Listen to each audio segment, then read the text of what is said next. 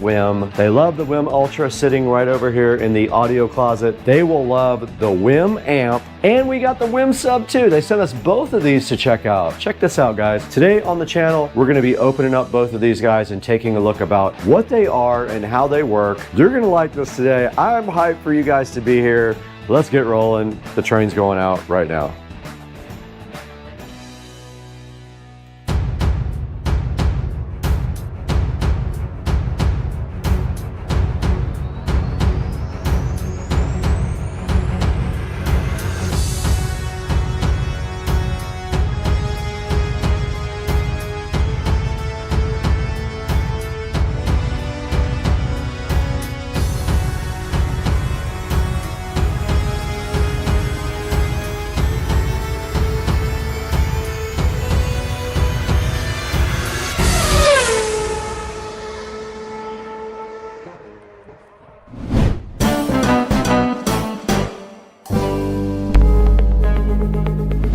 We are back in the supercar street racing amazing living room. You got Brad here again as usual, and today is Friday, so I'm super hyped about the weekend coming up, but I'm even more hyped about the WIM amp Ultra sitting right here, so flying fresh, and then also the WIM sub. I have not even cracked the box open on this because I wanted you guys to see it when I see it. And look at this WIM amp Ultra right here. This is so perfect for a lot of different people. You're gonna be so hyped when you see this, and it has a built-in amplifier. That's why it's called the WIM amp Ultra, not to be confused with Winamp, the MP3 player on the PC. But let's go ahead and see what this is all about today. I love WIM, and I have one right over here. You guys have seen this. This is my whole home audio system right here, and the WIM is sitting right there and supplying the entire house with killer audio, and so of course we love it. So let's go ahead and see what these two things are all about today. We're gonna get these things unboxed here momentarily.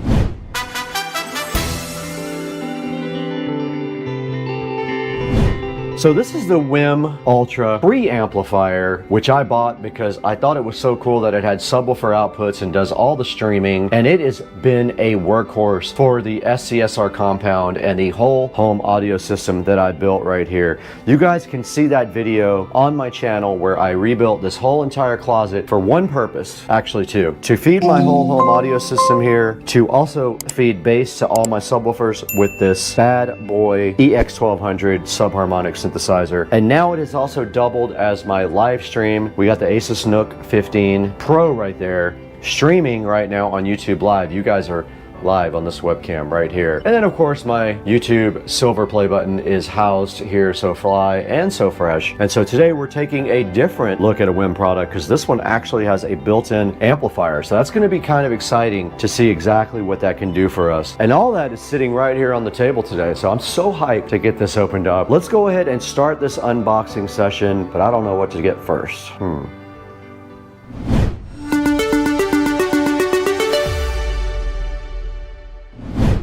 All right, we have a double unboxing today because WIM was kind enough to send us two of their products here. This is the WIM Amp Ultra. Now you guys saw over there, I do have the WIM Ultra preamp, which is feeding the whole home audio system. This is another ball game. This guy actually has built-in amplification and high-res audio, you can see right there. And on the back, it shows you all of the different connections on the back, the rear ports.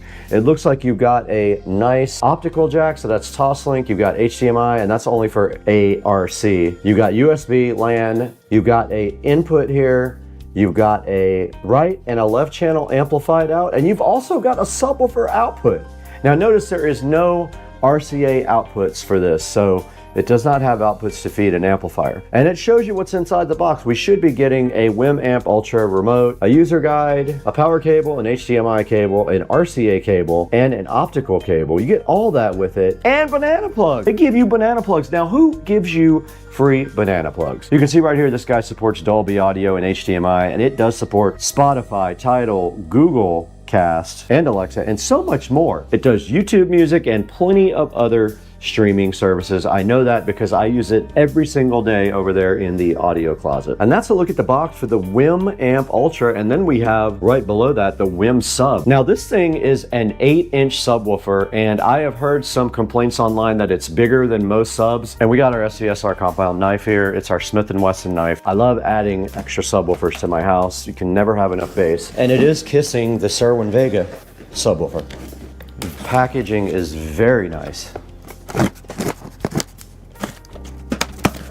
Here we have the WIM Sub, and inside of this box, another box, and it appears to be upside down. So let's do that move again, and this thing looks so cool. It is a very clean packaging. There's not a lot on the box.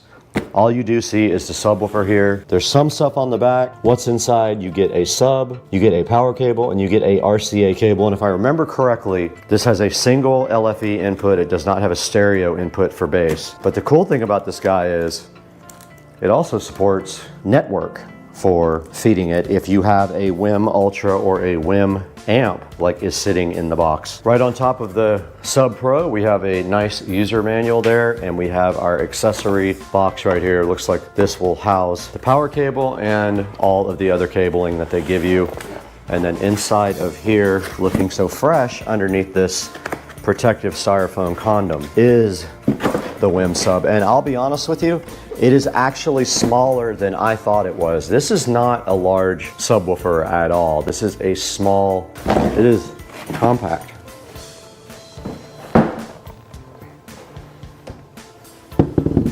And look at the WIM Sub Pro here.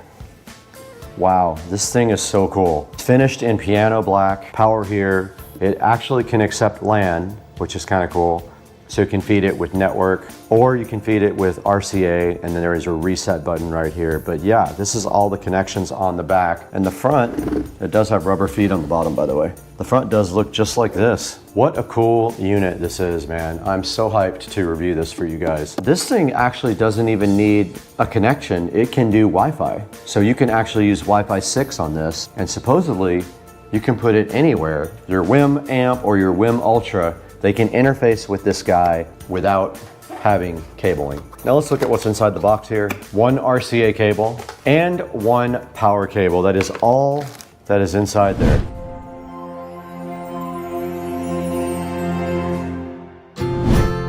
We're standing directly behind the WIM amp, and this is different from the WIM Ultra because this guy has built-in audio amplification. It also does have a subwoofer output, which is super cool because you can drive a powered subwoofer with this guy right here, or you can drive the WIM Sub Pro with it either wirelessly or wired. Either way, it'll work. We already showed you guys the outside of the box. Let's go ahead and break into the WIM amp and see what this guy is all about. Now, the WIM Ultra is sitting in my streaming closet right there for the whole home audio. This guy can work independently from the WIM Ultra, and it can also power its own speakers, which is awesome. So if you have a listening room or a media room, or even a television that you want to have like a little audio system with, this guy right here will do it. Now, right off the bat, we already see the WIM amp sitting right here. And then on both sides here, we have some accessory boxes. The packaging is out of this world already. It's awesome. So let's start with the accessories right here. And it looks like on this side, we have a box. Looks like we have 3 different cables in here. And the bag says biodegradable, so they are thinking about the environment here. This is a Toslink cable, optical cable, and this one right here is a HDMI cable. You got all those cables for free included, and that's kind of a great deal, to be honest with you. Not a lot of companies give you free cabling. And in this box, oh, you've got some awesome banana plugs. They gave you banana plugs for left and right, and they look like they're high quality banana plugs too. USB Type C to USB Type A included. And then here is the WIM remote right here, which is very fly. Now, unlike the WIM Ultra, they have changed the remote to silver. The WIM Ultra remote is black. And then here is the main unit, and it is sitting inside of a condom that we have to take off. And it does just peel right off, and you can see how cool these guys are. They are very high quality. Now notice in the back, these are made for banana plugs. You cannot use regular speaker wire on these. It comes with banana plug connections ready to go, so do not think that you're going to use regular speaker wires, you need to use these banana plugs. And these do assemble very easily. You simply unscrew them, put the wire in there, and then just tighten it down. And they push directly into the back of the WIM amp. And we will be able to add this to the app that we already have. And that's going to conclude the unboxing of the WIM Amp Ultra. Why don't we go ahead and get the WIM sub set up and see if we can add it to the app that we already have.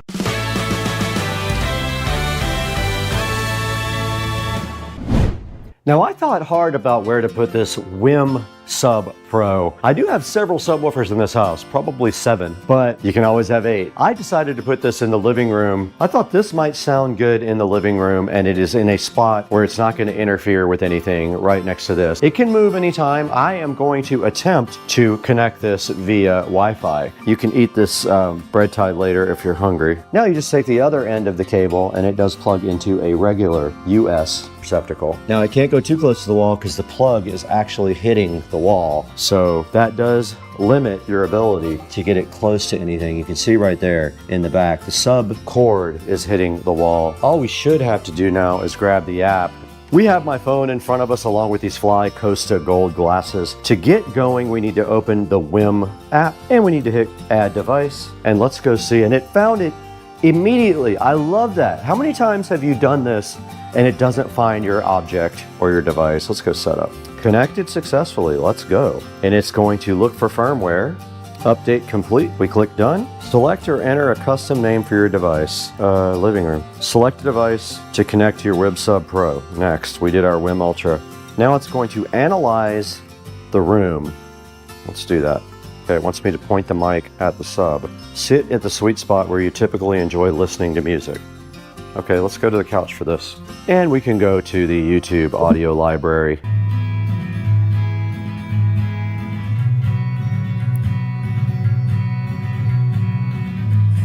And we should be able to control our sub. Okay, we were successfully able to go ahead and set up the WIM Sub Pro. It is right down here on Wi-Fi, working perfectly, no issues whatsoever. And also there are a lot of options in the app for tuning the actual sub. You can change your own crossover levels, you can change the phase, and you can also set up the room fit where it kind of measures your sweet spot and adjusts its graphic EQ to make the room sound better. It's up to you whether you want to use that. You don't have to, but if you do, it is available in the software. But yeah, this thing sounds awesome.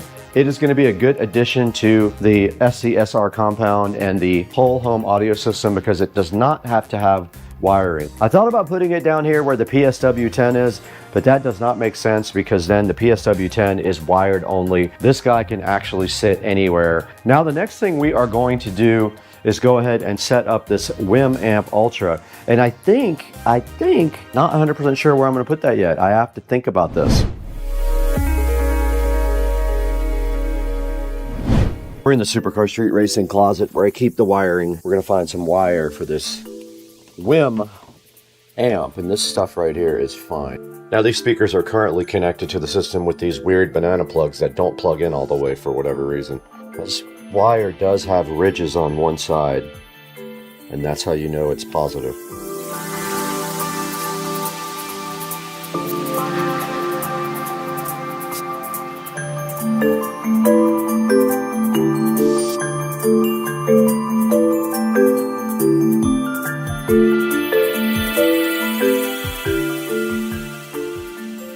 But check these banana plugs out that they give you. Basically, you just put the wire in here, through there, and tighten it up. And then you tighten this wire, and that's it. Now, this amplifier only has stereo outputs. It is not a surround amplifier. It does have subwoofer out, though. This is done. This is how you wire up the speakers for the WIM amp. Now, take note on the back of the WIM Ultra, all of your inputs and outputs. You have a Toslink in. We got a USB, a LAN, and an input, a regular stereo RCA input, and then our subwoofer output, which is very cool. And it is coming up. Okay, we're recording on both devices now, and all we have to do is go to the WIM app. So we went into WIM Home. It found it already. That is so cool. It found the WIM Amp Ultra F38A already. And it is going to set up, and it might update the firmware. It is connecting to my Wi-Fi system now. And it automatically updated the time and the date on the front display, which is awesome. It is updating the firmware. Let's let it do that in peace. And it does say downloading. Has an interesting bar graph on the front that is Similarly, moving to the one on the app. Preparing to install the update now. Notice the cool control on the front. You do have a play button and a rotary control on the front. It says rebooting now. These are the Studio Monitor 4406s from JBL. They have a 6-inch woofer and a dome tweeter. Now this guy does everything that the other WIM device does, but also has power outputs. And it is a touch screen, by the way, so you can touch anything on the front, and there's a good look at the apps on the front and the settings. Now it says to put the remote in pairing mode, and it is rechargeable. I think there is a USB-C in the bottom. It says put it in pairing mode. Hold both the source and the mute button. I am pairing. All right, we are now completely done setting up our WIM amp. We cannot play most everything for you because copyright problems. All we can play basically is the YouTube audio library without getting in trouble, and we are paired with it now. Look at the front where it says Bluetooth. Now this thing does all kinds of cool streaming stuff, but like I said, we cannot do that because of issues with copyright, but it does support Amazon Music, all these iHeartRadio, KKBox, Napster, Pandora, YouTube Music, any of that stuff it supports. TuneIn, Internet Radio, Spotify, you name it, it is on here. Good old-fashioned Internet Radio, Google Cast, and Amazon Alexa. Now that we are in Bluetooth mode, we can go to the phone.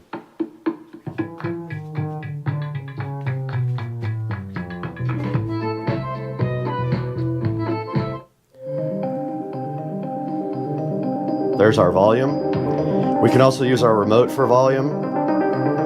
Yes, this is copyright-free audio from the YouTube audio library.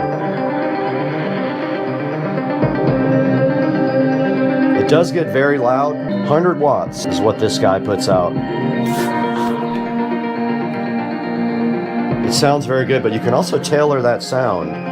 You can also go into the settings on WIM and make it however you want. You can go into your audio settings, devices, settings. Then of course you can go through here and tailor all of your sound needs. You can actually go in and do an EQ.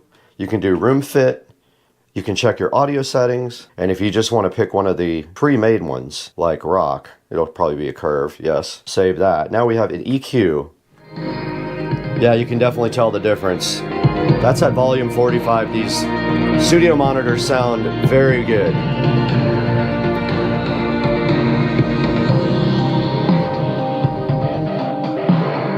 Very nice.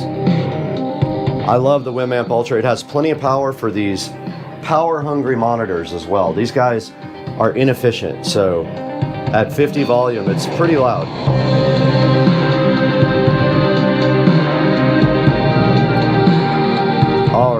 You have a lot of choices as far as streaming, and also this guy can hook up to the subwoofer in the other room as well. The Sub Pro, which we showed you guys already, is wirelessly allowed to hook up to this thing. I don't know if it can do it at the same time as the WIM Ultra can, but it can connect the Sub Pro. And this is the first time I've used Wi-Fi on any of the WIM devices. It has worked flawlessly so far, no problems whatsoever. Yeah, we went through the settings on our other WIM video, so I will put a link to that down in the description as well. So that is going to do it for showing you guys how to hook up and demo the WIM amp. Let's throw it into the studio now where we can talk about how to buy your own.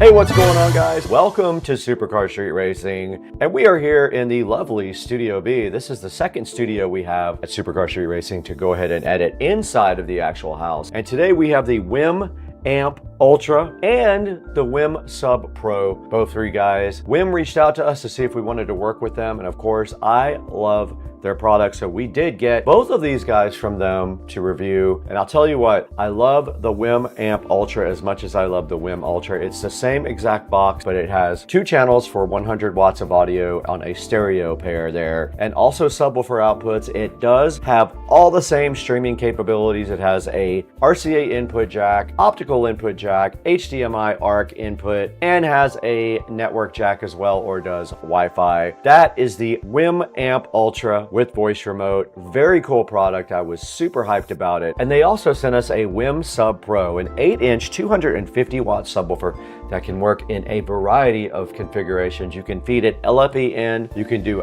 Ethernet, you can do Wi-Fi, and it's so cool because I put it right over in the middle of the room with no wiring whatsoever except for power, and the thing just absolutely rocks, and it hooks up wirelessly to any of your WIM devices. If you want to join it to your WIM, you can connect it to any of your devices. I connected it to my whole home audio system here, where I have a separate amplifier and it powers audio for the whole house. Now there's going to be a link in the description to both of these guys. Please support Supercar Street Racing by buying all your product through our affiliate links. Like and subscribe, and please keep up with the channel on Instagram and Facebook and TikTok. All that's going to be down in the description as well. Please help us out. Please help us out by buying everything through our official affiliate link. And it is football Sunday. We got to support the Jaguars, so we got to get out of here. We have to go watch football.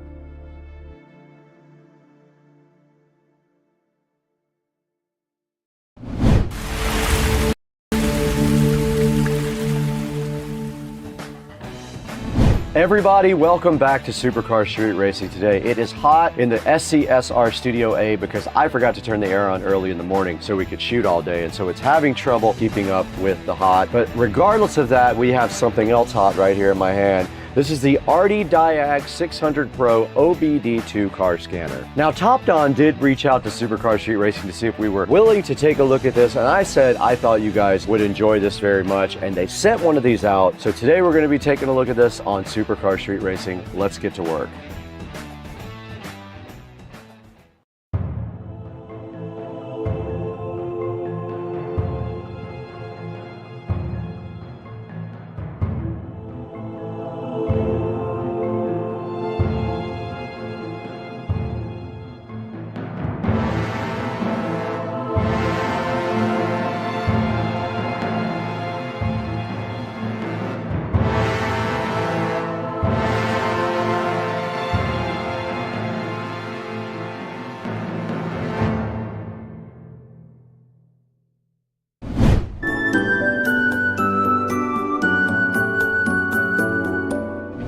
We're back in the hot but beautiful Supercar Street Racing Studio A today. One of my favorite places to be if it's not hot. It's probably about 75 to 76 degrees in here because I failed to turn on that air conditioner early enough for it to keep up, and it is very hot. If you reach up here, you can feel the heat coming directly out of the ceiling. But what else is hot is also this Diag from Top Don. The 600 Pro they sent out to us just to work with you guys on and show you how this works. So what we're gonna do today, our plan is we're gonna unbox this thing first. We're gonna take a look at this guy and see what's inside the box. We're gonna walk directly across the street over to Rich's house also, and we are going to hook this up to his truck and see what this thing can do. Thank you so much for 200,000 subscribers. It's amazing. It took a while to get there, but I am so happy with the progress of the channel, all because of you guys. You made it possible for us. Thank you so much. Now, this Diag 600 Pro is the upgraded version of the last model. It does use Android operating system. If you were wondering, most of these do use an Android operating system. Now, this Diag is able to analyze a lot of the different systems in the car, like the engine, transmission, sensors, and things like that,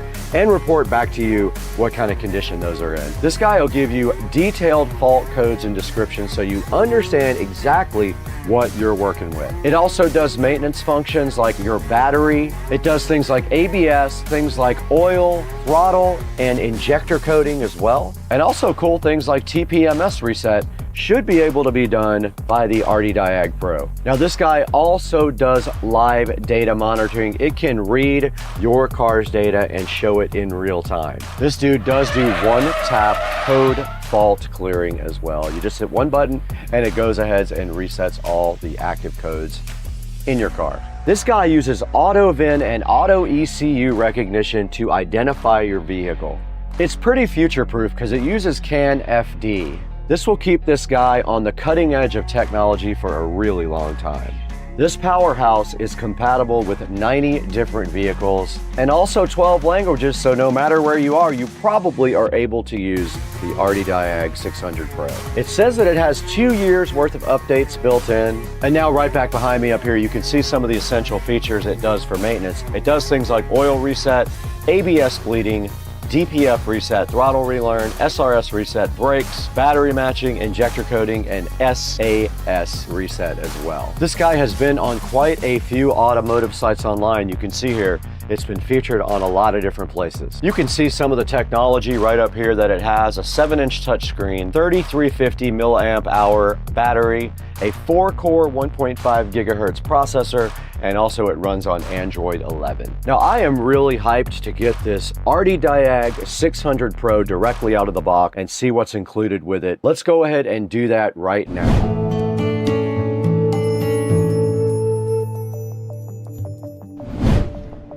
All right guys, right in front of me here we have the RDiag 600 Pro by Topdon. Now Topdon sent us the 600 Pro. They call it their mid-range diagnostic tool here. They wanted us to check it out with you guys and go ahead and open it up and then maybe fire it up inside of a vehicle. So what we have right here is the Topdon RDiag 600 Pro, and we're going to get this opened up right now. Now taking a look at the box first though, you can see right here just a picture of it on the front and a little car logo right there, RDiag 600 Pro by Topdon. On the side, all it says is Topdon. So there's not much on the side of the box right here, but on the back we have a lot of information here. It says master the essentials. There's some contact information. They do have a North American phone number, and they do have other country phone numbers right here, and their website www.topdon.com. There is a code right here indicating which one this is, and on the outside there is not much more to this box than that. Now let's go ahead and get this thing opened up and see what's inside. All right, so the first thing I see here, the presentation is real. We have a nice bag with all the stuff for the Topdon inside of it, so we don't need this box anymore where we're going. And nice looking case here for your OBD2 scanner. Let's go ahead and open it up and see. Has a nice handle on the top also for you to carry. And inside of this, we do have the OBD2 cable.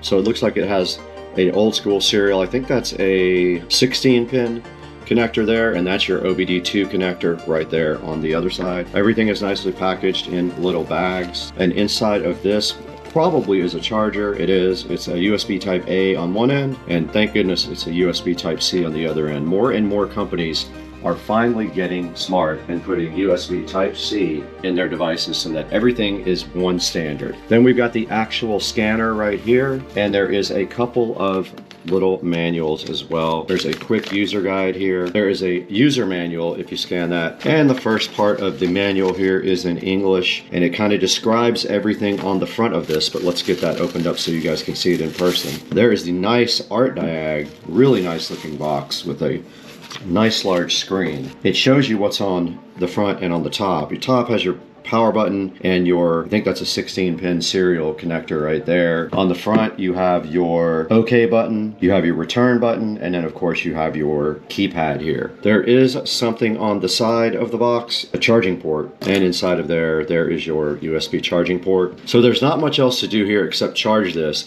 I'm not going to charge it right here. This is a slow charging. This is from the computer, so it won't have much amperage. So I'm gonna go plug it in the kitchen and start charging it, and I'll let you guys know how long it took to charge.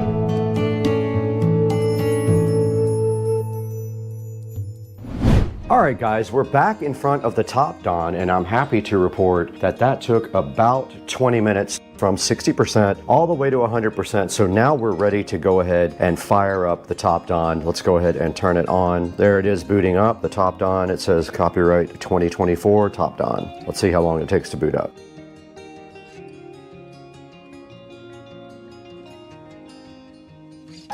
Now I'm assuming this thing has Wi-Fi that it can download new things. Let's see, so we're in the setup area right now. It is a touchscreen, nice, okay, cool. English US, next, that is the correct time zone. Now it's looking for my Wi-Fi network, here it is right here. I'm gonna go ahead and put in the code that you guys can't see. All right, I put my Wi-Fi information in, it says connecting. All right, so now it wants us to update the version to 2.3.0, and it's gonna fix known bugs. Let's see if it updates. It's got a line, it's indicating the progress right here. Let's let it do its thing.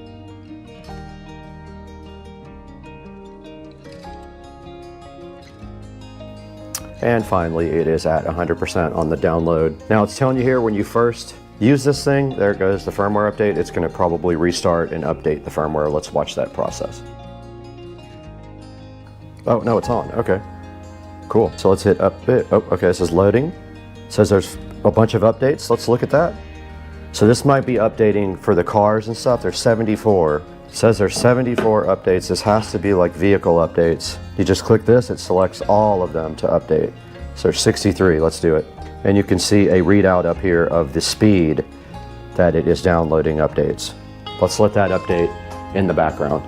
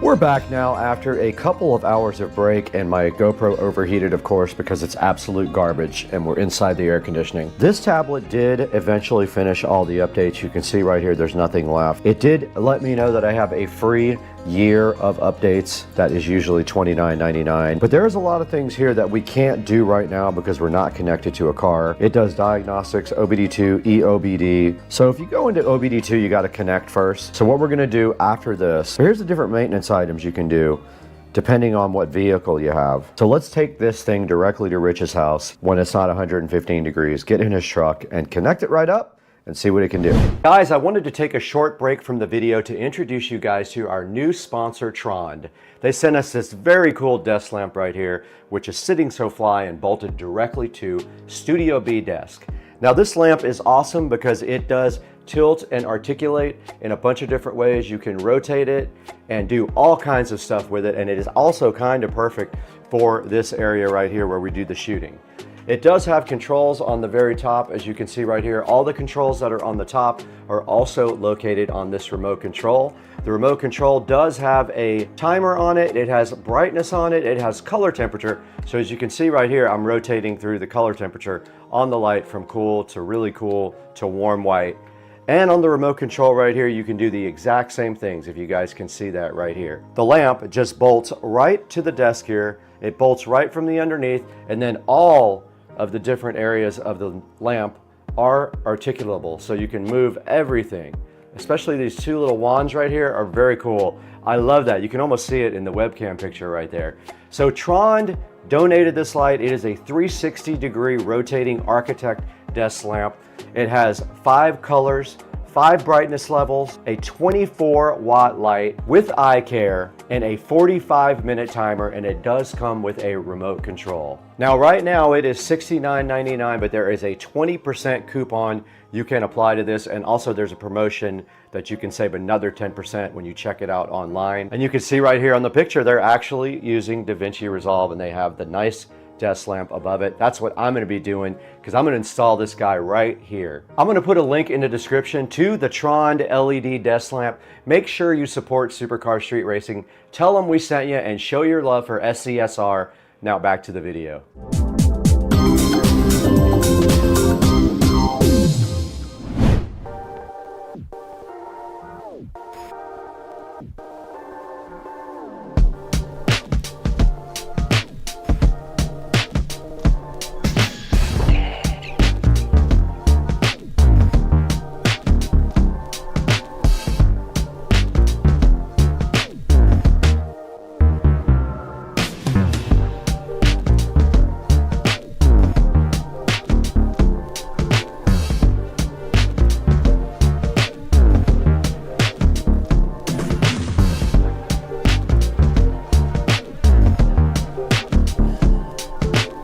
All right, you guys just saw us unbox this Diag Pro, and you saw everything that was included inside of the box. Now there's only one thing left to do. We're gonna go ahead and walk directly across the street, get into Rich's truck, and go ahead and see what all this guy can do. And let's see what maintenance does.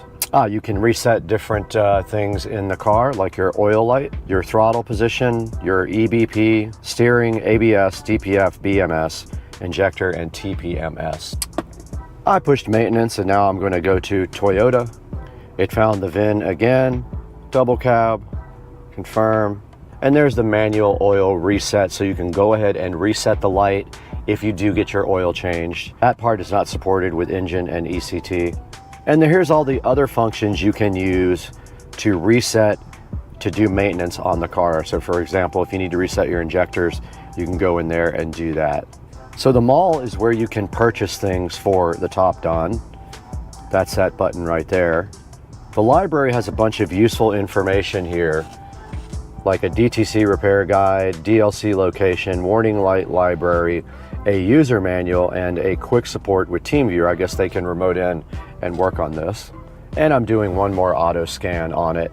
There it is, reading directly off of the computer. All the live data is like the fuel trim, the RPMs are right there. I'm at 700 RPMs, you can see right here. Vehicle speed sensor, timing, you've got all kinds of things that you can view in real time with this nice Topdon Art Diag 600 Pro. User info is just where you get all your information. You can also do firmware updates or system updates. We've already done all the updates. You saw that yesterday. That took a while for the cars to go ahead and get updated, but everything is current here now. And that is a look at the Topdon. It does a lot of cool stuff. Let's see what battery voltage does. All right, it shows you real time. The battery voltage is at 14 volts. That's cool. And under history, you can look at reports that you saved. You can replay old data. You can actually do screenshots as well if you need to. And you can screen record, which is pretty cool. All right, we are recording now on this device, and I'm gonna play back a little bit of the video that I record on this device if I can figure out how to get it off of here. This is recording right now, so if we go back into diagnostics and we go to VIN, all right, it's scanning now. Let's do auto scan. I'm gonna record the screen and see if I can get the file off of there to play back for you guys. And it is scanning now. It's at 30%. You can see at the bottom, 40%. It said no DTCs actually, but it is on. The light is confirmed on the dash. And it is at 70% now. Occupant detection, passenger door, driver door. And it said no TTCs on occupant detection. Passenger door, driver door now does not exist on that one. And if we do a report here, there is the report that you can get from this, and then you can save it and look at it later, and you can see the codes right there and what they mean. Pretty cool 600 Pro scanner.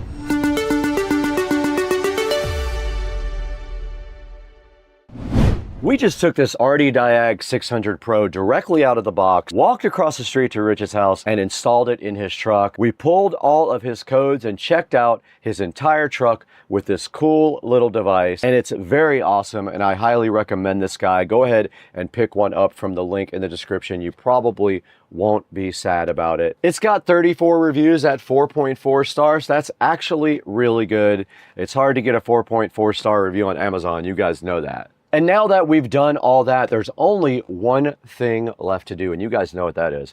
Let's throw it to Brad. I will show you how you can get your own Diag 600 Pro on Amazon. Go ahead and order it from the link in the description. Let's toss it over to Brad right now.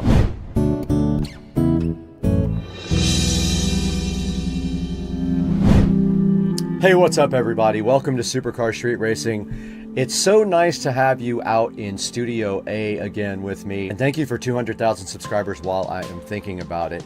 Today we have a special product that was sent to us by Topdon. This is the Diag 600 Pro sent to us by Topdon. They asked if you guys might want to see this, and I said yes, I thought you did. So we went ahead and got this thing, and it's pretty cool. It is a diagnostic tool for OBD2. You plug it into your OBD2 port right underneath your dash there. It does pull codes from your car, shows you all your fault codes, and then allows you to reset them and also Google them so you know exactly what's wrong with your vehicle. And you saw today, we looked at Rich's truck and he did have one fault code. I gave him that fault code so he could go to his mechanic, and then he could not get ripped off by them because they won't know what he knows. And that's why you guys should have your own Diag 600 Pro. Now this thing does have 4.5 star reviews. It's got 36 reviews sitting so fresh right here on Amazon. It is $208 right now. It's 20% off. So now's a really good time to go ahead and order your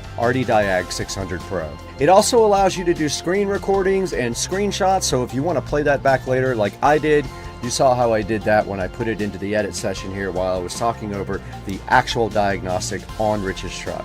It says it comes with 2 years of free updates, so you can look forward to that. Not having to subscribe, you're going to get 2 years from these guys of nice updates. It also does 9 different service resets, a bunch of different maintenance items as well. So you can do things like reset your oil light and like your battery. When you get a new battery, this thing can help you learn your battery type for the car if your car supports it, and the tool does too. It also does live data monitoring. You can actually watch the car's data in real time on the screen so you can get indicators of what your vehicle is doing. This thing can identify your ECU automatically and know what kind of car you drive. This thing does 90 plus vehicles in 12 different languages, so you can be assured that you're probably covered when you have this thing. So go ahead and check out the RD-Diag 600 Pro. I might have called it Art-Diag a couple of times in the actual video. Sorry about that. It's RD-Diag 600 Pro by TopDon. There will be a link in the description. Pick yours up and help out Supercar Street Racing. It really does help us a lot. We just need a few dollars here and there to keep the channel going. Here's a look at the channel metrics right here. We have 201,255 subscribers, and we couldn't do it without your help. Thank you so much for supporting Supercar Street Racing. Everything you do matters. Please like, please subscribe, and please buy all of your Amazon products through any of the links in the video description of any of my videos. You can click any other link and buy something, and it helps me out greatly, and I do appreciate it. Thanks for the like and subscribe, and I got to get out of here. It's about to storm out here. It is thundering and lightning. Let's go.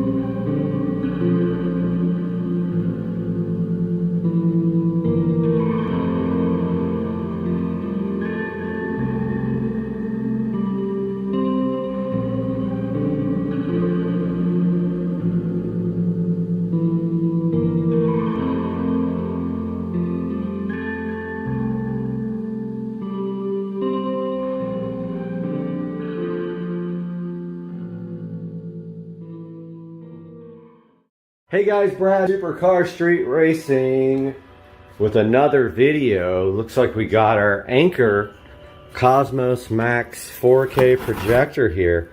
We're doing a little unboxing, setup, reaction, crying, sadness, all that stuff. So let's get this thing unboxed. Hopefully I don't get, well, I can't get demonetized because I don't make money on my videos anyway, so who cares about the music? Alright, so this is a refurb. The projector was actually on sale for $200 off, but even with that it was $1,500, so I elected for the refurb. Here it is, right out of the box, has not been touched yet. Let's give it a little look-see. See, it says Android TV, does use Android TV, don't care, because I am going to be using my 4K Fire Stick. Does support 4K. It has a 4K, native 4K projector. I believe it uses pixel doubling, but it's 1500 ANSI lumens. If you're used to 3000 from a regular bulb, you might be disappointed with this guy, but this is why I am getting the room all prepared to be completely blacked out, because I know that the brightness level is less than my last projector, which was eco mode all the time for 7 years before the bulb burned out. Let's get this dude over here. I'm listening to my favorite internet radio station, Soma FM, Deep Space One, because, you know, everything's space. So here it is, first impressions. The box is kind of beat up a little bit. You can see the edges here. I read a review from someone who got one that was still logged into somebody else's email address, which is pretty crazy. Kind of like Amazon, hello. So I'm trying to figure out how you open this. The edges are kind of beat up. Yeah, there's no obvious way to open this, so I think it's this side. Here, I'm gonna work on that. I'll get right back to you guys. All right, I'm an idiot. The thing just literally picks right off the thing like a suitcase, and then this is underneath, and it's got a little open me thingy here. Where's my knife? Let's go ahead and open this guy. Well, this is renewed. This is supposed to be used. Somebody else has owned this before and returned it. Alright, let's see if I got that. Looks like I got that out. So guys, this is a 4K projector with built-in sound, which I'm not going to be using. But apparently it has really good built-in sound, and it also has an LED star field on the top. So my plan is, it's on a glass shelf. Oh, my oven's ready. Time to put the chicken in the oven. You guys can hang out with that too while I do this. So here's my chicken thighs for dinner. And let's set our timer up here. 45. Alright. So look at this presentation, man. It's like this nice, almost like a suitcase, and you open it up and oh, there it is. No, but like, so this has a star field on it when you power it up, so got a little condom on there to make sure you don't mess it up. First impression, size is smaller than I thought. It's actually smaller, probably about the same size as my Epson, but it's way thicker. Yeah, oh, it's got the thickness, look at that, because probably the speakers. So yeah, so this will sit upside down like this and project inverted on my glass shelf, which I'm gonna go tighten that shelf up right now, put this up there, get it powered up, and see if we have issues with the height. But apparently this has an automatic keystone, so you don't need to like tilt it to fit the screen. It should be able to adjust quite a bit for up and down. Let's check that out now. Alright guys, also wanted to show you what was underneath here. Got this little instruction manual, kick-ass remote, batteries, power brick, and power cord right there. Let's get this thing set up. Got the projector set up. First thing was my moon men were casting a shadow. Here it is. You can see upside down, the little star field there is kind of cool. It actually needs to come up just a little bit. I'm not sure how to do that. It could work like that, but it probably should come up like a few inches, and I don't know if I have to manually do that or what. I'm gonna look around, but I just downloaded the update. After powering it on, it automatically focused, it automatically keystoned. So cool, such a cool projector. Let's see, so let's restart this guy. So this is with ambient light, so this is all going to be knocked down to almost nothing once I get the blinds and the curtains in. So this is Android TV, so it looks just like an Android. Put you guys on hold while it updates. Restarted the projector after the update. It is installing. I love this dark room. Can't wait to get these curtains replaced. I went ahead and took them down because they were ugly. I'm gonna get some regular non-reflective looking ones that are just like straight up black for this guy. And for that door is getting a set of curtains, 2 on each side of the door. This is installing. I'll update you guys when it's done. Projector is rebooting, so you can see here ambient light from that window, and it's still pretty damn bright. Now I do see what other people saw. There is a little frame that runs outside of the actual frame. That is actually light, I think, from the projector. The projector is up there on the shelf, chilling. And I am about to try to play some content and see what it sounds like. I'll be back with you guys. Alright, first thing is the keystone correction auto does not work well for me, so I put it on manual and then I adjusted it. But the whole thing needs to come up, I don't know, just a tiny bit. So, I mean, you can't see the star field through this glass, so I think I'm going to swap the projector over so that it's face up and then maybe raise it a little bit. I think it has feet. I'm gonna have to check it out. So I couldn't figure out how to raise the whole image up on the projector. I'm not sure. You're supposed to be able to like raise the whole image, but keystone correction's maxed out to the top. So what I'm gonna do is I'm gonna put a couple of little like feet underneath the front to raise it up maybe 1/4 of an inch so that it lines up a little bit better with, oh, what do we got here? Mailman. Lines up a little bit better towards the top of my screen here. But my shelf is perfect. Like, it didn't work out great for my last projector, but it's gonna be absolutely amazing for this one. I just put the, I just painted the rest of this area. I'm kind of thinking about painting the HDMI cable. I haven't tested it yet though, so I think I'm gonna probably just go ahead and paint it and get it over with so it's not white and standing out like that. I do have black paint. Maybe I'll just do black. Yeah, that's what I'm gonna do. I'm gonna grab some black paint, paint the HDMI cable. Peace out. Be right back. All right, got the projector all finally in its final resting place.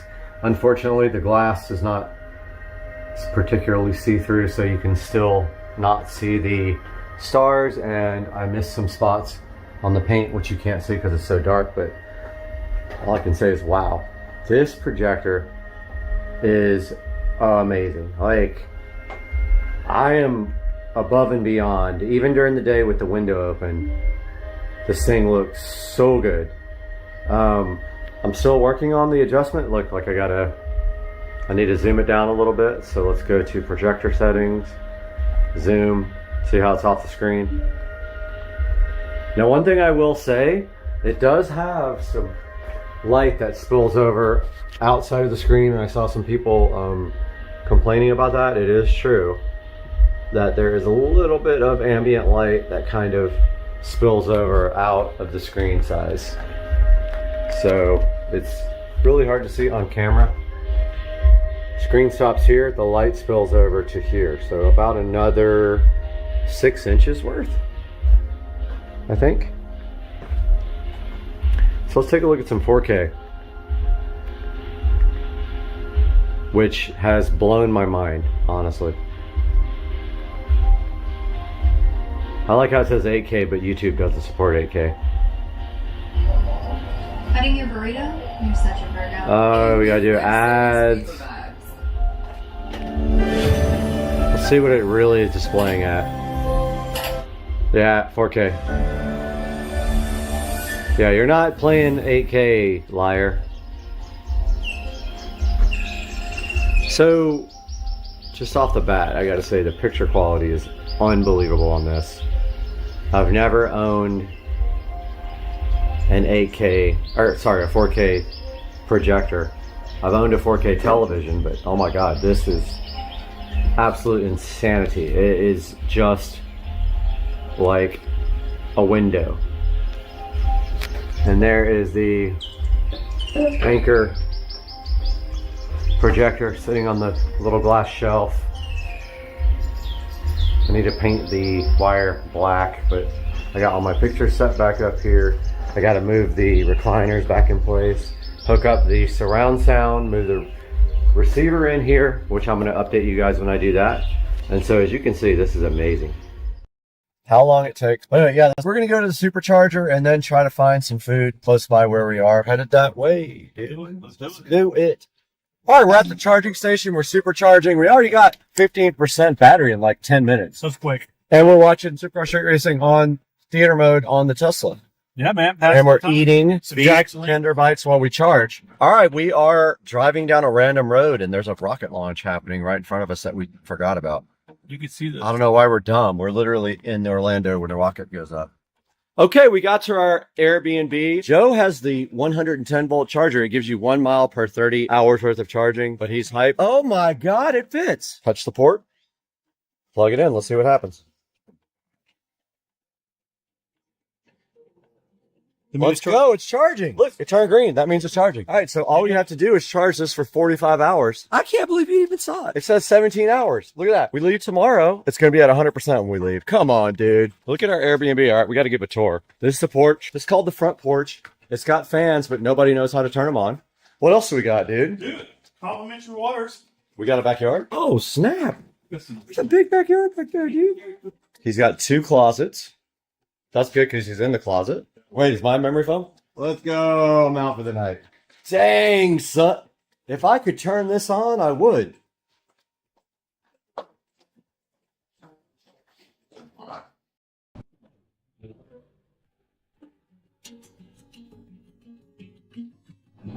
Guys, we're back in Supercar Street Racing Studio A. This is also our office. This is where we do a lot of the editing right here beside me, and also our regular work is right behind me. But right now in front of me today, you saw what we did. We went down to Winter Garden. We had a nice little road trip in the Tesla, the first road trip ever, and the longest trip I ever did in the Tesla. And we picked up something cool that's sitting right here in front of me today. And I've been wanting this thing for over a year. I just have not been able to find the right one or pull the trigger on it, but I had a little bit of extra money from the channel and I bought this right here. Let's take a look at it. Okay guys, look right here what I have on the bed. This is my brand new Canon R5C. It's new to me at least, and I have been wanting the R5C for a really long time. At least 2 years I've been searching for an R5C with lenses and everything else for a good price. This one did come up in Winter Garden, Florida. I went ahead and zipped down there with Joe and we picked up this Canon R5C. And as you can see, the R5C has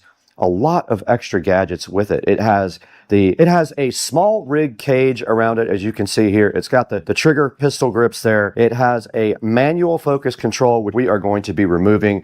That is for doing movies where you follow somebody with the handle and you focus with this hand. I will not be needing that. It has. All right, guys, we are off on an adventure right now. Got an hour and 43-minute drive here to get to a restaurant that we're going to, on the way to pick up a brand spanking new vehicle. And I'm not going to tell you what that vehicle is right now, guys. You got to wait just like I do, and we'll get back to you with an update as we get closer.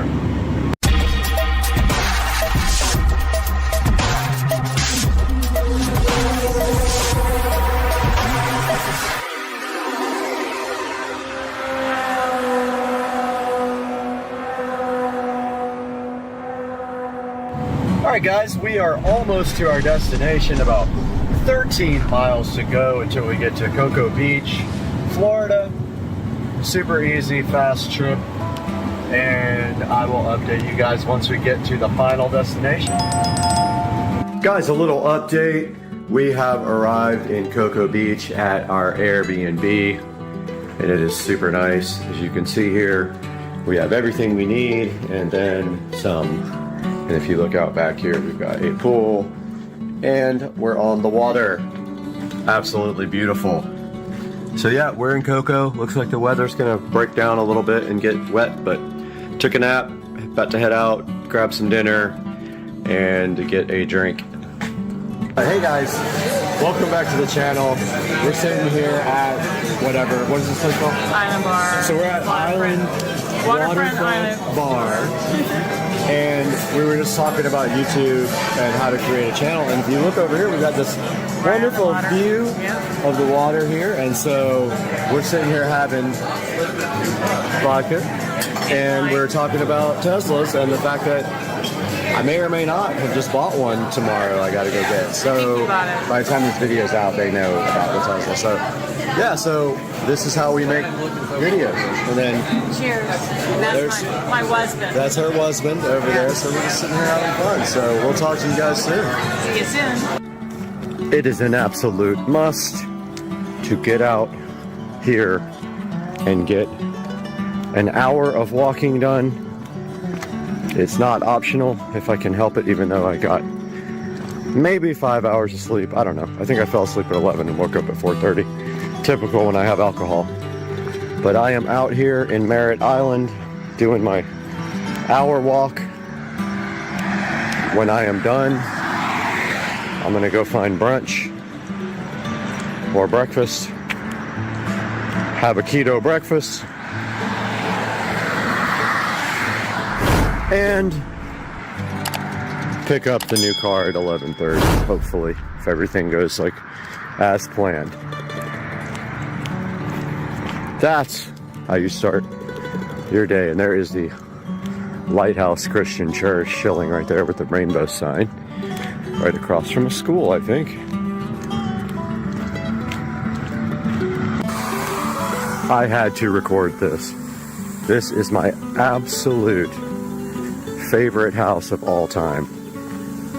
I am so digging the lighting on this house. I want my house to look exactly like this. I don't know how I'm gonna do it. I know about the soffit lighting, but this guy has like these sconces on the garage. So they got, waiting for cars to go by. So they got 2 single car garages. On each side they have sconces, but the coolest thing, I would have probably done warm lighting in the soffits, but the coolest thing about this place is the door lights. Those are, on each side of the door they have the LED lighting. Place is awesome. Love it, love it, love it. They got the security cameras installed, brother. Yeah, man, cool. Guys, we are here. So now you know that I bought a Tesla. And your destination is on the right. it's probably that one right there on the end. That looks like that might be my car. So, yeah, that's probably my car there on the end. Let's check in here. We are out here checking out the new car. The only thing I don't like is it has the Pirellis instead of the Michelins. It's got the P0s instead. And it just looks crazy. I think this is my second brand new car ever. So this is it, guys. 2023 Model S Plaid, black on black with carbon fiber interior. I have not been in the car yet to check it out, but that is the car. Registration is sitting on the dash, and we are just waiting to trade in the beater, which is right over here. All right, so he is working on the trade-in right now, taking the plate off and all that. Figure out how to check the odometer. Yeah, you just turn the key on. Oh, okay. Yeah, just Which, because it says like the miles per gallon and all that stuff. oh, push the little. We are inside of my new Tesla Model S Plaid. It is unbelievable. Literally can't believe it. And we are headed to Jacksonville, and we have 74% charge. We're gonna make it with 14% left, and that's all we have to worry about. And I do not know how to drive the car, so no clue what I'm doing here, but I am about to drive, and we've got cameras. It is absolutely strange to drive a yoke. It's like, actually the turning radius is so good it doesn't even matter. But yeah, we're driving in the new Model S Plaid, guys. I can't believe it. I'm hyped. And we're gonna go back to Jacksonville. Little update, guys. We are in the Tesla Plaid headed back to Jacksonville. When I left, it said that I would have 15% battery when I got to the supercharger. However, now it says 26% battery, so that has steadily been increasing. I have the driving mode on chill, the steering on chill, the acceleration on chill. Everything is in chill mode. So it looks like we have plenty of battery power when we get to the supercharger, and we'll go ahead and top it off because I don't have a charger coming until Sunday. So if I do want to drive it again, I'll want to get some power into it. But yeah, a little update. I found out how to play music, so I'm playing internet radio right now. And the only thing I don't like so far is you can't listen to phone notifications while you're listening to like internet radio and things like that, but that's just normal stuff. You're either on Bluetooth or you're not, so that's the way it works. And we'll give you guys another update at the supercharger. We just left the supercharger and it was charging at, I don't know if it was on purpose. He said that's a Generation 1 supercharger, so it's slower than like a newer one. So that's kind of normal for that one. It took about, I don't know, an hour and a half maybe to charge to 100%. And yes, I am charging it to 100%. Tesla's website says to do that, even though some people don't. It says charge all the time to 100.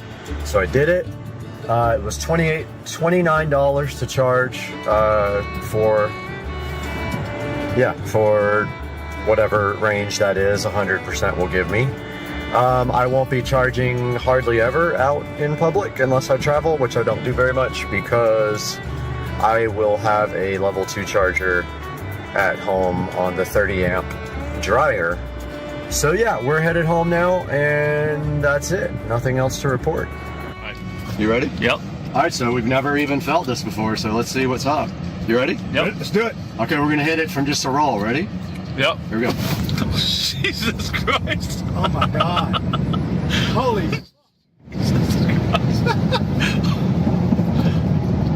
Holy shit. Wow. It's not real. I told you, you feel it in your stomach? Like, oh, wow. It's not real. Is that crazy? Dude, is that the craziest thing you've ever felt in your life? Was I really seeing 119? Yes. Wow. Now you see why this is the fastest production car made? My God, it's like There's nothing that even comes close it to was this. seriously like taking off in an airplane. More. I think it pulls more. Gee, and that's a roll. I mean, that was a slight little roll, but I've never launched it. Dude, was that cool? That's the first time I ever felt it. So the brakes are a little sketchy in this thing. They're not the best in the world, so you got to be careful about being on 120 and then like trying to brake really Yeah, I noticed fast. that just then. I didn't get on them really hard, but they're not great. Everybody does like carbon ceramic brakes, but yeah, so that's a roll. There's 100 right there. Jesus, that's What do you think, Joe? Damn. ridiculous. You see why this thing's fun, right? So ridiculous. Wow. Don't get in trouble. That's all I can say. Well, the good thing is nobody will hear you. It doesn't even look like you're going fast. You know? Right. You're just fully depress and hold the brake. Okay, hold the brake Fully down. depress and hold. Now hold the gas all the way down, and then let off the brake when it's ready, right? Here we go. You ready? Yep. Preparing for launch. It's squatting. Ready to launch. Now what do I do? Just let off Release the brake. pedal. Yeah, foot down. Oh, shit. Oh, Jesus make sure it's right Christ. up in front of you, dude. Holy shit.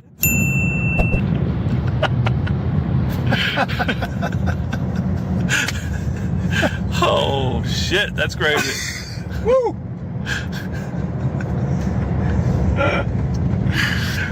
Oh my God. Lieutenant Mitchell, Maverick. Zero noise, and it was just, dude, On it.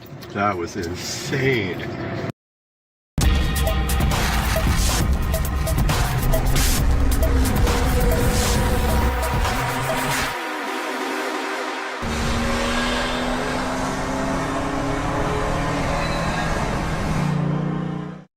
Guys, welcome back to the channel, and today we're taking a look at the Como Gear outdoor TV cover, universal. This one fits a 42 by 26 by 4.5 TV. This will be my third time purchasing these, and the reason is quite easy. Nothing lasts in Florida, my friend. If you can buy a warranty for anything you put outside, I urge you to buy a protection plan for anything you put outside. That is a cover, especially electronics and furniture. Walmart has a protection plan you can put on furniture, patio furniture. Always buy that for the maximum amount of time, because in Florida, everything falls apart and gets mildewed. These guys are awesome. They do eventually fade and they do get mildewed, but I have bought three of them now in 6 years. So they last about 2 years, and 2 years is pushing it. You might get a good year and a half out of them, but they're literally 20 bucks. So you can't complain about something that's just $20. I'm gonna get it opened here and be right back with you. All right, guys, taking a look at the back of the Como Gear TV cover here. It's a good shot of the packaging. Waterproof, mildew proof not, and fade proof not. It is going to fade over time in the hot Florida sun. Looking at the back of this though, we have flaps here that you can open up to ease you in the installation of the cover. And then this is for where your TV mount goes. It's never going to be a good complete seal because of the TV mount behind there. And then they got a little pocket for your remote control right there. So that's the back of it. And there is the front of it. And now I'll show you guys what it's like to install it for the short person on board. All right guys, so I just spent the last about 45 minutes cleaning out here. When they put in my travertine, it created a ton of dust. But anyway, the cover that was on the TV I trashed a couple of days ago. So here is the TV. We're going to attempt to put this cover on and get it all tucked nice and neat, and we will put you on the tripod. Here's a good look at the Element television that I bought off Craigslist many years ago. The sound is intermittent on it, but it doesn't matter because we have external sound. It did work. Now it doesn't anymore. So, put this cover on here. We'll go ahead and undo these Velcro straps. And the cover one. I want the one for the TV mount. Makes it the easiest to pull out. Now, I actually use clamps at the bottom to keep the cover closed because it doesn't really have a way to close it. The most important thing is that it keeps moisture and dust, sometimes insects, not all the time, off of your lovely outdoor television. That is all there is to putting the cover on. However, if we take a look at the back here, you can see that your TV mount is often a problem, so they give you the ability to split that part. Give you a little Velcro to close it with, like this.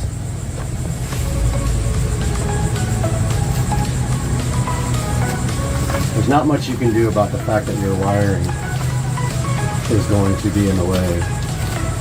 Your goal here is to get the TV as enclosed as possible, and that's a pretty good job right there.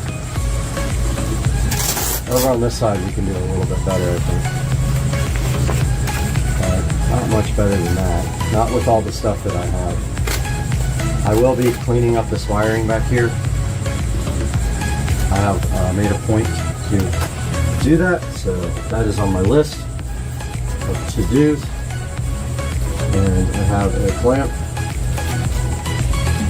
that I put right in the middle there to close this guy up, which is kind of ugly, so I wanted to try to get it as closed up as much as possible without showing this ugly clamp, but I think I'm just going to leave it like this.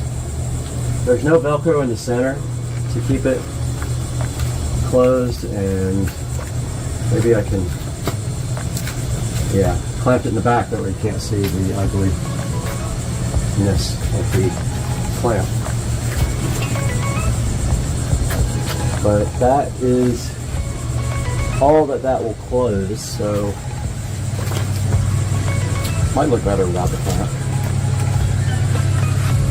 Yeah, it doesn't really close in the middle that well, so I always just clamp it like that.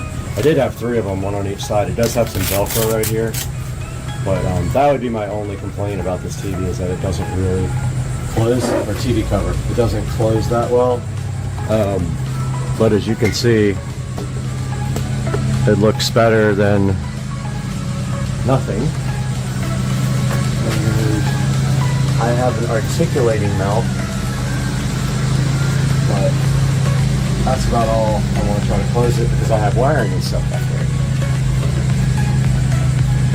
So that's it, guys. Here's a good look at the mount. Looks pretty good, adds a good flair to the patio and protects the TV as well. Hope you guys enjoyed this video. Please check out the link in the description and buy it through my link, please. It helps me out tremendously, and subscribe and like. Have a good day, guys. Guys, this is the new ceiling fan. Just kidding. This is the new ceiling fan that we were provided to review. And this is from Keener, who have been so gracious to our channel to provide us with multiple types of devices to review. So today, we're going to get this out of the box and install it somewhere, which is going to be difficult because I don't really have a lot of places with standard bulbs, but I do have a spot on the patio I think this will look great in. Let's get this thing unboxed and see what's inside on Supercar Street Racing.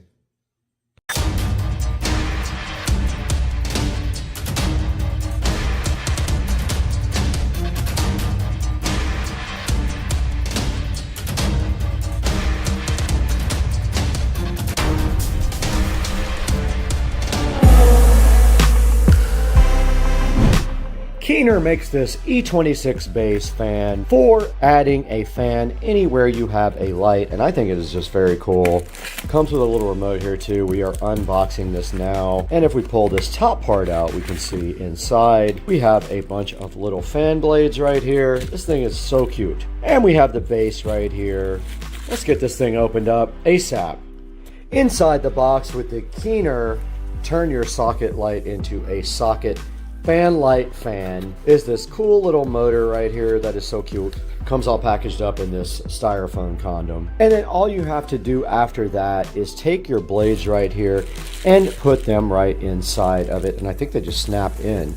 We'll get those unboxed. We'll get this unboxed. Get it a nice battery because there is nothing else left inside of the Keener fan box.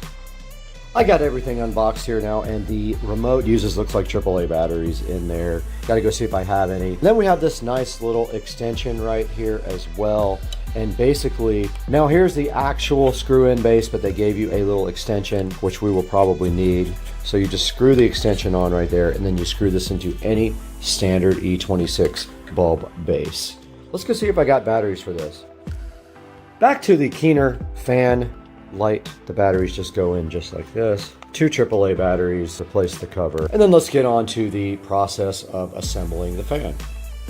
Back here on the Supercar Street Racing desk with this nice LED lamp light to illuminate our assembly of the Keener fan. Now they do provide you with all these blades, and I'm assuming they're super easy to clip in. It looks like they clip in this way because there's a little indentation right here which I see inside of this, so I think they go this way.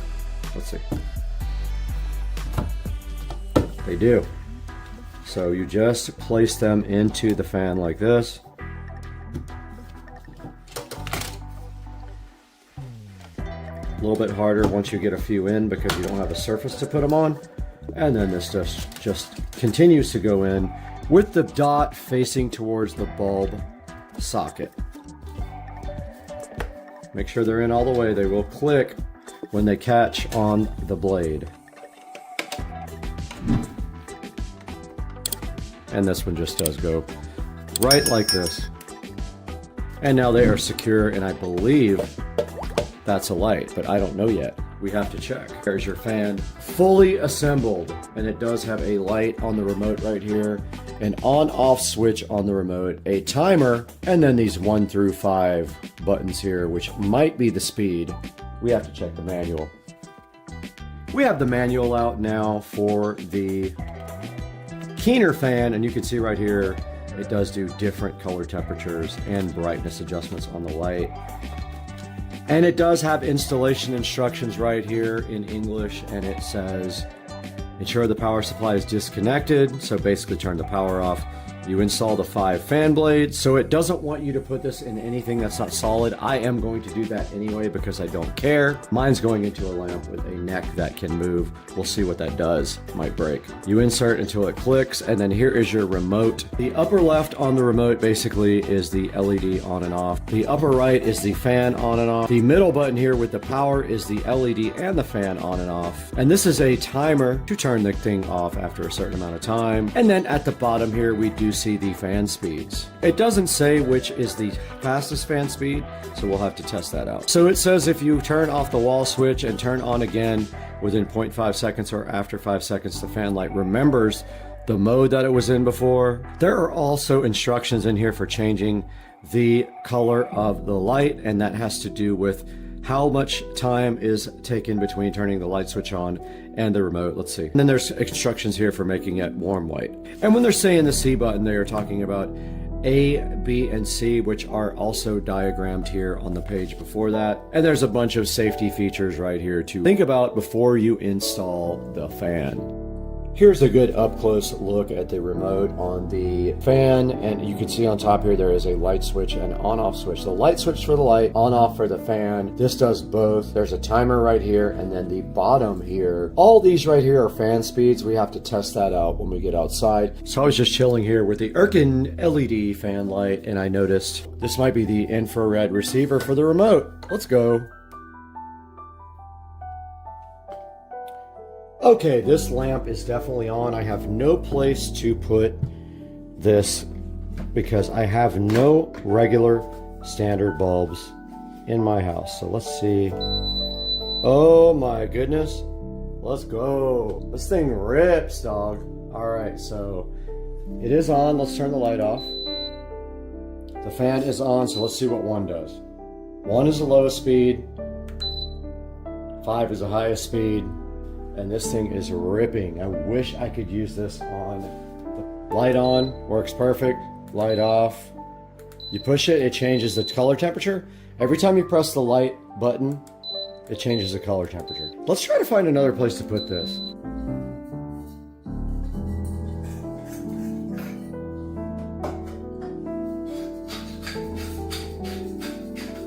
Is it going to twist the cable?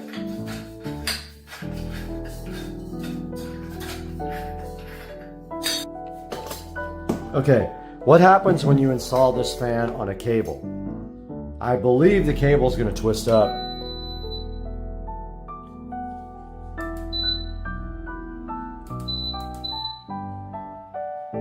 This is so cool. This is high speed. This is low. So that's how you install the Keener light fan.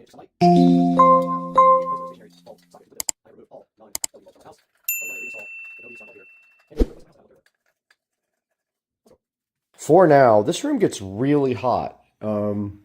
Basically, I think this sliding glass door and the lack of enough ventilation from the AC system gets this room hot. So what I'm going to do is install this fan right here, right next to this AC vent. And I'm hoping it will pull air out of the AC vent and pull it down towards the ground. Let me get that installed now, and we'll see what happens. Let's go. So this light is pushed out.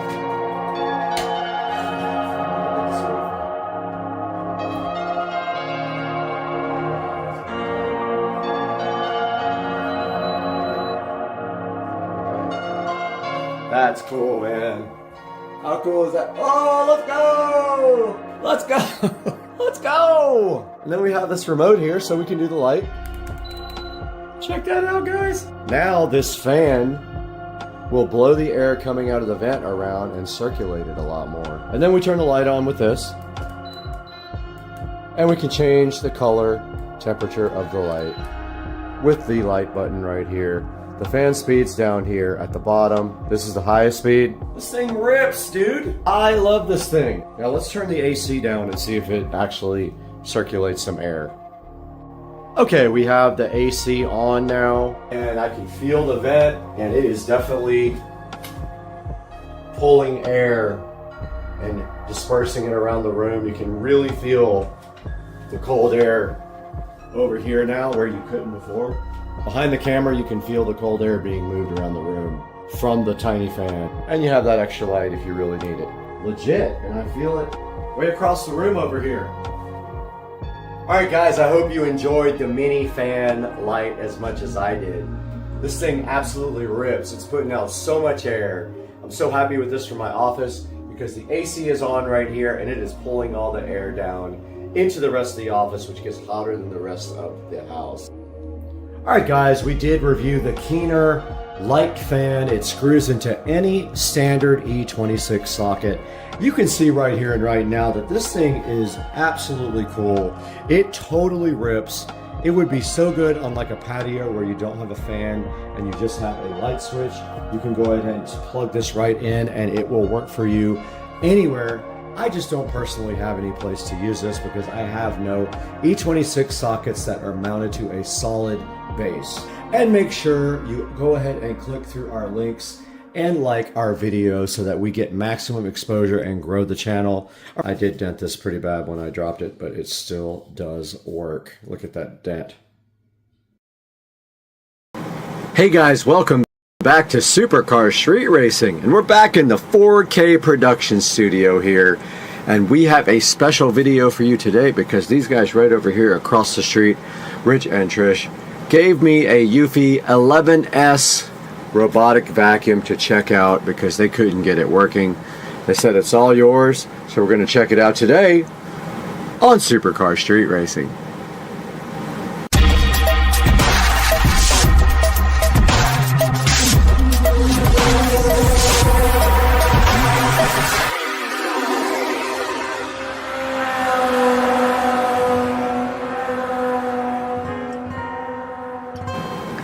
Welcome back to Supercar Street Racing, and today we have a very special thing for you, and that is our neighbors Rich and Trish over there gave us a Eufy robotic vacuum. They couldn't figure out what was wrong with it, so I was like, yeah, I'll take it and see if I can get it figured out, and they said you can have it if you get it working. So today we are going to be taking a look at that. I got the vacuum right from them, and when I would plug it into the charger, it would just flash orange for a couple of seconds and then go solid red on the actual vacuum.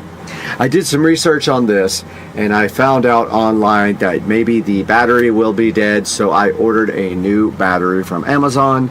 That came in the very next day, and what you're about to see right here and right now is what happened after we put a new battery in the Eufy 11S RoboVac. I hope you enjoy it, guys. Amazon just came and delivered this wonderful new battery, so we are going to be replacing that right now. It's as simple as these screws right here. You pull this battery up, and then there is a little clasp on this thing that allows you to pull it right out with one hand. No. These names are amazing. We have the Mastima battery installed, and now all we have to do at this present time is get this cover plate here and put this thing right back on. And it has these convenient little flaps to help you take the battery out and make it very hard to put the battery back in. But you should just be able to do this. And now you take your two screws and place them right back in there. And this battery was $20, and I will link it in the description.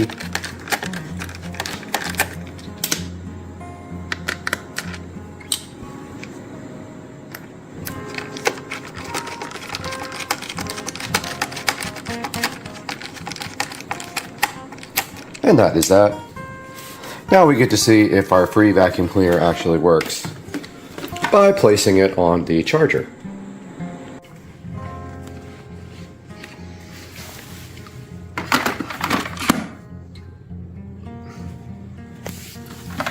Interesting, no power. I don't think that works. And there is now power to the charger, so let's place the Eufy on its charging stand. Maybe. Let's see if that goes red or stays charging. It is charging, so the new battery has seemed to work to revive the Eufy vacuum cleaner. Let's let this thing charge for a while. While the vacuum's charging, we might as well get the remote done. I was going to clean it, but I can't find any cleaning utensils there. Got some Windex here. Go ahead and clean this guy and probably replace the battery. Get us some paper towels going here. And we'll give this guy a nice cleaning. and replace the battery.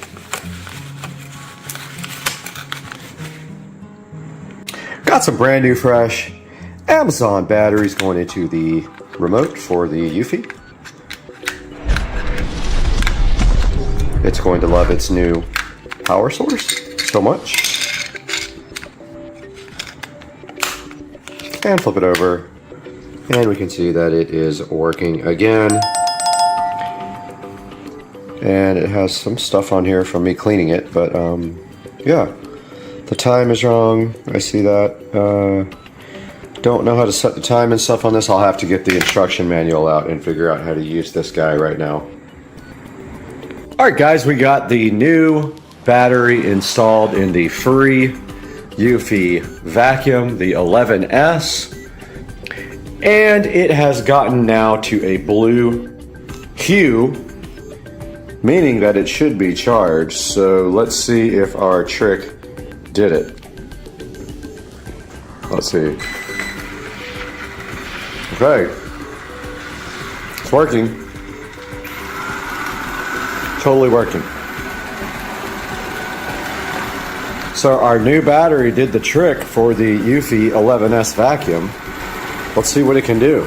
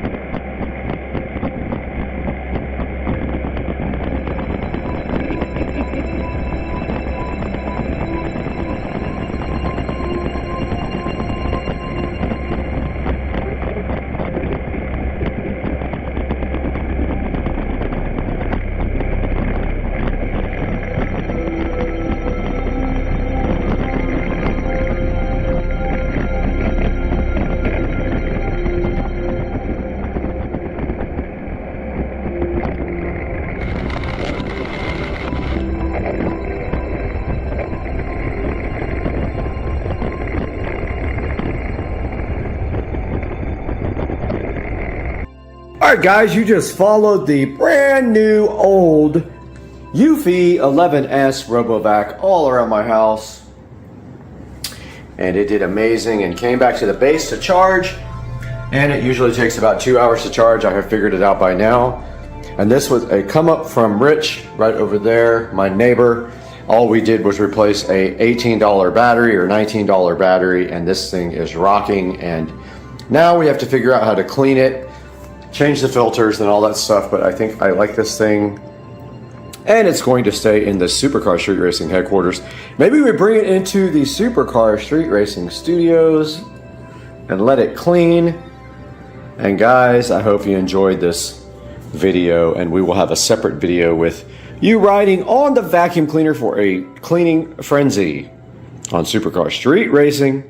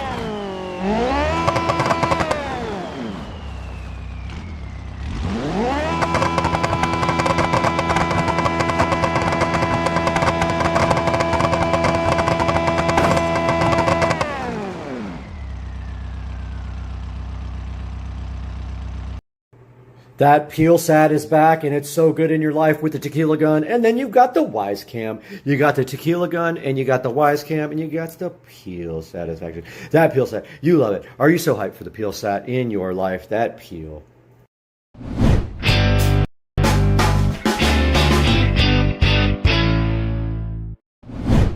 Welcome back to Supercar Street Racing, where high performance meets high tech.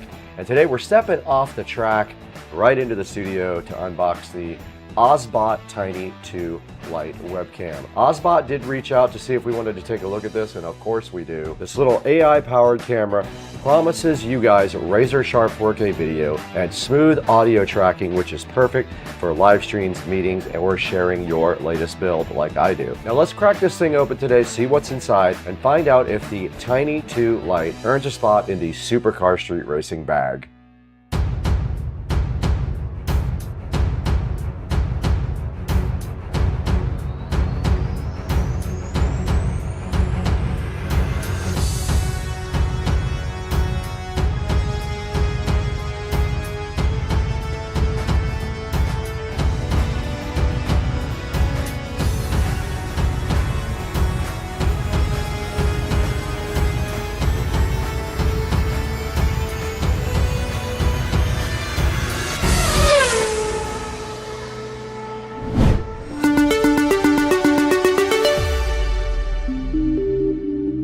All right, here's the OSBot Tiny 2 fresh out of the box. This sleek little piece of gear, we're gonna take a look at it and see what makes this webcam stand out from everyone else. Now, first up, it does shoot in crisp 4K video, and that means your video will always be razor sharp, whether you're gonna stream or do tutorials or jump on a video call. This Tiny Lite 2 can handle it, and this lens will stay crisp and capture clear, rich color, even in lower light. So you don't have to do a full studio setup to look professional, and that's why we're shooting right here today. Now, another huge feature of this camera is the AI-powered auto tracking. Thanks to the built-in gimbal, it does have one on the actual camera, and it's intelligent face tracking. It can follow your movement. So that means whether you're at a whiteboard on a meeting or you're in the garage rinsing on your car, it will follow you, and it'll keep you centered and no weird, awkward jumps. So simple hand signals can let it zoom in, out, or start or stop tracking. It's perfect when you don't want to grab your keyboard in the middle of a stream. Now, the audio from this thing gets attention too. It has dual omnidirectional microphones, and they cut out background sounds with noise reduction. That means your voice stays clear even if there's a bit of garage action or street noise right outside the SCSR garage. Now, another cool feature for privacy is when this is not in use,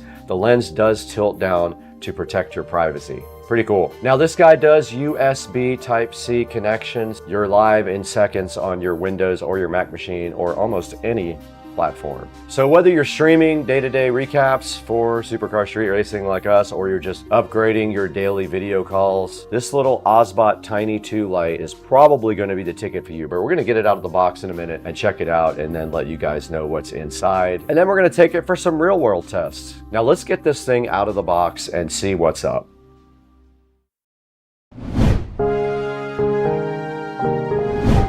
All right, the Osbot Tiny 2 Lite is directly in front of me right here. We're gonna get this thing out of the box real quick and see what's inside. Now, the first thing that's really cool is the packaging is very nice on it. Esports World Cup broadcast, very cool.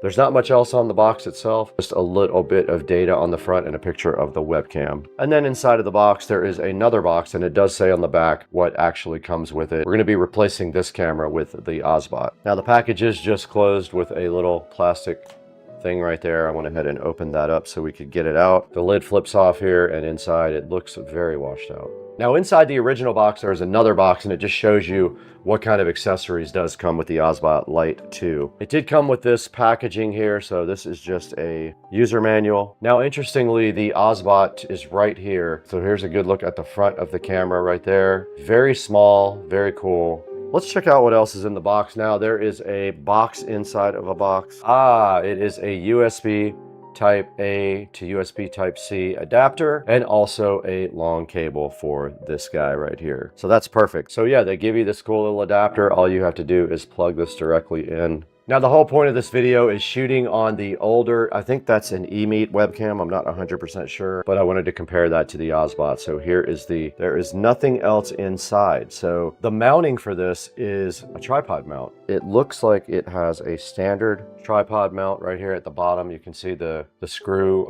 female screw hole there, I think. It also can mount to your monitor. Look, it has a little tab right there to go ahead and mount to the monitor. And the USB Type C cable does connect in the very back of the webcam right here. You just pop it in like that. All right, we got the Osbot directly plugged in right up here, and it flashed blue for a few seconds and then turned green. Now there's a place here on the Osbot website to download software. Let's switch over to our web browser here and take a look. There it is. Here's the Osbot Center for Windows. Let's go ahead and download that. And I'm going to go ahead and say landscape mode for the Osbot. This is the Osbot Center. Let's go ahead and close everything else. AI gameplay is a little control panel that comes with it. It is awake now, so what we need to do now is add this to our live stream, and we'll let you guys know when we have that all set up.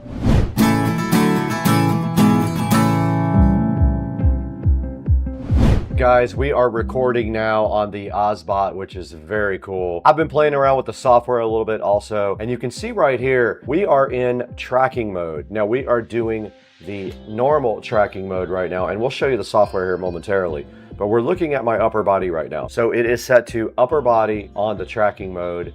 Tracking speed is set to standard, not sport. AI mode, you can set it to hand tracking or a group. And so right now that is our current setting. And you can add presets and things like that. And we're set to a wide shot. So if we get up, the camera will start to attempt to follow me across the room. And now I am on the other side of the room, and you can see I have a wireless mic on. So yeah, the camera is following me, and it will attempt to follow me as I go over here, which is so cool. This is awesome. I am loving this, guys. This is so freaking cool. It does gimbal towards me when I walk, and it is following me around. This is next level. I cannot wait to use this other places. I feel like this is a game changer. This is so cool, guys. And look, notice how it zooms in on me when I walk towards the camera. All right, we're back recording on the Osbot. Now, this is the Tiny 2 Lite.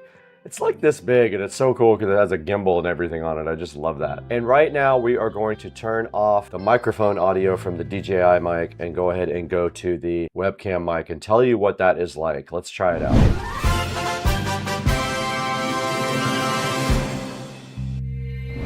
All right, we are recording now on the Osbot mic. Now it has two omnidirectional microphones for you. So I want to see what this is like when I get up and walk around and if it tracks me, which it is doing. All right, I'm kind of far from the Osbot now, but I can see the level meters moving, meaning they are tracking me and looking at my audio. And my audio level's pretty good. I will not edit the audio whatsoever. I'm going to put it raw directly on the track. so you guys know what the Osbot Tiny 2 Lite audio quality is like without any AI interruption or anything like that. That whole clip will go in now. Now I did notice when I sat down, it didn't find me, so I kind of put my head in the picture. And then it did simply find me. Now I'm gonna switch this to sport, the tracking speed, and get up again. That's sport, and it is tracking me back to here in the SCSR office. It looks good so far. I'm gonna try to sit down. It's kind of what I was hoping for. It did finally find me. Again, all this audio is on the built-in mic. Now we're gonna switch back to my DJI mic. All right, now that we've looked at the mic on the actual Osbot, we're back on the DJI wireless mic, but let's go to the settings now. I wanna show you guys the actual app and the settings. We're back on the Osbot Tiny 2 Lite, and I did add some lighting in here. We have 2 production lights right here. So we have one here lighting up my face. So that is what it looks like with very bright lighting. And we are on the DJI mic now, not on the Osbot built-in microphone. But here is the controls, and you can see here right now we are in the console area where we are in tracking mode, and we are in AI human tracking mode. And if you ever want to know what that is, you click on the question mark there, and it does show you what upper body, close up, headless, and lower body look like. And I am on normal tracking, but I could do upper body like this. We can see if it does anything different. It did not. Headless made me headless. Lower body, it definitely did lower body. Let's do normal. And we are back, guys, just like that. We're back in the frame. That's pretty cool. Now, zone tracking is a user-defined range, so I can tell it not to track outside of a certain range. I've got the tracking speed on sport. You can back that down to standard if you don't like the sport mode. Now, AI mode. You can put it on hand tracking or group mode for AI mode. And then there are presets you can add, and I just added a preset, and you can actually update the initial state so it comes up like this, which I think I like that. Let's do that. So that is the initial state. And then when you scroll down below that, you've got your gimbal control. If you drag the joystick, you can manually gimbal it. Let's go back to normal tracking. And then you have your preset modes: wide, medium, narrow. That would be narrow. That would be medium. That would be wide. You have recording options. Also, you can actually record your streams. There's more output options here. So you can see the output options here when you are trying to record. Now these are AI beauty shots, and then it shows you how to use them. You have to have the virtual camera enabled to use that with external software.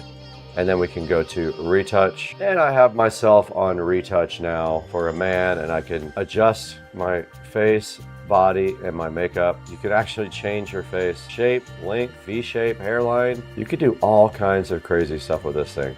I've got dreamlike makeup on now. Just blur the background. Kind of cool when you want to do something that the background is blurred, and it is tracking me right now and my hands. And you can also do gesture controls for gameplay stuff. So you can tell it to, it'll zoom in if it sees your fingers do a certain thing. Zoom to 2x is you point up like this. There it goes. Dynamic zoom is this. I'm zooming the camera out with just my hands. And I turn that off, and we are back in the normal position. All right, we're back full screen now to show you some of the beauty stuff. Now, we can do picture quality priority or smoothness priority. Let's do picture quality. Now we're retouched. This is AI me with the Osbot. Fire dog. Fire dog.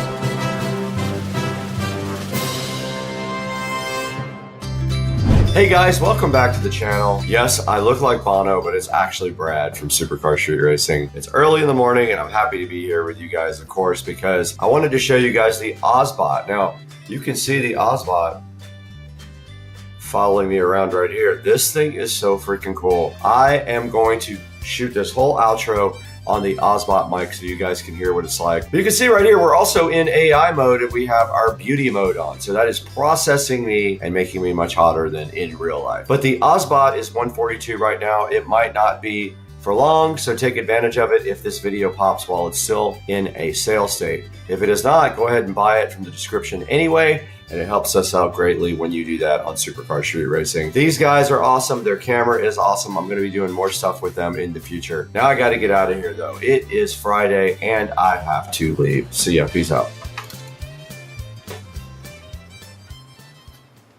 Hey guys, real quick, a video after the video. Just wanted to let you guys know that they are offering a big discount on the Osbot Tiny 2 Lite AI-powered PTZ 4K webcam during Black Friday and Cyber Monday. And you can use the code right here on the screen, OBSBOTKOL, for an exclusive discount code as well. And this can be combined with the other deals and applies on both Amazon and their official website. Go ahead and check the link in the description and order yours on Black Friday and Cyber Monday and get up to 33% off on the Osbot.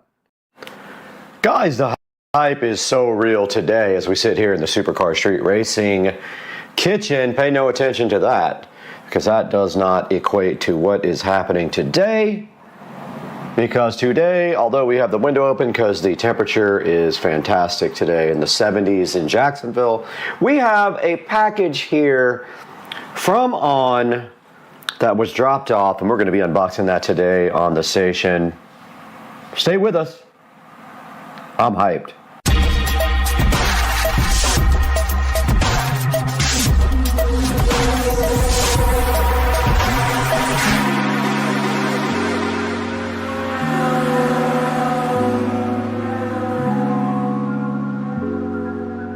Ladies and gentlemen, sitting before me looking ever so fresh in this nice recycled box here from the company On. Yet another On product to add to the Supercar Street Racing closet. And the shoe rack we have today, the Cloud Drift. These are the Cloud Drifts in size US 9, and they are in white and cobalt. I have not opened them yet. They just came out of the bigger box where they've been sitting here on the Supercar Street Racing table waiting for you guys to unbox. So let's take a look at that right now. This cardboard box condom hides within it some Cloud Drift white cobalt that I am super excited about getting and trying on for you guys. And inside this box we have a nice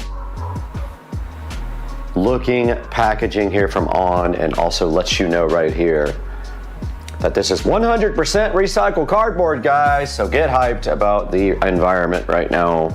And then right here, right now, we got the Cloud Drift in white and cobalt to be unboxed right in front of your eyes. And those are looking so fresh to death today on the channel. Very nice looking shoes already. I can tell these are pretty cool. They're like a light gray here, a white down at the bottom, and the cobalt would be this stripe right here. And if you flip it over, you've got a little bit of cobalt action there as well for your enjoyment. And inside of that, they have these wonderful shoe things that help them from getting deformed. We will throw those there. I have not yet had an On shoe that didn't fit me very well. No issues with width. I have problems with width on shoes, but Pumas give me more, Puma, whatever you want to call them, give me more issues than On. So far, On have been flawless on the width with my weird feet action happening. And so inside of this protective thingy, we now have some more fuel to burn in the Supercar Street Racing fire pit. And here we have the beautiful On Cloud Drift. Looking amazing. Once again, you can get these right now on clearance. These are last year's model. So they are available now on the On site for a lower price. This video is not sponsored. On does not send me free shoes, unfortunately. That'd be amazing, but it does not happen in my life. But here's a good look at the back. Kind of a grayish thing there, and you can see the cobalt and white splits up right there, and then you have this nice black piece on the bottom. It says the On Speedboard there. There's the nice On chicken logo, is what I call it. And then up top you have these lovely On flat shoelaces and a nice perforated area right there, as well as right here for your shoe to breathe. And then here's the other one looking so fly, and on the side it says Swiss Engineering and has the little Swiss cross there.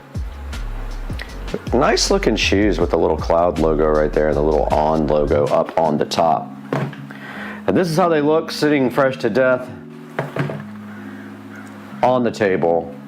The On Cloud Swift in cobalt and white. Available now for sale on the On Shoe website. It'll be a link in the description because these are last year's model and they are selling them 28% off right now, I think it is, which is not a bad deal. These are one of the best shoes made. They are high quality and they are very nice shoes, and if you can get them for under the stock price, you're doing good. Let's get them tried on and see how they feel. We are in the Supercar Street Racing compound in the Supercar Street Racing living room now with the On Cloud Swift in cobalt and white, and today we have on the brand new ASICs, and these are my workout shoes, so I had those on from working out, and I am going to be removing these and not trying to show you my gross feet. But at the same time, we are going to be trying on these On Cloud Swift, and already they feel a lot lighter than the ones I had before. And putting them on with one hand will be fun and challenging. And they go on really easily. They are definitely unlaced, which I like that. I leave them like that. My feet are very weird. I have bunions and issues, so anything I can do to relieve the pressure on my feet makes me happy. And we have on the Cloud Swift, and wow, they feel great. So comfortable. Let's get up and take a walk with these guys in the Supercar Street Racing compound. Yes, these are amazing. On just has the best shoes I think I've ever bought in my life, and they look great, they feel great.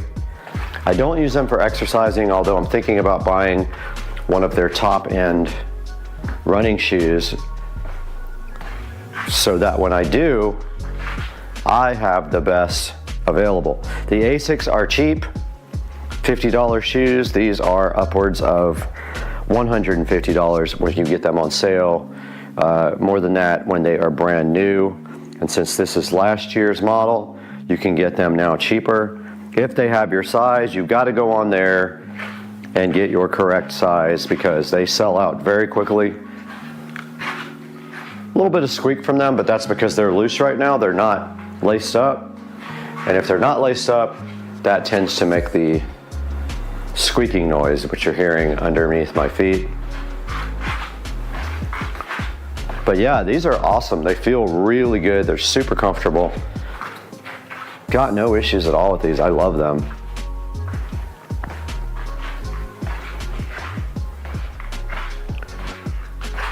I would say that for the price, these things are amazing. If you can grab your size right now, you need to get on there and get it while it's hot. I'll get it up on the screen here in a minute when we go into the 4K production studio. So let me get the price for you guys and I'll tell you how much I paid for these. All right, we got the invoice right here. These were on sale for $119.99 right now in size 9. The On Cloud Drift in white and cobalt, coming in this fabulous recyclable container. There's the On white and cobalt there, size 9 male. And now let's get these guys where they belong in the Supercar Street Racing closet with the rest of the goodies.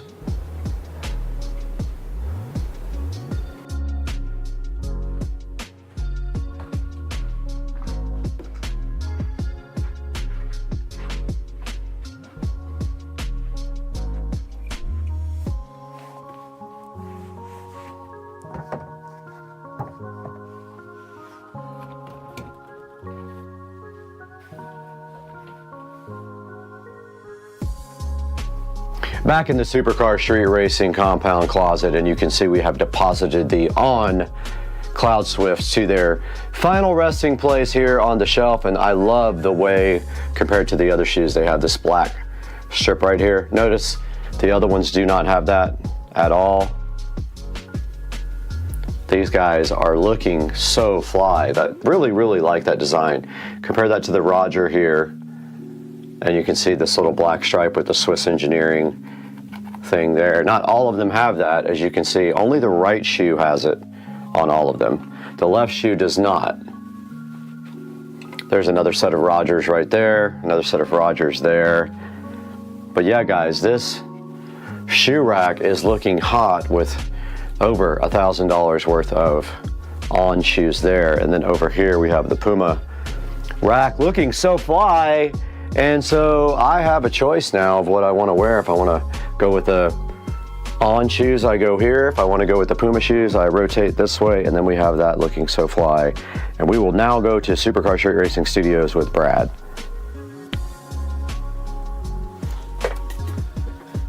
Welcome back to the 4K production studio. I'm Brad, and as you can see right here behind me and beside me, we are out here in the beautiful studio bringing you guys high quality production and looking at some pretty cool products. And today we are looking at the On Cloud Rift shoes that we got on the On website directly from them. They are Swiss engineered shoes, and we have the website up right now. So I want to show you guys exactly how to find these.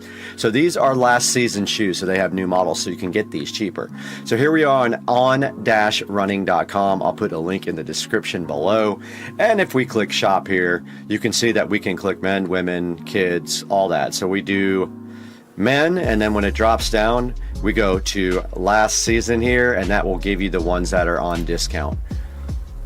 And now on last season, you can see here that they have the Cloud 5 Terry here, the Roger still available, the Cloud Swift undyed, the Cloud 5 Ready, the Cloud 5 undyed, and then here's the Cloud Rift, the ones I ordered, which are pretty awesome. Here's the Cloud Tracks, the Cloud 5 Combo, Cloud Undyed, Cloud Easy, Cloud Wander Waterproof, and the list goes on and on. Now the issue here is going to be finding your size, because a lot of the sizes are sold out as they start deeper discounting these shoes. For example, I think we could actually put the size in here if it'll let us, maybe. It will not let us do the size, so you do have to click on the actual shoe. However, we are clicked on men. Now you can also just go to shoes by clicking that. All right, now we're only looking at shoes, and let's go to the Cloud 5 Terry and see if they have our size. And so if we click it right there, they do have the Cloud 5 Terry in my size, and you would want to log in and then shop. But going back to something like the Roger, some of these shoes you're going to find that they don't have the colors that you might want. I'll show you, for example, if we go to the Roger. So that's the Roger Clubhouse Mid. Let's see if they have any more Rogers.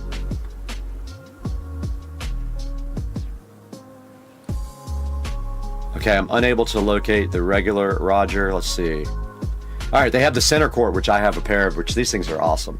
And if we click that, you're probably going to see that they're missing a lot of the sizes. So see here, only 7.5, 12.5, and 14 are actually available in the Roger center court. So I would not be able to buy that because I am a size 9 shoe. But something like the Cloud 5, let's see if they have that in my size. They do not. And see, also, it depends on the color. If you click the colors here, they might have your shoe, like they do have my size in the red, and it's actually called, let's see, what is that color called? It is called Ruby and Rust. As you can see right here, it shows you the colors. So these are available in my size. And so are these. These are the olive. They are available in my size. The black are as well. So there's a lot of the Cloud 5 left on the site. So go ahead and get yourself over to onrunning.com and see if they have your size. And guys, we really appreciate you hanging out with us in the 4K production studio. Make sure when you buy from Amazon, you click through our links. If you buy On Running shoes, use my link in Amazon. If you buy anything on Amazon, click through any of my links. It doesn't have to be the product that we featured or the product in the link. If you click through my link, it gives me a very small commission and allows me to keep the channel going. Guys, we appreciate you so much, and we will see you next time. I am peace out of her.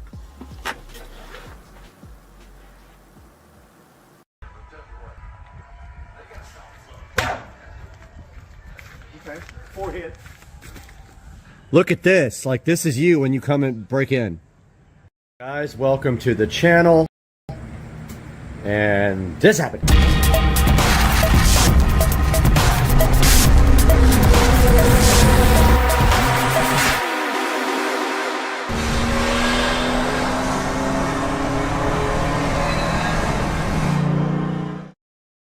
Guys, welcome back to the channel.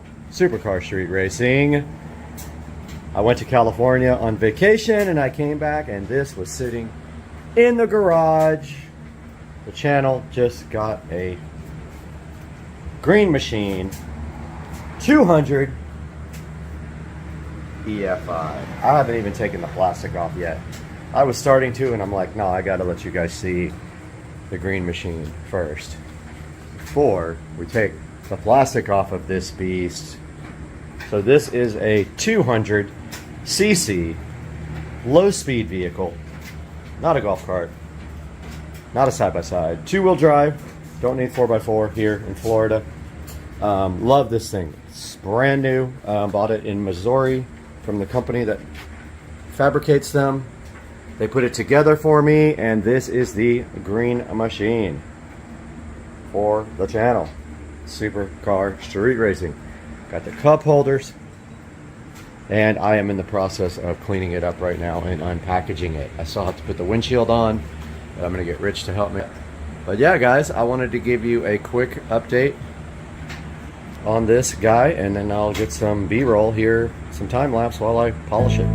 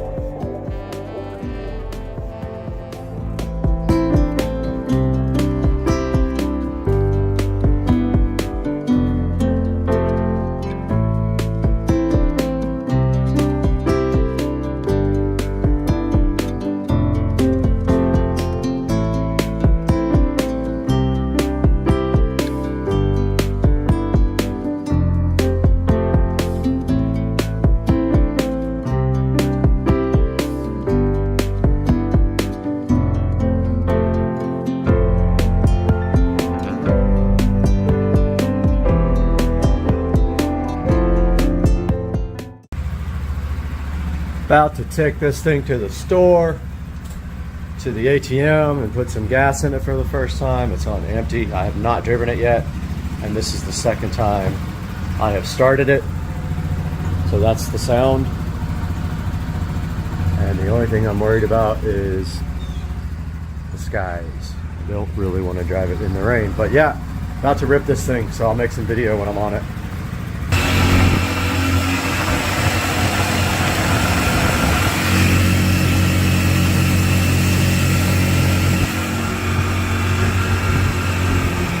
So it's a lot louder than I thought it would be, honestly. I didn't think it would be nearly this loud, but it's gas powered.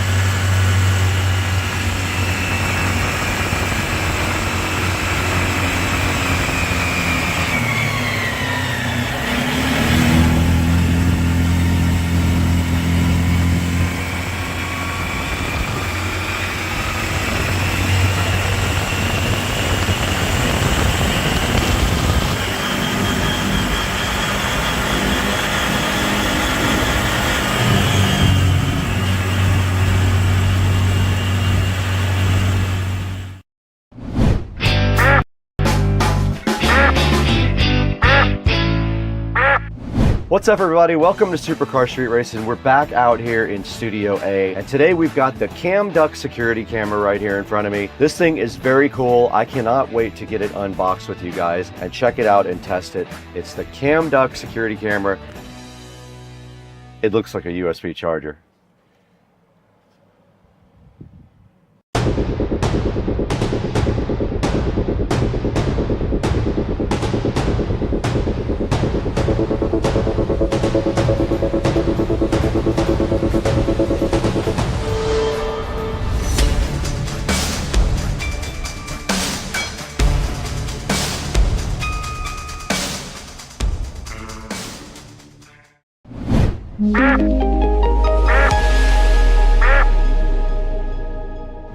Hey, what's up, everybody? We're back in the 4K production studio for Supercar Street Racing. We're here today to talk about Cam Duck wireless security camera that's sitting right here in front of me. This thing is pretty cool. It's completely hidden. It looks exactly like a USB charger. So you can put it anywhere. Nobody is aware at all. You can call it up on your app and you can check out what's going on anywhere in your house. So this is it. This is the Cam Duck wireless security camera right here we're going to be looking at. Let's throw it inside and get it unboxed.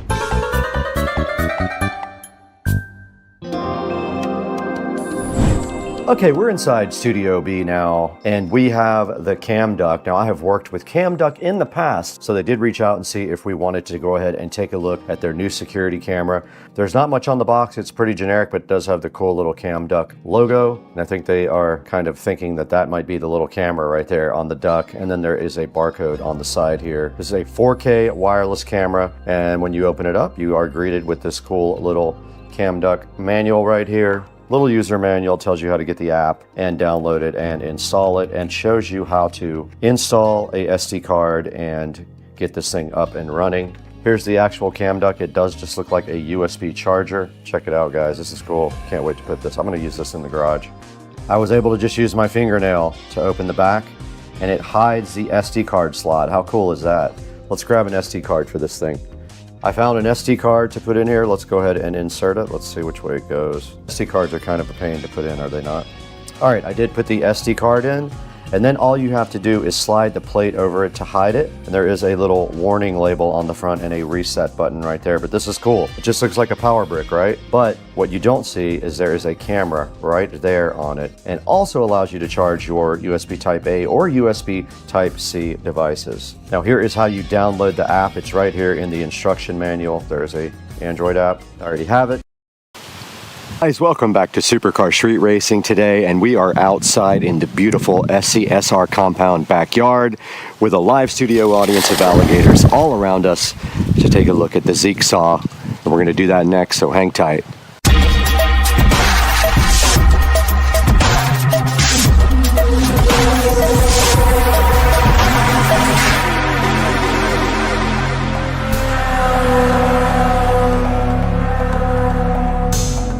Welcome back again to the channel, and we are out here on the dock with the Zeek saw that was provided to us from the manufacturer, which we're going to be taking a look at this today, and then this is going to be going over to Rich and Trish as a Christmas present. But this is a 4-inch mini chainsaw. They have their email address right here on the front, zeeksaw@gmail.com. They did contact me and ask me if I wanted to take a look at this, so we are going to be looking at this today, testing it out in the yard, and getting this thing unboxed on Supercar Street Racing. All right, we are out here with the Zeek Saw 4-inch mini chainsaw, and once again, this is a good look at the box. You can see it right here. It is yellow and black, kind of taking from DeWalt. It's got some tips here for you about wearing eye gear, keeping away from children. When it's used for the first time, it needs to be fully charged, and extend the life of your chainsaw. Don't cut branches over 4 inches long, so we won't attempt to do that today. And now let's see what's inside here before we have to get this thing out and get it charged up for use. All right, on top there's some protective foam right here, just keeping our Zeek saw all healthy, and then a little instruction manual here. Keep away from small children. The thin film may cling to nose and prevent breathing, so they're talking about this, I believe, this plastic bag here. And then there's a warranty here to activate that you have to scan on your phone. They gave you some nice pink and white Michael Jackson gloves here, or you can give them to your mom. And then inside the box here we have the Zeek saw. We have some chainsaw oil right here, but it is empty. We have a Zeek saw rechargeable battery right here. We've got your standard power adapter here that has a little charge indicator here on the corner.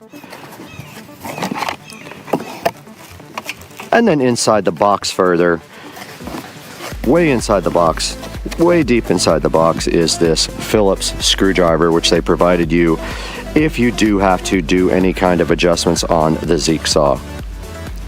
Now, using the Zeek saw is just as simple as taking their battery here and pushing it straight in like that. But it does say to fully charge the Zeek saw battery before you use it at all. So we're going to do that now, but first we're going to take a deeper look at the instruction manual. So I just wanted to point out before I start charging the Zeek saw that you cannot charge the battery while it is in the device. So there's no putting power to this while it is running, because the charge port is underneath there, and you just place the charge in like that. And I'm going to go ahead and get this plugged into the wall while we talk more about the instruction manual. We do have the Zeek saw on the charger now, and while our studio audience looks on, let's take a look at the instruction manual. And of course the first page is just all the warnings. So, you know, go ahead and check this out, and the scan for the activation of your warranty. And then the second page is talking about the work area safety, electrical safety, and personal safety. Some more safety stuff for the Zeek saw. And then how you care for your tool. So don't force it. Use the correct power tool for your application. Don't use it if the switch doesn't turn it off and on. Disconnect the plug from the power source and or battery before making any adjustments, of course. Recharge with the specified charger, of course. Use power tools only with the specified battery packs, of course. And a few other warnings here about using the Zeek saw. And then how to get service here, of course. And then a little thing about the technical specifications on the chainsaw. It's a 4-inch chainsaw. It weighs 2.5 pounds. And it has a 18,650 battery with 21 volts and a 2,000 milliamp hour battery, 2 hours of charging time, and you can work on this variable up to 45 minutes. And it does show you a picture here again of plugging in the charger to the charging jack. And it needs to be fully charged, so it is on the charger right now before we can use it. Now it shows you how to remove the chain if you need to, how to install the chain and lock the case, and it does show you how to put oil in it. It does not have oil that came with it. The oil was empty. You have to get your own oil. Shows you how to cut here, some things about the warranty, and that is it in the instruction manual for the Zeek saw chainsaw. Now let's get all safetied up and do some cutting with the Zeek saw. Okay, I did let the battery charge overnight, and it did not turn green on the charger right here. So that's an indicator of either the battery charger is not working or there is a defective power supply, something like that maybe, but I'm going to go ahead and hook the battery up anyway. I did contact the manufacturer, I emailed them, just waiting for a reply, but until then we'll go ahead and hook up the battery and see if it actually works.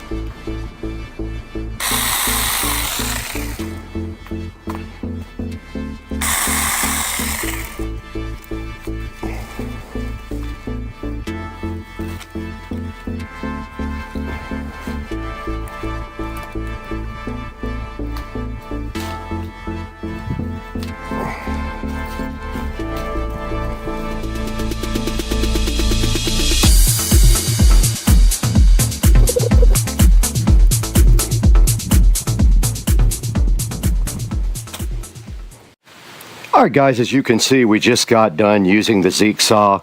No problem whatsoever. The battery worked fine, so I don't know what's up with the charger, but I'm going to get this thing cleaned up now, and then we're going to throw it to Brad in the Supercar Street Racing 4K production studio to wrap this up and take a look at this guy online.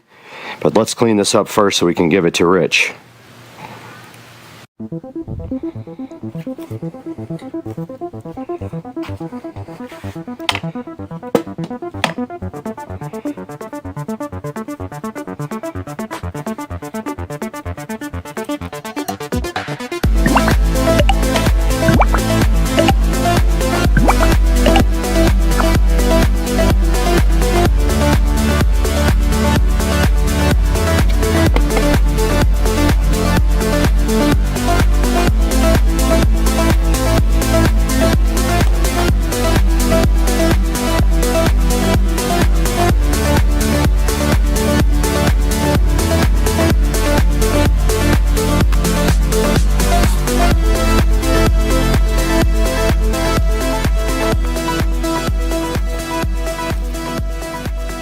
Now that you guys saw what this thing can do in the yard, we're going to go ahead and throw it back to Brad in the Supercar Street Racing 4K production studio to talk about this Zeek saw and how you can get one too.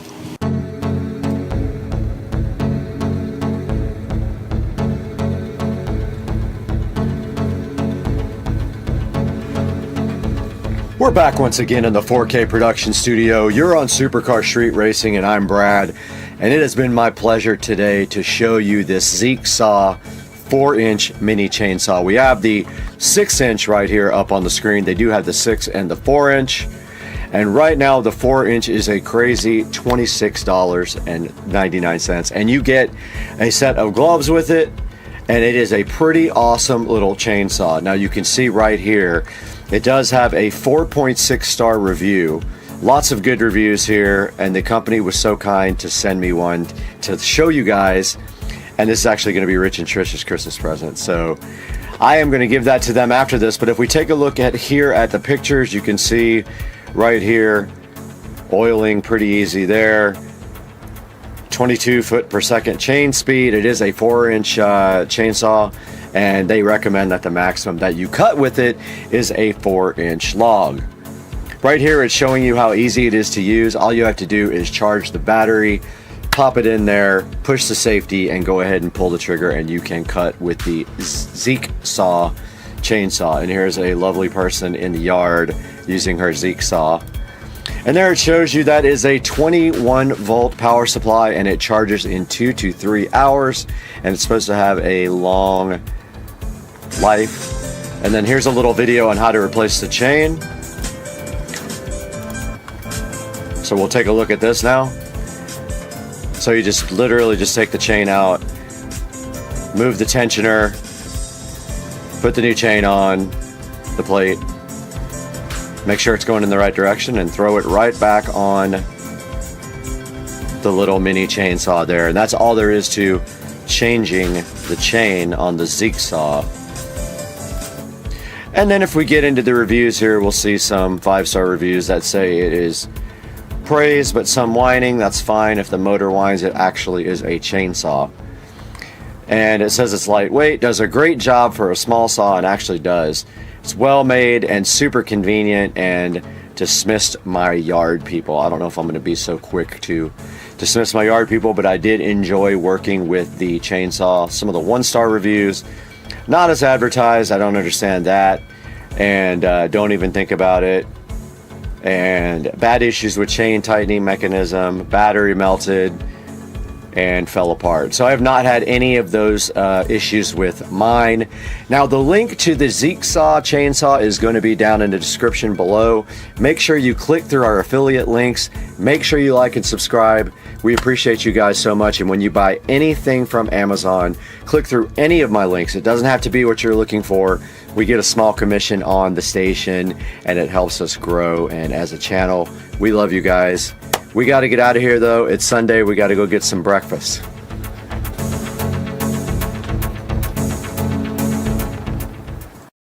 These are the Mica Media Series M8Cs, $49 each. I want to show you guys these as I unbox them. I have them in the bathroom.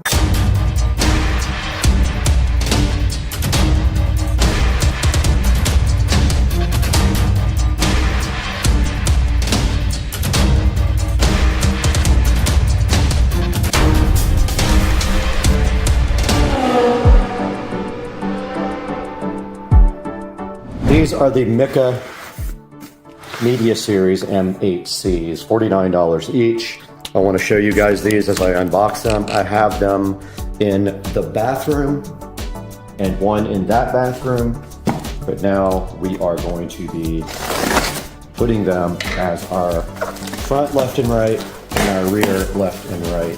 Right out of the box you see, I think these are to hold in the speaker grill. And then there is our instruction manual, and here is our actual speaker. Now, what we are going to be doing, I figured out really fast that you probably can't cut a circle with that insulating tool, but I want to Google it and see if anybody can cut a circle with it. If not, I'll use the handsaw. But basically, I got these out so I could get out the template because I have to make a trip in the attic. We want the center part. The other part of this is a paint shield if you want to paint the speakers. The inner part is a paint shield, the outer part is your template. Now what I will do is go up in the attic, find my 4 locations when it's early in the morning and nice and cool, put this on the ground as close as I can to the wall, and also have to account for the lip. So I have to add an extra little bit on there. So the lip is 3/4 of an inch. So I have to be at least 3/4 of an inch away from the ceiling walls up here. I'll need 3/4 inch of clearance in order for the grill, the protector, the edge to fit. And in the bedroom, I got really, really close and I got very, very lucky on that. When I go upstairs, I'll take my template up there with me. So I'm gonna put a small hole in the center of this, and I'm going to take a screwdriver up with me. And what I'll do is I'm gonna go an inch from the wall, from the nearest wall stud. And then I am going to punch a hole through the ceiling with a screwdriver to mark the hole. I'm gonna do that 4 times. Then I'm gonna come back downstairs and I'm going to get my drywall saw out, and I am going to cut some speaker holes. While I'm up there though, I am gonna go ahead and drill out the cap on this top wall here. Right up there, I'm gonna drill through that cap with a 1 inch or bigger paddle bit so that I can run the speaker wires through it. So that is the plan, probably tomorrow morning. But I can definitely get the speakers holes cut and mounted ASAP, probably first thing in the morning around 6 a.m. when it's nice and cool out.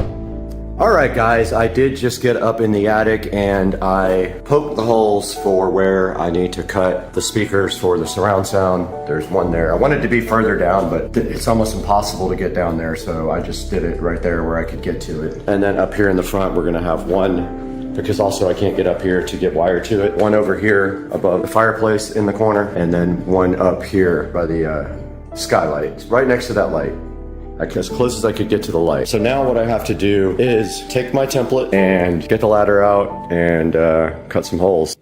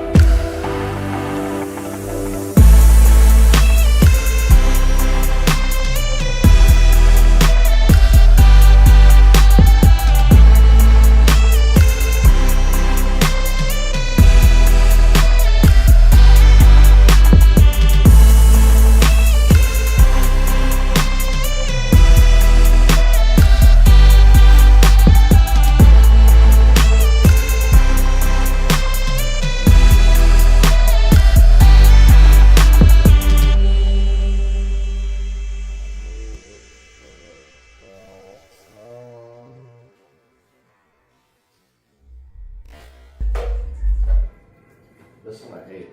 That's. I gotta be all the way up on the ladder. I'm scared. Dude, whoa. I'm scared. Whoa. I don't like this at all.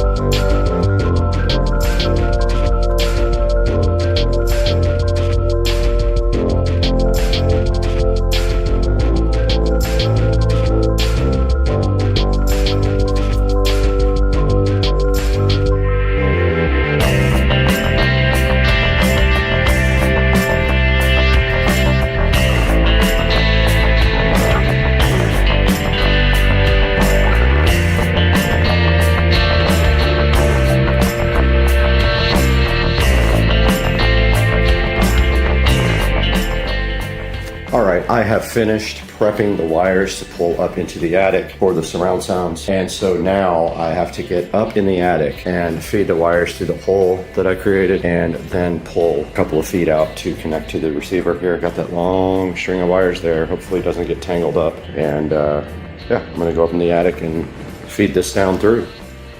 This end is taped up, so it should fit with no problem through the hole. No big deal. And those are the 4 that are going up. And then I'm going to wire them up to the speakers while I'm in the attic.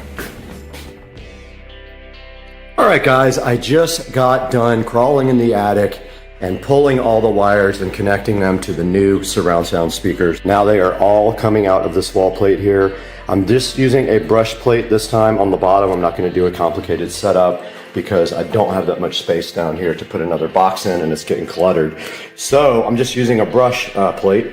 The wires will pass through this brush plate, all of them. There will be 4 speaker wire, actually 5. I haven't run the center channel wire yet. I need to cut that and get that run. There will be 5 speaker wires, 1 for the center channel and then 4 up there. Yeah, there'll be a Ethernet cable, which will be hardwired. The TV will be hardwired. It will not be using Wi-Fi because the router's right here and the switch. And what else? That is it. HDMI, Ethernet, and 5 speaker wires. So now I'm just waiting for the television to be delivered and the HDMI cable. I have the Govee, the DreamView backlight for the TV here. Uses a camera, really cool. Ethernet cable over here. They sent me the wrong HDMI cable. They sent me a 4-foot. I need an 8-foot, so that is wrong. Actually, no, I do need both.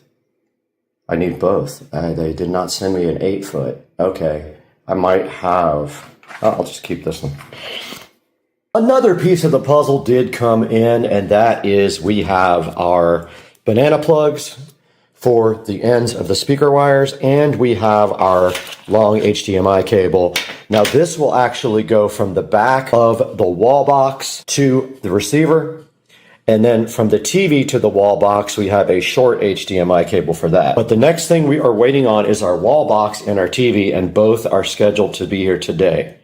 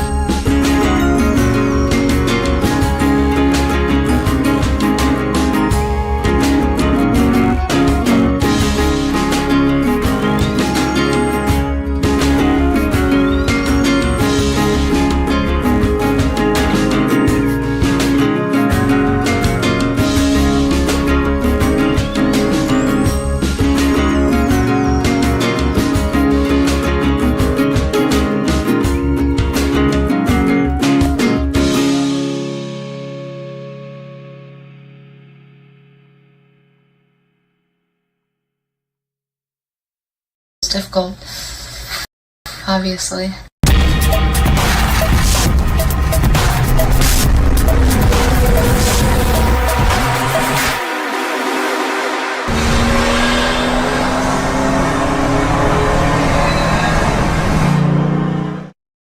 Hey guys, and welcome to the channel. Supercar Street Racing here, back again for another exciting video.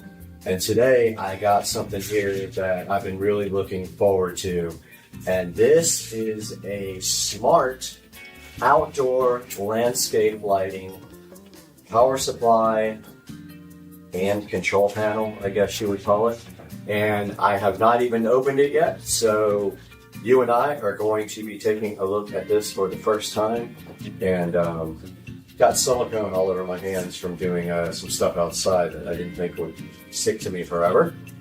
Okay, so this is a 200 watt power supply. This is going to be controlling all the lights in my backyard where I currently have 2 timers. I'm going to be replacing it with just this one timer. And also, I do have some AC landscape lighting. I would like to eventually get rid of that completely because it's a problem when it rains with the GFCI breakers all breaking the connections. But yeah, let's take a look and see what we got in here. So this is a smart landscape lighting timer, which is intriguing since everything I have is smart based.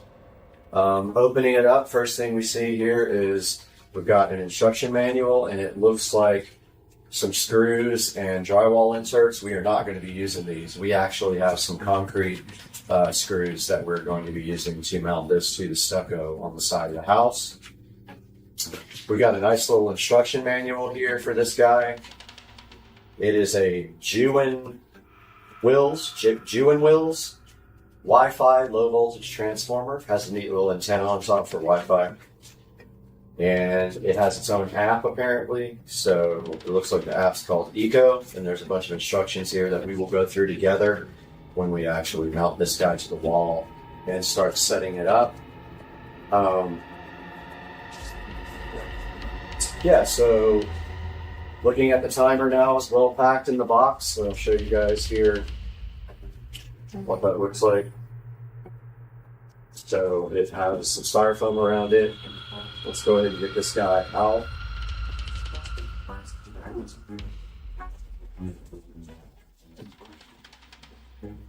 And unbox it. Try not to mess up our table in the process. Alright, so it is well packaged. It's got styrofoam on both sides and also on the bottom to protect it during shipping. It is quite heavy. You should expect that this is going to be heavy because it has a power supply inside of it. So here's what it looks like right out of the box. Here's the little Wi-Fi antenna, cute little Wi-Fi antenna.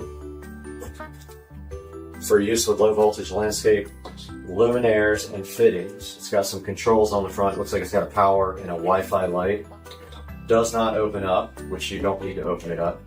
On the bottom, it's got 2 outputs for low voltage landscape lighting or other whatever you're going to use the 12 volts for. So there's 2 terminals here on the bottom, so you don't have to Y adapt anything. There's also looks like a cable management clamp here to run your low voltage landscape wiring through right here.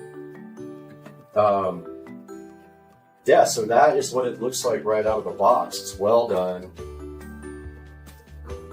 And it looks and feels like a quality piece. And that is all that's in the box at this time. And so we will go through the instructions together. So read all instructions. Says that there's a status indicator right here on the front. Power button, a reset button, a power indicator. So it says we need to download the Eco app on the tablet. So let's go to the Play Store here, see if we can find this Eco app. Maybe it's not compatible with this tablet. We don't know until we go look for it. Let's see. So it says download the Eco app.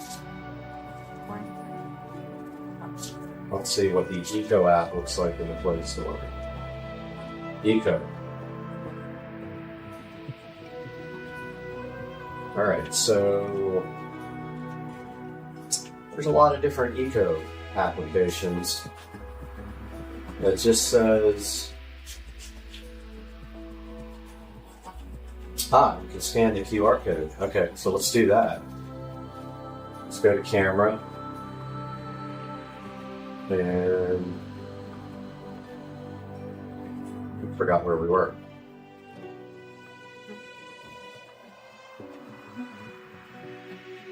If we can ever get this thing to pop up a... it doesn't want to pop up a scan.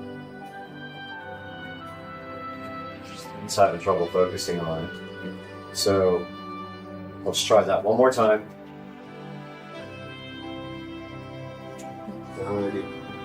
Eco Plug, it says on the App Store. Let's do that. Let's go to the App Store, Play Store, and do Eco Plug.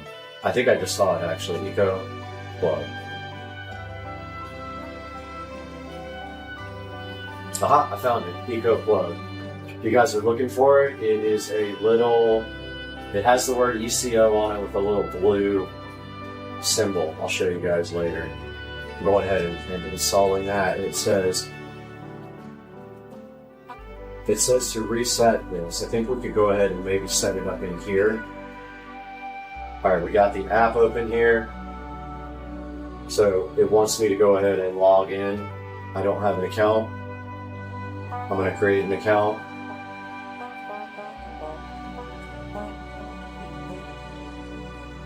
Putting in my email address now.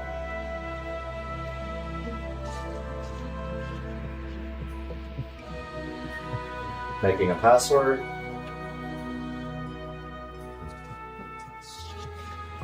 Verifying my password. Submit. Okay. So now it takes us to some setup instructions here. Which is not for this guy. It's actually for a plug. So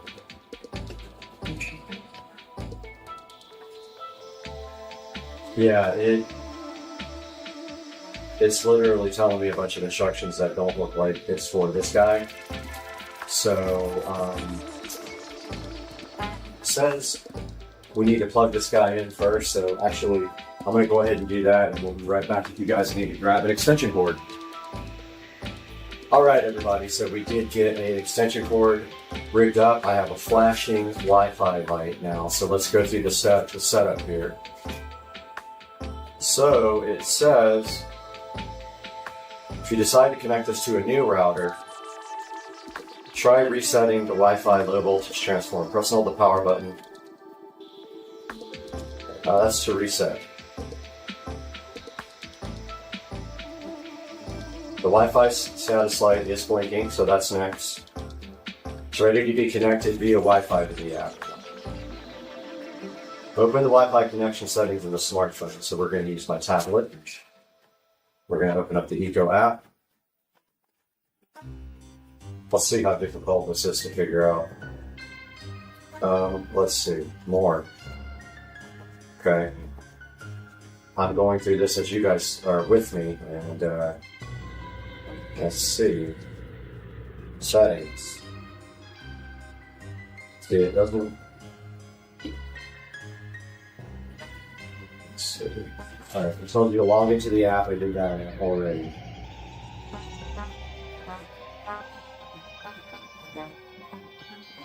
Okay, it skipped a whole section here. It said that there's no settings there. Setup instructions.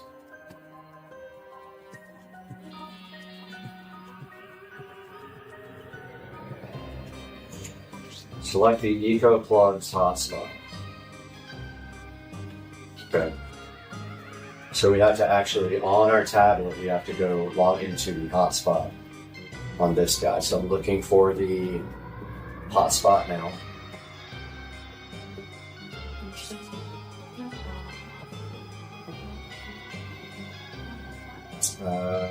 Eco, I found it.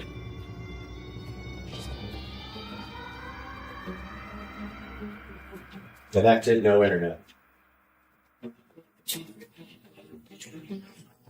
And now it has changed screens to looking to router, or looking for a router. Okay, so now it's got a list of all my Wi-Fi networks, and the closest one to that wall is going to be my main cable modem. That is my main Starbase.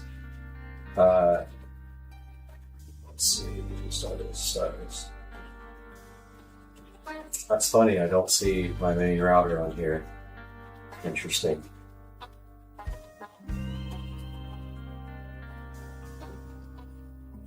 Oh, yes I do. Okay, found it. Okay, what's my zip code? 32225.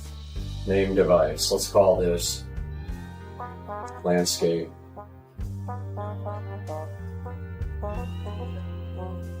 Lighting. So it's actually asking me for a name for the device here. Then what's my Wi-Fi router password?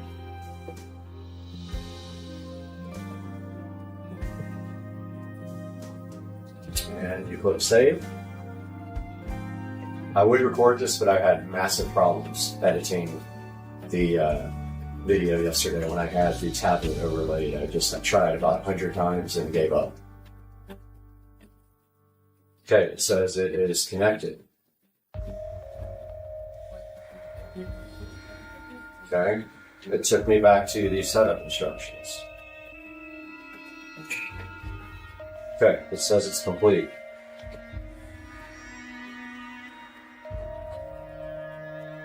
Alright, so now on this screen it says landscape lighting, just like arbitrarily right here, which is odd.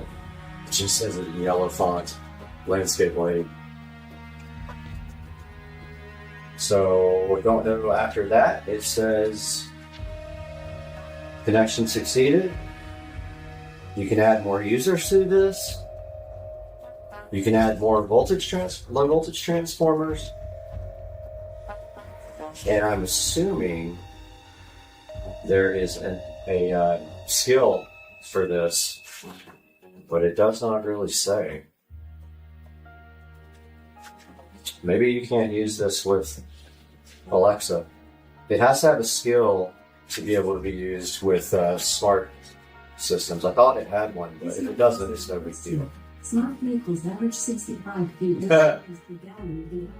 Just tell me about smart vehicles. Features for individual smart vehicles vary by model and year.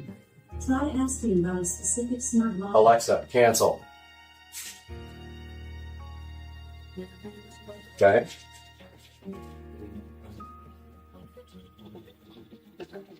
So I was under the impression that there was a skill for this to use with smart home, but don't think there is. I think it's just going to be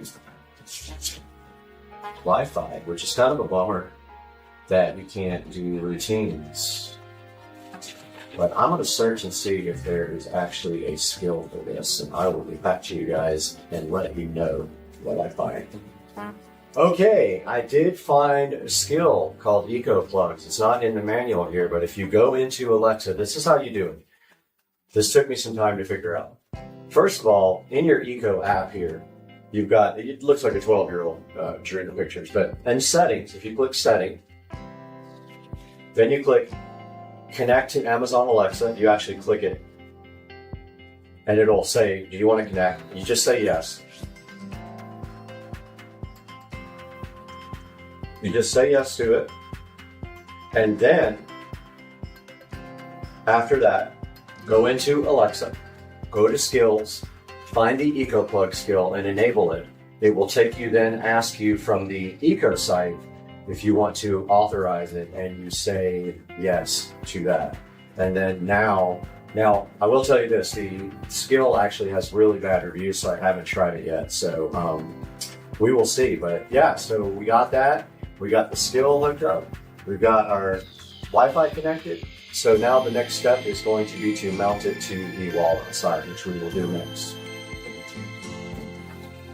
All right, guys, so we got everything here that we're going to need to install this low voltage transformer.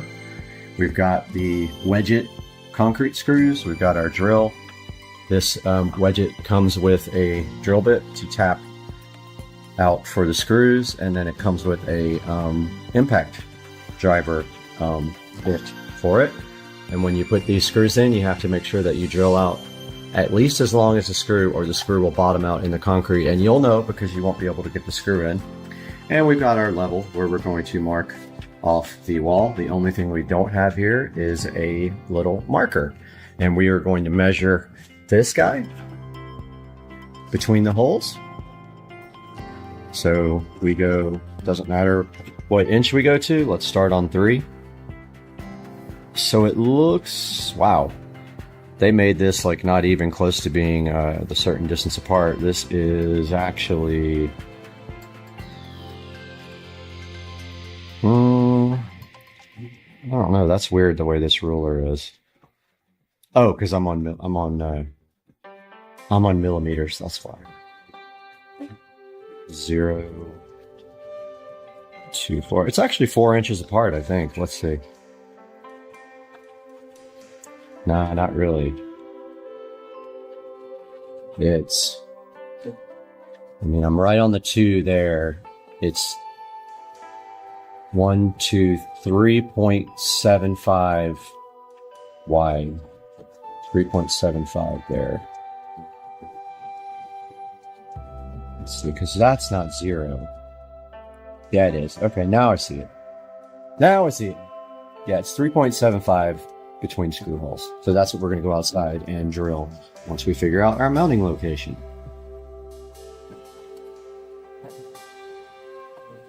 All right, guys, we are out here ready to install this landscape lighting timer. We're going to try to do it and cover these holes right here. So we're going to go in here, and double checking my measurements here. 7 to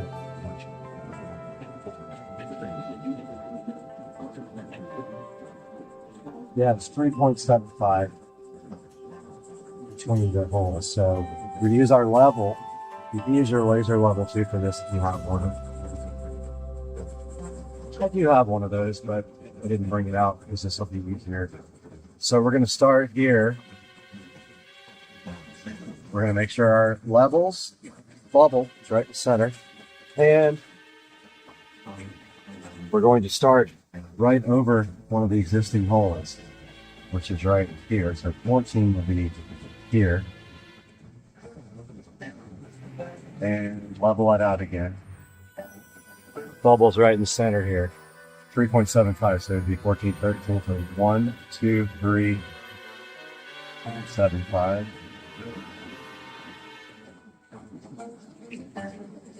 14 here. 1, 2, 3, 7, 5. I'll mark my holes here. Now what we can do is pull this out. Hold our device up to it. Just trying to see if it looks anywhere close. That looks pretty good. So next we need our screws. Here's our screws, our concrete anchors. So we have a drill bit for those guys. And remember, we have to drill at least as long as the anchor screw is. So they are about this long. So that means we got to go at least as far as there's silver on the drill bit for each hole. Let's go ahead and get it done.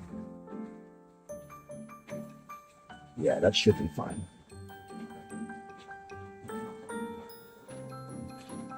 Okay, so the drill bit tried to walk on me. That happened. You could be off a little bit on here. All right, drill bit's loose.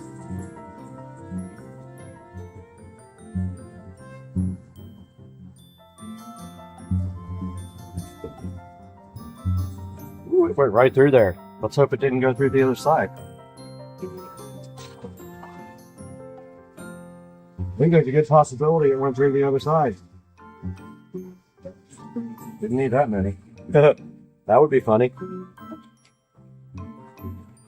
Okay, that's all there is to that part. Now we change out to our included bit.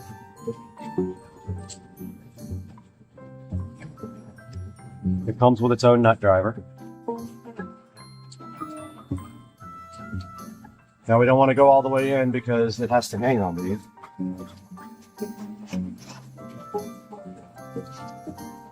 So that's like almost all the way in.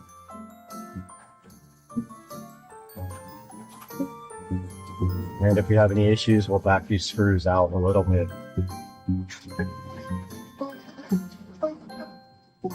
Okay, let's try to hang her up. We do have connections on the bottom, which are kind of a pain. So we'll probably take it off again to do that. See how good we did here if we messed up or not. Okay, there's our new box. It looks level. I think we did a good job on that, guys. I mean, honestly, now we can run the wiring over and up the wall here. But first thing we're going to do, looks like we got enough wire. We'll probably have to extend it once we do concrete down here and put a tube in for it to go through, like a PVC pipe. But these are different kinds of screw terminals. These are not spade terminals. We have to put ends on this wire. So let's go ahead and do that. I brought my connector set with me.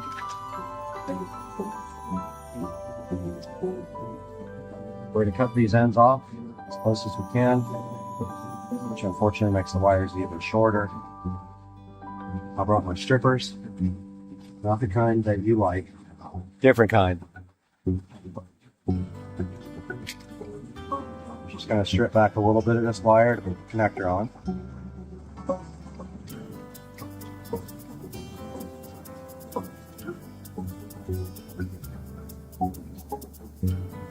Wow, you can see this wire is already getting oxidized.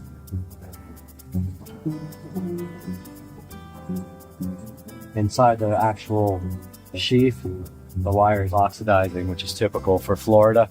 So sometimes I use shielded wire, like the speaker cable. It has an extra shield on top. And that keeps the wiring from getting oxidized. Now we need a spade connector, not a, we need the U-shaped connectors.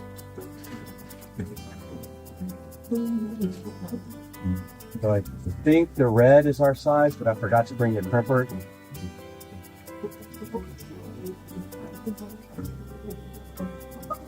No, I think it's blue. Blue must be our gauge. We only need 2. But I gotta go grab the crimpers. I'll be back. I went and got the crimpers. If you guys don't know about these, they have the color code to crimp on the actual head of the crimper here. And we got blue, which is for 16 to 14 gauge, which honestly we might even have smaller wire than that. But I'm gonna go ahead and, I hate these because they never stay on right. Gonna go ahead and put that in there and crimp that guy down, and if I can get 2 bites on it, I will.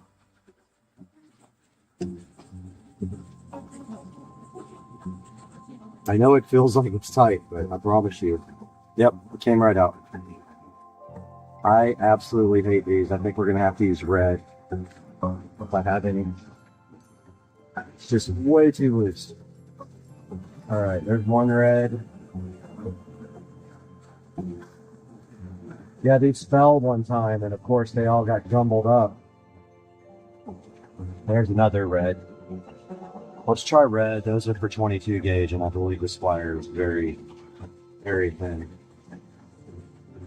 Guys, it's always worth it to buy better quality wire for everything you do. Don't buy cheap wire. You're going to regret it down the future when you have to replace things. One example is the speaker wire for outside. Always buy shielded, so it has the positive and the negative inside of a shield like this stuff does. Amazon Basics makes great shielded wire, and I use it outside now because my other wire has broken down over time due to being in Florida. The moisture and the heat breaks down the wire. Man, thing came right out. I absolutely do not like using these things, man.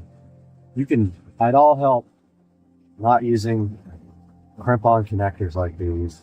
Do yourself a favor and avoid them at all costs. Get some soldering connectors or something like that, but these things, they suck. They're the cheapest, crappiest things in the world. You try to go too hard on them, they'll just break right in half. Alright, I mean, that's good enough for now. So now what we gotta do is get these guys connected to the power supply. I mean, they give you a wire management ring, but it's like 100 times too big for landscape lighting wire because this is a small gauge. Ooh, head rush was put up. Alright. So, I don't want to put this thing on the ground. Brand new. So, I'm going to go ahead and wire this guy up. I'm going to pass it through the loop, the cable management loop, which won't do anything because I'll have to zip tie it in. So, one of them says common and one of them says 12, and I don't know which one is positive, and I'm not sure if that makes a difference, if they'll still light if positive is reversed. But I'm going to try it anyway. I'm going to try it anyway. We also have a light over here that's missing because when they were putting in the pavers, they upset the light and we didn't. I just took it out. But I believe the wiring all works besides that. I don't think they actually punctured the wire. Hopefully, I don't want to have to run all new wire. But we do have this first part wired up. That should be it. Let's rehang our box. There we go. Now we're going to require some cable management here. Of course, this wire is not long enough. That's going to have to be extended. I got to wait and see what's going on with the concrete first, but we can get our power situated. So what I'm going to do with the power is just run it like this, and then put a little clamp there into the concrete, and then I'm going to zip tie it. Since I can't get into this clamp, I actually could remove this clamp and run it through there. I think I'll do that. And then we have to punch out these little things in the box, electrical box, to be able to plug, to be able to run the wire down. Make sure you guys are in frame here.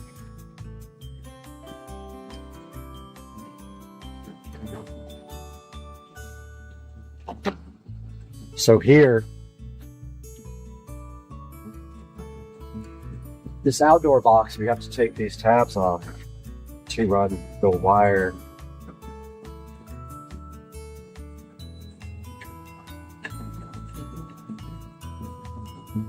This is so you can run the wire and shut the box. So you have to pull these tabs out.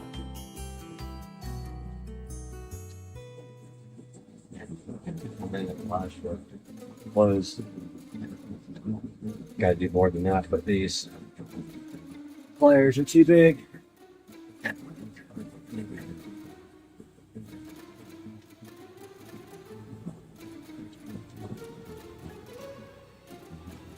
So I'm just cutting the tab out.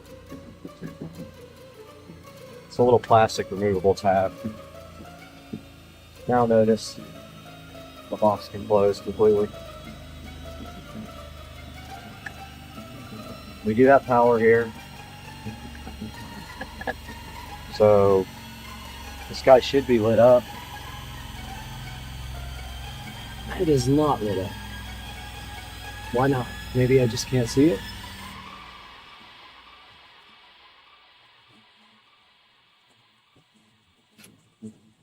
Okay, it is lit, connected to Wi-Fi. So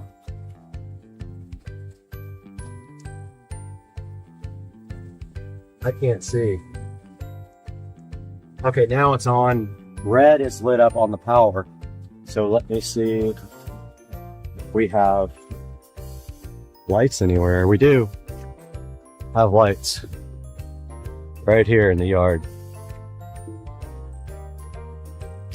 Got one right there. We clearly have a spotlight on right here, so it is working. Now our next step is all this is coming out, and this timer is coming out, and oh yeah, there we go, exposure was down. This timer's coming out, it is broken, and all this is coming out anyway because we are moving the electrical onto a new fence. So the next step is we have to tie in our existing lights to where this other 12-volt timer is, because we're not going to be using that anymore.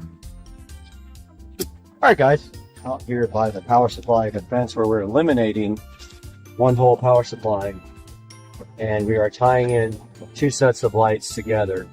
So I already have one tied into the first set that's already connected to the power supply. Sorry about the plane coming in. And now we are going to be interfacing that with this guy over here. So I'm removing the existing connection that was going to the other power supply. It is a very terrible wire. Little dinky little wire. And it will be replaced with this higher gauge wire. And I'm leaving some extra here for putting under the mulch. Alright, I already lost my workman's pliers, so I'll use this. I'll use this guy.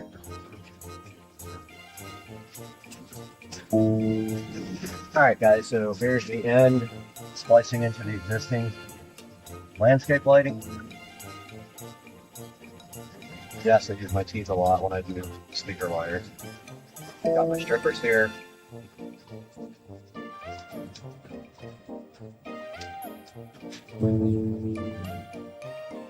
All this is actually coming off the fence because we're getting a new fence put in. But for now, this can be wired. They have quick connectors on them, so those again.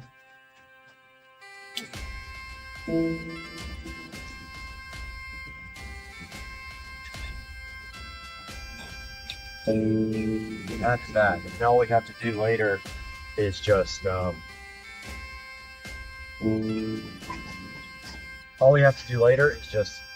relocate this to the new fence and make sure that none of this wire gets punctured by the fence guys when they come in. So this guy's wired, and also this needs to be hidden under the mulch, so I have to do that as well. But for now, this is ready to go. Oh, I found my workman.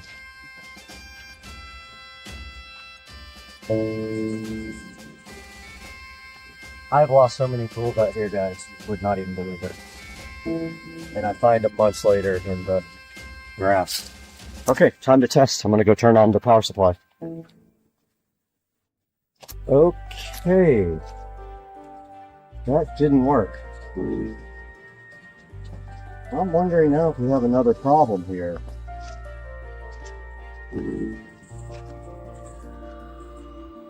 None of these lights came on.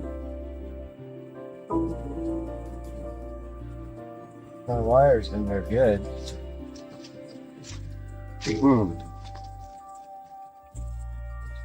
We might have another issue here, guys. This light's not on. Yeah.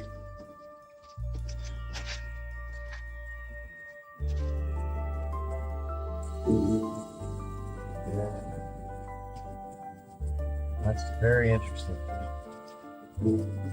Unless I totally did this wrong. Shouldn't be wrong. Alright, I'm gonna do some investigating. I don't know why these guys didn't come on.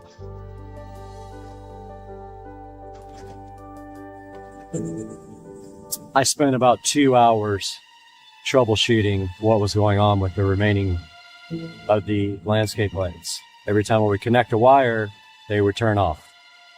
Well, long story short, about 5 wires down the chain, there was a melted wire. Once I eliminated that from the mix, everything lit up, but in the process, I had undone a lot of things, so I had to go back and redo them. So I rewired a lot of things, and now I have to bury the cables once I have a final thing going, but it is working. So we do have lights throughout, the low voltage lights throughout. Now I have to wire the 110 volts circuit up to my new receptacle here. So we are going to be doing that. And the first step, and I just realized I left the plugs inside, so I will have to get those, but we have our existing feed down here, which will all be redone when we get concrete. But yeah, this right here, we are going to put a plug on and extend the wire. So the first thing is we're going to cut that. Man, the flies and horse flies and like everything are bad today. It's not even that hot. I think it's like 85. So we are going to use this full light wire for now, or maybe forever, who cares? And we are going to splice into this guy to extend the AC wiring out to my garden. The way we're going to do that is with wiring nuts and electrical tape. Once it's final form, I'll redo all this, put a box in and all that jazz. But for now, it's about getting the power back on in the garden. I've been off for a little bit due to this whole area over here being redone. So I'm wiring nutting these guys together to extend this wire. Then we're going to throw a little electrical tape on that guy. This will be laying or buried for now until we redo everything.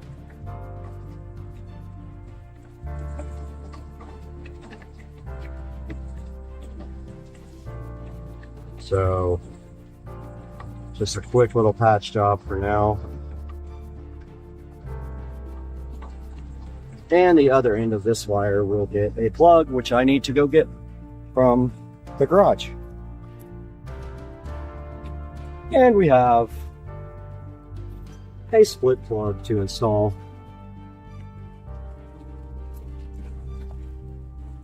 So this plug just has a screw here, and it comes right apart like that. It's got 2 wires on the inside, 3 if you use the ground. So you just run the wires to these screws, tighten them down, close the plug, and that's it. First we got to figure out how long we want our cable to be. So let's leave a little bit of slack on the ground for burying it. We're going to go up this guy, up this guy, up this guy into there. This should be plenty. Go ahead and splice this wire. Splice it, I mean cut it. Take your razor knife and splice back a little bit. This is a plug end. I don't want to do too much. I only want enough wire going into the plug where it looks clean on the other, on the end of it when we close the plug up. So I need to see how much that's going to be.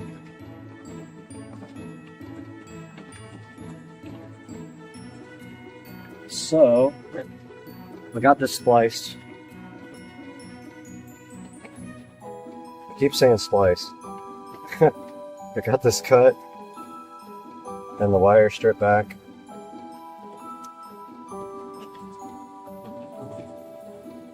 Oh, oops. I just cut off the black part. Let's try that again. That's not good. Got the black off.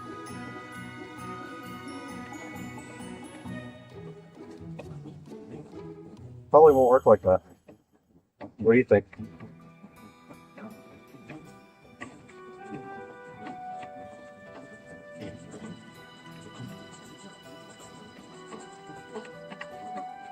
And we'll get rid of all this insulation. All these weird, ridiculous strings.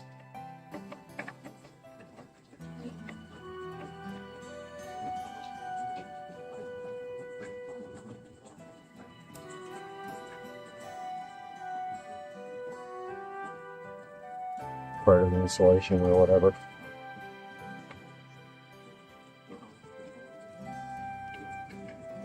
Okay. We got our bare wire here now. Now strip it back. Don't need much. Oh. I swear I'm brain dead. I'm an idiot. Why does it keep... Dude, that's the third time I did this wrong. Keep slicing the wrong wire off.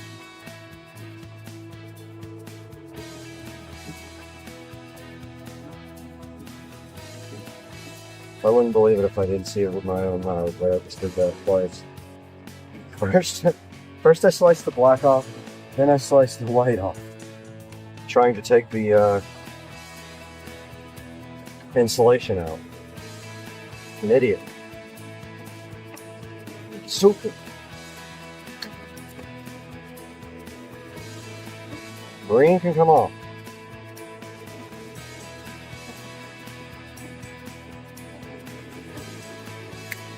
Okay. Finally, did that right. Good grief, man. Never in my life had to do something 5 times in a row.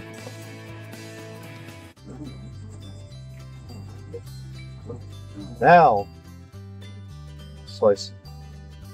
We will strip back a little bit of this. See if that's enough to get it in the plug. If not, we'll strip some more off. Let's see. Oh, I think that's plenty. Well, the plug is going to want to close around this wire. It's really thick. It's touched. I'm going to make it work.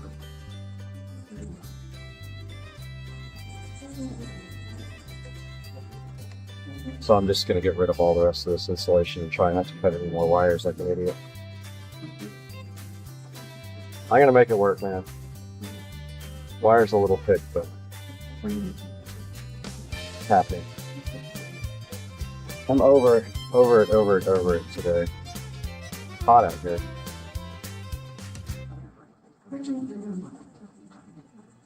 Okay, one thing I noticed immediately. Well, okay, we're going from this side. Yes. Okay, so... That's interesting. The screw to close it is in the way. You have to strip more back. Man. This thing's a pain in the ass. So, the screw to close it is actually in the way of the wires. And so if you don't strip enough back, it will not close because you'll be blocking the screw. So you have to navigate around the screw to close the plug. Like this. That screw will take those wires around it when you wire them.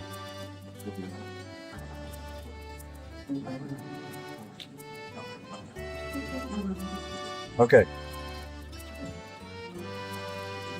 Doing the actual wiring, putting the black wire in. So actually, okay, so facing the outlet, the white neutral wire always goes to the left.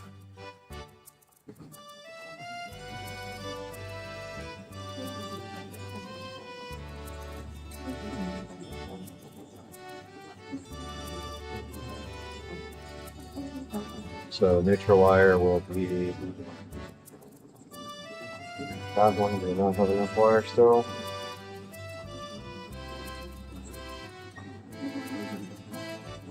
Now this is going to be tough to put together.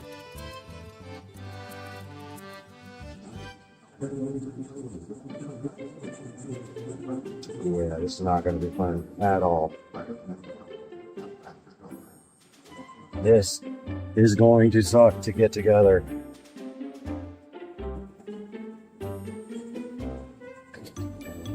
If I can even get it together.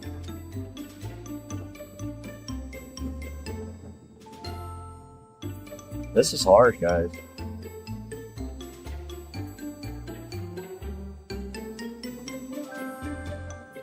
There's not much room and this thing has to fold together.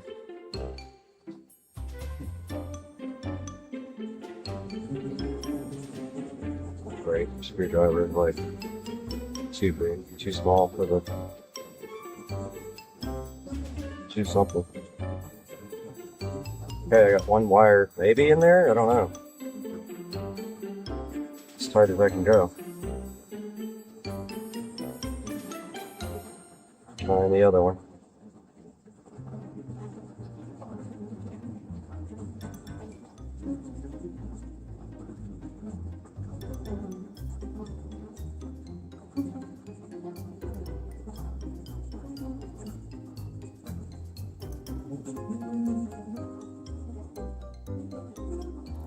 Pretty tight. The wire's not being blocked.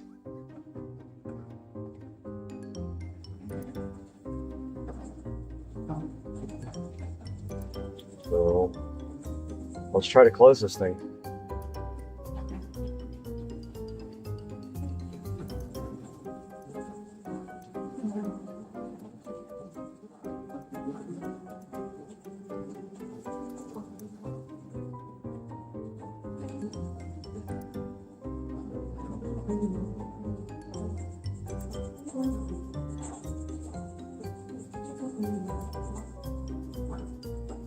Screwdriver's too freaking small for everything.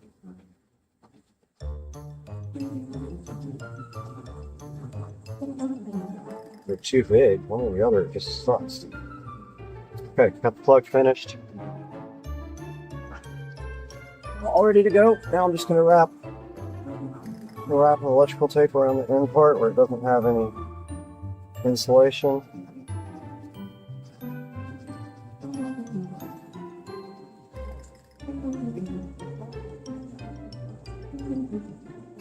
Call that done.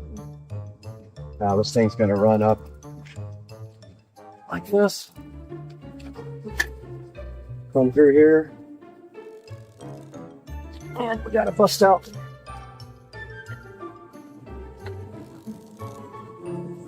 the heavy plastic.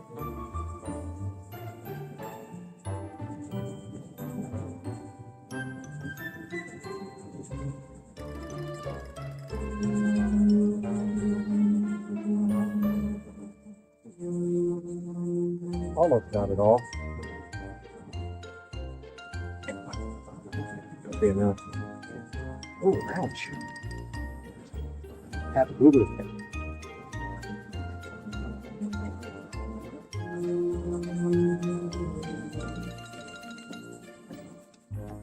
Something is in the way. It's this side. Okay, none of my pliers will take this other thing off, so I got to go get needle nose pliers. Got the notch cut out. You can see here. Got about 10 minutes till I have the meeting for work. So can't go too crazy, but Got both the wires in there. Now we just have to tie them up. So that's going to involve taking off this clip here so we can run the wires under there as well. For now, we'll get our zip ties. I think I left the black ones. Let's see if these guys will go around it.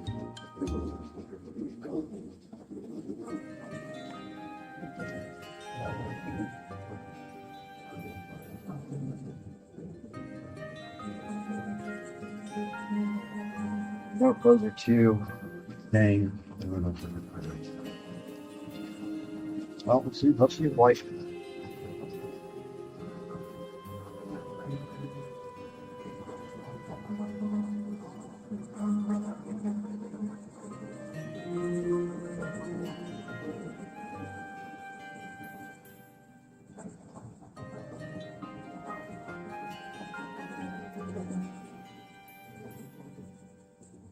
So I'm dressing the cables,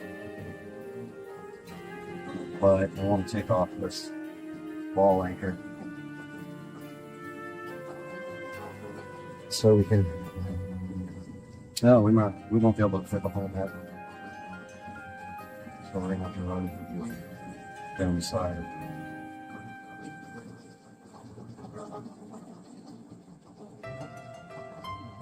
Oh no, please not.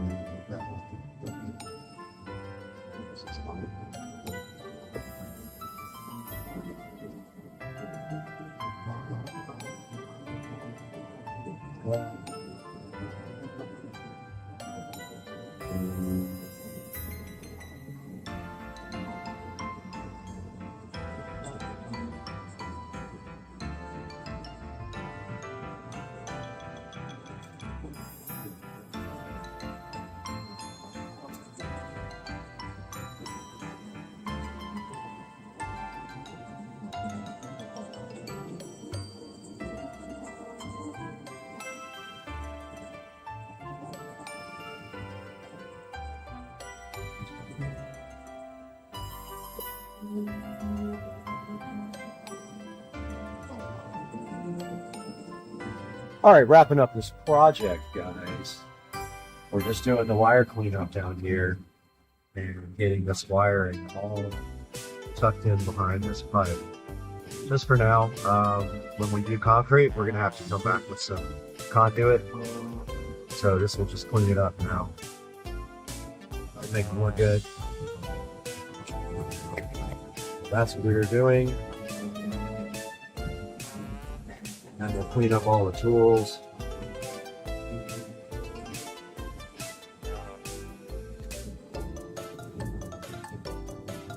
And all of our junk.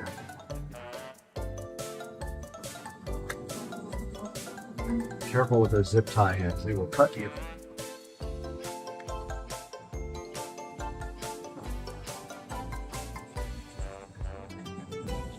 And I think we'll do one more right there.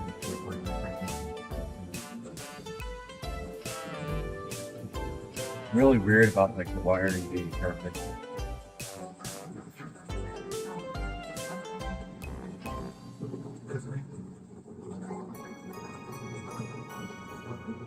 I mean, I know it's far from perfect, but I'm weird about making it like as best as I can. I don't like it when you can see these zip tie ends here. Yeah.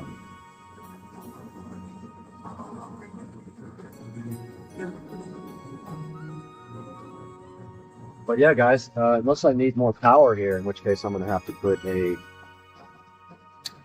power strip there. Also, I did not test the power going to the fence over here, so let's do that real quick before we wrap the video up. Here's a good look at the pool, by the way. They're still working on the chemistry. So we got to check and make sure we have power here.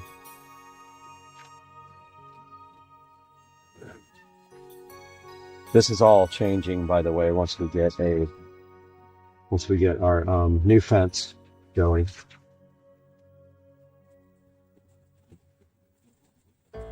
But yeah, for now, It has a timer on it.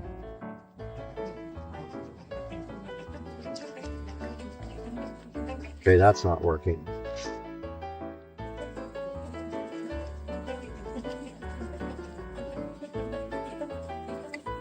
For some reason this is not working. Oh, there it is. All right, we do have power.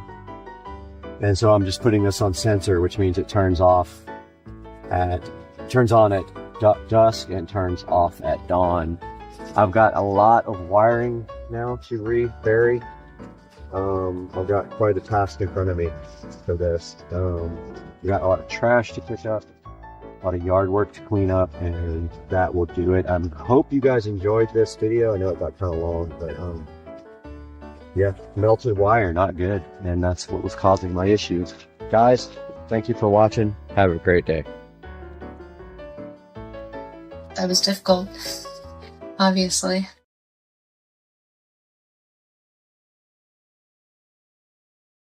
All right, we got Joe in the car, taking a drive. I noticed it was cutting out a little bit on high boost. I didn't see how much boost it was making though.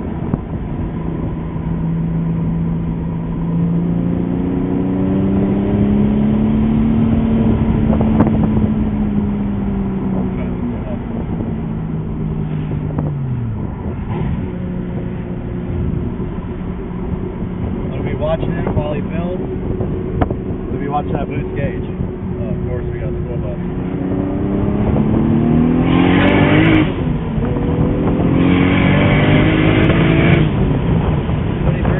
Ridiculous. Pretty bad. Yeah, I think so. Feels really light. It sounds absolutely impressive. The exhaust smells really good. insane. Joe's turn to drive. Oh, that's that quick, huh? All right. Got Joe. Oh shit, he did good. Not bad. Got Joe in the driver's seat now. Getting used to twin disc and big turbo lag. Wow, that's insane. What do you think about it? Oh, that's insane. How's the handling? Power. Oh, it's real stiff. It feels good. Everything's full time. Oh yeah, it pulls really hard. Wow. Just feels so light compared to the other car. But that clutch grabs, man. It grabs. It does. That's better. Damn. Oh my god. Can you imagine what 1,000 feels like? I mean, How do you even get control of that thing is just like... it just... That's only 600 or so. Like 650 maybe? I've never driven a big turbo car like that, but to feel that turbo start to just get into it, and once it goes, it's just... Oh, Super laggy, but when it hits, it's Yeah. like nothing.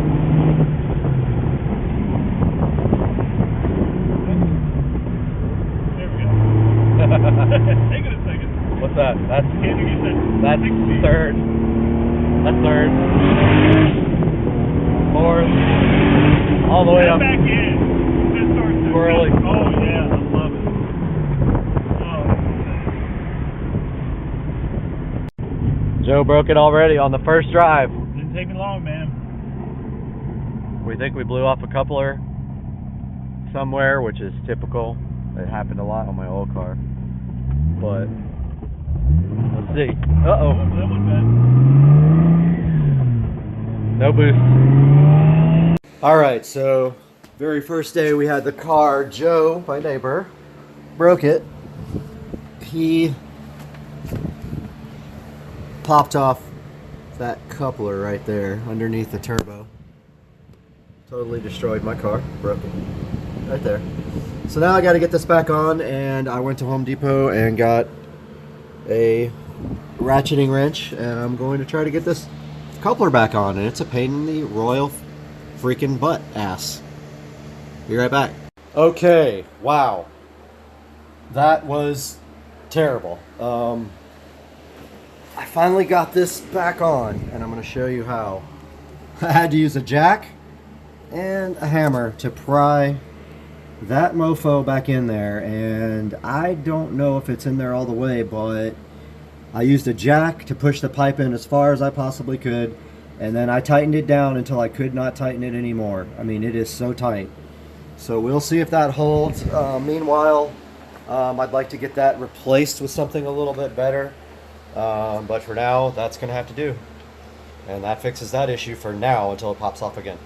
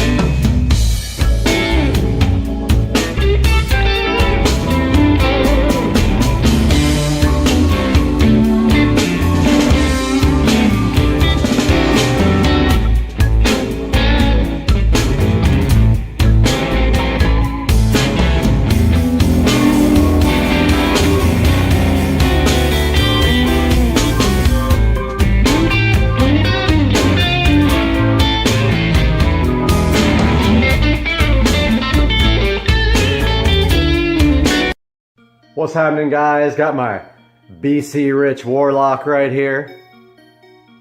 Never been played. At least not by me. Bought it and put it on the wall. Just wanted to show you guys this cool guitar. But today we're going to take a look at leather seat treatment and what is the best method for treating these. And there's a secret unknown ingredient I'm going to show you that you can buy online or in your local grocery store or drugstore, and you can treat your leather seats with it. It's one I found at a flea market that I refurbished. I have a few of them on the walls.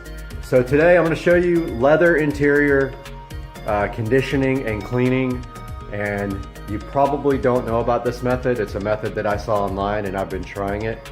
So I'm going to show you how to do it, the products to use, and the methods. That's coming up. All right, everybody, we got some of the most common interior leather products here. I want to take a look at all these, let you see them. So the first thing we have here is from Griot's Garage, and it is called Leather 3-in-1. It says it's safe for all leathers, produces soft and supple finish, and durable UV protection. Now, it's interesting because every time I go to Advanced Auto Parts, I find a different product by Griot's, and so I never get the same product twice, and I don't understand why that is and why they have so many different products for leather. This is called Leather 3-in-1. It's in a bottle that's not clear. Next we have here Leather Care, and that is also from Griot's, and it says cleans and preserves leather. Gently cleans all leather, extends life, and dries clear. And then the next thing we have here is Griot's Leather Care Spray. Cleans and preserves leather. Don't ask me why they have so many products that all do pretty much the same thing. So I buy whatever they have. It is not cheap.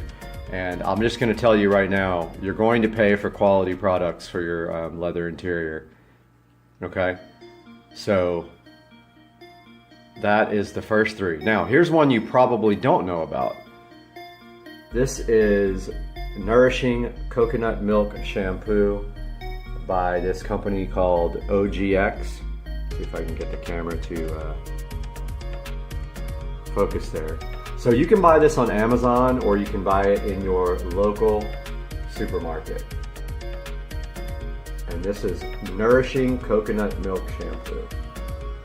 Very interesting. I saw this online by one guy and I decided to give it a shot, and sure enough, it's good stuff. I actually put it, now on the SL65, the whole entire leather interior is, or the whole entire interior is made of leather. All the surfaces are covered with leather, and it's actually a designer, it's like an upgrade from the SL55, I forgot what the name of it is. I think it's called Exclusive Leather. So I use this product on the entire interior of the car, and then sometimes I use these three on the next round of detailing. So I'll use this 1 week and then I'll go back to one of these three. Now online it does say that you should use this first and then follow up with one of these three, but I don't do that. I think that's a little bit of overkill, and I'll show you why when we get the coconut milk on there. Supposedly this is such a good thing because not only does it condition the seats, but it also cleans them as you are putting it on. I'm going to show you how to apply these products, specifically this coconut milk one, right now. Alright, we got the coconut milk nourishing shampoo here from OGX. Got a clean chamois cloth here. This is all I ever use for the interior of the car, so we're going to go ahead and start using this. What I like to do is just put some on the seat right there, like that. Pretty simple process, obviously. Take this chamois and rub it in really good. Make sure you get all of the seat. And as you notice here, it is going to go in the holes because these seats are heated and ventilated, but it will dry eventually. So don't worry about it if it gets in the holes of the seat, but if you're super worried about it, you can just like press in harder and they will all. Now if you notice, what that leaves on the seat is like a nice conditioned surface. You can definitely tell that this stuff does a great job on the leather, on cleaning it and conditioning it. It doesn't take very much, and once you put some on there, you can just grab it and, you know, move it around here.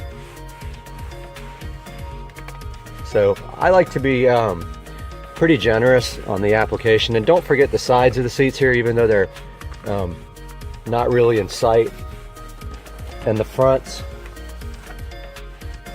The obvious is to get all the bolsters, but don't forget all the sides. Pretty much anywhere you have leather in the car, you want to go ahead and apply this stuff. So you can also just, if you want to, apply it directly to the rag like that.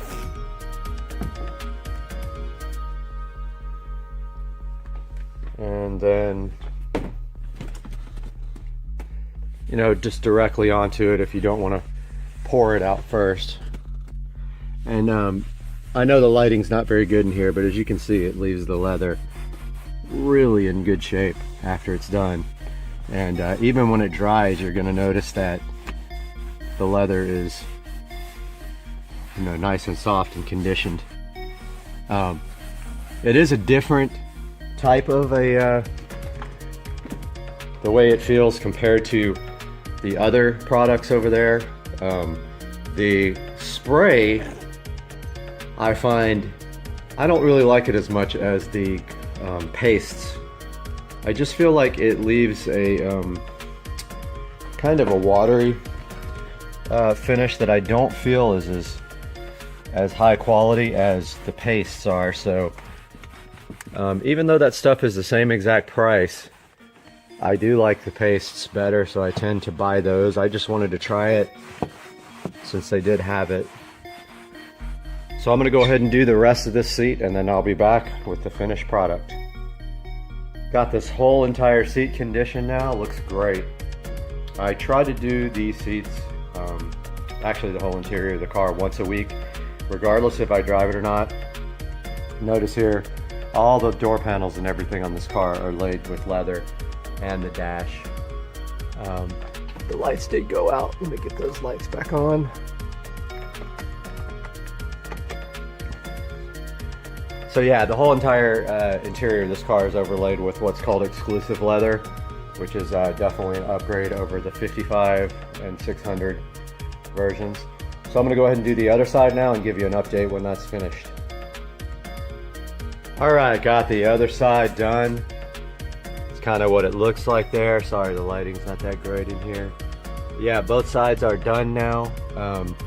And then next time I do this, I will do the entire interior. I just actually detailed the car a couple of days ago, but I wanted to give you guys a little bit of tutorial on how to do this in case you wanted to do it this weekend.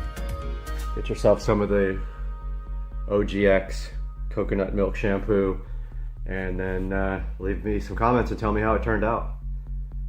Give me a thumbs up and a subscription if you don't mind, and we'll see you guys soon.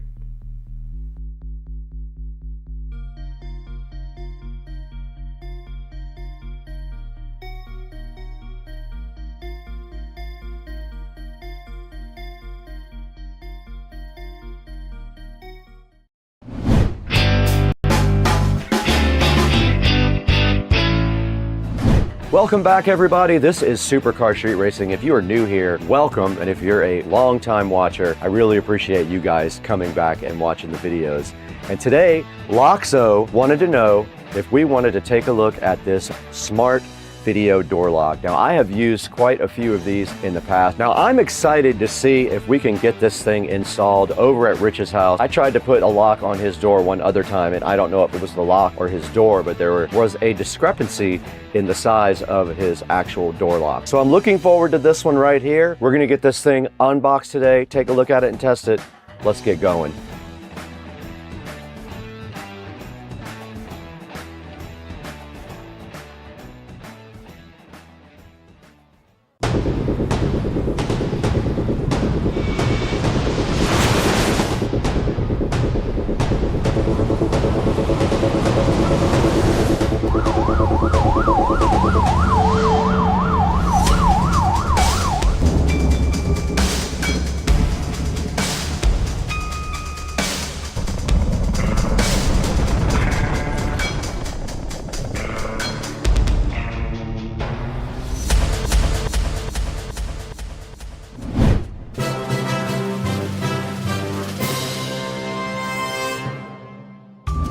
Today we're out in beautiful Studio A at Supercar Street Racing. This is our main editing facility, and I built it myself not too long ago, and there's some interesting videos of that. If you're interested to see how I built this whole entire thing, I did almost everything myself. But what we're working with today is this Loxo 3-in-1 security lock. Now what this is a video doorbell lock, and it is awesome. It has multiple different ways for you to be able to enter. You can actually use a keypad on the front of it. You can use the app, you can use voice control, or you can use a manual key. It comes with that as well, just in case something happens with the battery. And yes, you can have multiple people registered in it to do biometric fingerprint entry. And this is it up on the screen right here. You can see how cool looking it is. And this thing is actually rechargeable. So all you do is take the battery out and put it on a USB Type-C charger, and it will charge in a short amount of time. It does have motion sensors built in it as well, so it can warn you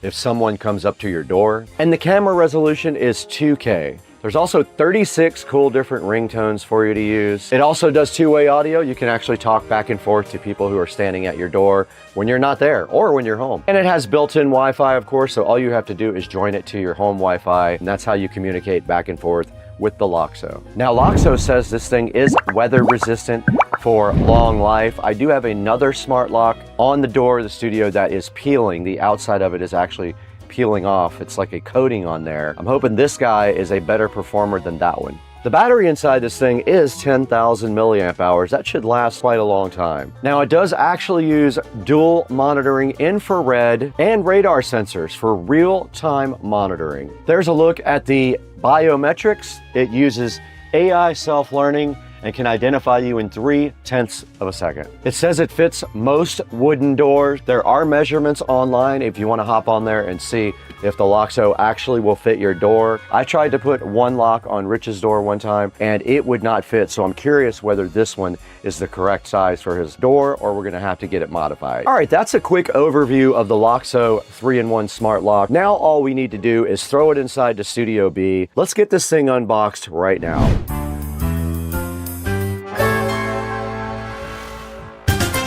Guys, right here in front of us is the Loxo 3-in-1 video smart lock. Loxo did reach out to us and ask if we wanted to take a look at this, and of course I did. And my plan is to install this on Rich's front door if it fits. I see no reason why it should not. This is the AL501 Smart Life Security at your fingertips.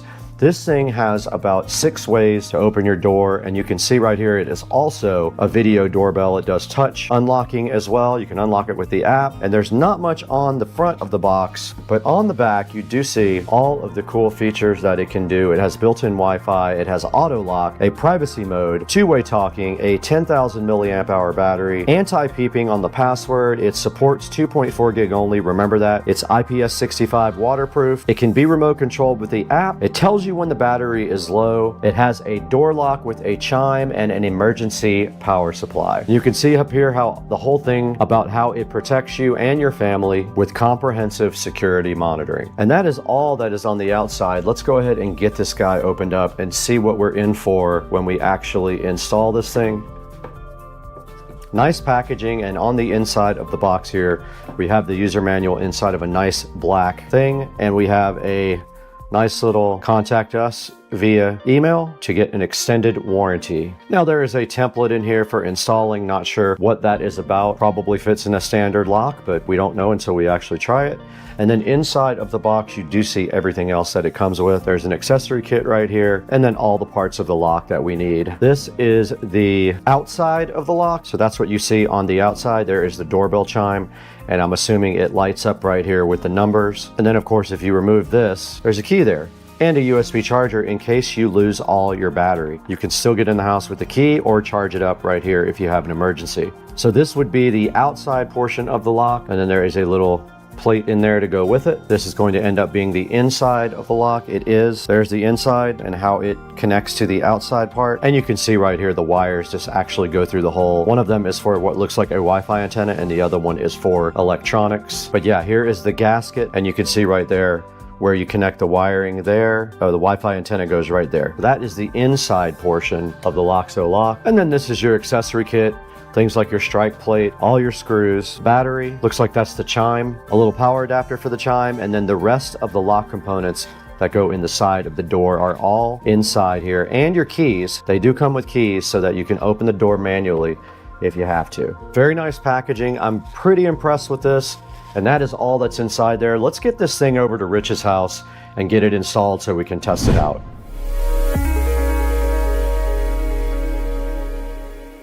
What's up, guys? It is Saturday morning and I am in the SCSR kitchen, and I am on my way over to Rich and Trish's house to get this Loxo lock installed. I've been wanting to do this for a while, but I've been feeling kind of sick, so I wasn't able to go over there till today. But we're gonna walk across the street. I have my bag full of tools right here. So I'm gonna carry my bag full of tools over and my tripod and all my camera equipment, and we're gonna go ahead and install this lock, hopefully over at Rich and Trish's house. And let's go do that right now. But first we got to get the lock out of the closet. It is in here in storage, ready to be used. The Loxo is right here. All right. I have not looked at the instructions yet on how this works, so I'm going to do it over there at their house, and let's get over there.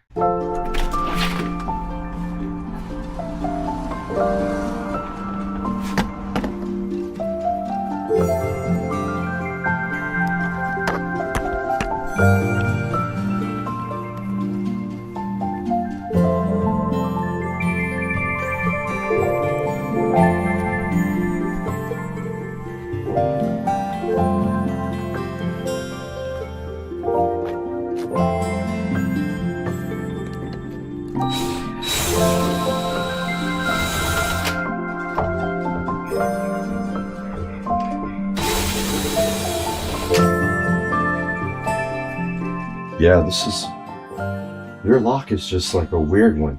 Same thing. Yeah, it's a tiny hole. I've never seen anything like this.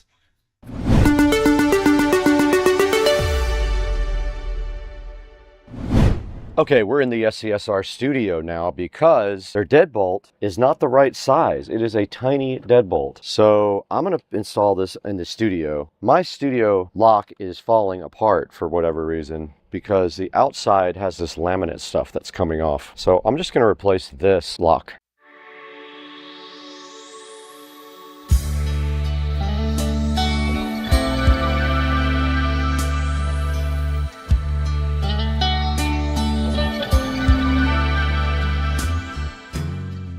We are recording on both the phone and the camera, and we got to find the Tuya app.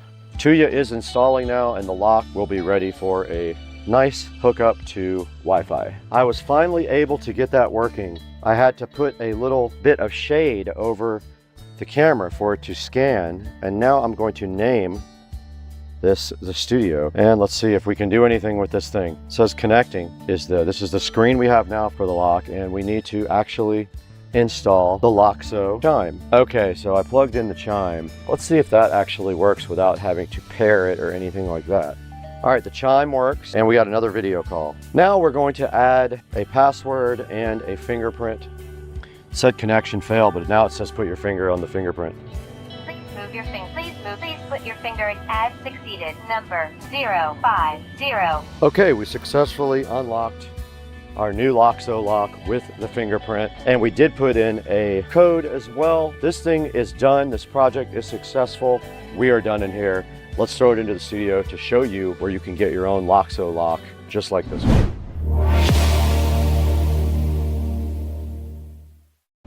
You just saw this thing installed. It was a great project. I had a lot of fun doing it also. And then you saw how this works with their app. And this thing is awesome. I really like it. Now there's only one thing left to do after that. You know what we need to do now. Let's go inside to Studio B, my other studio, and throw it back to Brad to show you how to buy one of these on Amazon. Let's take it inside.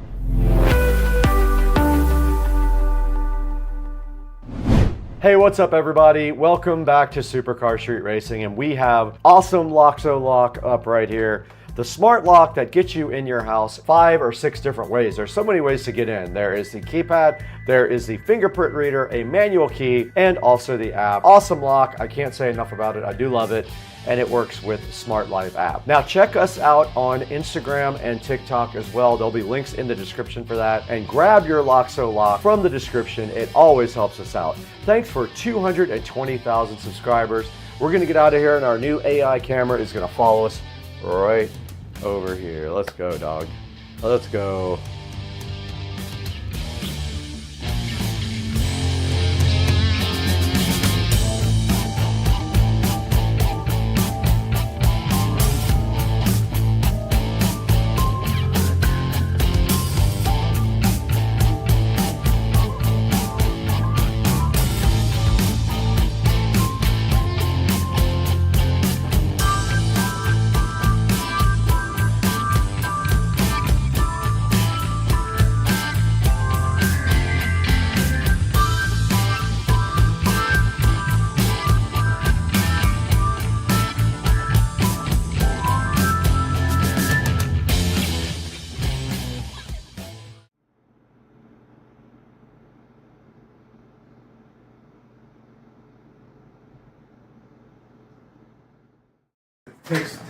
You got to see your bike, man.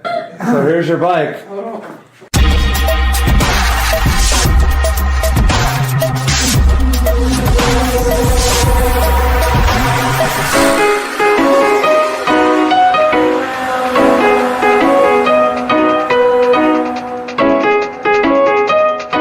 Hey everybody, welcome back to Supercar Street Racing. I hope you guys had a wonderful Thanksgiving.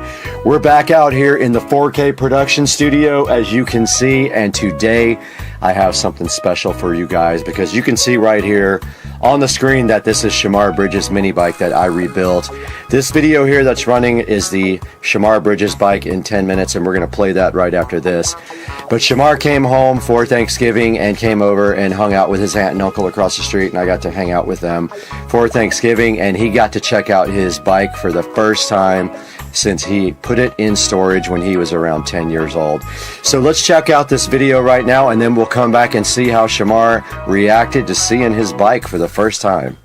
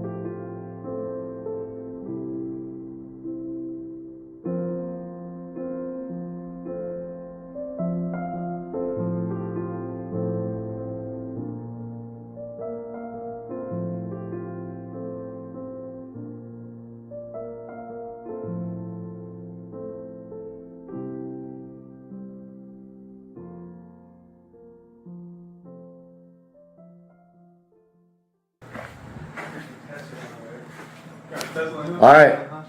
Tesla Plaid. You got to see your bike, man. The Tesla. Oh yeah. All right, so Shamar's never seen his bike after I rebuilt it. Oh. So this is, you drove this when you were 10 years old, man. Yeah. All right, so This your Christmas tree? this is my Christmas tree. All right, so here's your bike. Oh no. That's crazy. Dang. Like, rebuilt. Yeah. Tyler, did you do like a little like overpaint? So I took everything apart and I sanded everything down and I repainted everything. Yeah, this is a cool little decorated thing. And yeah, so it doesn't run anymore, so I don't know what happened to it. Yeah. So I haven't decided if I want to put a new motor in it or just. Yeah. Well, your uncle wrote it, your aunt wrote it. Yeah. You wrote it. So I did. she wrote it, and it. I fell off of this a couple times too when I was young. Sorry. Oh yeah, I crashed it. Yeah, everybody I think fell off it for sure. Yeah. So I crashed that thing so hard, my thumb is still not proper, and I have scars and everything. And then Oh, that's nice though. yeah, and when I crashed it, I scarred that all up. I scarred all this up. I had to repaint all that. I dented the fender. Yeah. No, it's nice. Yeah, man. Though. It looks nice. All right. Get the Christmas lights. Put Christmas lights on there or something. Well, my plan was for you to ride it, but I'm scared to ride it doesn't run. Don't ride it, Shamar. Please don't ride I'm it. scared to ride. Doesn't run, but yeah, Nah. it came out good, man. It looks great in here. That looks good with the guitars and everything. Yeah, it matches all my stuff. Oh yeah, that's nice. Very cool. That's going on YouTube. Yes, Heck yeah. All right, as you guys saw right there, Shamar Bridges took a look at his mini bike that he hasn't seen since he was 10 years old, and it has been sitting in a garage. And right here in this 10-minute video that you guys saw earlier, I completely restored it. The current state of it is it does not run, it has no compression, so I'm still trying to figure out if it is going to remain a piece of furniture or if we're going to go ahead and replace the motor. And I did have some ideas for maybe some sort of possible electric conversion on that. Would be cool. However, it might not be worth it because you can buy the whole bike brand new for about the same price as you can get the motor separately. So guys, I hope you enjoyed this video. I had fun making it and showing Shamar his mini bike that he hadn't seen for a really long time, and I had a great time with them on Thanksgiving. I want to encourage you to like and subscribe to our videos and go ahead and buy products through our product links because that helps us out greatly and keeps the channel going. But right now I've got to actually edit this video, so I got to get out of here. And I got to work out.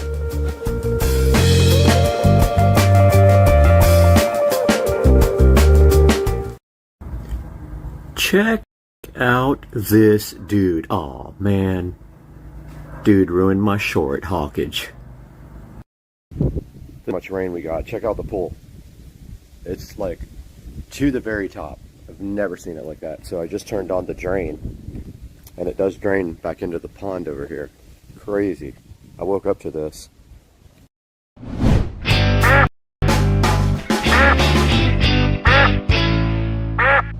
What's up everybody? Welcome to Supercar Street Racing. We're back out here in Studio A, and today we've got the Cam Duck security camera right here in front of me. This thing is very cool. I cannot wait to get it unboxed with you guys and check it out and test it. It's the Cam Duck security camera. It looks like a USB charger.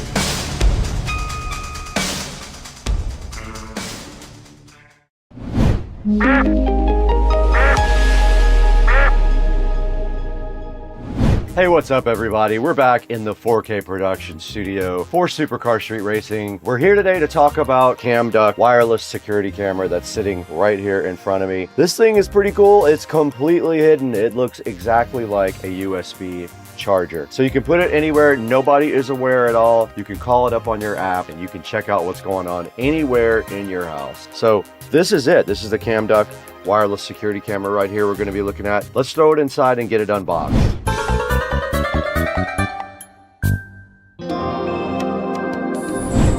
Okay, we're inside Studio B now, and we have the cam duck. Now, I have worked with cam duck in the past, so they did reach out and see if we wanted to go ahead and take a look at their new security camera. There's not much on the box. It's pretty generic, but it does have the cool little cam duck logo. And I think they are kind of thinking that that might be the little camera right there on the duck. And then there is a barcode on the side here. This is a 4K wireless camera, and when you open it up, you are greeted with this cool little cam duck manual right here. Little user manual tells you how to get the app and download it and install it, and shows you how to install a SD card and get this thing up and running. Here's the actual cam duck. It does just look like a USB charger. Check it out, guys. This is cool. Can't wait to put this. I'm going to use this in the garage. I was able to just use my fingernail to open the back, and it hides the SD card slot. How cool is that? Let's grab an SD card for this thing. I found an SD card to put in here. Let's go ahead and insert it. Let's see which way it goes. SD cards are kind of a pain to put in, are they not? All right, I did put the SD card in, and then all you have to do is slide the plate over it to hide it. And there is a little warning label on the front and a reset button right there, but this is cool. It just looks like a power brick, right? But what you don't see is there is a camera right there on it, and also allows you to charge your USB Type A or USB Type C devices. Now here is how you download the app. It's right here in the instruction manual. There's a Android app. I already have it because I already have another device. All right, that's it. It's kind of an easy unboxing because there's not really much to see here. Let's put this back in the box there, and then let's go see how this thing actually works.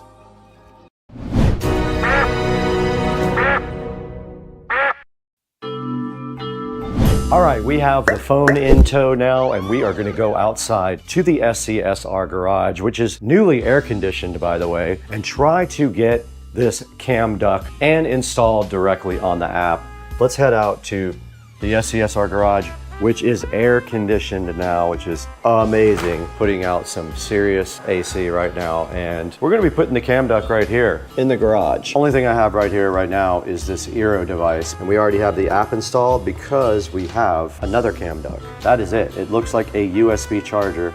Okay, I am trying again to connect to Wi-Fi. I finally got the camera to be recognized again by resetting it. I had to stick a little needle into the front reset hole. Looks like it might have worked. I see camera now. Yep, there I am. I did select 4K on it. I am up on the screen right now.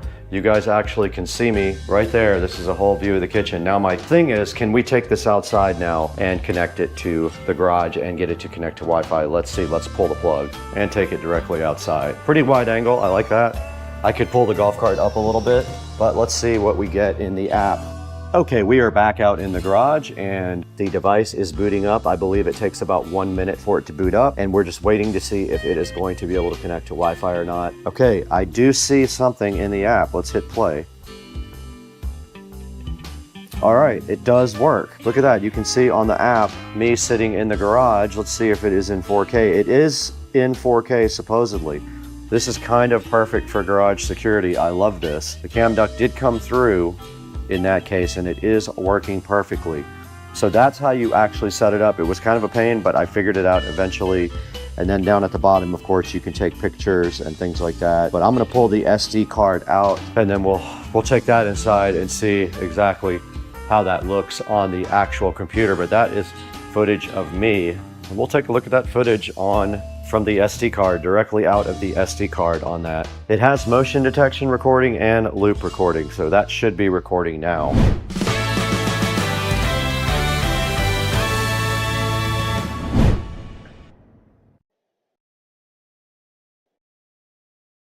You said that I thought you had red flags. I don't remember talking about that.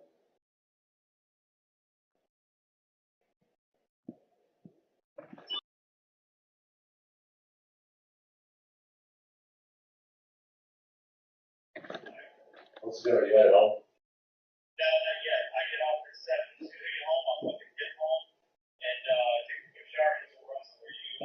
You Yeah, I'm gonna head up to close and get a drink, and I'll just be up there. And then, yeah, just so you mess up.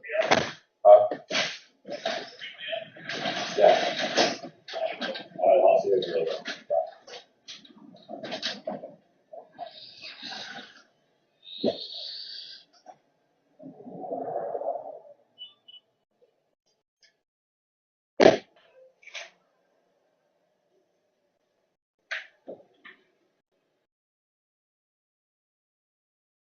We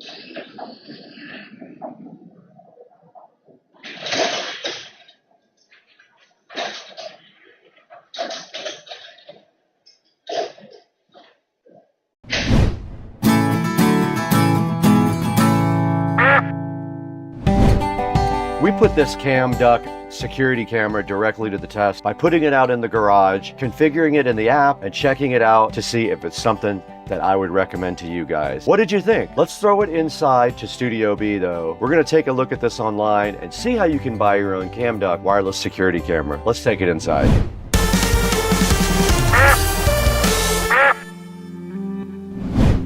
Hey guys, welcome back to Supercar Street Racing Studio B. We are out here every day doing hard work for you guys and showing you the latest cool product. And this is a company that had reached out to us before and they said, do you guys want to work together again? And I was like, of course I do. I want to show you guys this very awesome security camera.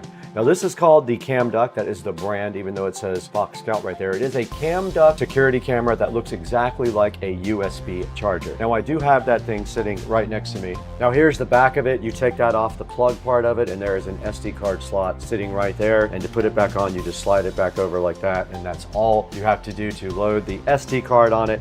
And then on the front, you can see it has charging ports. And when you do go to start to set it up, you will see lights inside there indicating what is actually going on with the unit. There'll be like a red and a blue light inside there. I showed you guys the app. All you have to do is get into the app and add the camera and then also connect it to Wi-Fi and it does the rest for you. Now this guy does do 4K. It does loop recording or it can do motion detection. We put some video up of it in real time there that it recorded onto the SD card. I will also upload that to YouTube and have that available as a link that you guys can check out as well. But this thing is 99 bucks and it has 4 5-star ratings. I like the thing personally. I'm gonna put it back in the garage, reload the SD card in it and go from there. But I really like the way it looked. Its night footage is okay, pretty good. It's a little noisy, but there's hardly any light in the garage at that time. It is very dim. So there's almost no light for the camera to even operate on.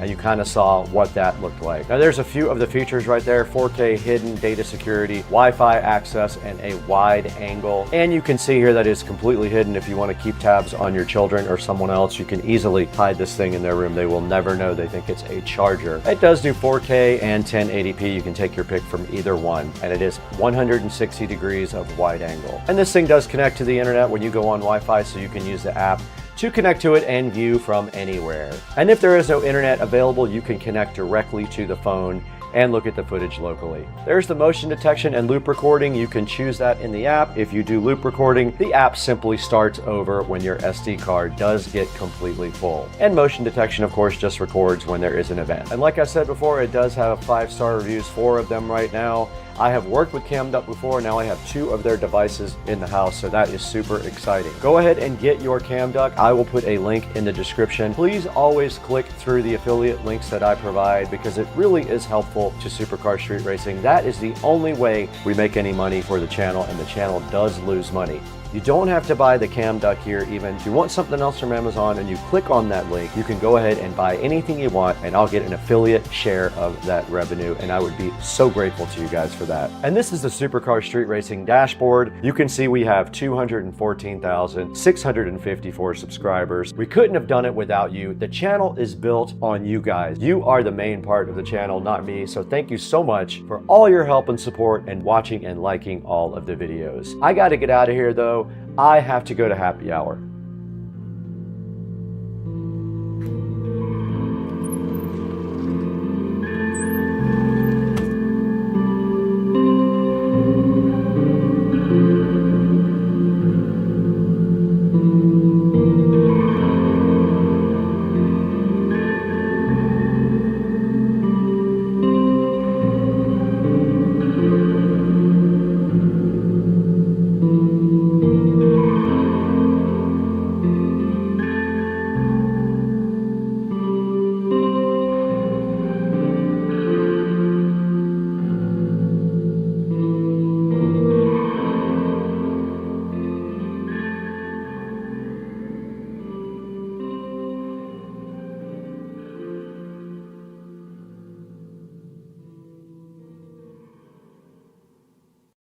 We are right here, Supercar Street Racing Closet today to go ahead and fill up the first row of these watches, because right here, a company named AYCY, and I can't even pronounce it, was gracious enough to send me another Android smartwatch.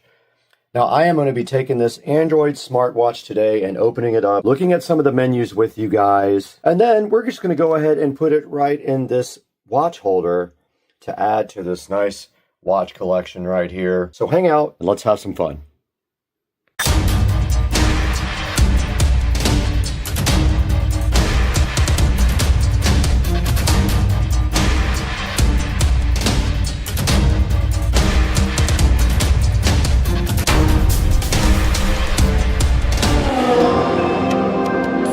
Right here in front of me, underneath this box, is the AYCY smartwatch and fitness tracker, and you can see right here it comes in a variety of colors, and we have gotten the yellow one right here to look at. Now this thing is IPS 68 waterproof rating. It does have a touch screen, and it is the brand AYCY, however you pronounce that, and it works with Android 5 or iOS 9 and above. And inside they did give me a charging cable, but I have so many of those I just put it in with all my other extra cables. And here is the AYCY smartwatch, looking so fly. Taking it out here, you can see the form factor here and the band. A good look at the back of the smartwatch, and it is just like most other smartwatches, except the peel set. Go ahead and change the menu to a car because I really like that one. As you can see here, you can swipe down for some of the menus. You can swipe up for text and delete text with that same menu. And there are some more of your settings available by swiping down.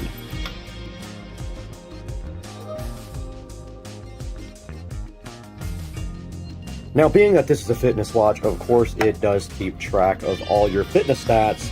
It does do music and weather for your area. It can be an alarm clock. It does training, voice assistant, SOS, and you can go into the settings here and set the watch time, the brightness, the sounds, the vibration, the password, and it raises to wake when you lift up your arm.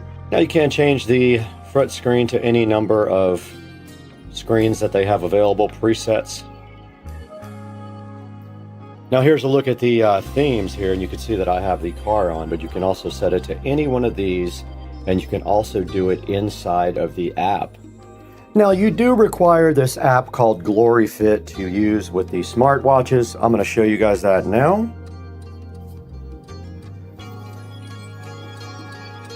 And there it is right here, GloryFit. And down here at the bottom where it says device, if you just hit that, you can see that it is linked up with a device right here. You can unbind with that device and bind with a new device. And if you click watch faces here and custom dial, you can see that that device only offers one custom. And there is the dial center. You can add any of these to the front of the watch, and you can see where I have added the car dial to my watch. And right here you can see me changing it to this purple moon sun looking thing. When I did it last time, it just said transferring or something like that, and it came right up on the phone. There it goes. It says sync on the phone now. You guys can't see that, but it looks like it is downloading the new screen for the phone. Now going back into the GloryFit app here, it says that the call's Bluetooth connection is down, and if you want to use this with a Bluetooth phone, you have to turn that on, but all of these are your options for monitoring your heart rate, your SMS messages, and things like that. And then on this front page is where you would actually get your heart rate recording and your steps that are recorded for your fitness part of the watch. And right here you can do running, cycling, jumping rope, or swimming, and it will record that data as well. And then right here is my account, and you can set up things like a training plan, some goals, and other things like that, and your just default system settings. And it shows you your firmware right here. Everything is up to date.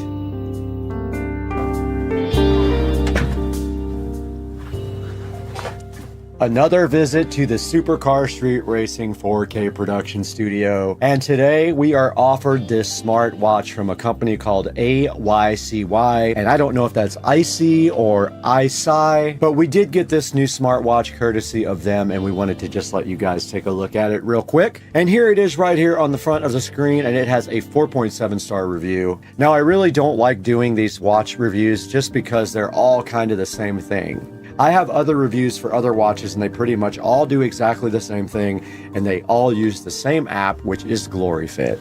Now, this watch will show you SMS messages on your wrist. It can make phone calls, it can control your Bluetooth music, and it will track your fitness all day long and tell you how many steps you've done. Now, taking a look at this thing online, it does have 4.7 stars. Most of them are 5-star reviews, and there's 15% 3-star reviews. Now, looking at the picture, there is only one picture of the watch available. You can see right here, it says it has long battery life and a versatile assistant. And if we scroll right on down past that, we can see that there are so many other choices for smartwatches that they are all basically the same, and they all cost about the same amount of money. You really can't go wrong with any one of these, but I wanted to get this one out in front of you guys now to show you what I actually have, and go ahead and add it to the Supercar Street Racing electronic watch collection. And I did play around with this smartwatch. This is it right here, and you can see I was able to change the face on it. And if you click into it, you can actually go into the settings and change a lot of other things. But you guys saw in the app on the phone, it's called GloryFit, and that is where most everything is controlled for the watch, and it makes it a lot easier. Now, if you do get this watch, bear in mind that these have different looking bands on them. This is one of my least favorite bands, but yeah, that's what just came with this one. But checking out some other watches down here, they all have pretty good reviews, so you can't really go wrong with any of these that you pick. Now, I just wanted to briefly thank you guys for the channel support and joining us today on Supercar Street Racing. Like I said, I don't enjoy the watch reviews that much, but I wanted to get something out there for you in case you like the yellow band on this watch. It gives you a choice for that particular style. And it means so much to us when you click through our links and order products through our links. It gives us a little bit of cash, and it doesn't matter if you order the exact product, order anything you want through any of my links. It'll help the Supercar Street Racing channel out greatly. And the channel is growing, and we've noticed a big uptick in traffic here in the last month or so, and that's all because of your support. So guys, go ahead and like and subscribe to this video. But I gotta get out of here right now. I gotta go buy 10,000 new smartwatches, every color on earth.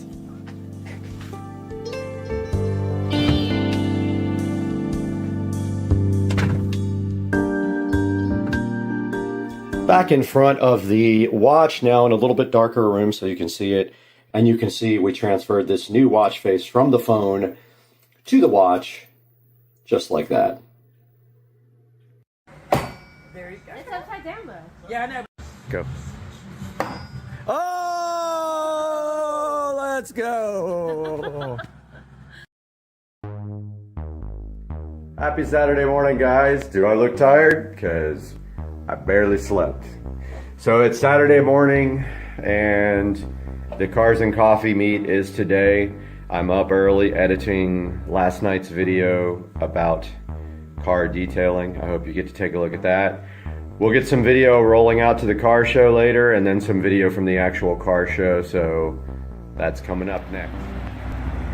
Good morning again. We are over at Winn-Dixie here on Bay Meadows Road.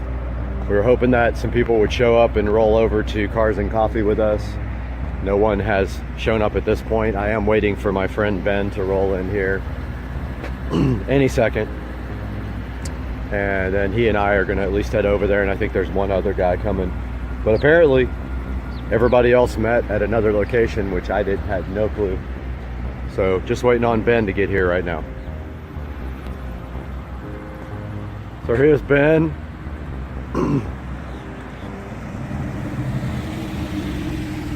We're the only two idiots here. What's up, fool? Car looks good. Not bad. May have some streaks. I'm not sure. You want to talk about this car a little bit and tell me what it is?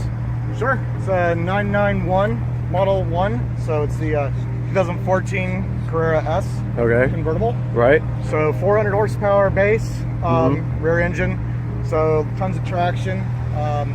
0 to 60 in 3.9, quarter mile in 11.9, about 118. Top speed's around 192. Very nice. So pretty quick. Yeah, absolutely. So we're waiting for one guy. I guess everybody else met at the town center. I had no idea. But some guy's supposed to be here in a minute in his Mustang, if he doesn't crash first. He's somewhere on 295 in pieces. Yeah. That'll be after Cars and Coffee when he leaves. On the way out. Yep. Call the paramedics on the way out. Yep. Okay guys, we showed up at the meet, taking a look at some of the cars here. Parked over there with the Mercedes right here. Pretty sweet. There are a lot of cars here. So me and Ben are checking everything out, but as you can see, there are some sick cars here. There's Ben enjoying a cigar, but where's the Hennessy Venom? Where's that? Where's the Hennessy Venom?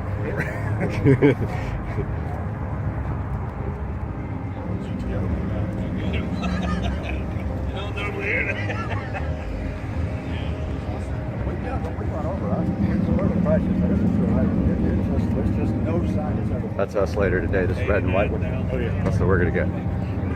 Oh, look at that. Hell yeah. 50 something? Is it 56, 57? No, 60. Pretty sick. Let's go look at this.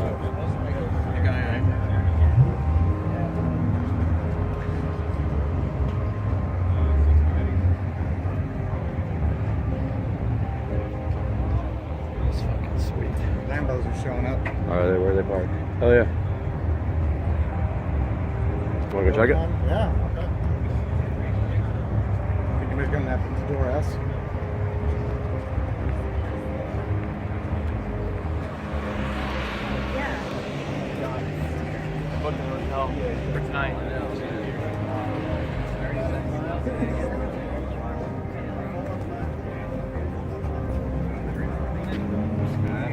Sickest thing ever. Anywhere between 80 and 90. Help me finance the cheap. So sweet. They smell like fresh paint.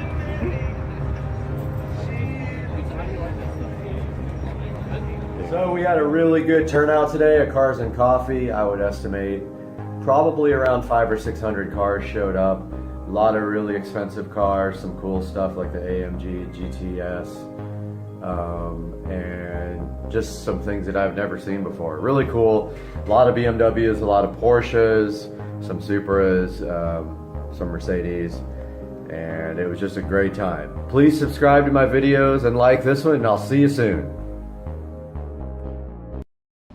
We are back in the beautiful Supercar Street Racing bathroom, where we have been granted access to the Neperal Magic Pro rechargeable light bulb. Now this Neperal Magic Pro does work in any regular light socket, and you can charge it there or with a USB. Now this takes 2 hours to charge. It costs $1.81 a year. You can do warm white, neutral, or white light, and it can be adjusted infinitely on the brightness. So let's see what they had in mind today when Neperal was gracious enough to send us these Magic Pro light bulbs to check out on Supercar Street Racing.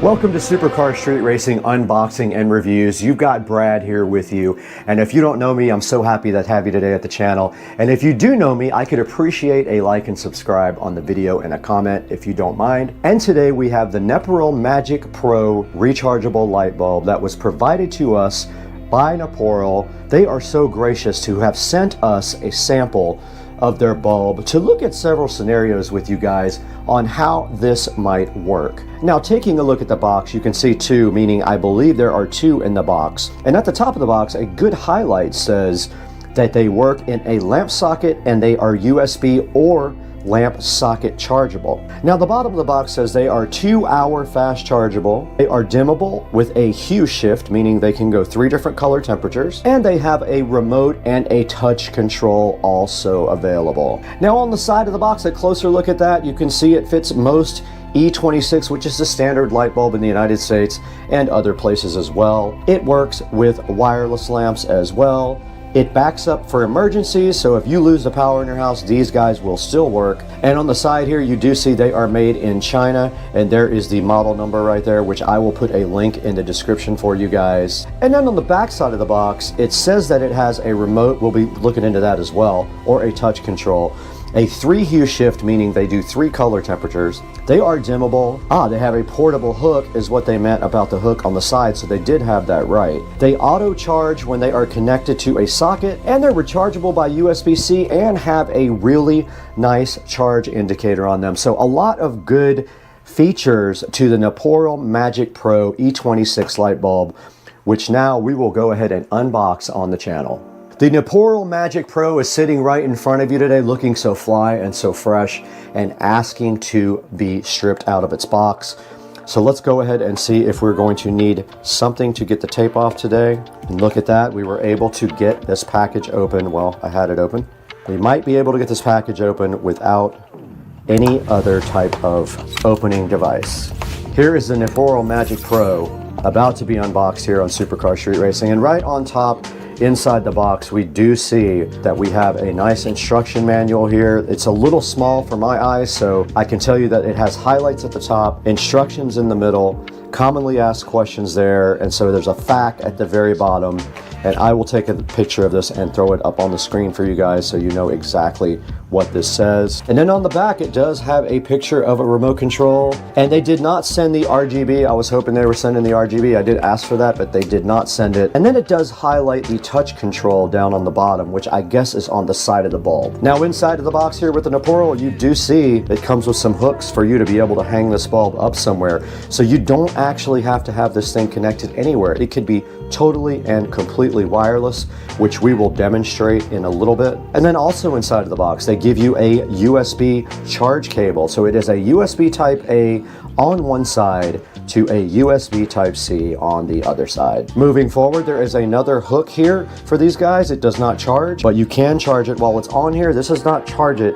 This just hangs it up for access. Now the first Naporal Magic Pro is coming out of the box right here, and you can see the standard E26 base here. I do have the RGB lights, which I'm excited about. Now let's see if it actually works before we unbox the rest. Okay, it is not charged. And we do have our second RGB Pro here. Let's see if that one works. Does not work. So both of these bulbs need to be charged. And moving further into the box, we do see our RGB remote control here, and opening it up, it probably has a little tab for us to pull to get the battery working. Let's go ahead and get it open. And here is the remote control, and there is our battery activation strip right there.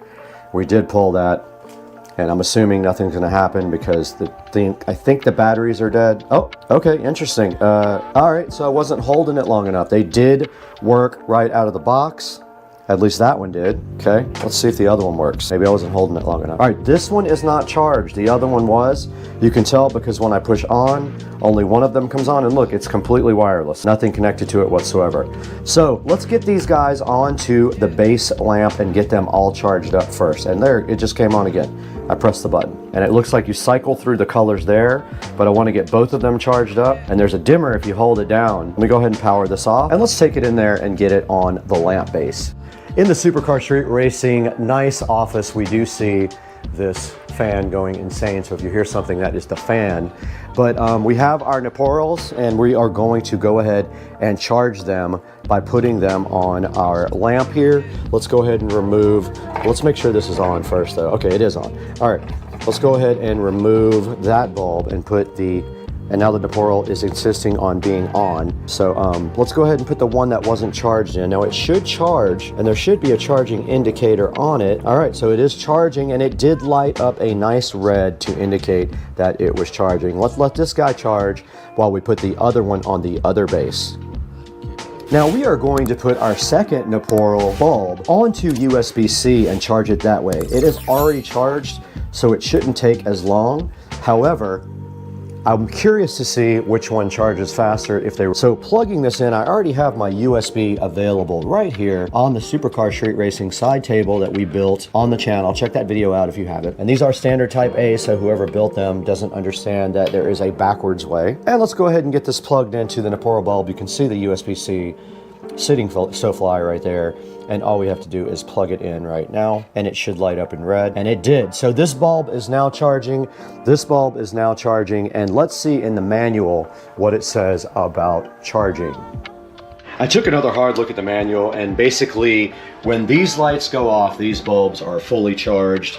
It says a charge time of 2 hours. It does not specify whether that is with the USB Type-C or with the socket. So let's go ahead and let these guys both charge up all the way, and then we'll take them somewhere and demonstrate how they work in a good dark environment. All right, we are back with our Naporo Magic Pro lights, and we did let those guys charge for about an hour and a half. And when the red light goes off, they are fully charged, and now they are ready to test. So for our first test, now I do notice they come on pretty easy if you touch the power button there on the side. That's the little touch screen right there, or touch button right there. And what we want to do right now is grab the hangers and go ahead into a dark room and test them. So to put the hangers on, all you have to do right here is just screw one on the back of the bulb, just like this. And then you can hang this guy up anywhere you want. Let's say that you need light in this closet. Let's hang one right there. Let's grab the other guy. Go ahead and get that one rigged up. And you can see it did come on because I touched the touch button. And if you press it a number of times, it will go off. Let's get this guy hung up. All right, we got our lights in the closet right here. Let's go ahead and grab the remote control and the instructions. And you can see right here on the remote control, you've got your basic on-off control at the top, and you've got a 1 and a 2 mode on the very bottom where it says MM. Those are timers. Now the mode at the very top right is where you can set what it does as far as the pattern and the style of the light. And these 3 buttons here are supposed to be for the color temperature. So it's either warm, cool, or very cool. So let's go into the closet right now and see exactly what we have. All right, we're back in the closet with the Magic Pro lights, and we did get a good idea here of what everything does on the remote. Basically, these 3 up top are for white, so it's warm white, cool white, or very cool white. This gives it in a color mode, and then the plus and minus here on the remote are for dimming the lights, but they must be in a solid mode to dim them. Mode 1 is a dissolve between each color, and mode 2 is a flash between each color. 50%, 100% don't seem to do anything and are not in the instructions, and the very bottom buttons are a timer. So let's take a look at these, how cool they are. If you went camping or something like that, and you needed some light where you don't have batteries, let's go ahead and get them on a same color and sync them up. And now we'll go to the mode where they will dissolve between colors. And they didn't quite see it that time, so they're not quite synced up, but very cool how these things operate. And then if I go into a solid mode here, I can use the brightness control. You see I'm dimming it, and I'm raising the brightness there with the plus and minus. And if we put this guy here on white, I can also dim this guy here. Look, I'm dimming it down with the minus, and I am raising that up with the plus. So these lights are pretty awesome. They are rechargeable, like we said before, with either this USB-C on the side or the regular E26 base. And so later tonight, we are going to go ahead and show you guys what you can do outside. Guys, we are back with the Naporo Magic Pro lights after they sat on the charger for about another 30 minutes and they were topped out. And now we have screwed their hook on them right here. You can see it goes right on the E26 base. We got one on that one, we got one on this one. That means we can now take these outside and show you how cool these things are at night. We'll take our remote control out there, we'll take our lights out there, and we will strategically place them around the pool and let you see how cool they are. Oh, and FYI, the red charging light did go out on both of these to indicate that these guys were fully charged. Let them go until they get fully charged, and that will definitely go out for you. Now let's get outside. Okay, we are out by the Supercar Street Racing pool, and we have one of the Naporo lights hanging directly across from me, and the other Naporo light hanging over there. There's one, there's the other one. Now you can see they are quite bright. That's with, and then we just hit off. So they are not very long range. Let's turn them back on. Just like that. And now let's change them to colored. Let's step back and see how that looks. And there is a good look at the wireless rechargeable bulbs around the pool. And now let's set them to cycle. Now they are set to cycling, so they are fading between colors and they look absolutely cool. And remember, these are rechargeable. You could get, you know, technically you could get 6 or 8 of these around your pool if you don't have wiring to go around your pool. And these make a good amount of light. As you can see right here, it's lighting up the entire side right here. And then if we want to go back to white, we can go warm, cold, or very cold. Warm, cold, or very cold. So those are lighting up the edge of the pool now, and you can see how good they look. And there is one single remote for both, and that is on pink, purple, red. And then you have a brightness control. I just dimmed it, and then I just raised it. So guys, I hope you enjoyed this video. Let's throw that into the studio now with Brad to take a look at these very cool wireless colored rechargeable bulbs.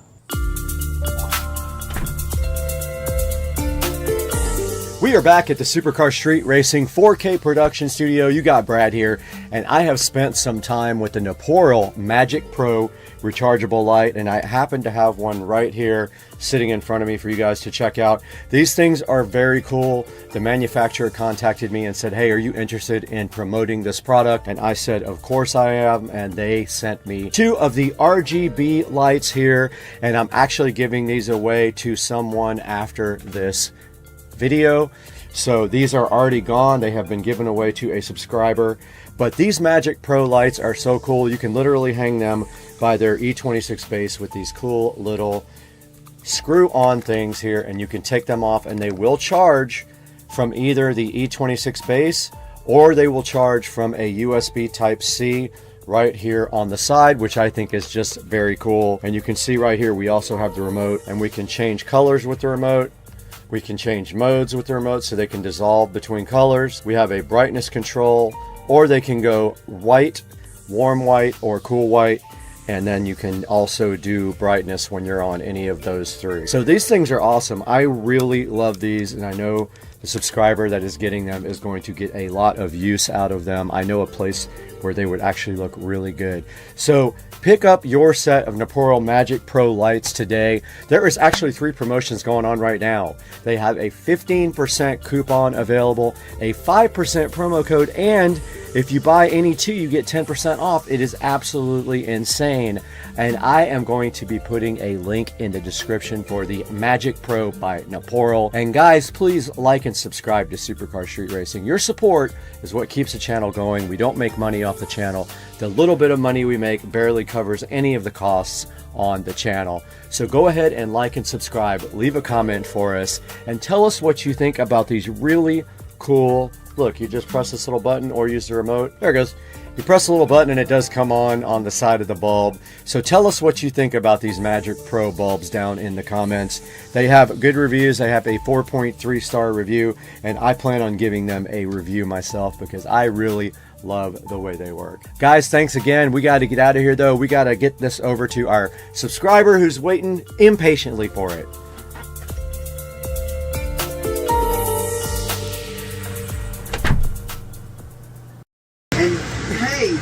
I'm not going nowhere till I get to Tampa.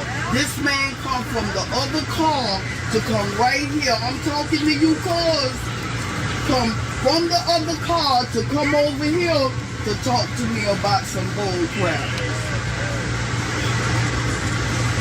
Yes, girl, the demons is out today. Cause that's all it is. I ain't doing nothing. Man say don't put the bag on the chair. The bag ain't on the chair. My dog is in my hand. The dog in the next seat. Ain't nobody in the next seat. I'll be getting off in a few minutes. He told me that I couldn't put the dog on the bag on the chair. Wait, hold up.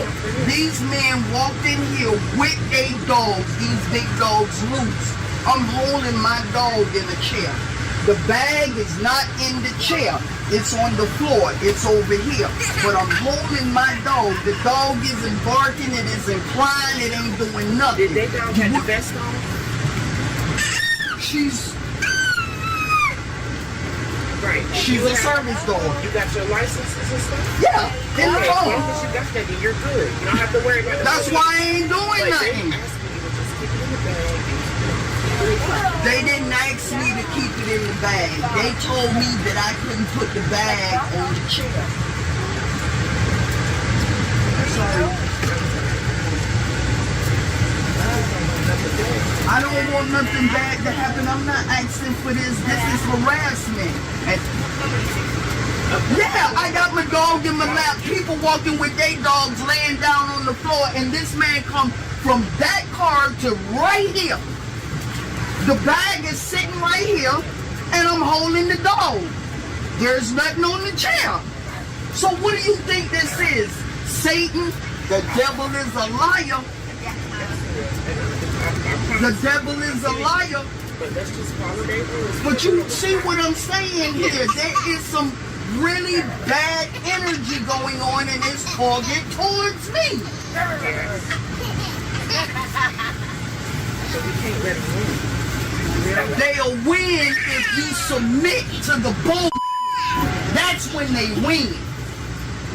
Because I'm not doing nothing. My dog not doing nothing. Nothing. So why am I supposed to be submissive to that? Listen to me. I'm not asking for submissiveness, okay? I'm not asking for none of that. I'm not. work here? She don't know you know. I know, right. And I don't want them. You know, we see the videos of the police. You know what I'm saying? Yeah. I don't want stuff like that to happen. I got my right camera. Where is it? now. I don't want I'm that to finna happen right take now. this. I'm finna take this. And I was just sitting here. Florida. They will do that to us. Not even far from right where we need to be. We're not far, and I understand you are supposed to be ready. It's not so I just want that the people come up in here. There is nothing that I'm doing. The girl come from over there, and then she said, I'm trying to protect both me and you. That will give me an anxiety attack if the police come up in here and do stuff like that. Talking with passion, they're going to think you're being aggressive. They're going to think that you're just being outrage and insubordinate. Those are the words that they're going to use. You feel me? It's not about submitting. It's just that sometimes I don't own the train, so we can't control their rules. I'm finna put this on film and hit it on TikTok. TikTok. This is one of these things that's going on, and then I'm gonna take it to this is Ron DeSantis and show it to him. This is your train, Amtrak. Bring it, because I will film it. And they can't say I can't film nothing because you can film wherever you want to be. I'm filming this. But you understand what I'm saying? I do understand I'm why. protecting you. I'm trying to. I'm trying to get to a funeral. They're going to take your dog from you because they're going to separate you from police. The moment you give them a hard time, they take your bill, send your dog to the pound, you got to get it back. You got to take another train, and they won't reimburse you. All they're going to do is pull you off the road. It's not even for the city. You don't have to wait out there. They're going to take your dog. What she's talking about is going now. It's about to stop right now. It's not going to stop. And the police is going to wait to punch you off. Just like they do on the plane. Like you're going to separate from your dog. That's what they do. You can go out and argue. The moment they do the real customer, your dog will separate. You gotta take that foot and go into the side. Or you're gonna your dog. That's all I'm saying. I'm a dog person. I breed the hug. I do too. And they're gonna interrupt your life on an emotional level. So for that, for your dog, you gotta remain. It's not about submissiveness. It's not about submissiveness. It's exactly.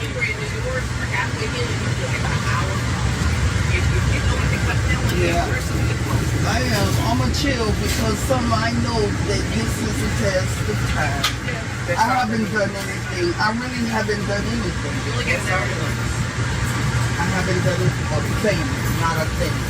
They're trying to apply the law to you. Yeah, like it doesn't make any sense. Don't let them The dog never barked. Did nothing. And they attacking my dog like that is crazy. I didn't know you had your dog. Yeah, no, Nobody It's not about you about it. I just thought it was a man. Right. I just thought it was She's a well man. trained. Leather and not necessarily about it. Wait, the bag was on the chair. She was feeling like, oh, this is about the chair, not necessarily her own thing. Yeah. It's the principle. I wouldn't worry. That's The really what it principle is. is you got dogs walking in here, laying on the floor, communicating, and here my dog been for the whole trip been in a bag. Orlando. But they hold the idea for them is you're not following my rule and I'm the conductor. What we're saying, we agree. Yeah, I know. As you know, there is a conductor though that he see what was going on and he took the complaint, but he came back here, he sat down, he talked, you know, so I get it, like I really get that, but you know, I'm at a place in my life where, when you give up your freedoms, your rights, they won't. I haven't done But you that. already see exactly when they stop and they ask you, is she trained? I mean, is she trained? She trained. You show them the paperwork and that's enough. The only thing they should say after that, you don't have to show me, I believe you. You don't have to show me nothing. I believe So I'm you. a psychiatrist. I believe you. You don't have to show me anything. But as long as you got your paperwork for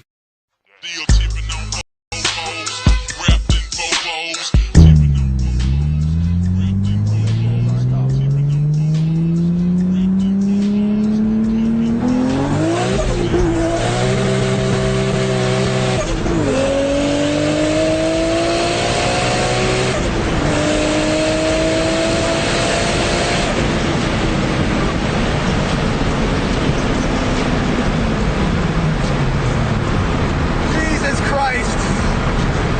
That was awesome. Woo. First time I ever took it to 8,000. Oh my God.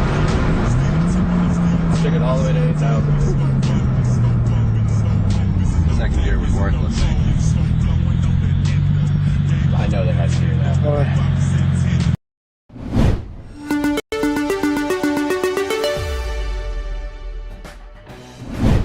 All right, what's up guys? Welcome back to Supercar Street Racing. Today we got Dukes of Duval in the studio today. We're out here in Studio A. We built this studio from scratch. You guys can see the whole thing on the channel. And what are we taking a look at today, Joe? Yeah, so we had an opportunity to get some new batteries for a awesome project where I put in a new trolling motor on my boat. This is awesome. I can't wait to show you guys VESA batteries today. So today we're going to be taking a look at that. Why don't we kick it off? You got a lot of video that you took that we're going to show these guys, right? Yeah, exactly. So Brad was pretty busy on a couple of projects, so I kind of took the lead on this particular one, so you'll see me most of the video. But basically, it's me installing all the new setup for this trolling motor. It was quite the process. So included in that, we did the trolling motor, we did new wiring, we did breaker, along with the new charging system, as well as these new VESA batteries. All right, well, let's get started. We got a lot of ground to cover today. Let's do it.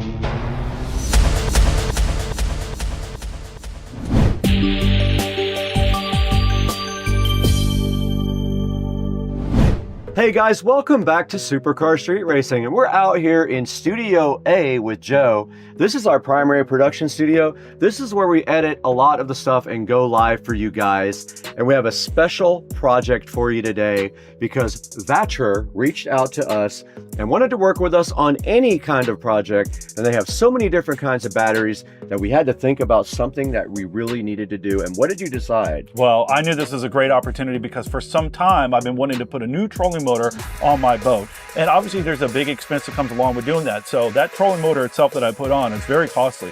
So to do that and to do it right, with VESA coming in to offer up these batteries, the timing was perfect. So it was a great project. You know, had to spend a little money on the trolling motor, but boy, it was perfect timing, and I'm very excited about the finished product of it. Right behind us, right up here on the screen, you can see VESA and all of the advantages of this 100 amp hour, 12 volt, 150 amp BMS battery. Some of the cool things that it does up here, as you can see, it has low temperature cutoff protection, so it'll cease charging when the weather is too cold to allow a good charging cycle. It also is made for what you have. Correct. It's built for trolling motors and marine. It weighs 17% of what a normal marine battery does. Has a battery management system that also helps keep the battery healthy, because live PO4 batteries need a management system just due to the way that they drain and recharge. And then of course it has 20 protections that go along with that BMS system that keep your battery healthy. And then this is equivalent to two 12 volt 100 amp hour lead acid batteries with a fraction of the weight. Correct. So tell us a little bit about what you did when you put this in your boat and what we're going to be looking forward to in this video. What you'll see is I put a brand new Minn Kota on the boat. It's a 24 volt system. Okay. This system obviously was a little bit different than the system that I had on there. It was a 12 volt system, so a lot of work needed to be done to be prepared to be able to take on such a more powerful system. Installing the trolling motor itself was quite the project. Along with that, what we needed to make sure is that we had all the proper wiring, all the proper breakers, everything that was necessary to make sure that it could handle this 24 volt load. So what Vatra did was they gave us two 12 volt batteries. So what we did was we put them in a series to give us that 24 volt that we needed. We had to increase the wiring to make sure that it could hold the amperage that we were about to push through it, along with the breaker that's 60 amp. So you'll see in the video. What I will say is that trying to get the video that we needed in the tight area that I was working from was very difficult, but I think I did a good job of capturing most of that. But we just want to emphasize, thank you, Vatra, for reaching out to us and providing us two 12 volt batteries. They are not cheap batteries, so we really appreciate the high quality Vatra batteries from Vatra.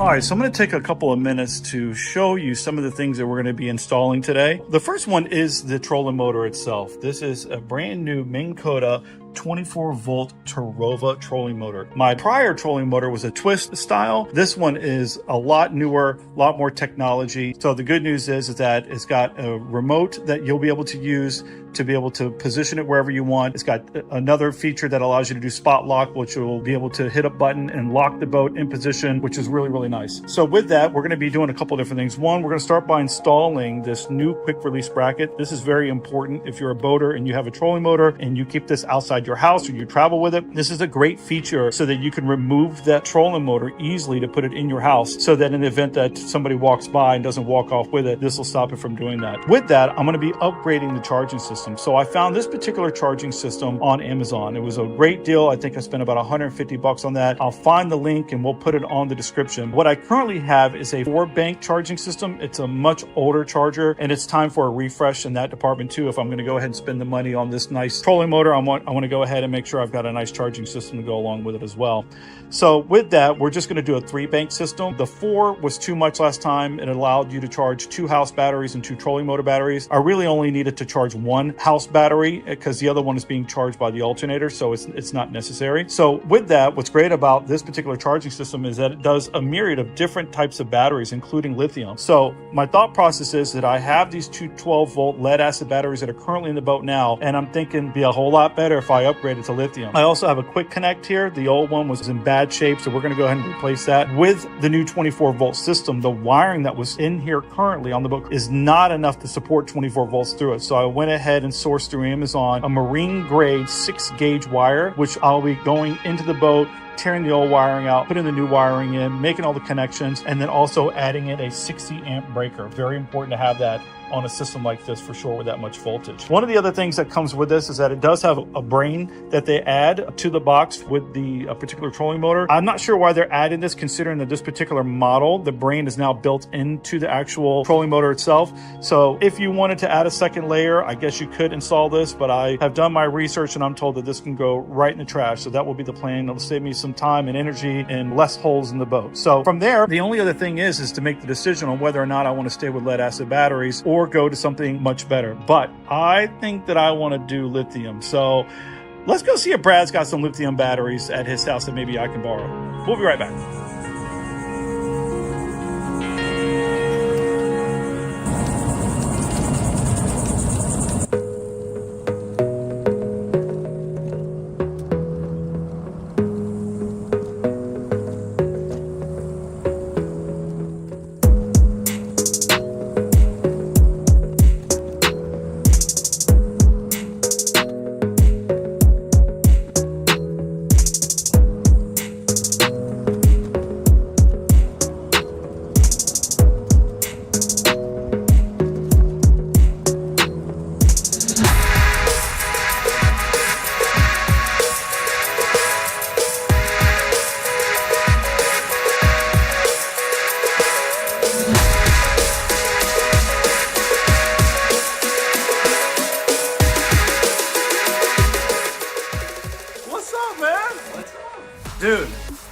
I'm working on this project. I bought this trolling motor and I got 2 old batteries that I don't want to use anymore. Do you happen to have any marine grade 12 volt lithium batteries sitting around by chance? Let's see, I've got some home theater chairs and these lithium batteries. Dude, I knew you'd have some. We have these Batcher reliable power empowering lives batteries. There's some information here about Batcher. They sent us these for you, so you're in luck. These are for you. I haven't opened them. I think we should break one open right now while you're here. I love it. And take a look at it. Let's take a look. They're awesome. All right, let me grab them. Okay, we got these Batcher batteries from Batcher, batcherpower.com if you want to check them out. They asked us if we wanted to team with them to do some stuff with their batteries, and we said of course, and Joe has a perfect project for his trolling motor. So these are going in the trolling motor. What voltage are these? These are both 12 volt, but we are obviously going to put them in a correct series. That was a trick question for Brad. We want to increase the voltage. So we have 2 12 volt batteries that we're going to go in series for my 24 volt trolling motor. Look at this, man. This thing is sick. That's nice. Look at the carrying strap on top. I guess let's get it out of the package. And it's not even heavy. That's what's so cool. You save so much weight on all your vehicles when you go lithium ion, because this battery probably weighs 20 pounds if I had to guess, compared to a regular battery that probably weighs 50. And look on the front here. So it's a 100 amp hour Life PO4 12.8 volt battery. It's used in houses for like solar applications, RVs, and in boats. And there's all the certifications and the warnings on it. It's got low temp cutoff protection, and it's perfect. It even says trolling motor on it. Love that. It's perfect for that. So we have 2 of these to wire up in series to make 24 volts. And back of the battery just says, there's a caution, there's a model number here. So if you guys are interested in the same battery, there's the model number, DXT. We'll put this in the link in the description. DXTC00206X. There's a URL here, and then it tells you again that it's 12V100 TM US, and some warnings here. And so this is going to be cool. We have a new partnership with these guys. So if this works out, we might be able to do another golf cart or something like that with their bigger batteries. Yeah, because they have a large selection of lithium. They do. They have 72 volt batteries too, so we could do that.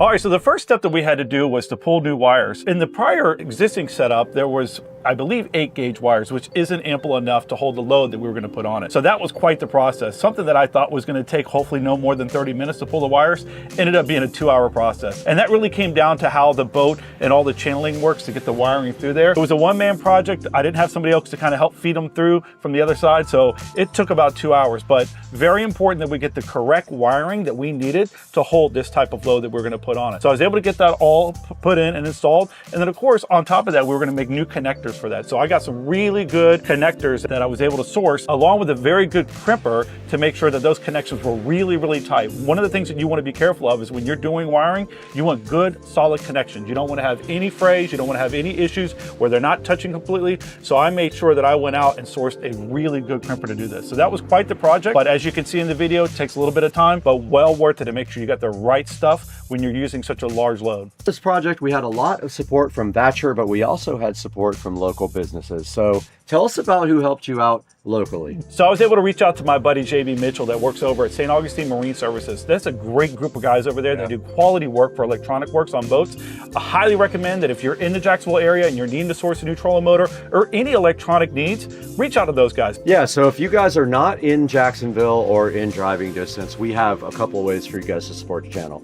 You can buy it directly through our Amazon affiliate link, or you can use the YouTube affiliate link as well, and that does give us a few dollars here and there to turn the power on at the house, because look at this.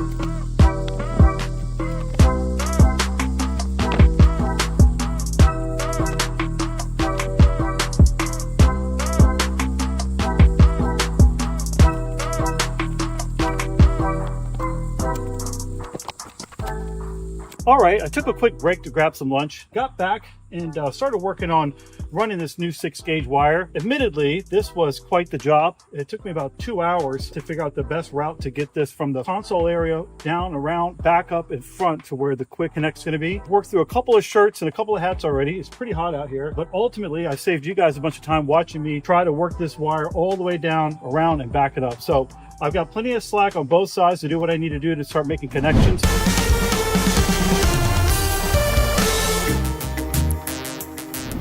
You guys just saw Joe in his boat ripping the old wires out. They're not big enough to support the amperage of the new batteries and motor. So he went ahead and ripped those out and he put a brand new 6-gauge wire in. First thing that I wanted to do was to make myself a little bit of space inside a very tight console. So I needed to first rip out those old lead acid batteries. And I will tell you, when you're watching this, when I was pulling out those batteries in that tight console, it was a chore, to be honest with you. It was gonna be impossible to get 2 sets of hands in there. So me ripping those old batteries was quite the process, to be honest with you. So I needed to clear those out, make room for me to get in there to start working on the next part of it, which would be installing this circuit breaker along with the new charging system. Okay, cool. So we're going to take a look at that next on the video? Yep. All right, let's do it.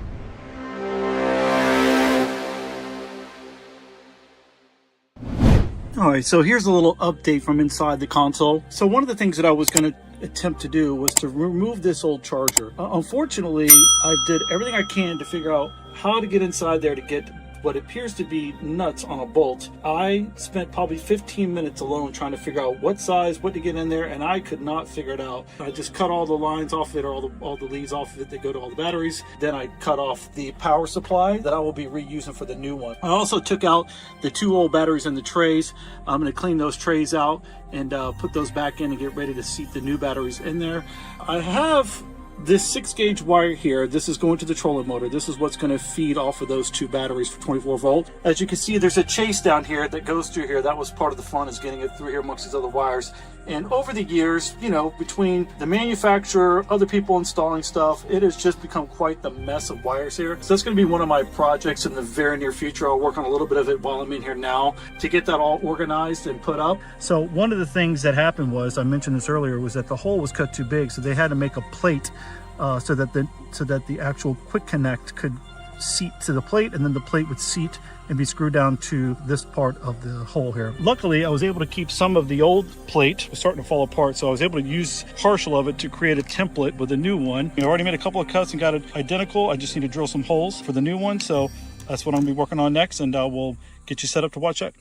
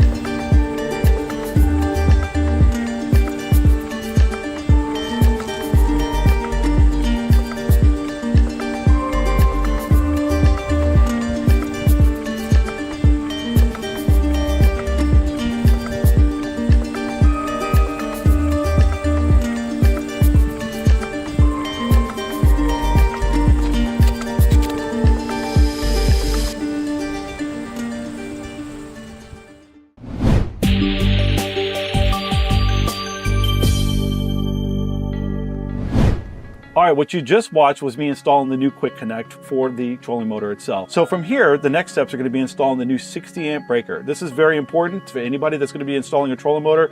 If you're dealing with large loads of power, you want to make sure you have that protective measure in there. So the old system had two 50 amp breakers because they were running two 12-volt batteries separately. So with this particular setup, we're going to be running, again, two 12-volt batteries, but not separately, in series. So we're going to bump that up to 24 volt. Make sure you install the correct wire and the correct breaker so that you don't have any issues with potential fire hazards or anything of that nature. Absolutely. So you need the correct size wiring and the correct size Quick Connect. We'll have a link in the description to that, but if you're in Jacksonville or St. Augustine, support our local businesses. St. Augustine Marine Services helped Joe out in this project. Do us a favor and help them out also. So what's coming up next? Yeah, so from here, we're going to go ahead and install the new breaker, which is a 60 amp breaker, right, along with a new charging system. Awesome. Now, what I will say is that Vatra has a long list of products that they provide along with battery chargers. I had to go out and find a very unique battery charger that allowed me to not only charge lithium, but to charge original lead acid AGM type batteries itself. Vatra does have a large selection of batteries. If you go onto their website, you'll see they have a ton of batteries, a ton of charging equipment, and they're a high quality company, so please support them as well. Now let's take a look at what Joe did next right now.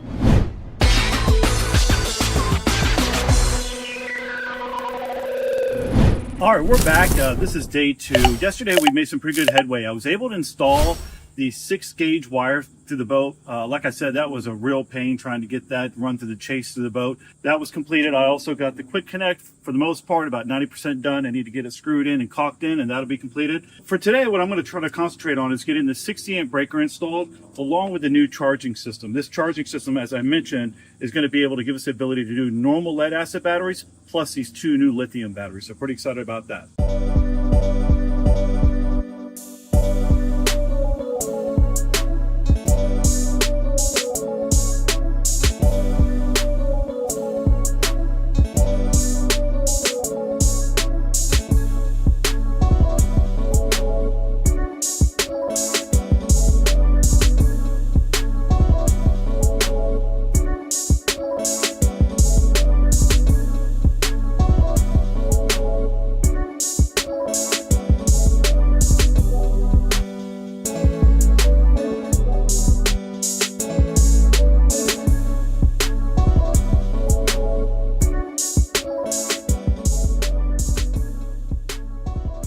All right, so just an update here on the inside. It's a little hard to get the camera in here to see what's going on, but I went ahead and installed the 60 amp breaker right here on the side. I've got it somewhat wired up now. I'm going to do a little bit of cleaning up here with the wires. Also went ahead and reutilized this old plug here that's going to allow me to plug it in.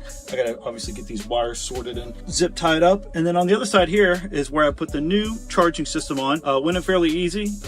As you can see, it's all powered up and working, which is good. And then I'm going to start working on now is getting the 3 batteries connected that are going to be on this system and installed now.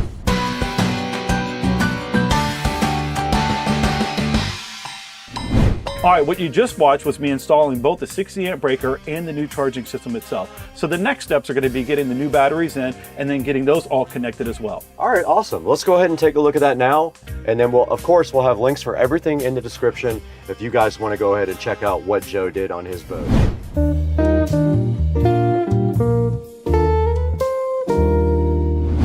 All right, everyone, today is day 3 of this project. So basically what I'm going to concentrate on today is I'm going to try to finish wiring up the Quick Connect for the trolling motor. And then lastly, I'm going to install the lithium batteries that were provided by Vatra. This should be a fairly easy process. I've got a couple of cables that I need to make to get everything connected to make this a series 24 volt system. Shouldn't take too long, but hopefully we'll be able to wrap up this project in the next couple hours.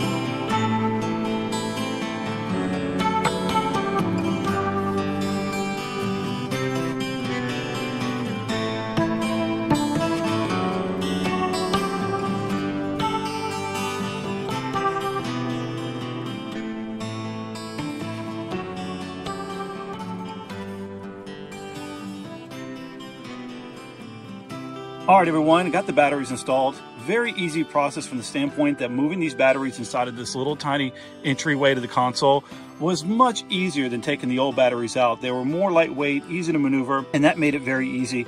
I got the charger installed. I got the settings set for lithium on the 2 lithium batteries, and then I'm only charging my second house battery, so that setting is set as well. So the install went pretty easy in regards to the batteries. Very fast, very smooth. In regards to finishing this up, I'm about 95% done. I've got to put some marine caulk around it to seal it off. I'm waiting for that to come in, but hopefully they'll be here in the next day or two. But in regards to this is pretty much done. Need to do a little bit of wire management, and then also going to put the caps back on the top of these batteries so there's nothing that can get to them to do any sparking in case something comes apart. But for the most part, I gotta tell you, this turned out really well, and I'm going to test the batteries out now with the trolling motor for the first time, and I'm excited to show you that. Hopefully we'll be able to get a little break. It's been pretty nasty over here, but we got some storms coming in, so I'm gonna try to get this up and running real fast, and then I'll show you how it goes.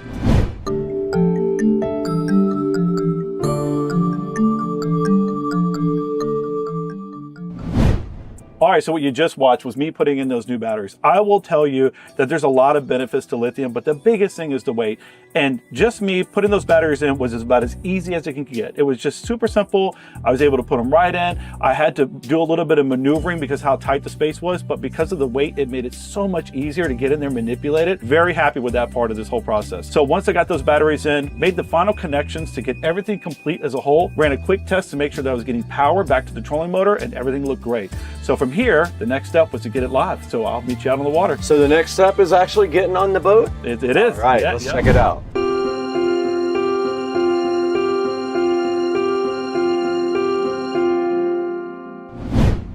All right, here we are out in the middle of the St. Johns River underneath the Dames Point Bridge. We have it locked in. It is working perfectly. Right now, if you see, it self-adjusts depending on which way the current of the wind is taking it, but it is keeping us perfectly locked in. Plenty of power. We are not going anywhere. Gotta love it, man. Thanks a lot to Vatra for those awesome batteries, man. They are working perfectly.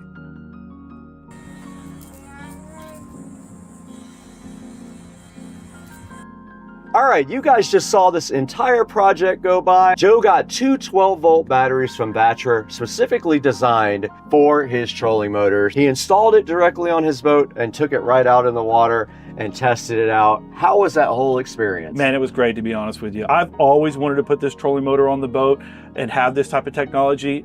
Being paired up with great lithium batteries, I couldn't be any happier. I bet it was an awesome experience. I know it was a lot of work.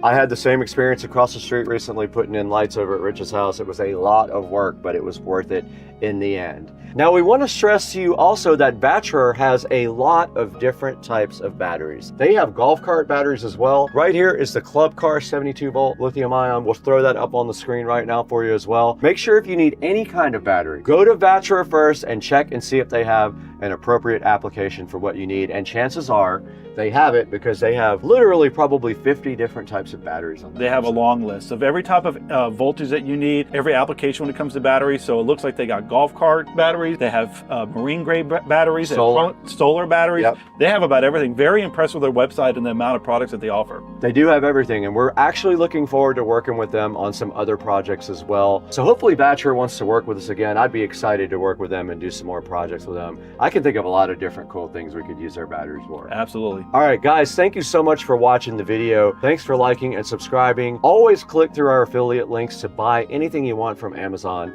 You don't have to buy these batteries, but I hope you do. But if you click through that, you can buy anything you want, and it helps out the channel greatly. Thank you for 200,000 subscribers also. And we'll see you guys on the next one. We got to get out of here. I was like, where the hell is he going? I got out of here. All right, that's good. Now all we got to do is add it. Just kidding. Happy Monday morning, guys. And today is a holiday, but unfortunately, you can see here, I am actually at work. Today we're going to talk a little bit about how to get your crud, black, soot, and just terrible exhaust systems looking polished and brand new. So Saturday morning, we took the SL65 over to the exhaust shop, and the technician who was working on the exhaust was going to polish up the exhaust tips for me, and he showed me this very cool thing to use. It's this stuff that usually is used for freeing up bolts and nuts that are stuck, but he was using it for polishing the exhaust. Take a look at this video. This is a combination of that stuff and metal polish to get your exhaust tips looking fresh again.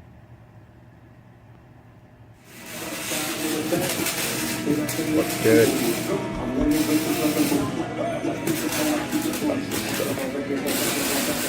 Open shut.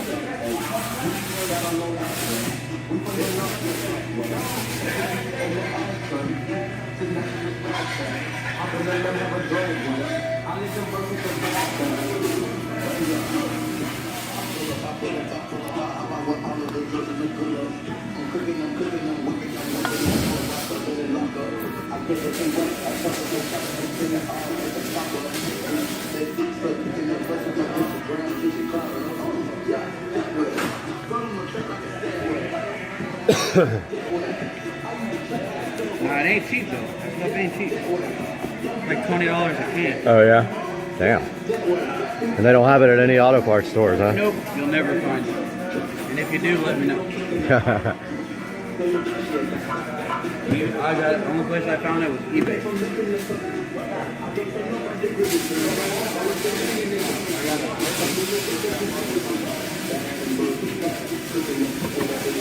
Came out good, man. But the cool thing is you can use it on a lot of stuff. Right. A lot of stuff. And what it does, it can't, like, say, now that we're doing it like this, you get water spots on it next time, oxidation or anything, you just wipe it off. It leaves like a foil film on it that protects the tip. Came out good.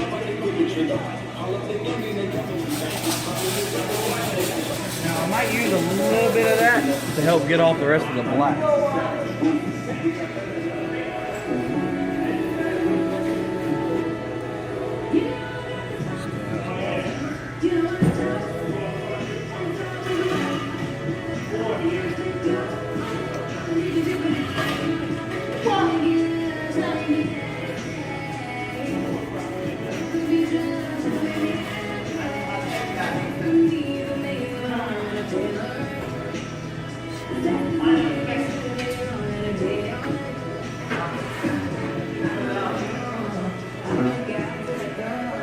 I don't think it works that great.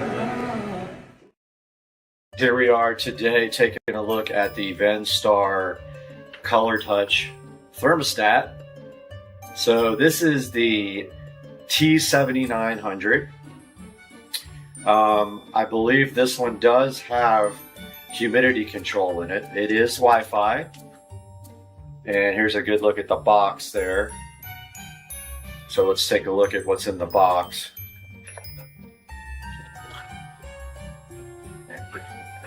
All right, inside the box we have the thermostat itself. Comes with some mounting screws and an instruction manual. Here's the actual thermostat. I'll put some pictures up on the screen now. As you can see, it separates from the base like this. These pins are what actually holds it to the mounting base right here.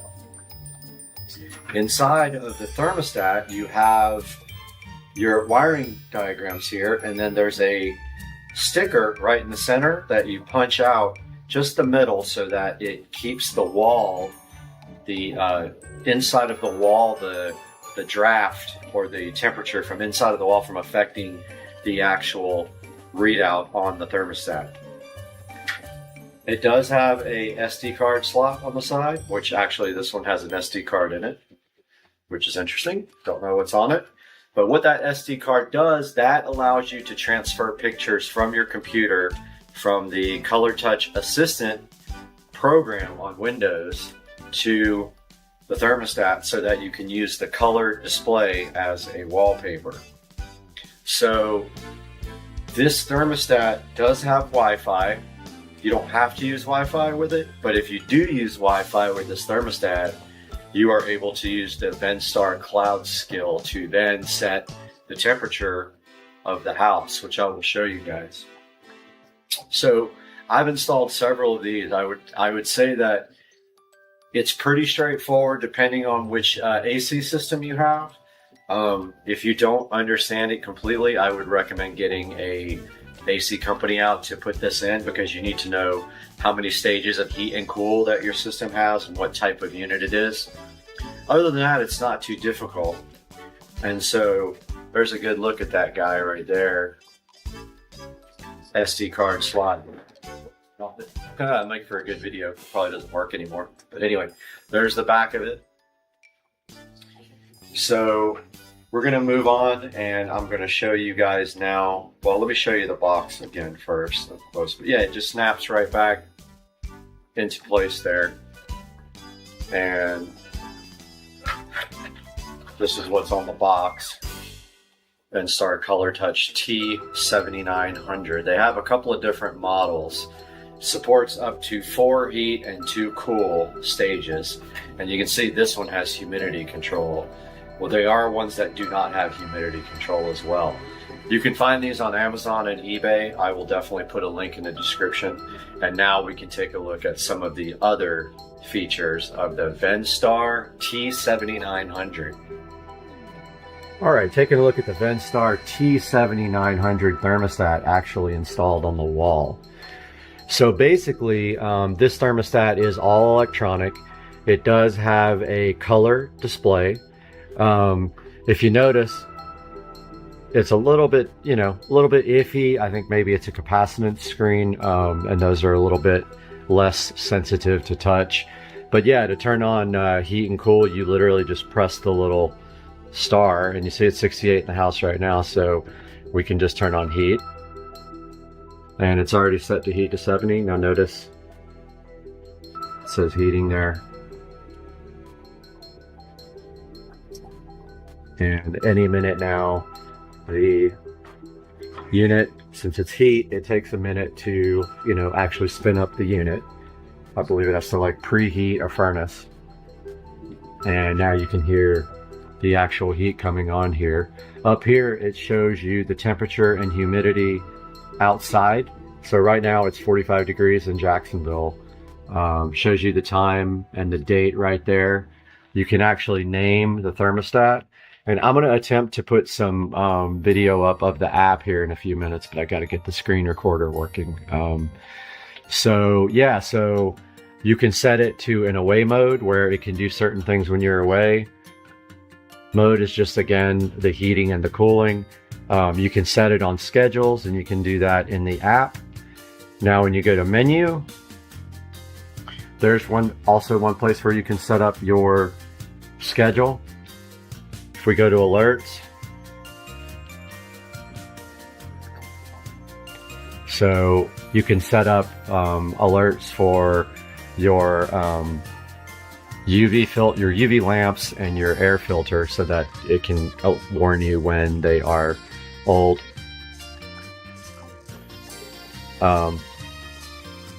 Just to make sure that doesn't show. Okay, so information, you can actually see this in your app too, which is really helpful. You can see that in the last, I think it said 7 days, it shows you your actual usage here. That's for cool, and then that's for heat. So that can be helpful to show you like how long your system is running every day. Display. So you can set the brightness and the night dimmer. So right now the brightness is on 80%. It'll dim down to 30% when it's not in use, and you can set it up to dim at night. If you go into maintenance mode, you can do clean screen, and you can also you could set up the calibration of the touch display, which is useful. Go back again. Now, screensaver is where you can set up an actual screensaver, and that can be photo display or other. Preferences. So you can set up a theme here. You can do custom wallpapers, and you would use the SD card and import your own pictures into this device. You can change the heat cool indicator.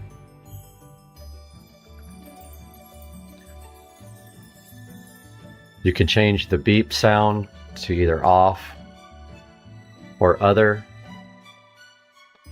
Now let's see what it did when I changed the heat cool. It didn't really do anything. The heat cool indicator, I'm not sure what that does. So let's go back to menu. So this is where you can set up the humidity controls and the dehumidify function. It says it's off now to dehumidify. This is where you can set up to be on vacation and set up your away times. Your date and time gets set here. Settings is where you set up the thermostat name. You can import and export your settings to an SD card, so if something happens, you don't have to figure out how to set this up all over again. General setup is where you set up your units, your language, and your simple thermostat and smart recovery.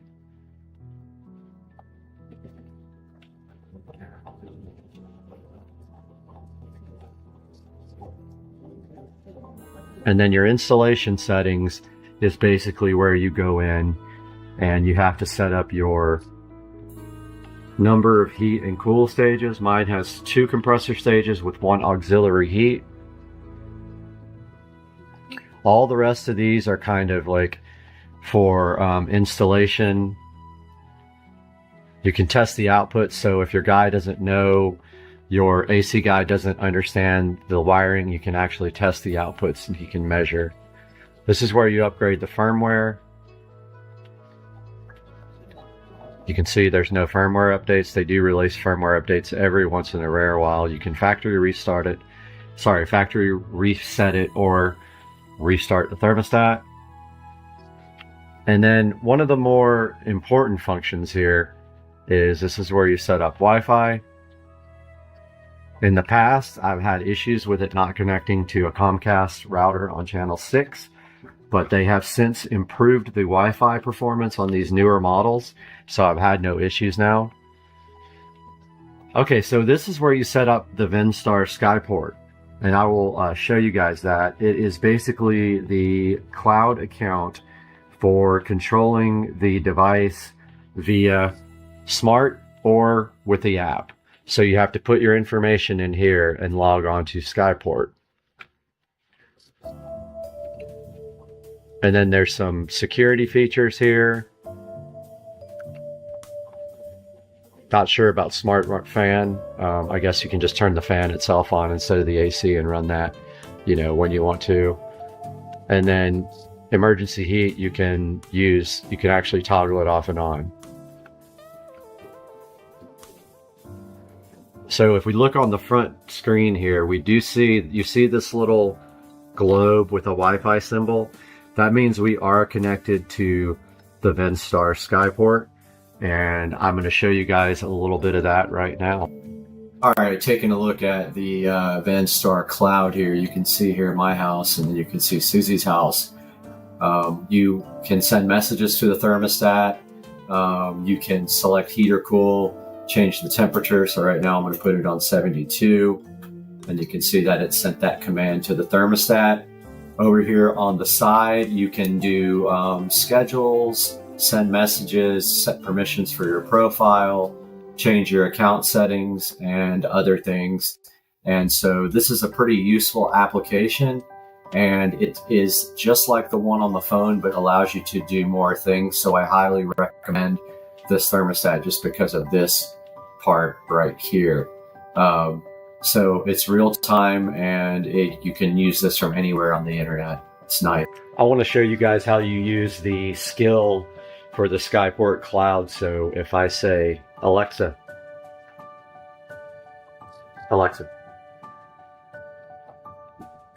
interesting. She won't wake up. Alexa.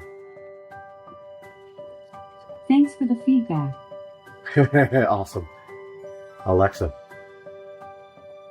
Huh, this thing is not working. I'm gonna have to reboot it. All right, so I powered this thing off and back on. Let's see if it works. Alexa, set Brad's house to 72 degrees. The heat's set to 72. So there we go. So there is the smart home skill for the Venstar Skyport Cloud. You can also, you know, go up and down on the temperature from here. The only thing you can't do is it has to be switched on already. It doesn't understand how to switch the actual heat or cool on. It does whatever the current setting is on the thermostat, but you can use the app for that, which I will show you. All right, everybody. Good morning. It's a new day. I just wanted to do a quick little outro to this video. That was a look at the Venstar Color Touch thermostat, which I highly recommend. I have purchased over 10 of these in my life. I really love them. They do a great job. They are smart, capable. You can access them from the internet. I'm going to pop up a picture right now of the skill that goes into the ecosystem for Amazon. And then I am going to also pop up a quick screenshot of what the app looks like for your phone. So if you have a chance to check out the Venstar Color Touch thermostat, go ahead and grab one for your house and let me know your thoughts on it. And this is Supercar Street Racing. Have a good day. Okay, I'm about to go. You have to tell me when. Bon voyage. Oh my God, she's insane. Whoa! You're crazy. Girl! I told you it sucks. Oh, the plunge at its finest.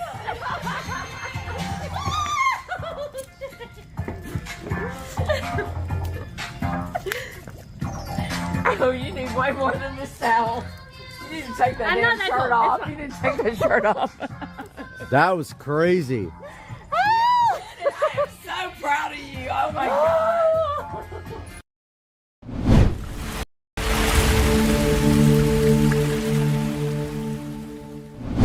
All right, everyone, welcome back to Supercar Street Racing. Today we're at my house, Dukes of Duval, and we got a fun little gift for ourselves today. Brad went out and he sourced us a brand new Xbox X Series. We got this thing because we've been playing on an older Xbox, and they have that new 2K25, I think is what it's called, golf, and that's what we like to play, and it is awesome, and we're gonna get on it right now.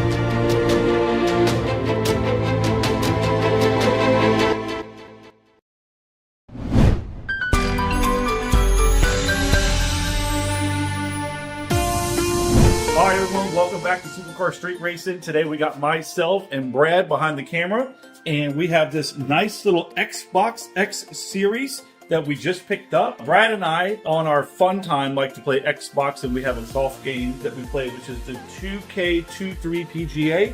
We've been having a lot of fun with that, and I know that Brad's been working really hard behind the scenes and wanted to surprise himself. I think he's reached about 70,000 subscribers, so that's kind of a big deal. So I think that's a little bit of a gift to himself and to me a little bit. So pretty excited to open this thing up. Apparently the graphics and everything are so much nicer on this, and we're going to take a few minutes to get this thing unboxed, looked at it, and plug it up and test it out.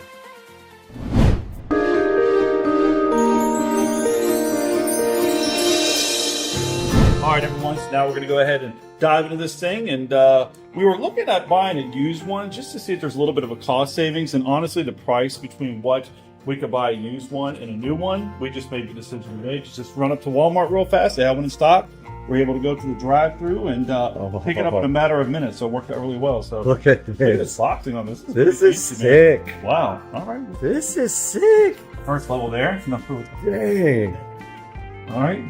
We got another. Oh. This is just packaging to keep it tight, most likely. I can't imagine there's anything in there. Let's see. We're going to double check though. Oh, that looks like just packaging. Okay. Double check that later. Oh man, that's the actual. It fits perfect. Like inside there. Oh, that's the base there. Okay, so that's the actual device. Oh, look at that, dude. Oh my god. Huh? That thing is so sick. All right, so this is the front. Mm-hmm. And this is the rear. Here, ripping Joe's golf cart. I got Joe's cart, and that's Joe. I'm gonna try to pass him.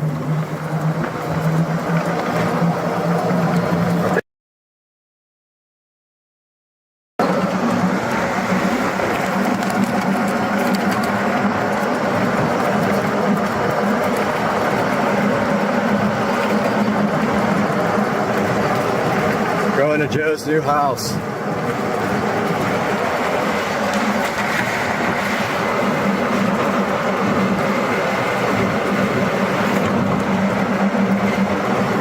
I think we got, yeah, this thing's dead.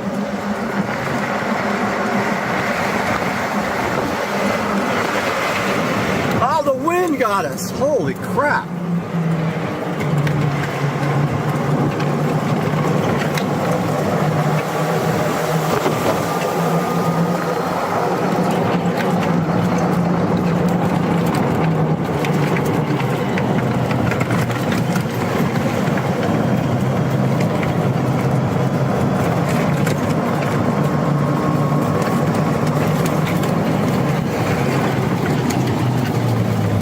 Alright, Joe's new place.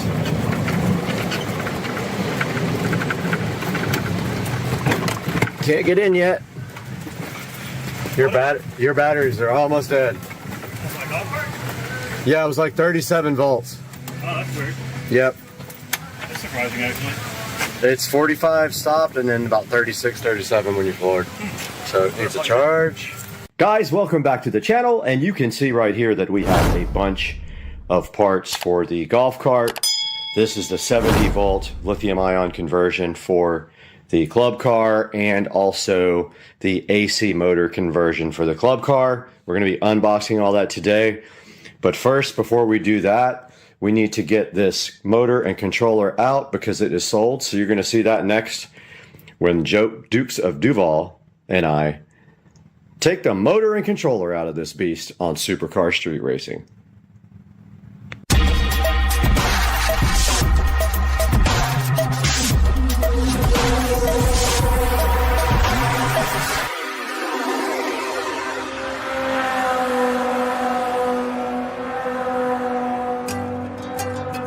Alright, hey guys, welcome back to the channel.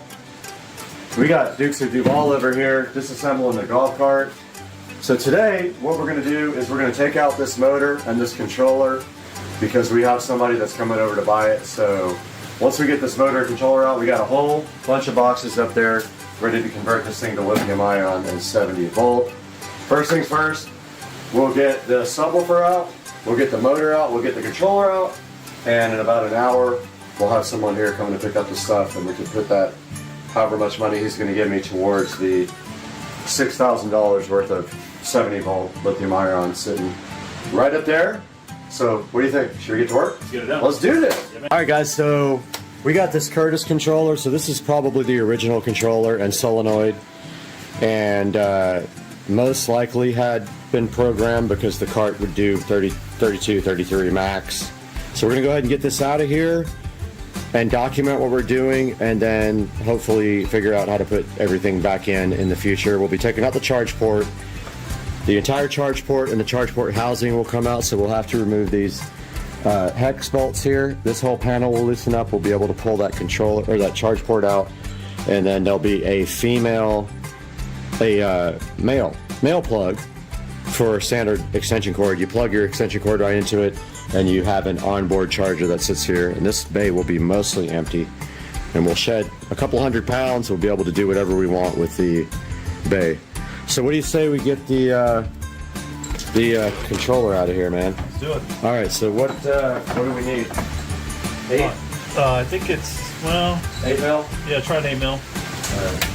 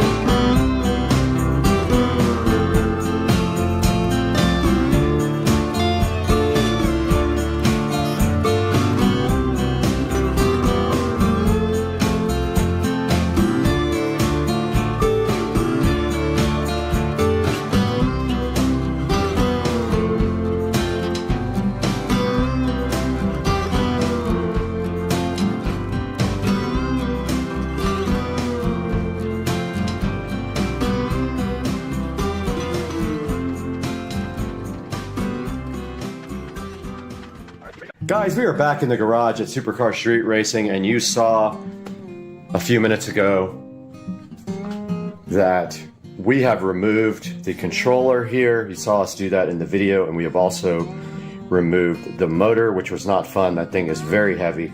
Getting that new one in is going to be interesting.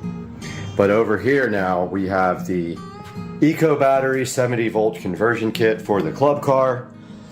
And we have already picked it up and figured out that it weighs a lot. It is something like 105 pounds. And here is a look at the massively expensive Eco Battery. Let me take you guys out of the tripod so you can see the 70 volt Eco Battery conversion here. There's a good look at it. We aren't sure about mounting it yet, but the guy did say it would directly mount to the club car, but I haven't seen any way to do that yet without modifying the club car battery tray. But regardless, it's going in there either way. So that is the Eco Battery 70 volt lithium ion $3,700 battery, and the lights just went out. All right, so we took a look at the Eco Battery here, the 70 volt Eco Battery, and we can get that thing back in here, maybe.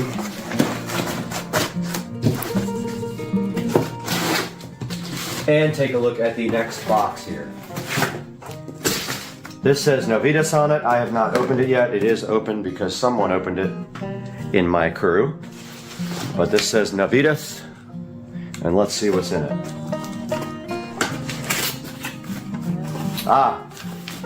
We have the Novitas AC motor controller here. So this is for converting the cart to AC. And then I don't know what's in this box. Let's see.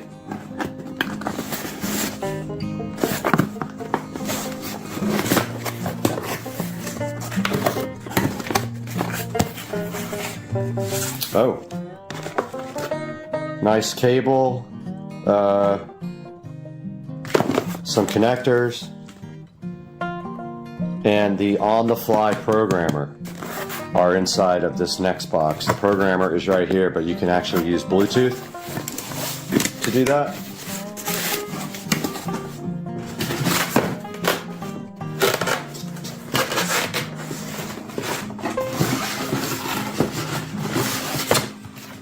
And we will package this back up.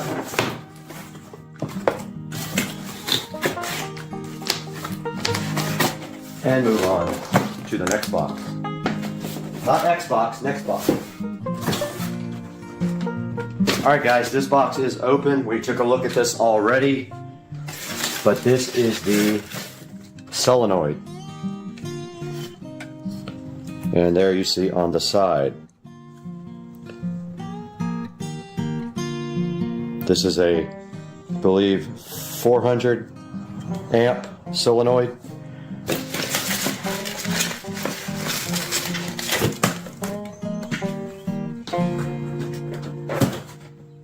This is the Eco Battery install kit for the Precedent.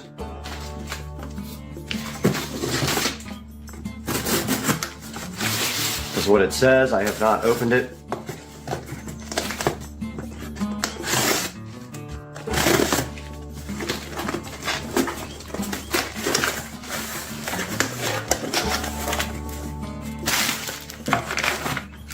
We have something inside of this bag. I'm not sure what. That might be the battery mounting kit. That's probably the battery mounting kit that we didn't know about. All right, we have the Eco Battery mounting kit opened here, and I am just popping open this plastic condom here to see what this is, because we were wondering how you mount it. And it is definitely a rail kit for the Eco Battery. There are the mounting rails for the battery. It looks like very nice powder coated pieces.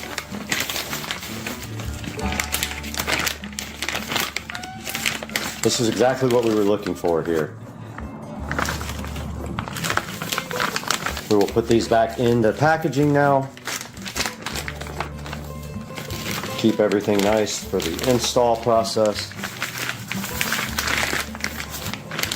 And what is next in here?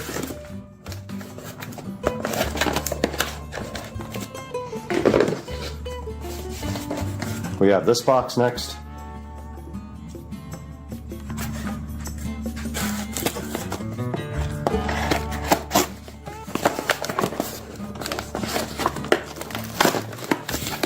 And this is the charging port. So it converts to onboard charger.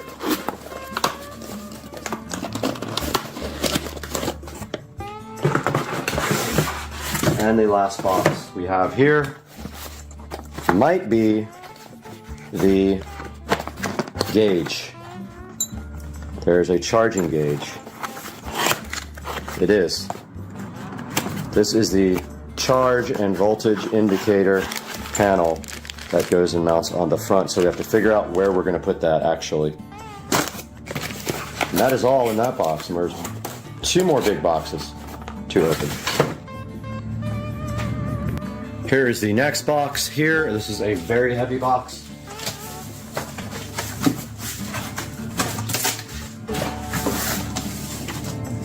There are some screws. Look like some wiring caps, some eyelets. And inside here we have the Navitas 5 kilowatt AC motor with the beautiful color-coded voltage wires here. This thing looks awesome. I am so hyped for this. Hopefully you guys can completely see that. Let's zoom in. But there is the Navitas. This is the best motor you can buy from Navitas or Navitas or however you want to pronounce them. 5 kilowatt motor. This thing is going to absolutely rip. And is that everything? Oh, we have one more box after that. Put this thing back into its box.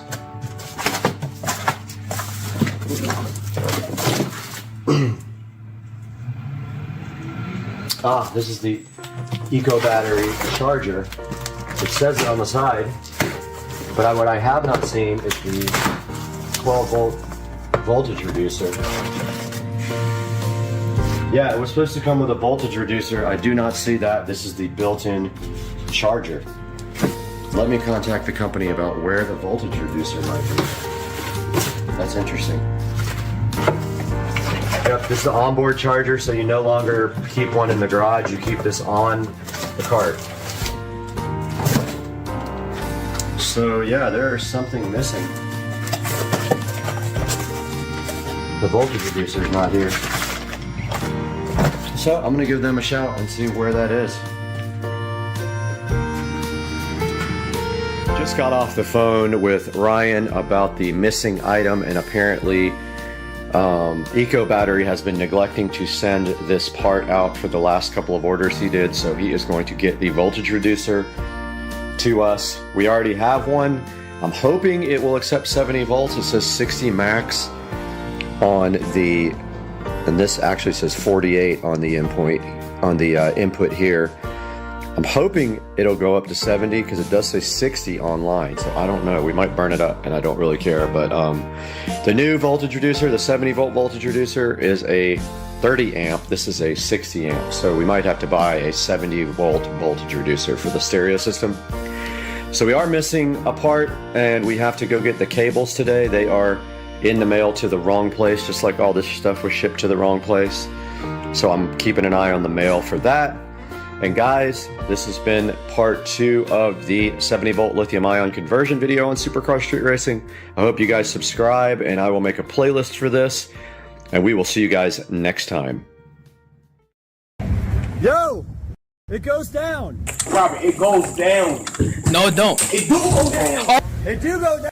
Welcome back to the channel. I know we started on this delicious steak, but today we are actually going to be taking a look at the Mission Carb Balance flour I guess they're just tortillas, more or less, but they're supposed to be carb friendly for a keto diet.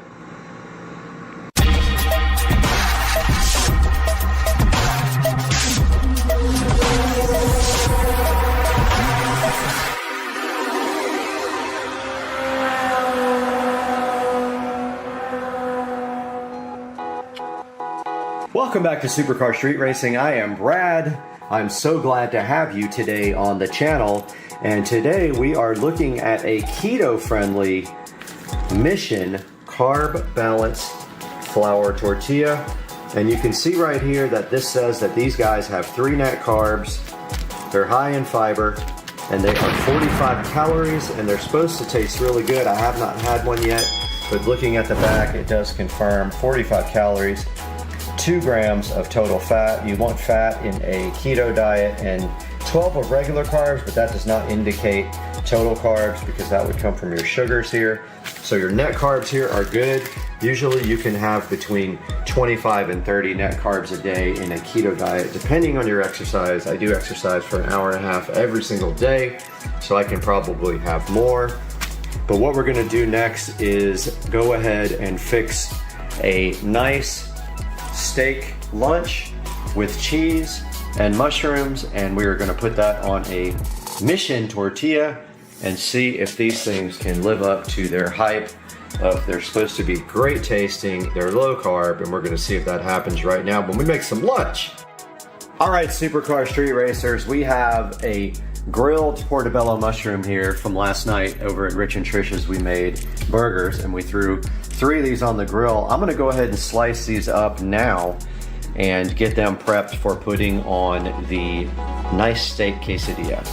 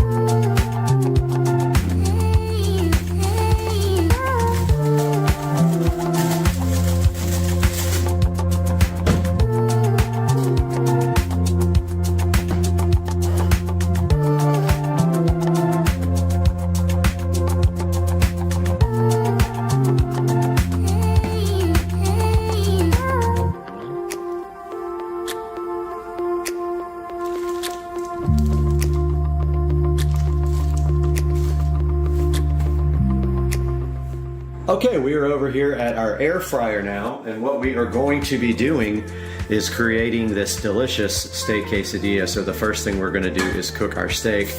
I'm gonna go ahead and spray our air fryer down. I have our chopped steak here, quick steak. We go ahead and throw it in the air fryer. Spread it out real nice. Make sure you spray everything down. Air fryers need like something on the meat to let them cook well, so just put some fat-free stuff on there. I have some garlic salt here. I'm gonna go ahead and generously coat that with garlic salt. And I like these to be rare, so I am going to go 3 minutes.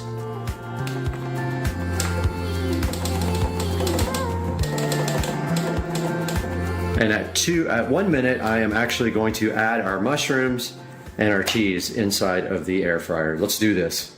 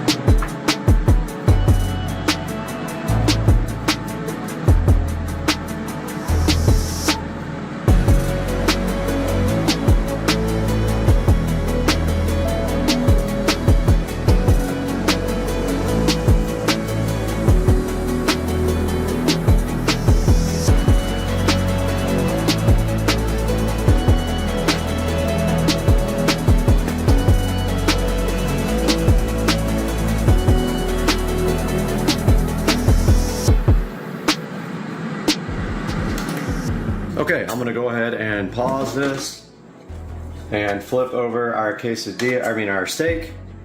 And that looks like it's going to need maybe 2 more minutes. So I'm gonna put this back in here for 3 minutes.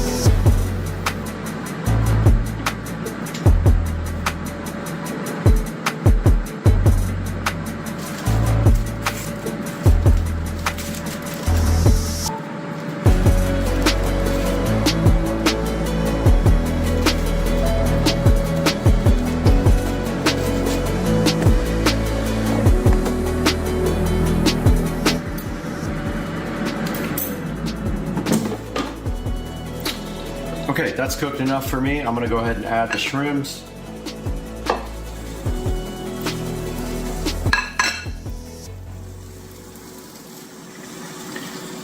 And put the cheese on top of the steak.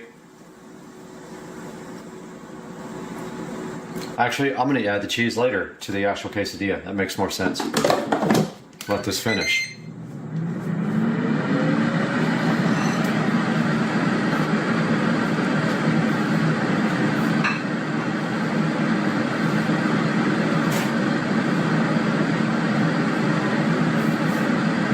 While this is going, I'm gonna nuke this for, actually no, change my mind on that too. I'm gonna nuke it once we get everything on top of it. That might be better.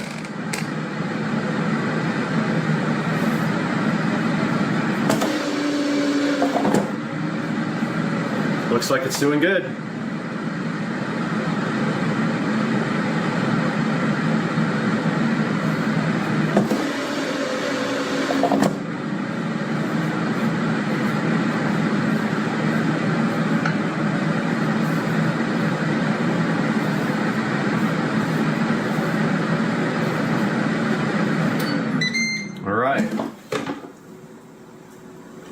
So let's go back over here. Okay, we're back over here on the other side of the kitchen now where we're gonna prep our lunch. First we have our steak over here that we need to cut up. So we need a different plate for that.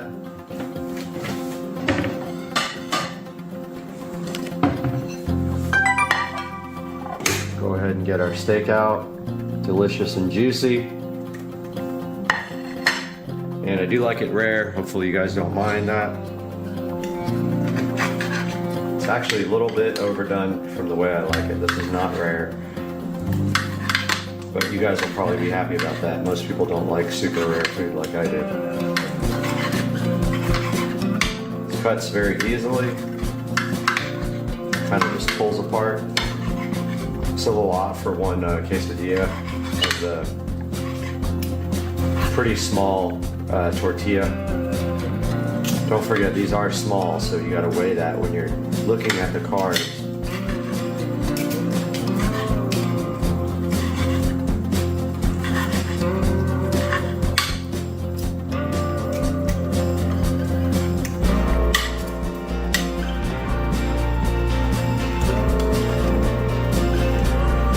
Okay, let's build our tortilla. That's just from the mushrooms, no big deal. First things we're going to put, there's our tortilla, our Mission carb tortilla. Let us throw some steak on there.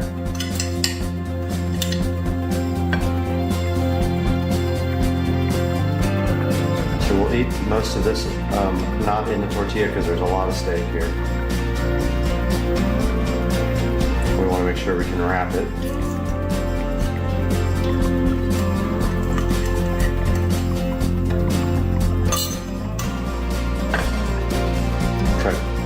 It's a lot of steak for that small shell, but we still got to put mushrooms and cheese. Let's try the steak. Yummy. Throw some mushrooms on there.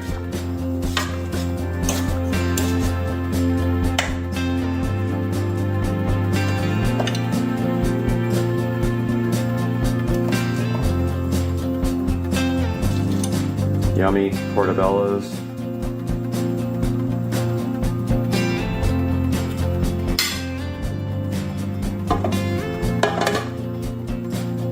And our cheese, which kind of melted.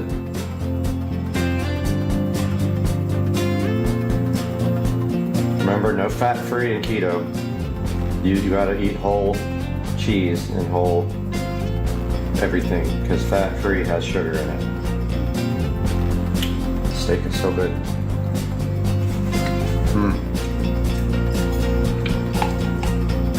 Some mayo. Mayo is important in a keto diet. It's fat.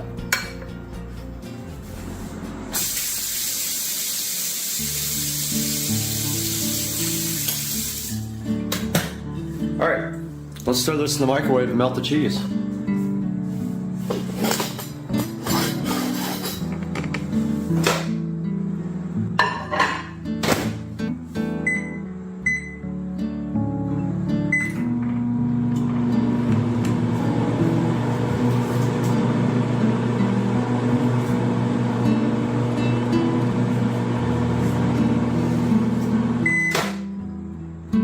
A little bit more.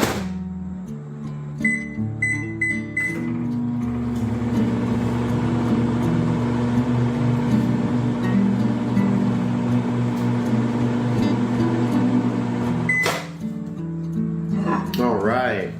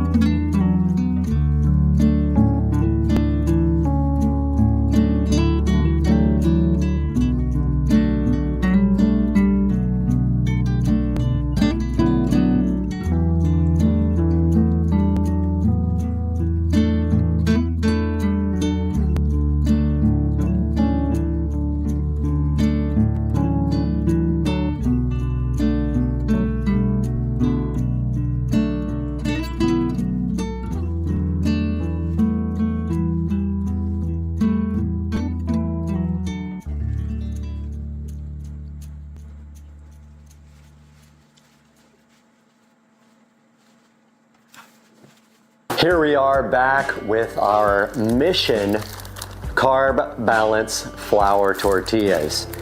And as you saw in that last clip, we just sat down and had a delicious lunch with these guys. And now I'm going to tell you about my experience compared to some other products that I've tried. So these guys are actually really, really good. I was surprised how good they were, honestly. I tried another brand. I actually already got done with that brand. They were more thin and almost would fall apart because they weren't soft. They were just hard. These guys actually look, feel, and taste like real non-carb balance flour tortillas, in my opinion. Now, if you have them side by side, you might be able to tell a difference, but I could not tell the difference at all, especially once you get that delicious food on there. We had steak, mushroom, and cheese and mayo on ours. Completely carb-friendly lunch for keto. Our total lunch carbs was very, very low. These have 3 grams of net carbs. Now how that is calculated is it has 12 grams of total carbs. You subtract the fiber, which leaves you with 3 grams of net carbs. It is right here on the back of the actual package. Now, going by the list of ingredients here, it has 2 grams of fat. It has no cholesterol. They have 210 milligrams of sodium, 12 grams of carbs, 0 sugar, so that's great, and 4 grams of protein, which is also important for your keto diet. So you can check these out on missionfoods.com. We will go take a look at that here next. But this actually comes with quite a few in the package. Don't know how many actually it comes with. It looks like about 10. And then on the back it tells you, you know, it's balanced, high fiber, lower carbs, and 0 sugar, and it matches up well with a keto-friendly diet. As long as you keep what's on top of these keto-friendly as well, you can't go wrong. Now let's go have a look at these on the computer and check out the website. Guys, here we are in front of the computer again, where we can take a good look at this product. These Mission tortillas that are carb balanced and only have 3 net carbs per tortilla. So here is the missionfoods.com website. And if we go on the website, here is the Mission Carb Balanced Tortillas. They have 4.7 reviews. And I would love to see what the bad reviews are, because do not put this in your body because it has this, blah, blah, blah. Okay, I'm not concerned about that. I'm concerned about the taste. And these guys have so many good reviews here. I'm going to go by the good reviews here. They have a 4.7 star rating here on their website. Go back to it. So this thing says they are low carb, great taste, taken to the extreme with these Mission Carb Balanced Flour Tortillas. Okay, so they are 4 grams of net carbs, not 3. I said 3 a minute ago, but they're 4, as I stated earlier. And the full nutrition facts are right here. As I stated earlier, when we were sitting over there doing our actual review of the product, these guys actually have 70 calories. Mine says 45, I thought, on the container. Huh. I'll have to go grab that and check and see if I made a mistake over there. I thought mine said 45. But yeah, here we go. Carb balance Mission tortillas with great reviews online. Shows you here how to make some air fryer chicken fajita wraps, which looks absolutely fantastic. That's kind of like what I just made. I don't have any avocado, but that's actually a good idea for next time. Throwing some avocado on there would actually spice up this meal quite a bit. And down here they have all kinds of cool recipes for you to try with these Mission low carb tortillas. And you can actually put in search terms here, or just come down here and look at all their delicious recipes, like this breakfast quesadilla with fried eggs, which sounds fantastic. Tostadas, Chipotle nachos, just all kinds of great ideas. Oh, Eggs Benedict breakfast wrap sounds absolutely fantastic. Chicken and eggplant quesadilla. Just come on to the missionfoods.com website /recipes.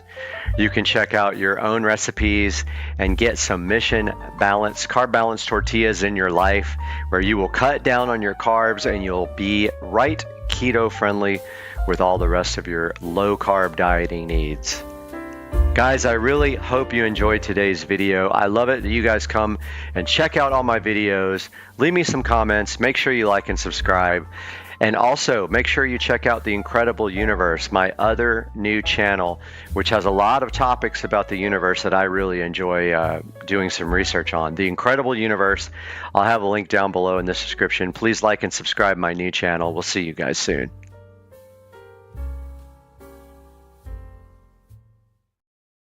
We absolutely 100% have a shoe fetish, and we are shooting this video in 8K 24p. Not sure if we're going to upload it in 8K, but we're going to find out. We're going to play around with the editing and see if we can even edit at that high amount of data rate.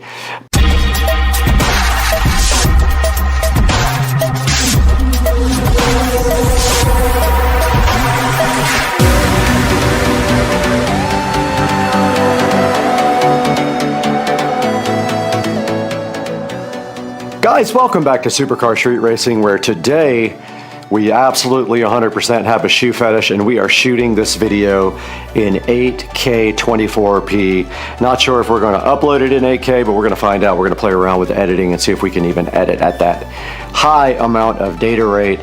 But today we do have that shoe fetish I was talking about, and I am hyped about getting my brand new On Cloud 5 sneakers here, because On is one of my favorite things to own. They are very high quality shoes, not cheap at all, and I have a ton of them in my closet right now. But today we've got a brand new pair of On Cloud 5s right here in this box for the channel Supercar Street Racing. We have stepped into the Supercar Street Racing amazing closet where we have all of the shoes here. This is my side of my favorite and nicest shoes. It goes from some very nice Huck and some very nice flip-flops here from Cobian. I've got two pairs of Cobian here. Very nice flip-flops. And then we move down to my favorite tennis shoes of all time, and we have some On shoes here. We have a set of Rogers here. It says Swiss Engineering on the side. We have a set of Rogers here, a set of Rogers here, a set of Rogers here. We have my Puma sneakers and my Puma Ignite golf shoes. And today we are taking a look at my next set of On shoes that I ordered, and I did finally decide to order some On running shoes, and they are the On Cloud 5s, and I got them on sale. And so we got a fresh brand new pair sitting in the box right over there. For my everyday running, for example on the treadmill, I do have my ASICs here. I will not be using the Cloud 5s to actually exercise. They are going to be just to floss in and walk around in public. And we will add them to this beautiful thing if we can find another place to put them. And let's go outside right here, right now, back to the box with the Cloud, and see what they look like coming right out of the packaging.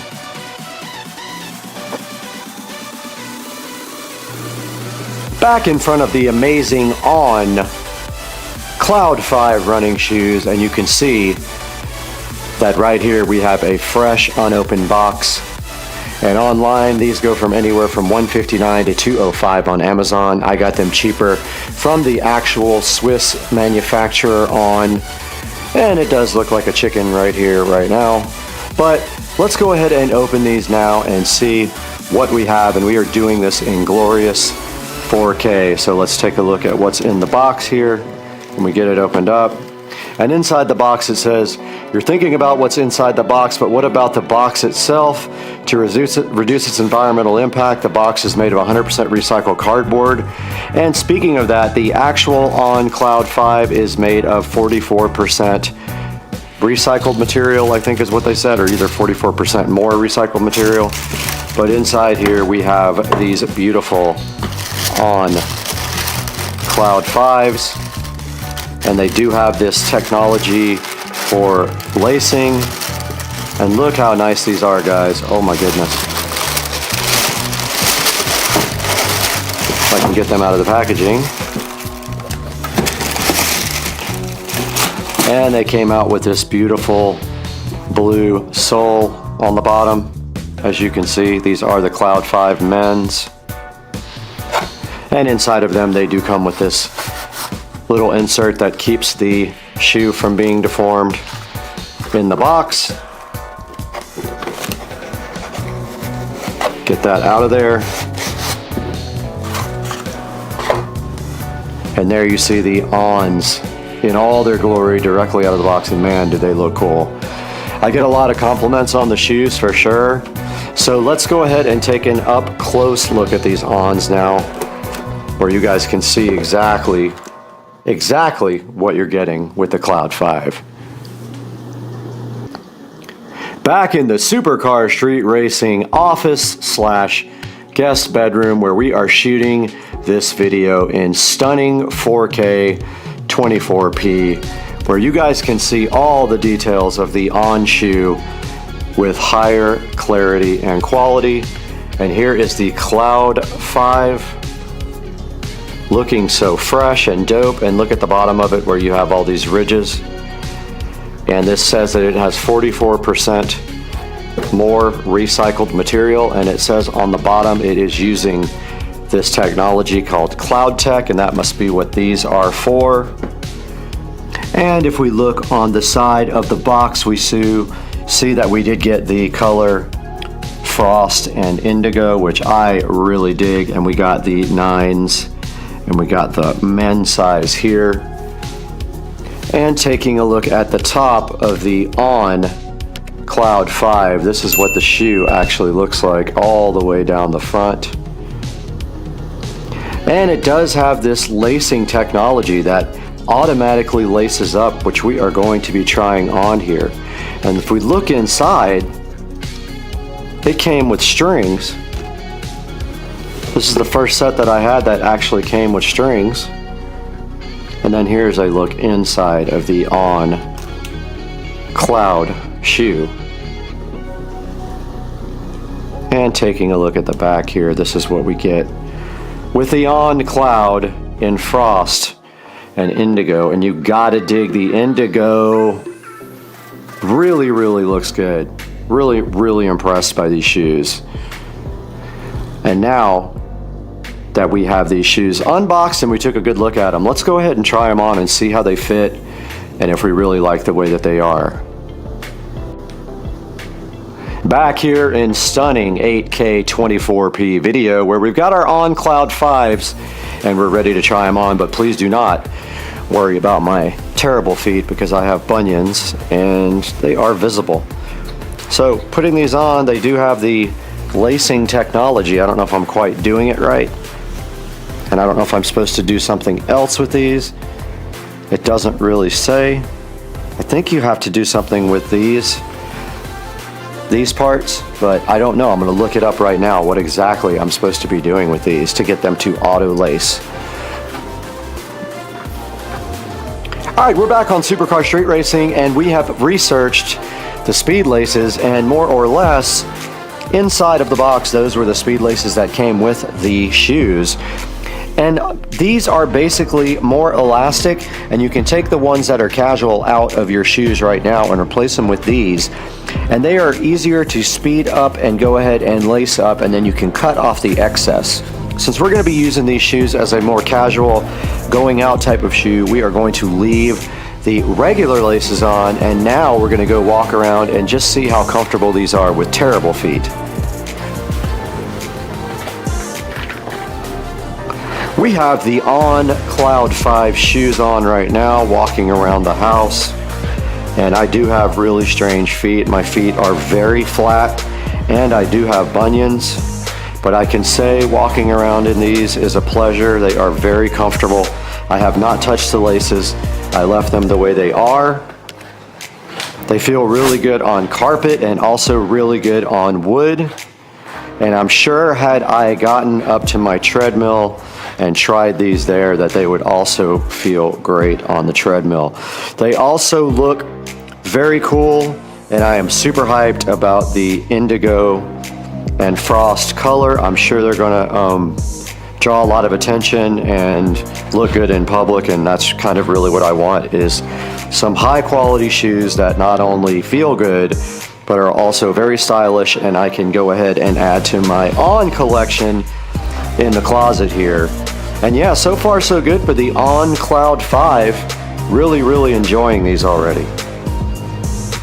Now that we've taken a good look at these On Cloud 5 shoes and given you guys a good look at them in stunning 8K video, and we walked around and checked out the comfort level, we're going to throw it into the Supercar Street Racing beautiful production studio and go ahead and take a look at some of the On Cloud offerings on their website.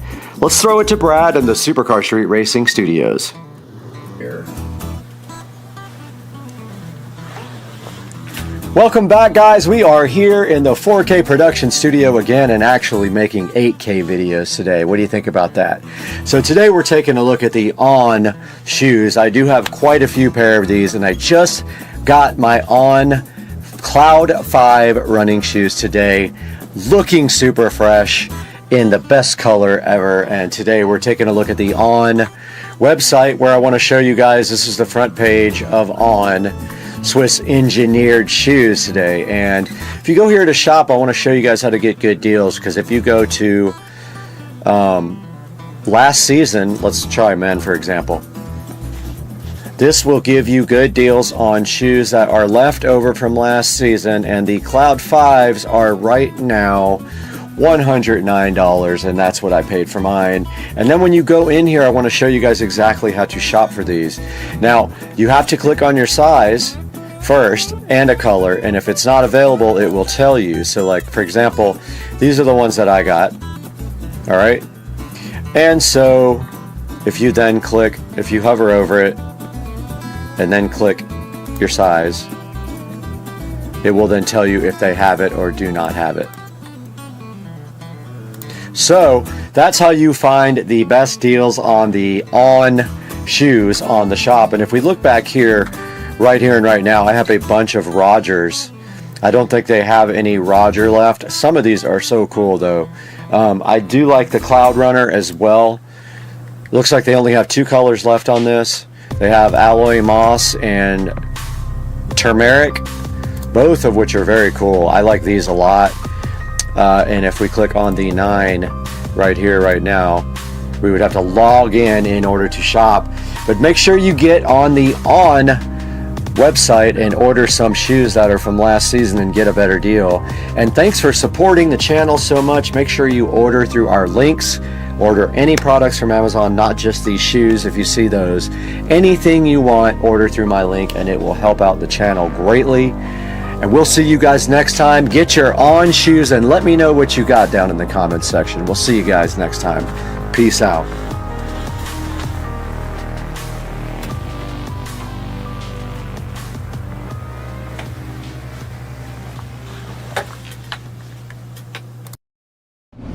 Okay, I just got a notification that this package was delivered, and sure enough, here is the Marantz Cinema 70S. So let's get this thing inside and get it hooked up.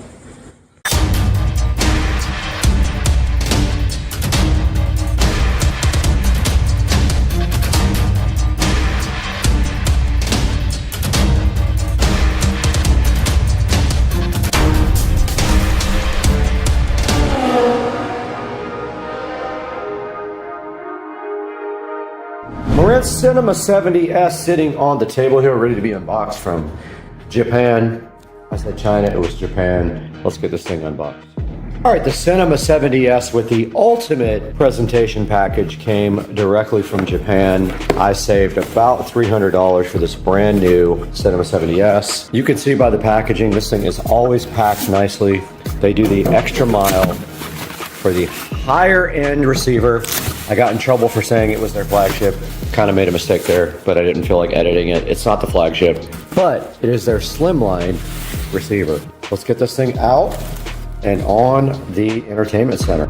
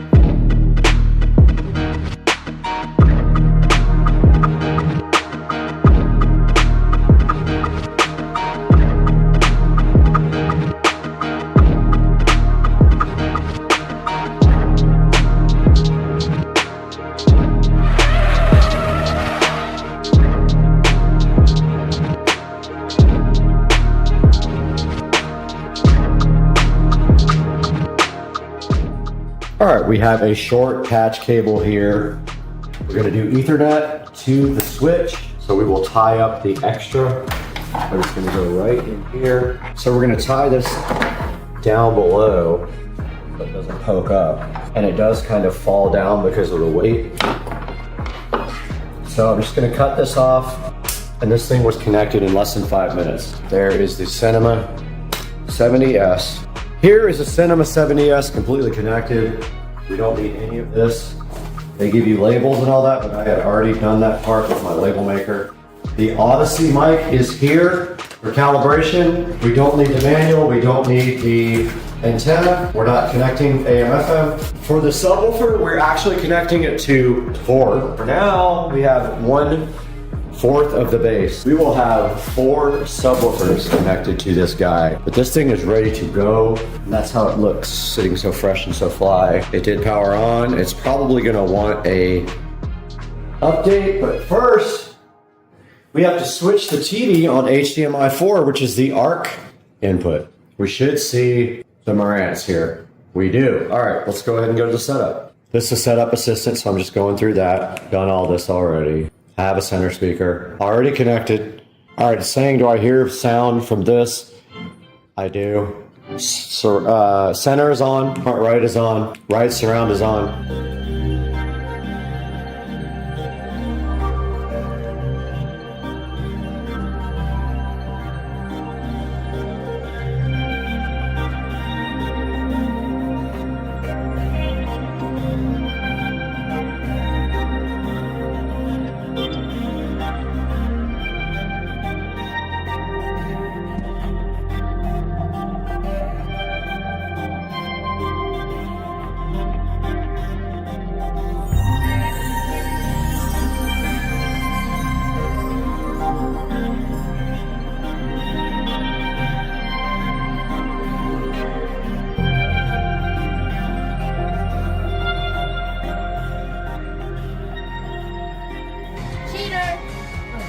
I went all the way down, dog.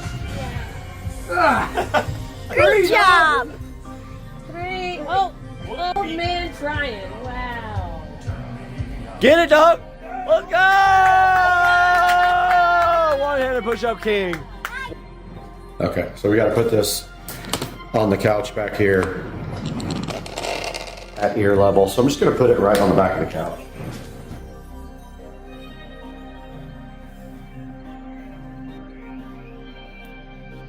Guys, we are wrapping up this project now in the Supercar Street Racing living room, but I wanted to show you guys how this looks with nothing on.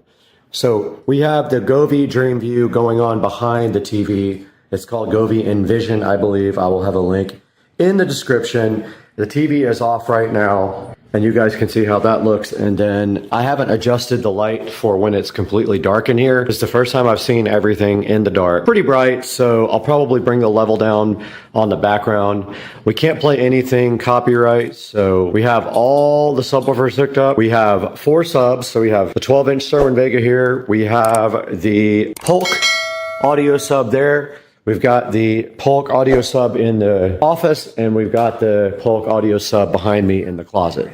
A total of 4 subs here, and if we go to YouTube, we can look at the 5.1 surround sound, a demo here. The bass is amazing, the sound is great, and just to recap, we have, let's see, Dolby Digital demo. So we have the Mika front up there, front right, front left, the Mika center channel here. The Mika surrounds. The ones in the ceiling are 8s. These are 2 5.25s and a tweeter. We have the Sherwin Vega 15-inch sub powered subwoofer. We have the Polk 15-inch powered subwoofer. Sorry, that's a 10. We have the Polk 10-inch powered subwoofer. And we have the Polk 10-inch powered subwoofer back there in the closet. And this is the Dolby demo. And you can see the Envision Center channel. Oh, right, it's really loud. Right surround. Left surround.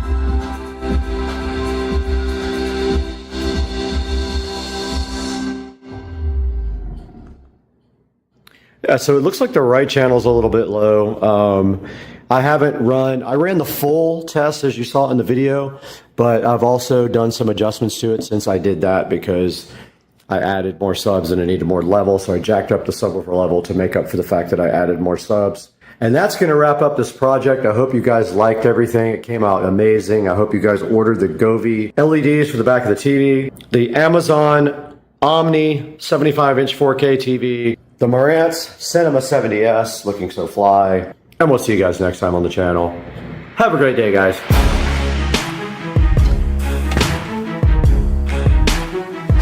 Hey guys, welcome back to Supercar Street Racing. You got Brad here on a Saturday morning. Just got back from breakfast. Shout out to Jared over at Broken Egg. He's our guy and he always hooks it up. Had a great time with my friends, but now it's time to talk about this project here for the living room 5.4 surround sound system. Now the living room had no TV in it whatsoever except a old 52-inch, I think it was, old school TV that only did 1080p. Now what we did is we went ahead and bought a new television. We got the Amazon Omni. When we did that, we also decided to go ahead and put surround sound in the living room. Now we could have done 7.1 or 7.2. Decided to only do 5.1, but we can always upgrade that later in the future. And sitting right in front of me right here and right now is the Marantz Cinema 70S, and it's my second Cinema 70S. The other one is sitting in my bedroom looking so fly and fresh, but now we have one for the living room as well to do the 5.4 surround sound there as well. Now the Cinema 70S does everything that you could possibly need in a home theater receiver. It is the entry level of the Cinema series, but it's also slim, so it fits in places that other ones don't fit, and it looks pretty cool sitting there on top of my entertainment center in the living room. Now the Cinema 70S supports all the popular digital audio formats for surround sound. It does DTS, it does Dolby True HD, Dolby Digital, and of course other formats as well. And this thing has plenty of power. I'll be honest, when it's cranked up, it's pretty loud using the surround sound speakers up in the ceiling. And you can see right here, it puts 75 watts out for the front two channels. It does Wi-Fi, it does Bluetooth, and it does HEOS so that you can stream audio to it from another device. It's also 8K, so if you have an 8K device, it will support 8K video. This thing also has multi-zone and multi-room streaming. And honestly, I think it looks pretty modern. I love the look of it. Compared to the one we have, the Marantz we have here in the 4K production studio, is much more sleek looking. Now this thing is sitting at a healthy 4.3 star reviews over here on Amazon. And taking a look at the pictures here, it does say it fits anywhere. It would not fit in my home entertainment center. And I have only 4 inches. This is like 4 1/4. It would have been pushing it with the legs off even.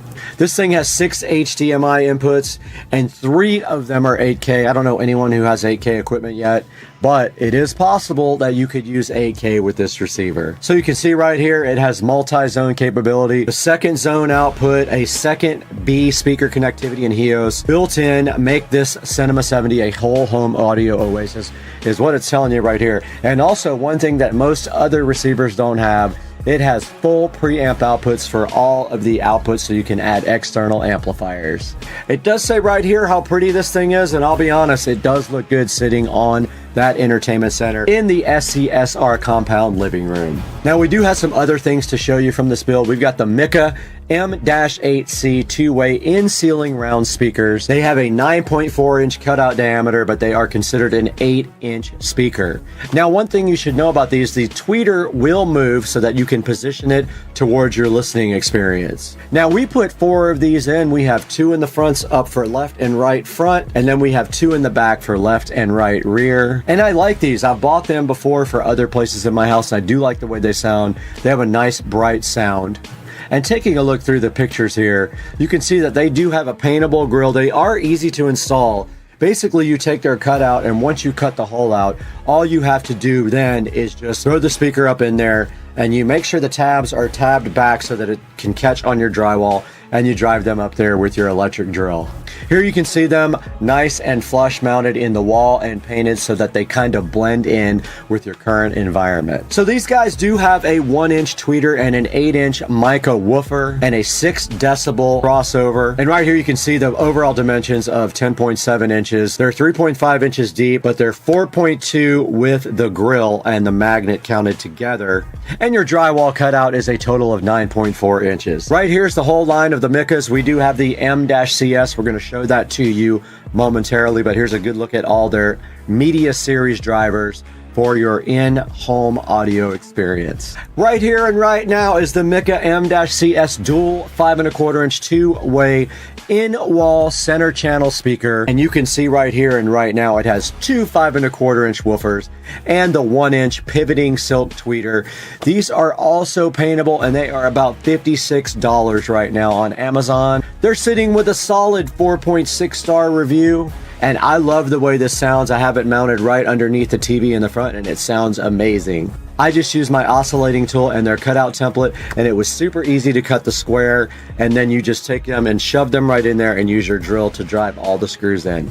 I had a few issues with the grill getting in there. I had to bend it in places to get it to push in, but I eventually figured it out. And here it shows it painted or unpainted. You can leave it as it is white like I did because I have white walls, or you can go ahead and paint it if you like to match your existing interior and blend in better. So look at the actual speaker. It has a 1-inch pivoting silk tweeter and dual 5¼ woofers, a 12 dB per octave crossover. Make sure that the right frequencies are going to the individual drivers. And here's a look at the in-wall series here. So here's a look at the Mika M-CS in-wall speakers. And you can see a diagram right here. Your total cutout diameter is 15.4 inches wide and 8.3 inches tall. And your depth's gonna be 3.5 inches with the grill and everything else. Once again, here's the whole line of Mika Media Series speakers. Now there's gonna be a link in the description to all of the items that I use for these videos. Please purchase through my links in the description. It helps me out just a little bit, and it gives me just a few dollars to keep Supercar Street Racing still running. And we'll see you guys next time. I got people blowing my phone up left and right that are trying to party.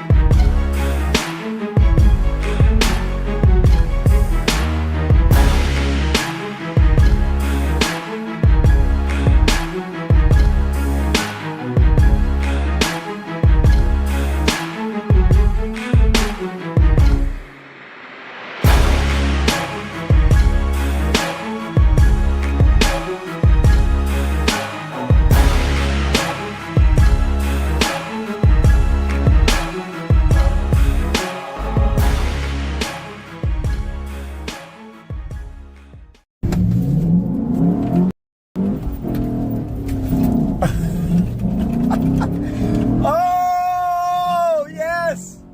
360, 720, and we're back in the Supercar Street Racing office right now in front of the M audio keyboard and the Supercar Street Racing channel here, and you can see that we have 1,200 videos exactly, and that is amazing. Probably a little over 1,200. But right here also in front of us, we've got the Z's security camera that was sent to us by Z's to go ahead and check out. It is the model CA49, and it does pan and tilt, and then you can see on the back it says anywhere, anytime. It's all about your smarter security. And there's some specs on the back here as well. But our first mission today, besides playing this keyboard, is getting this camera unboxed and seeing what is inside. So let's do it right now.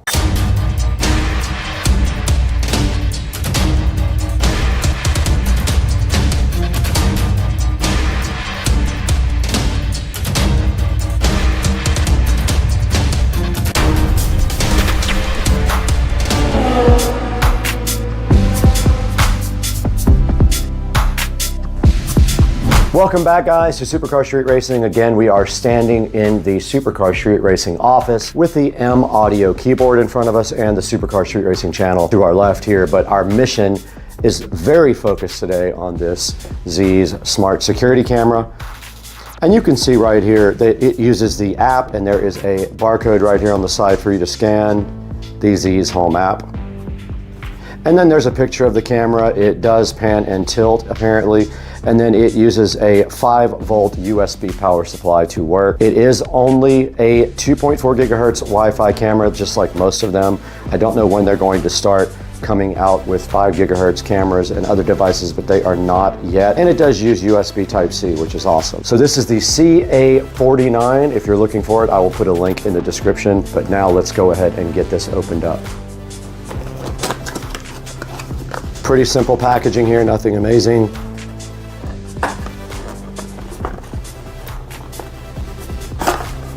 And that is probably the power wire there. The box is a little beat up. Okay, yes, so that was power. So inside there is also some, so they gave you drywall inserts and then a mounting bracket and a standard USB power brick here. As you can see, just a regular 5-volt USB power supply here.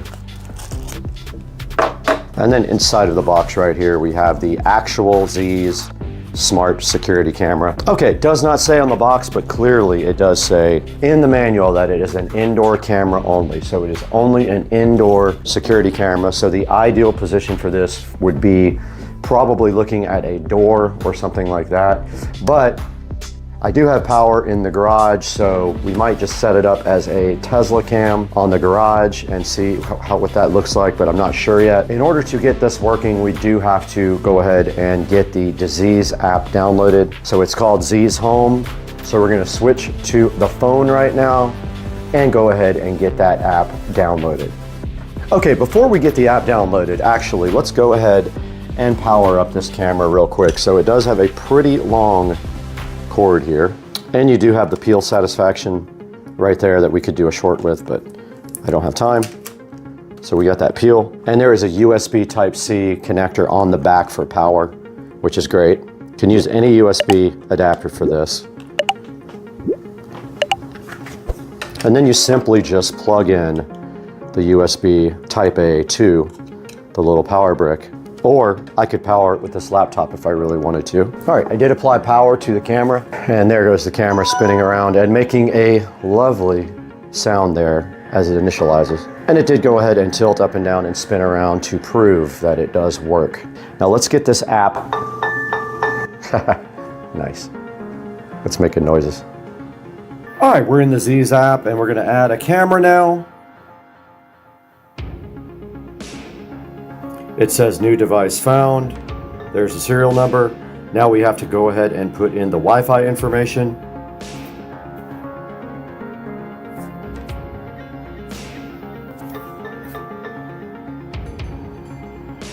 All right, it is connecting the phone to the device, and hopefully this time it works when it tries to upgrade the firmware.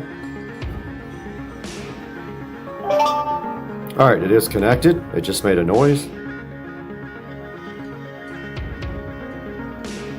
Let's see if it will actually update the firmware.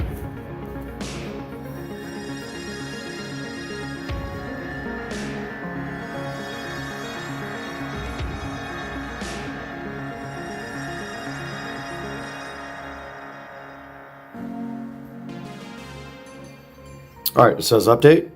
Let's see. Let's see if it's going to update. Okay, it's flashing blue.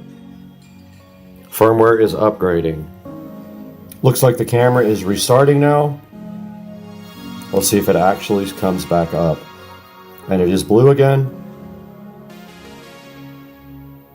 And the camera looks like it is back online.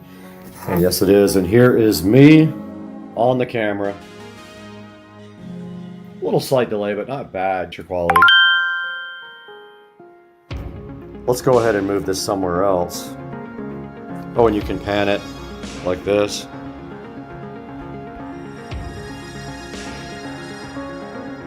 Tilt it like this. And it's at 2K resolution now. And here I am on the Z's camera. Looking so fresh and so fly, dog. Let's move it somewhere else. I'm gonna mount it up in the corner there where there's already power and you can see the entire garage from this side.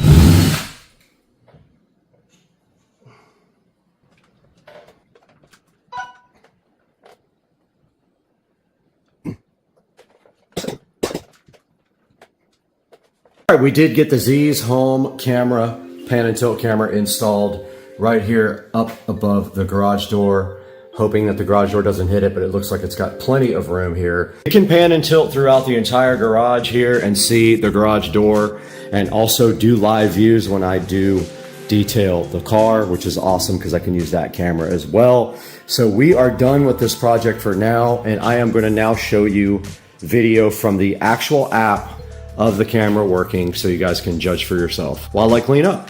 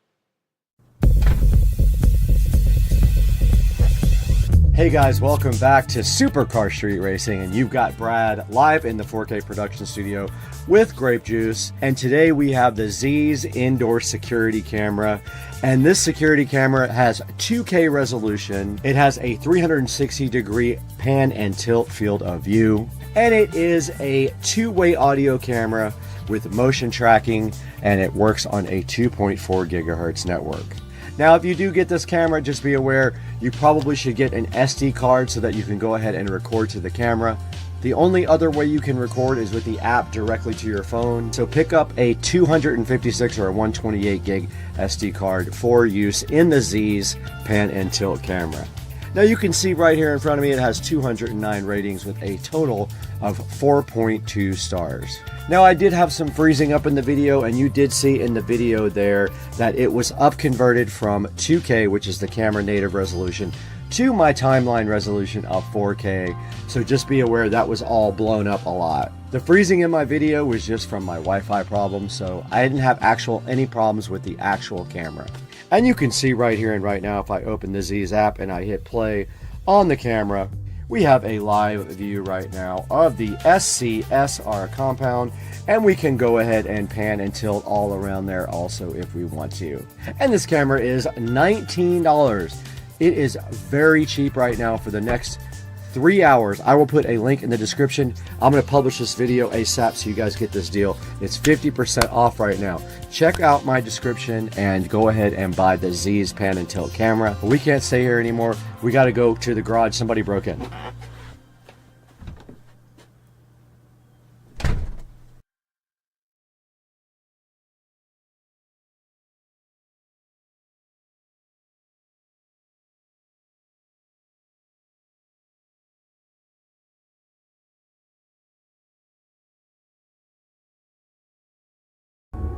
That front LED smart mirror peel sat is so good in your life. That peel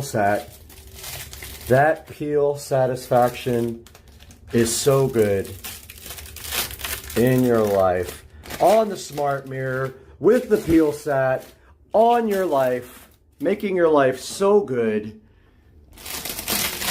with the peel sat. Without breaking the mirror off the wall, hopefully.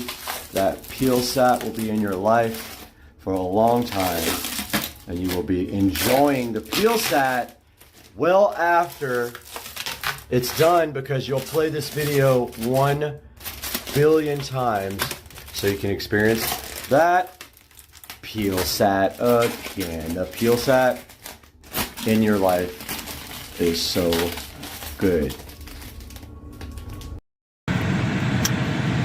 So we got Dukes of Duval in the 2023 Model S, and this is the dual motor Model S, so it's all-wheel drive, and dual motors, and I don't know, maybe 600 horsepower. So what's your thoughts on the 2023 Model S? I've been ate the Plaid, but it's fast.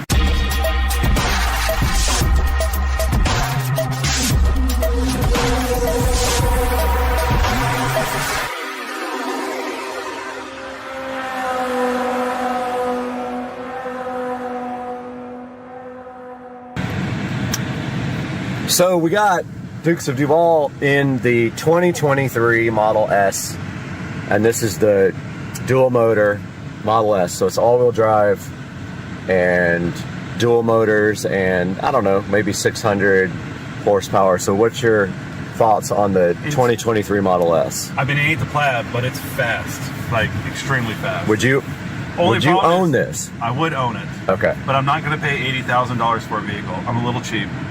What would you buy if you were going to buy a car right now? If I listen, Can I afford it? Yes. Do I want to buy it? Yes. But am I crazy enough?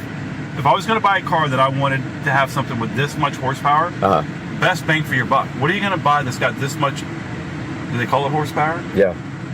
Okay, so let's what do you buy do with this much horsepower. Let's do a 0 to 60 because these people next to you are also looking at the car. They're digging it. Yeah. So let's see what this thing does 0 to 60. It's they got to put it in like track mode, or like you don't have to do anything. We're not ready for drag strip mode, so let's just see. All right. Let's see 0 to 60. I'm prepped. Like my head's on the thingy.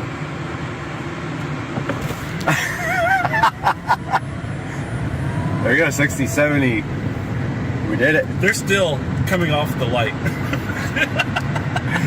I'm sure they're back there cracking and they're up. stopped at this light, and we're not. They have to be laughing. Look, that's not real. All right, this thing's good. I think it does 0 to 60 in like 2.8 or 2.5. And I like the interior. I don't know about the white.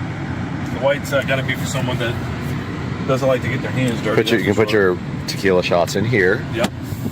That's crazy. I think my car actually has that, and I don't even know it. You probably don't. I've driven my car like 3 times. Yeah. You were in the car, one of them. Say 2007 Camry. See if they could keep up. So I've never done dragster. Whoa!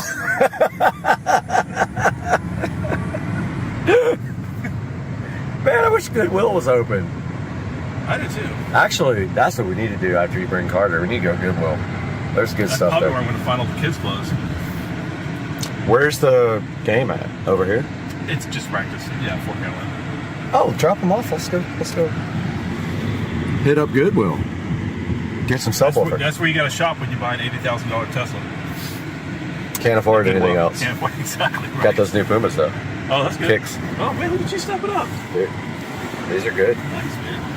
Yeah, these are good shoes. I love them. All right, we're in the 2023. Let me get past the entrance for. We're in the 2023 Model S, and we're going to try out drag strip mode. And what we are going to do is stop right here. We have the car in drag strip mode, and it said it's ready. So Joe has to hold down the brake. Yep. Hold down the accelerator. All right. Wait, it'll tell you. Both pedals pressed. What's it saying? Saying both pedals pressed. Oh, it won't let you because it's a rental, I bet. Oh, hold on.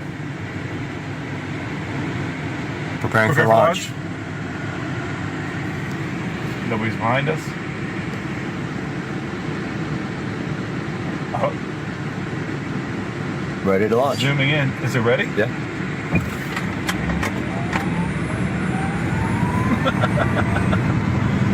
Did we hit the top speed? Oh, well, I got to like 82 that I backed off. But I feel like it wasn't much different than I probably would have if I would have just hit the gas from standstill. It's not like the Plaid. It's not as dramatic. Dude, my car is faster than this car. Right? Oh, 1,000%. You're testing the brakes. Can't park here. Now you know the brakes aren't amazing. No, they definitely are not. This car is so fun. I wonder if this has different brakes than the Plaid. We got TLX. So, do you think it's still like pretty close to my card, though.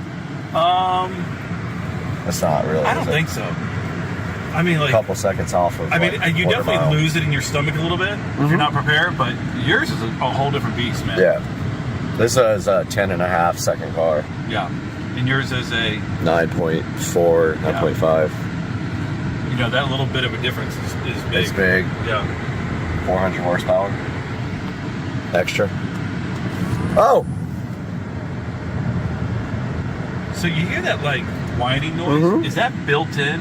Or is that the That's actual the sound of the motors? That's the motors. Yeah. This has a Navitas conversion. 70 volt. I wonder what the voltage is on these. It's gotta be a lot. I think it's 48. Let's see.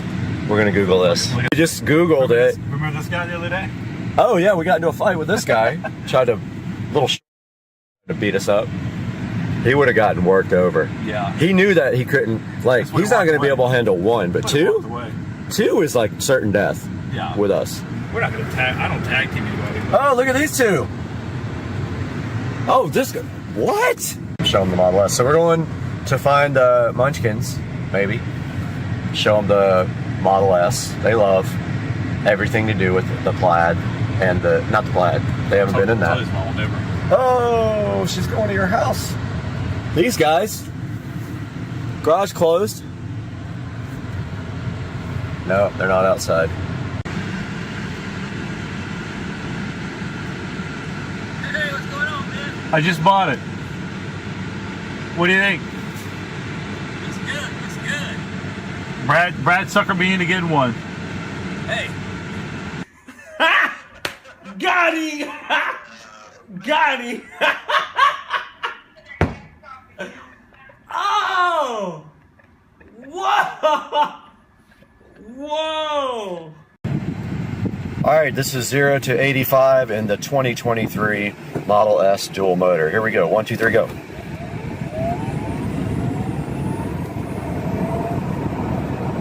And it's limited there. My sister donated this Jeep machine gun pimp with a duck float to Patricia because she has a Jeep. Yeah. And this thing is so cool. My sis. Hey everybody, and welcome back to Supercar Street Racing. And today we've got another unboxing and review for you. This is the Winbridge S388 voice amplifier. You can see the box right here in my hand. And Winbridge was kind enough to send me this device to go ahead and check out on the channel. And I'm going to go ahead and take that opportunity now. This thing has a 20-watt power output. It is completely rechargeable. As you can see here on the side, we have a USB Type-C for charging the actual amplifier. And on the headset, we have a USB Type-C for recharging. And you can see the charge indicators right there.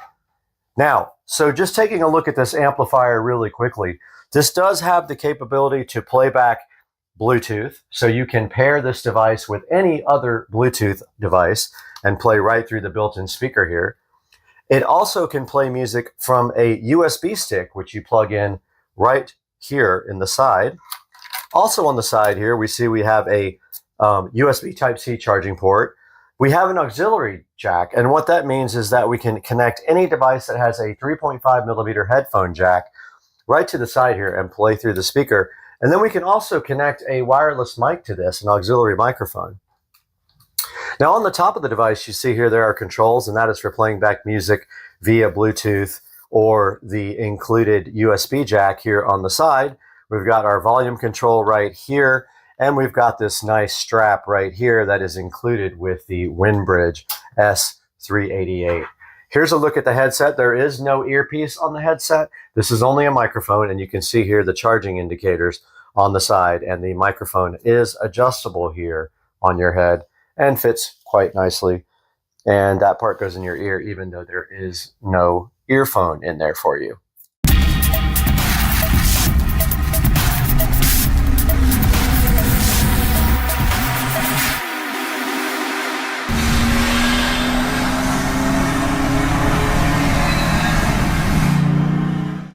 So now let's take a look at how you actually connect the headset to the amplifier.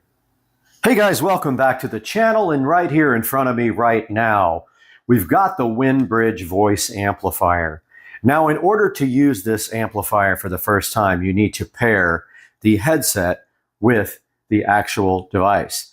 Now, doing that can be kind of tricky. It took me a few minutes to figure out how to get this done, but basically, here's the power button on the device headset right here. And what you want to do is you want to turn on the power on this WinBridge. Then your display will go like that. Then you hold down the M button until U1's flashing. And then what you're supposed to do is turn the power on your headset, and then it should pair. However, I had to end up clicking this button multiple times, not only for the power to come on, but also for this to pair. As you can see now, we have the U1 button light is solid. So that means these are paired. And if we attempt to talk, check 1, 2, 3, 4, 5, we can see that we now have a successfully connected device. Let's talk a little bit about the next feature of this WinBridge voice amplifier. Now, this thing should have the capability to play Bluetooth from a device onto the speaker while you talk over it. But in order to do that, you need to pair your device. So what you do is you press the M button until you see blue. Blue is flashing on the display now, as we can see. Then we want to get into our tablet here. Turn on Bluetooth. See if we can locate it. And we hit pair new device on my tablet.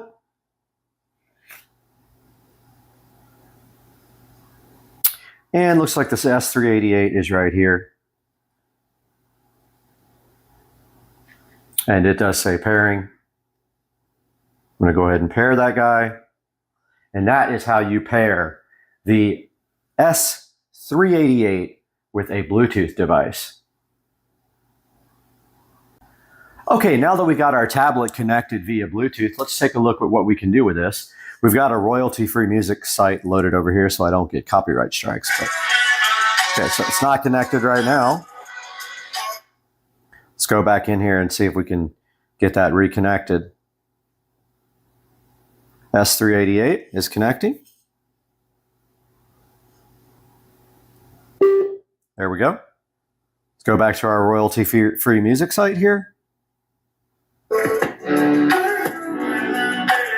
Now we've got music playing through the amplifier from tablet.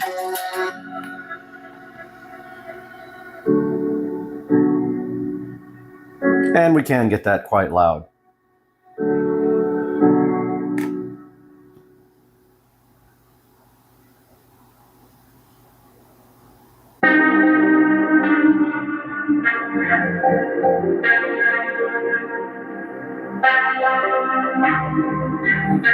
And we have our volume here.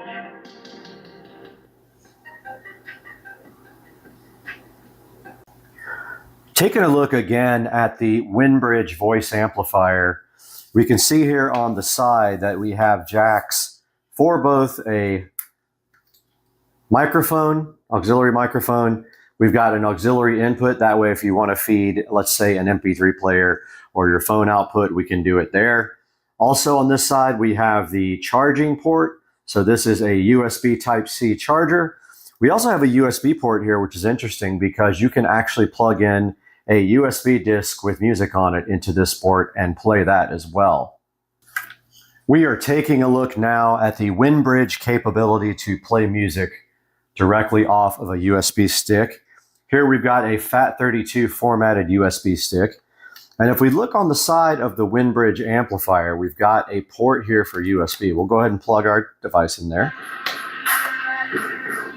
And it went ahead and started playing.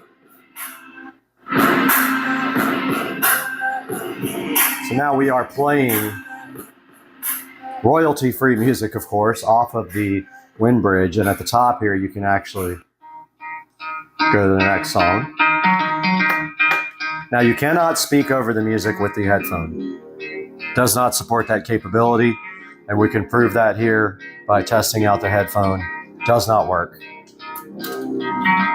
But that is the capability of this guy to play USB right there.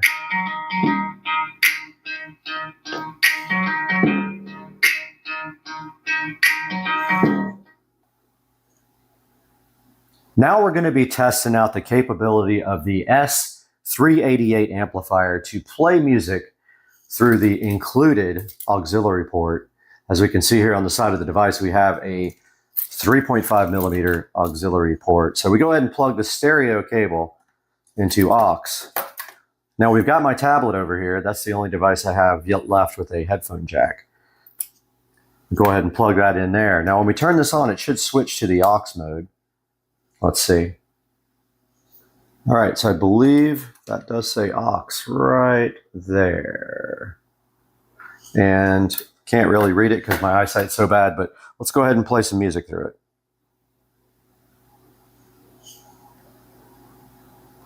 Okay, I accidentally switched it off. We got nothing. So it said it would switch to auxiliary automatically after you plug it into the auxiliary jack. And it should say aux on this. It does not. I'm going to attempt that connection again. There it goes. So I had it off when I made the connection. There's our auxiliary. And we can switch songs here. You can see here on the tablet, we're just using our little auxiliary cable here.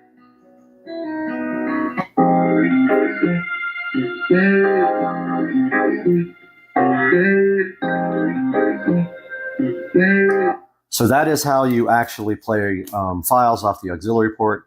You get your 3.5 millimeter stereo cable. Make sure the device is actually on. See nothing on the display there. Plug in aux, and there we have aux on the screen of our device, and then we will hit play over here.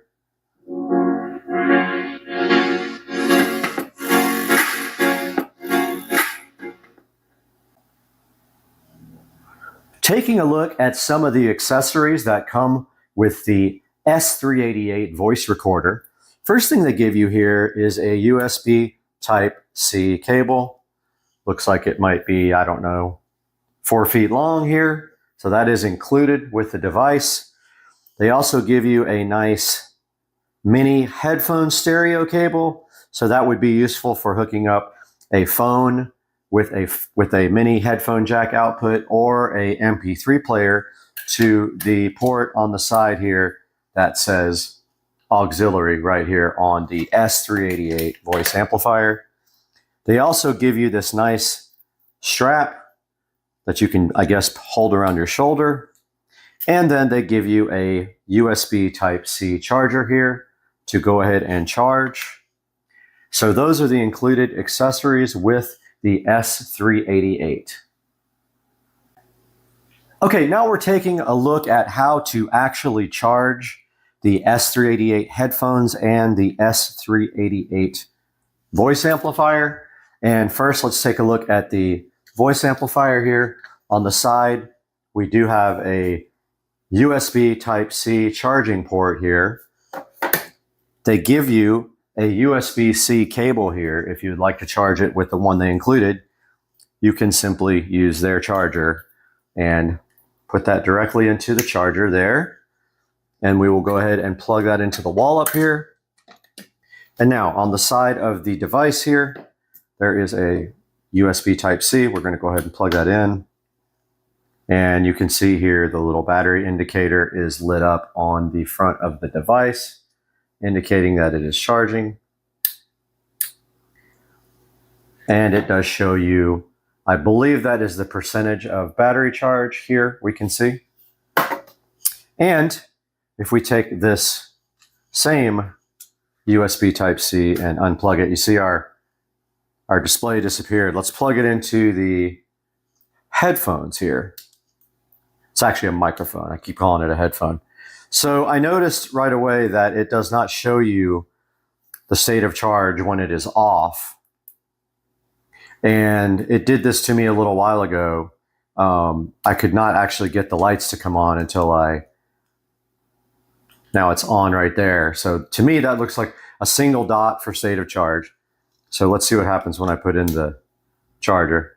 Okay, now we do have our charging indicator. I was trying to figure out how to get that on. So what I did was I pressed power first till the green light came on, and now the charging indicator is on. Back with the S388 amplifier, and we're taking a look at the strap that is included with it and how to install that. So pretty simple. You honestly just have to take this thing here, either side, does not matter, and clip that directly onto one side or the other. As I say that, it's tricky. Got that on one side, and there is an adjustment in the center of the strap here. Go ahead and make sure the strap's not twisted, but it doesn't matter because it has these things that spin around on the end and keep it oriented. And then there is your strap for your S388 voice recorder for convenient carrying around. And if you have some presentations or anything to do, it'll make it easier for you to put this on your shoulder and just makes its ease of use much, much, much better. Okay, now that we've shown you some of the capabilities of this device, how you actually connect some things to it, let's go ahead and test how this thing sounds. Okay guys, welcome back. We've got the S388 voice amplifier connected in auxiliary mode here. And now what we're going to be doing is testing the sound from across the room. Not very scientific of a test, but it still will tell us kind of an idea of how loud it is. So we're going to go ahead and hit play. Turn the volume up. And step back to the back of the room. So from about 6 or 7 feet away, this is more than loud enough to, let's say, entertain a crowd in a room. A little bit of distortion, but I mean, it is usable. Moving closer to the device now. And now I'm going to back up even further. Okay, we are probably 20 feet away now. It probably would still work for a small crowd in a big room. And that gives you an idea of the capabilities of the speaker in the S388.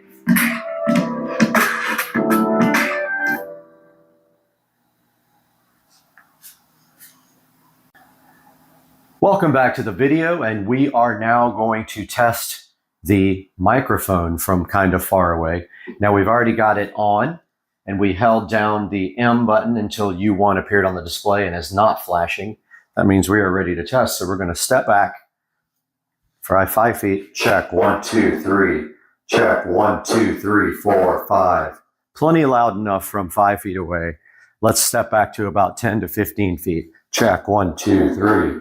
Check 1, 2, 3, 4, 5. Okay, so it doesn't really reach 15 feet away as far as the range from the microphone to the device, but actually this guy is meant to be kept right next to the microphone. So the point being that, yes, it is loud enough to hear from across the room. And I know that's a difficult test because I'm wearing a wireless microphone. So I will go ahead and make another clip now without the wireless mic and with the camera microphone. Okay guys, we are about 6 feet away from the device now, and what I'm going to do is step to the side and let you guys hear what it sounds like with the mic. Check 1, 2, 3. So I am recording on the camera microphone from about 5 feet away now. You should be able to hear exactly how this microphone sounds. Now, I'm going to read something to you from, not after I step in front of the camera, from the instruction manual. How to use the wireless headset microphone. After twist the knob key to switch on the speaker, please long press the M button on the speaker until U1 blinks on the display. Then please turn on the wireless microphone. At this time, U1 indicator will become constant light on the screen. it means that the headset mic and speaker are successfully connected. Now, as far as the ease of using the S388, it is a compact device. It does make it really easy to carry around and have some amplification of your voice from the little included headset here on this tiny little speaker system. So that is convenient. So one of the big negatives I found about the S388 is that you can't actually play music under your voice.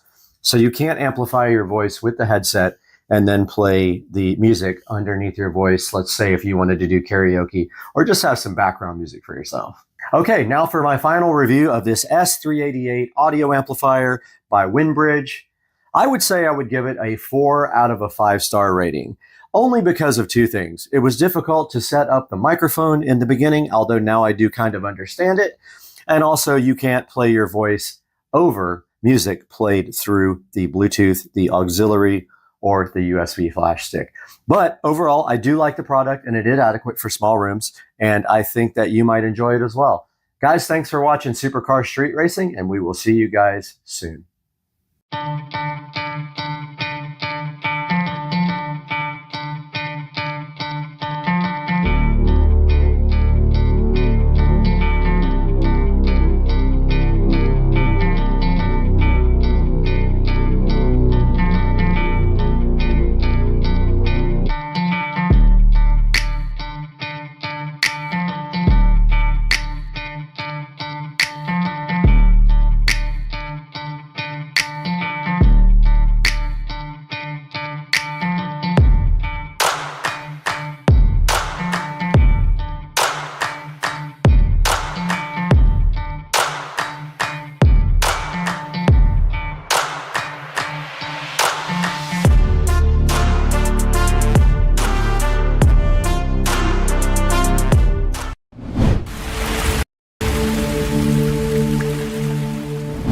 Guys, we're in the Supercar Street Racing Studio A today for something special. I've got a product right next to me here that's going to enhance the studio. I just have to figure out how I'm going to install it. It's sitting right here next to me, ready to be unboxed. We're going to get to that all today and a lot more because we're about to have 200,000 subscribers on the channel, and today we're celebrating that as well. Let's get this product looked at and unboxed today on Supercar Street Racing.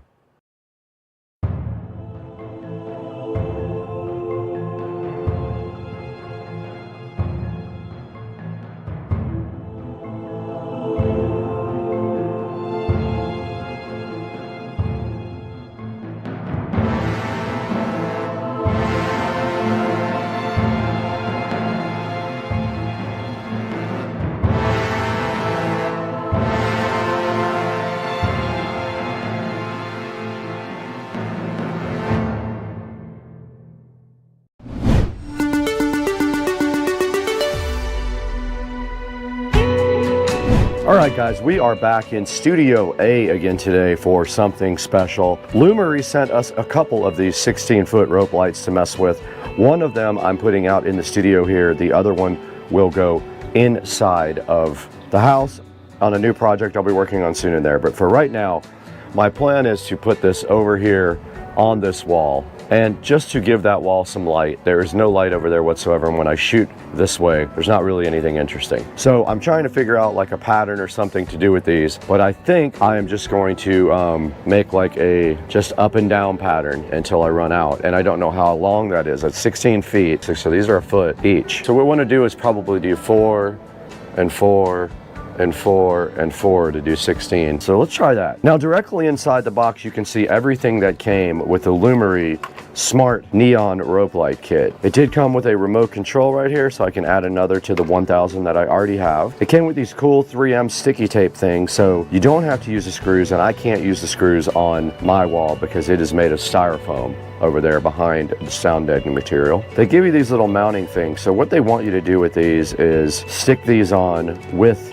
the 3M tape and then put your rope light in here. Now we don't need to put these all the way around the wall because you can see here in between these little foam tiles, this light will kind of stay in on its own. It only needs a little bit of help. So I'm going to use the 3M tape. I'm going to come up with a 4x4x4 design. We're going to get power actually behind this TV, there is a power up there, and we can hide the power wires nicely inside of the foam tiles, which I've done before. They fit kind of right between them, and I really like that. So let's go ahead and start figuring out our pattern here.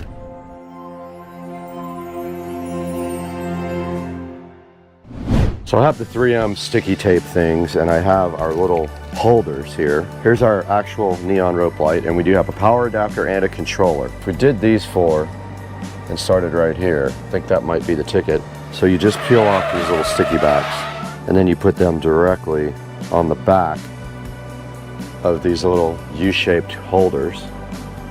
And I'm gonna put one right on the end of this. I'm just putting a little pressure on it to keep it in there. And now here's the end of the strip where I'm gonna put it in here. It went right in the clamp. I'm gonna do that again in the center, which I should have had these ready ahead of time. Yeah, I should have done this ahead of time. Not very smart planning. And it's gotta make a turn.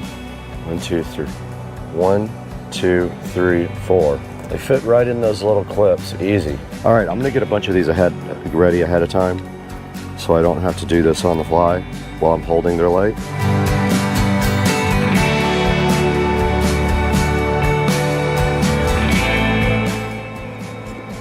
And I didn't do what I thought I was gonna do.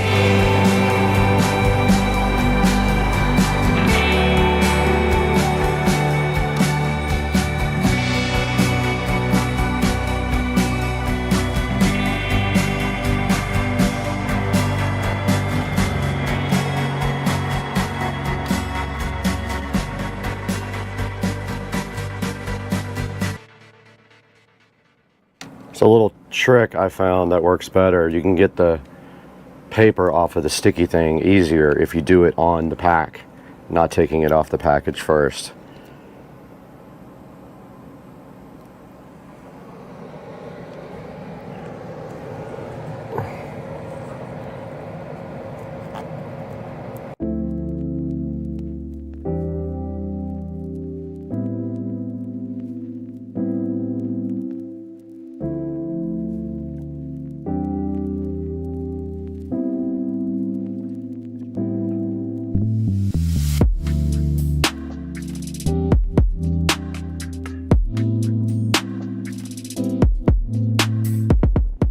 So we are completely done with mounting this rope light. All we have to do now is do power for it. This is our power brick, and I'm gonna put the power brick behind the TV. I have plenty of power up here like this, right here behind the television. I'm just gonna power it right there, and then I can hide all the wiring up here behind the TV as well, and the controller. And then our other wire just needs to be hidden in the foam. So basically I'm gonna run this wire behind the foam, up and around to the controller.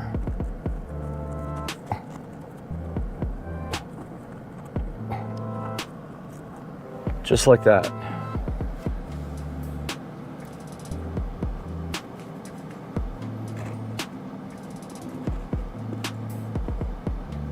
And it is hidden. After all that, all we have to do is tie our wires up behind here really nice, up behind the TV there, but we can go ahead and connect it and see what it looks like.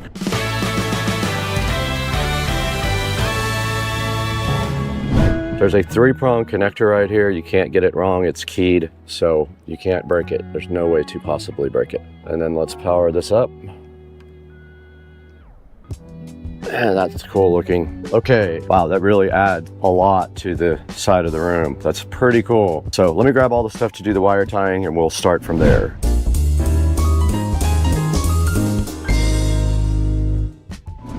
Okay, we're gonna go ahead and tie everything up back here now. Just put a zip tie around this and we'll be done pretty much.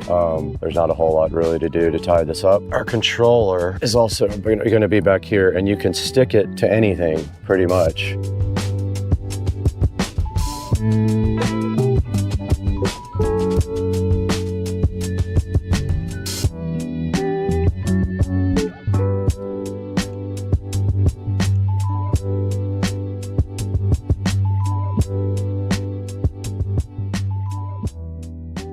Looks like a big S. It's kind of cool. Everything is tied up now.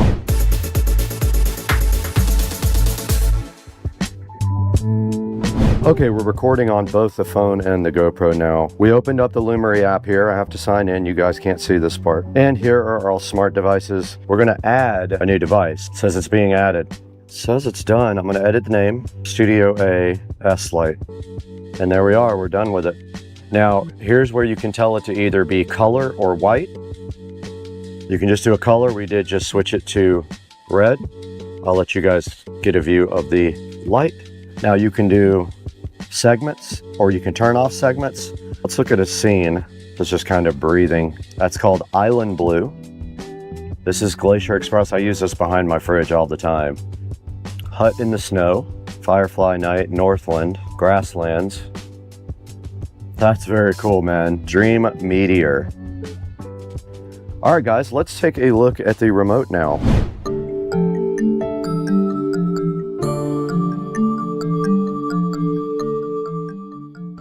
All right, here's the included remote with the Lumery. Let's see if it did come with a battery or not. It did not. It needs 2 AAA batteries. It did not come with them. I will have to go grab 2 batteries now to test this remote. 3 hours later. All right, guys, we were able to go ahead and get some batteries put in this remote. It uses AAA batteries. I wanted to show you guys the remote and the functions. The first function on the upper left is the power button here, right there. Next to that, we've got the scenes, play, pause button. Then after that, you've got this round dial right here, and the left button is brightness and K-scene speed. The right button is brightness and K-scene speed. The top is previous scene. The bottom is next scene. So mode is next scene, mode up is previous scene. Down at the bottom, you've got R, G, and B light, warm white and cool light lights. And then you've got this auto button. Auto button means auto scene cycle. So that's what it is set to now.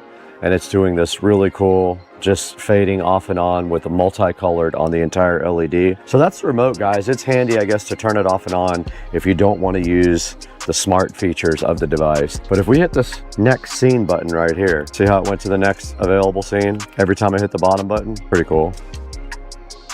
This is gonna look good in the background when we shoot videos. So I'm just cycling through the scenes now so you guys get a good idea. And I put it back in auto just now. So that's a look at this device and the remote control, how to mount it and all that. Let's take a look at this on Amazon real quick now, right here on this PC.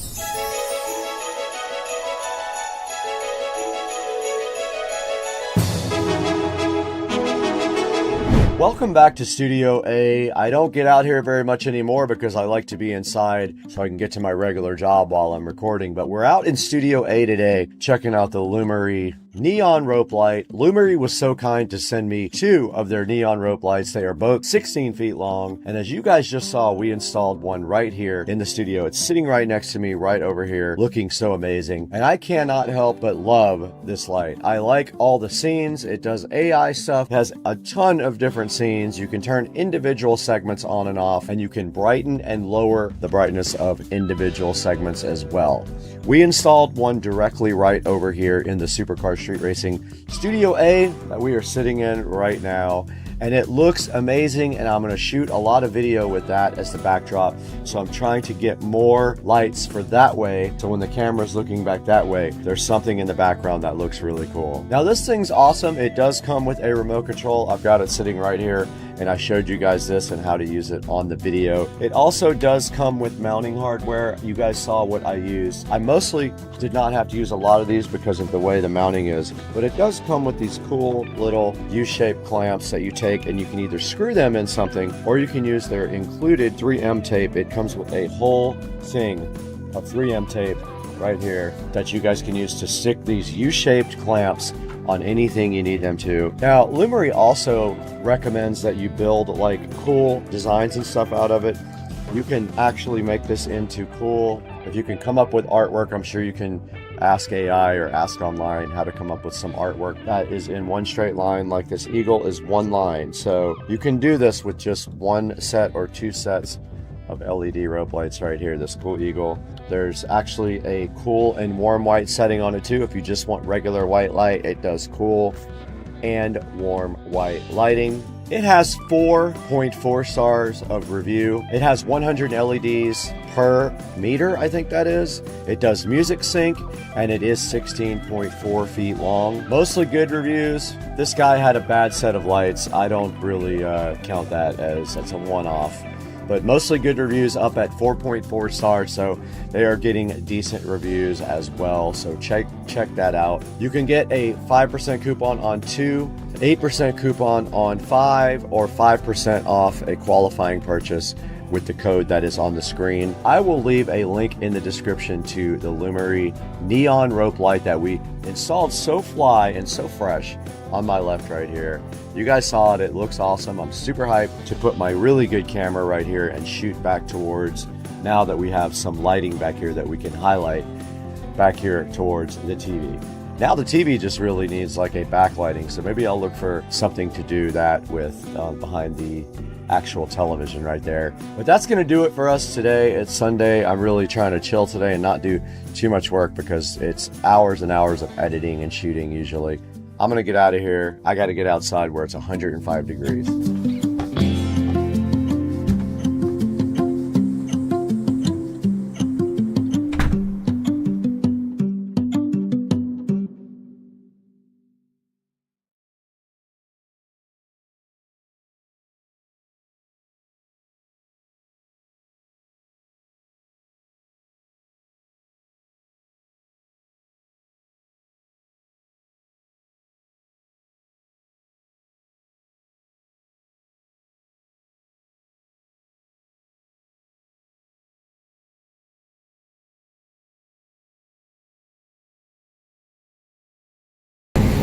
All right, here we go.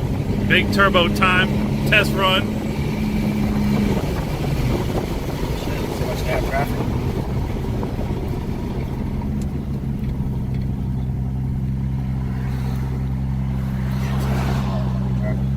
Can't do shit.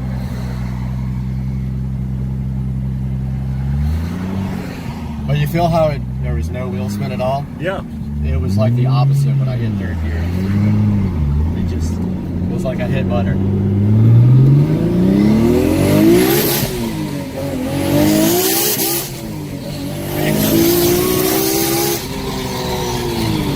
Jesus Christ. Insane.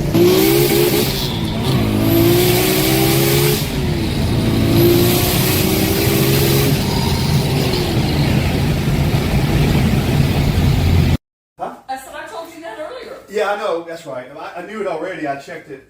But Kitty, why are you hovering next to the ranch? because he knows what's above in that cabinet.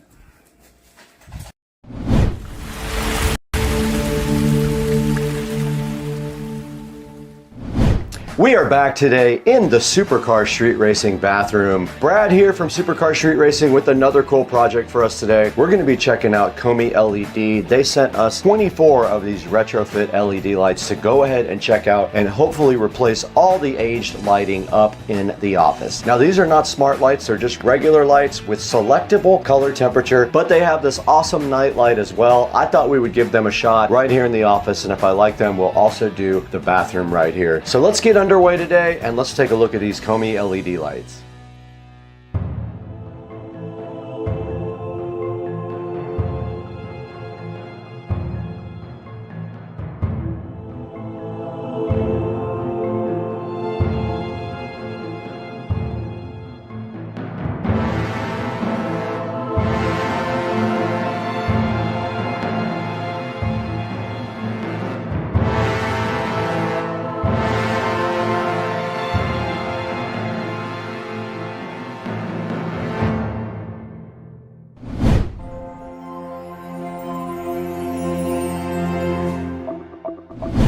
Guys, we're still in the Supercar Street Racing bathroom now, where we're going to unbox this awesome set of Komi LEDs. You can see they provided us an entire box of Komi LEDs here. There are 12 in this one box. Let's go ahead and see what is inside here.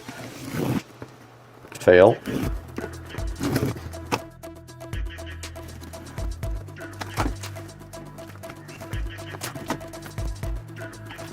Right on top of the box, we do see a little card from Komi LED telling about their company, their quality control, all that stuff, how to mount their lights and things like that. And then they should just be the actual lights. Let's get these out of the box. Don't need that box where we're going. And here's a great look at the packaging on the front. It's 6-pack here of their LED recess nightlight kit, and there is a 5 color temperature selection on it. You can go anywhere from 2700K all the way up to 5000K. Now remember, when you're talking about color temperature, the lower the number, the warmer the light temperature is.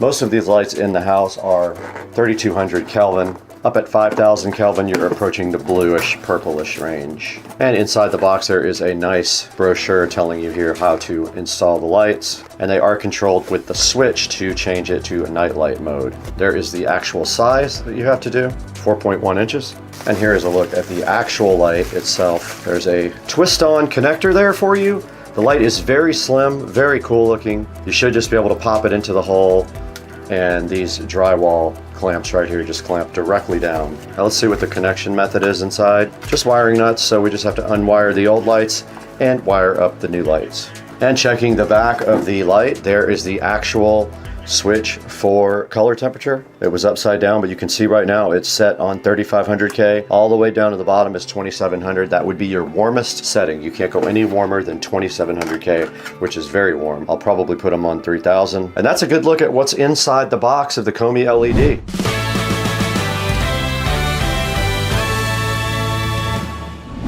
All right, guys, you just saw me unbox the Komi LED lights right here. These things look pretty awesome. They look pretty easy to put in. The hole size should match up with what we have in the office right now. All it should be a matter of is unwiring these lights and wiring in the Komi LEDs right in their place. Now let's dig into the Komi LEDs and get them up in the ceiling and see if we can get one wired up.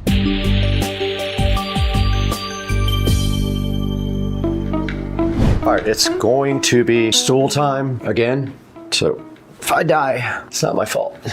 Okay, we're up here with the old fixtures. I'm gonna go ahead and remove this bulb. Don't need that where we're going. And then, yeah, there's just 2 levers in here. There's just 2 levers there that keep it inside the ceiling, and it should just come right out.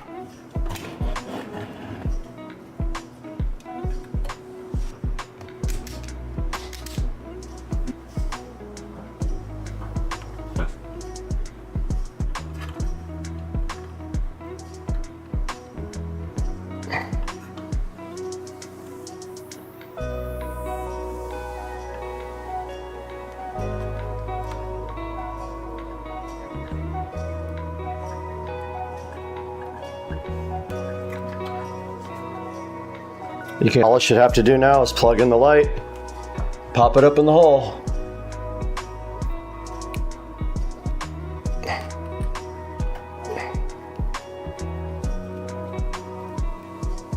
And it is on 3000K.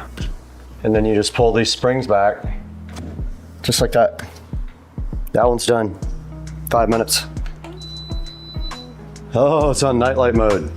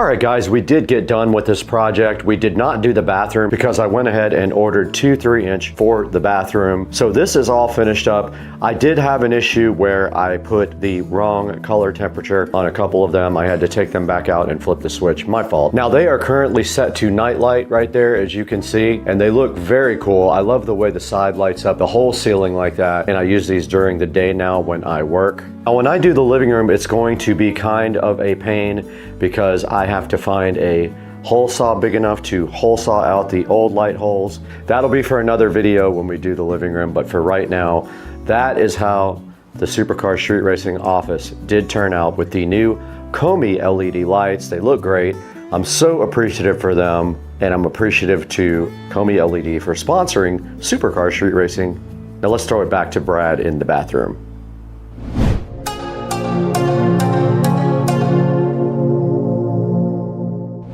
Now what we need to do is wrap this up in Studio A. Let's walk over to the Supercar Street Racing Studio A editing facility and see where you can pick up your Hdmi LED lights online.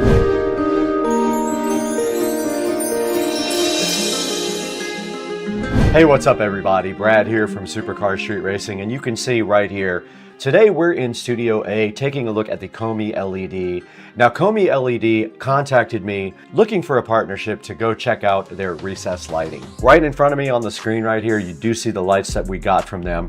We have the recessed lights with night light. They're pretty cool. They do a regular recessed light with a flat surface, and then you can flip the switch on the wall, and if you flip it off and on, it comes back up with a night light. I will show you guys a picture of this right now on the screen, how it looks, and you just did see video of the entire install process. Now the ones that we picked up were 4-inch. You may need a different size if you already have recessed lighting. I'm gonna be doing the living room with the extra ones that I have, but unfortunately I will have to expand the hole because I think I have 3-inch holes in there right now, and they are 4.1 inches on the new ones. And right in front of me right here, if you do click on the recessed light with night light, you will see all of the different sizes that they offer. They have 6-inch, they have black and white, they have 4-inch, and then they have also silver, which is pretty cool. They call it brushed nickel. Here's a good look at the brushed nickel and the black ones right here. These are the 3-inch and the 4-inch right on the screen. Now here's the ones we got right now. Hdmi LED will be offering me a link for you guys to click through. So go in the description and click the link that was designed for you guys. I will link the main page also, but it would be so helpful if you guys would buy your products from Hdmi LED. These things are really awesome. They're super easy to install. It's 2 or 3 wiring nuts and just cutting a hole. If you don't have a hole, or if you have an existing hole, you might have to expand it a little bit, measure your actual hole, and then buy the light that fits that hole. And you can see right here on the screen, they have a discount by carton quantity as well. This is $119 for a carton of them. Now a carton is considered a 12-pack. I did get 2 of those for my project, and I'm so grateful to Hdmi LED for that. And you can see that discount if you go ahead and buy more than 1 carton. They knock some price off of it. So that's super helpful. All right, guys, this is the dashboard of the channel. I am so grateful for your support at Supercar Street Racing. We want to continue to provide you guys with cool videos of cool products and just work with you guys to get the best prices on everything. But we can't do it without you. Please like and subscribe and check out all of the videos that you haven't seen yet. Watch our 24-hour-a-day Jukebox as well, and we will get back to you guys soon. We have got to get directly into the pool because it's summertime.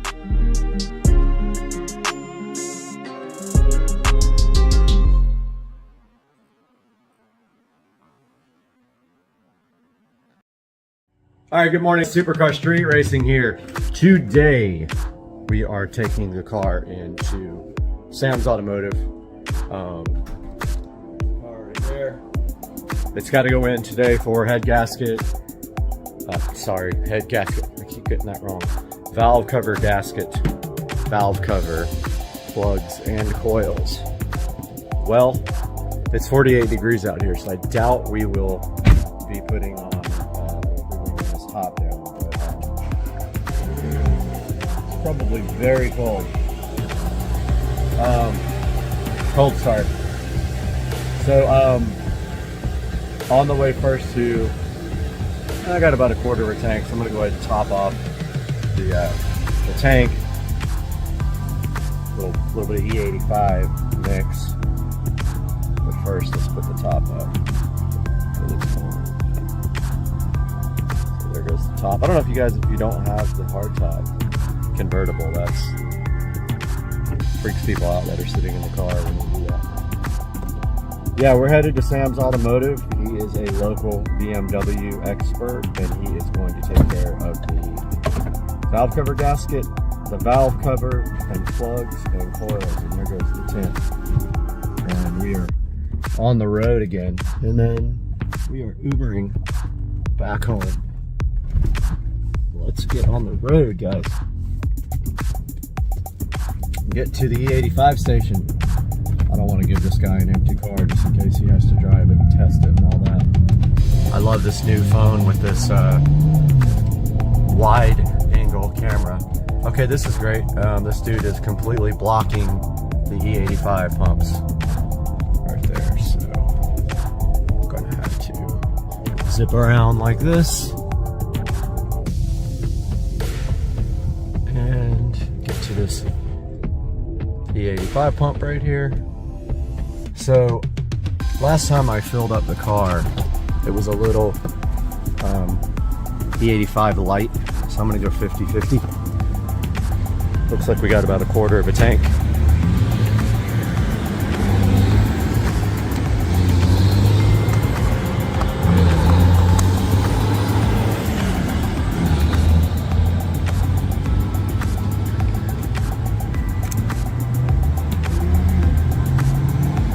Gotta put my card in there.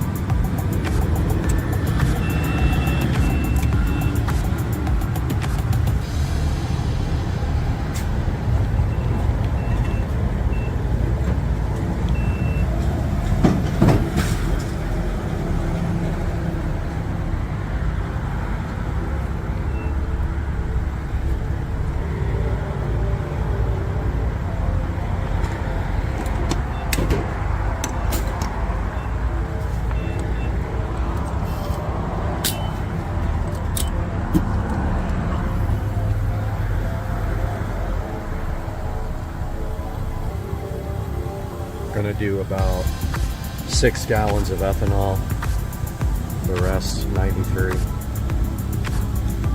See if that fills the car up. Probably about, probably do about, yeah, about 6.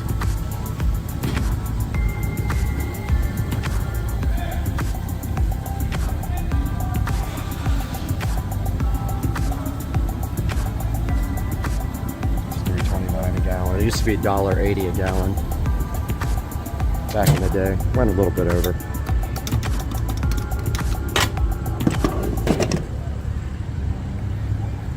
Do this again now with 93. Hopefully I didn't show my credit card earlier. I don't have to blur it out. Alright, so put my card back in for 93. I got to do this every time I get gas.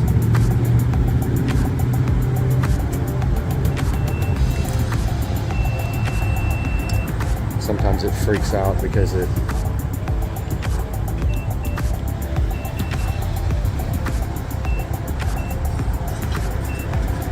it's 2 transactions in a row, but hopefully it's good.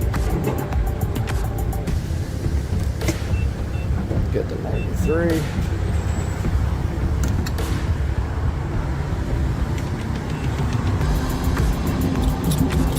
Let's see how many gallons we get with this.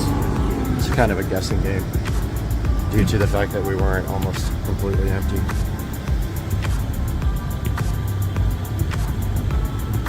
Then we got to get the car over to the shop. I'm guessing it's going to hit maybe 6, maybe 7, which is fine. It's a good mix.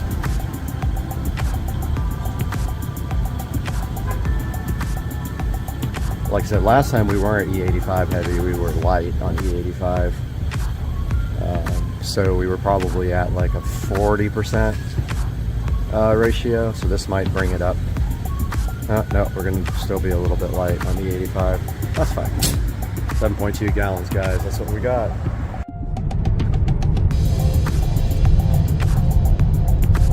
Alright guys, I don't know why One UI keeps crashing on the phone, it's annoying. Happens when I do videos, but we're on the way now to get the car washed because I don't want to give the guy a dirty car. I'm gonna run it through. I have the unlimited wash plan up here at Camel Car Wash.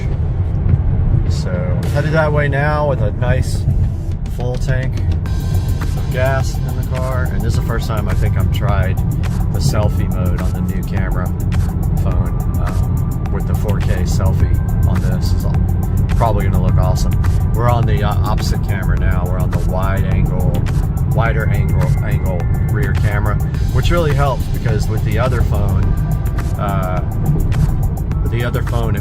everything looks so close up when you were in 4K that it just really distracted. It wasn't a good field of view.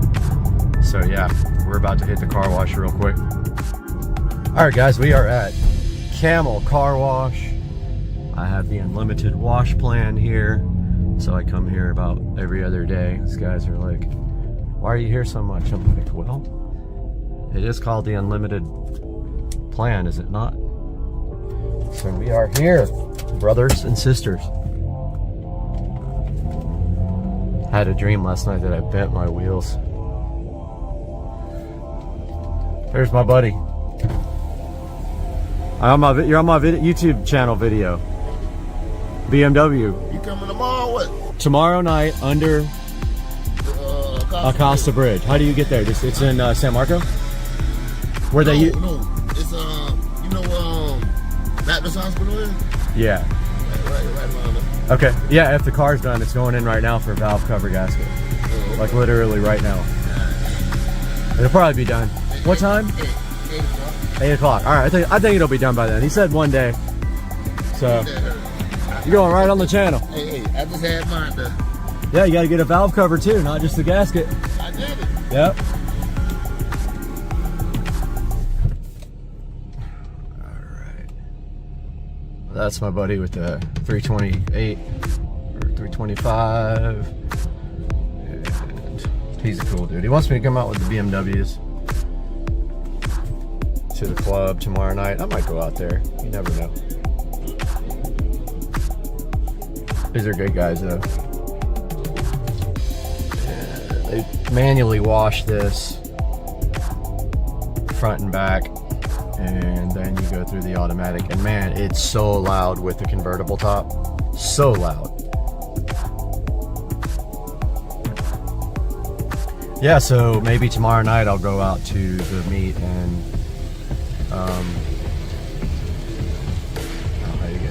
Baptist Hospital is what he said. I think that's in Riverside. I'll have to look that up. Uh-oh. Stopped.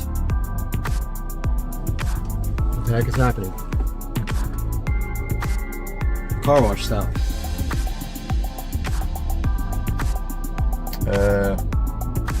Hello? Well, we're sitting here stopped. I don't know what's going on. I'm gonna pause this until we go again. All right, we started moving again. I don't know what the deal was with that. We stopped for a second. I don't know, that was strange. Right up here where the water sprays on. Oh man, it's so loud.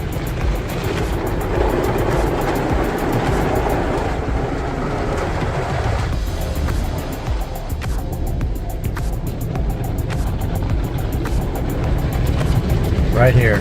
I have to hold my ears during this part.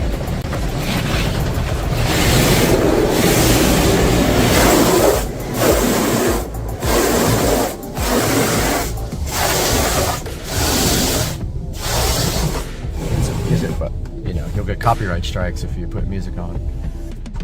Yeah, it looks like we're doing good on time. It's about 20 minutes from here. It's about 8:35 right now. Comes to satisfying whatever the heck that is going on there.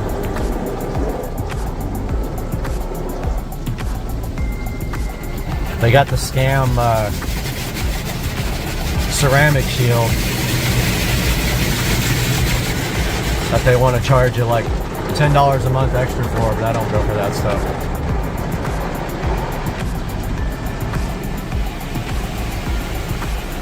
Satisfying.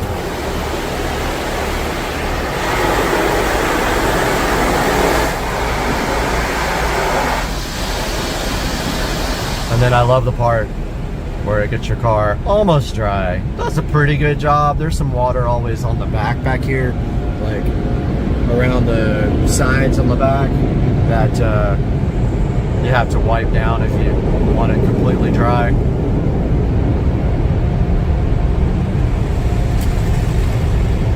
Dude up here is blowing off the thing. Oh, this is where it puts the tire shine on. The LEDs are broken.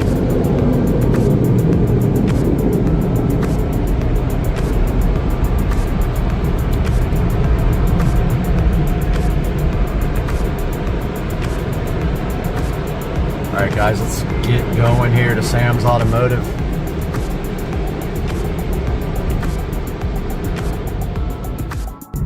Alright guys, we're almost pulling up to Sam's Automotive. It's about 8:48, so we're on time. Wanted to show you guys this place as we pull in. It's got a crazy amount of BMWs in the front, like an insane amount. When I first saw this place, I was like, how is this possible? This is it, Sam's Automotive in Jacksonville, Florida, Duval County. And we are here. I'm going to show you guys the parking lot here real quick. They're not open yet. Do have to get everything out of here. I really don't have anything in here that I need, honestly. Yeah, I don't have anything. We're here at Sam's Automotive. Beautiful day. Car looks good, just got washed, but you can see where it leaves the streaks in the back. This is Sam's Automotive. Tiny little sign sitting on Parental Home. There's all the BMWs, but it gets even better. You can go down on this side. The entire back is filled with BMWs. Back here, where they do the actual work, and a cat. And so let's see if it's open yet, and I'll ask for permission to film a video in here. Let's see if it's open. It's open. Let's see if they let me. No, there's nobody there yet, but here is the lobby area heading into Sam's Automotive. So take a walk back here while we are waiting for them to get here, and we'll get a little interview. Man, they got a few cats back here. This is the back area where they have, I think, 2 or 3 different kitty. They got kitties for sure. Right here. Kitty. Cute cat. Hi, kitty. Cat's like, nope. Check out all their BMWs back here. I found the BMW graveyard. That's going to be what the title of this video is. Look at all. There's probably 150 different BMWs back here. Check this out. Oh, there's a 335i. Convertible? Dang, those wheels look exactly like mine. That's not a convertible. That's an IS. DCT. Looks like it's been here for a minute. 335 IS. That's a rare find. And then of course we got this Jaguar back here. Dude, some interesting cars. Look at this Rolls Royce Silver Spur. 540i. And there's an auto refinishing and restoration that doesn't look like it's open anymore. But check it out, guys. It's crazy. Oh, this is actually a British car shop, and I forgot the name of it. But look at, I think that's an MG. There's some Mini Coopers here. Yeah, that's a British car shop there that uses that bay. Because there's a Jaguar here, Rolls there. I don't know what that is underneath that cover, but it's sick. Here's a 128, just like my friend who who passed away. Here's an M5. Really nice M5. I want to ask you about this IS over here. What's going on with it? If you guys don't know, the IS, even up to the last one made, was an N54, and it has DCT, and it looks like the shifter is out of it. This might be a 6-speed manual. Not sure. Look, there's a bunch of wrecked cars back here too. Full Z4, I think it is.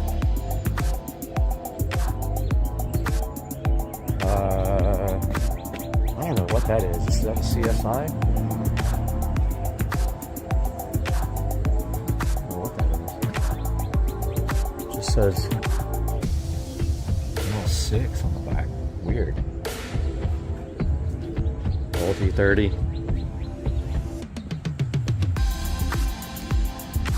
Bunch of E46s over here.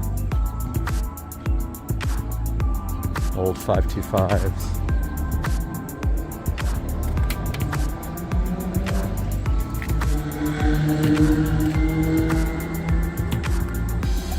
Another cat.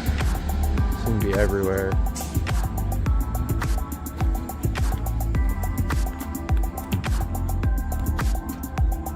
Here's a wrecked, I don't know what it is, 5 Series? 535i. More. Kitty cat right here. Lots of kitty cats. There's cats everywhere. Cats and BMWs. Old 320i over there. Cat. Mini Cooper. 528. Here's an old 325 IS. Old E30 325, I guess. Like a newer model X3. Here's a E46 3 Series convertible. Don't know which one. Here's a cool wagon X-Drive. It's a 328i X-Drive. By far the most interesting thing in the parking lot is this IS, but it's a manual, and I would not buy one with a manual. I would get the DCT all day long. It's like such a perfect transmission. M5's kind of sick. I like the color. Pretty cool. Got some kind of weird something.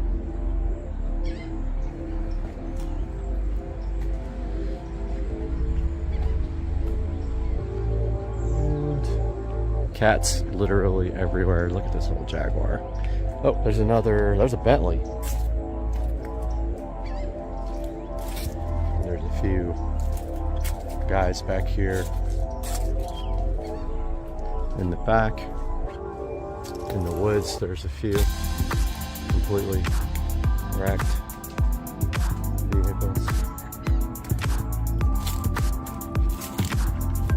Yeah, I wonder what Finish Line auto refinishing and restoration used to be, because it was always closed when I came last time. That thing was just crazy. And of course, up there, there's more in the woods. Well, it's 9 o'clock. These guys should be here by now. I gotta remind them. Boy, those wheels look just like my wheels. Those might be my wheels. Those look the same, and he's got the same carbon fiber center caps. Good grief.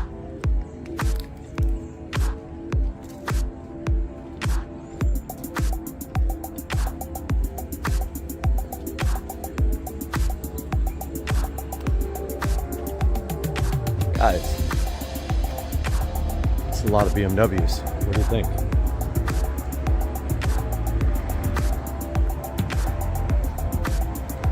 I found the BMW graveyard and the cat graveyard. Kitty, kitty, kitty, kitty, kitty. Cat's not gonna let me anywhere near it.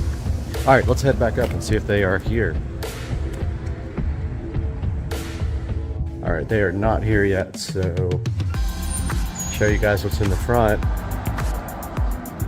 Here, we got quite a few up here too. Here's a 740, or like I call it, a 74 oil. Probably burns a ton. So 325 CI, which I think there was one in the back as well. And here we got a old 540i that looks like it has not moved. Another, I think that's a CI as well. And then an X5 maybe. But yeah, that car looks like it hasn't moved in a while. Some of these are permanent homes. It's a nice 328i with good, looks like the paint's in good shape, it's just dirty. Here's a 325 CI again. And a little look at the front of all these. Now these are in the front. I don't know if they are getting repaired or if they're, look at this. There's the 335i getting suspension, bushing, some kind of suspension things are worn out in the front. We're getting valve cover and valve cover gasket and plugs and coils. Sam's Automotive. Voice is okay, right? All right, this is Sam's Automotive office. And they're going to be working on the car. And she doesn't want to be on camera, but if you come in, you can meet her. So, what the office looks like. All right, got the car dropped off here, waiting for my Lyft ride. They were a little nervous about me filming, but I don't think it's going to be a big deal. So I'm going to go ahead and put it in. All right, guys, just got back from Sam's Automotive. Took my Lyft home. Going to go ahead and put this video together for you guys. And then when I pick the car up, shouldn't be anything major to see, really. Just getting the valve cover gasket, and the front suspension bushings done. But talk to you guys here shortly. Hope you have a good day. Supercar Street Racing. Hey guys, welcome back to the channel, Supercar Street Racing, and here we have the 2014 Club Car Precedent. Today we're going to be doing our first mod. We're going to see what happens when we try this. If you take a look at these side skirts here, someone thought it was a good idea to put a ugly chrome diamond plate side skirt on here. We're going to be taking these off, and maybe, I don't think we can take this off. This is actually part of the, I don't know why every single thing on a golf cart has to have a logo on it. That's ugly. It wraps all the way around here like this. Can't get the Ingersoll Rand off of there, but we're going to take these side skirts off and attempt to paint them matte black. I've got the paint up here on the table, and I got it from that orange store, Home Depot, and it is Fusion all-in-one. And I did pick up new screws for the steering wheel. However, I thought they were tapered like this, but they actually are not. The ones that are in there are just regular old screws. So I bought the wrong screws, and I don't currently have a vehicle to get back to the hardware store. But yeah, that's what's happening today. Supercar Street Racing.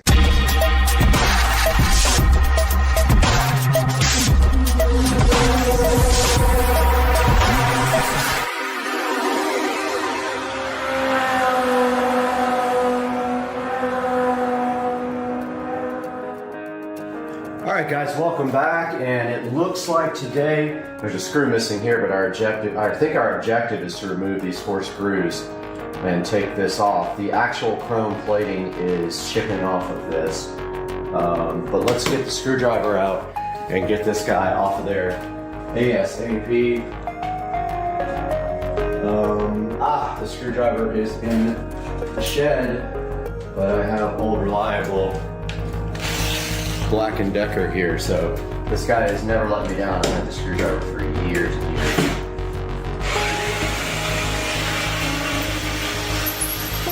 This screwdriver is really good. For a cheap Walmart screwdriver, it's a lithium-ion battery. It has come through many times. That screw won't come out.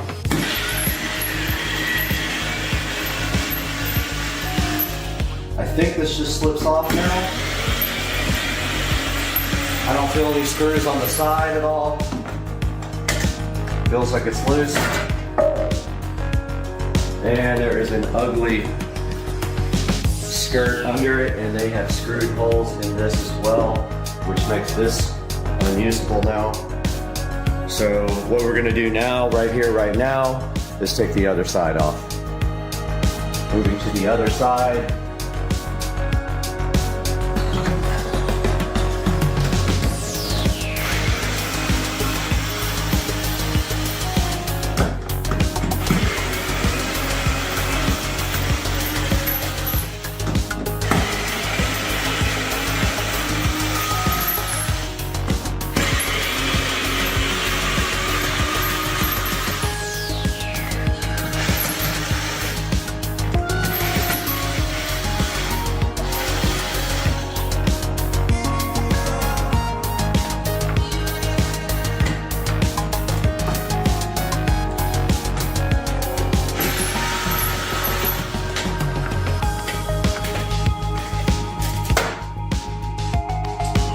So the side skirts are the Ingersoll Rand side skirts. I can't even say it.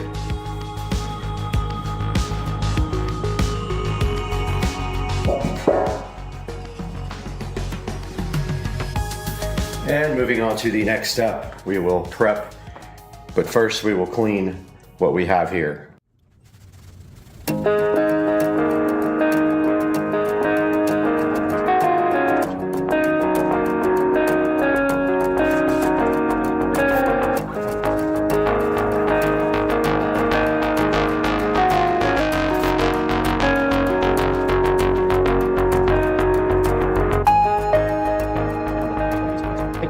Okay, so I got the deglosser out here and I went over these one time. I'm gonna go ahead and go over them again with deglosser. This basically takes off shine and helps the paint to stick. And these things are absolutely trashed. So I am either going to, if this doesn't look good after painting, then they are going to be replaced, the original side skirts, with the same ABS plastic ones. But yeah, this thing is, these are ready to be painted. I think I'm just gonna paint it right here.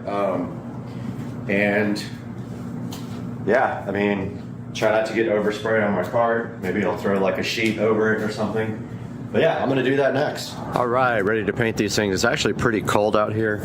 It might take a while to dry.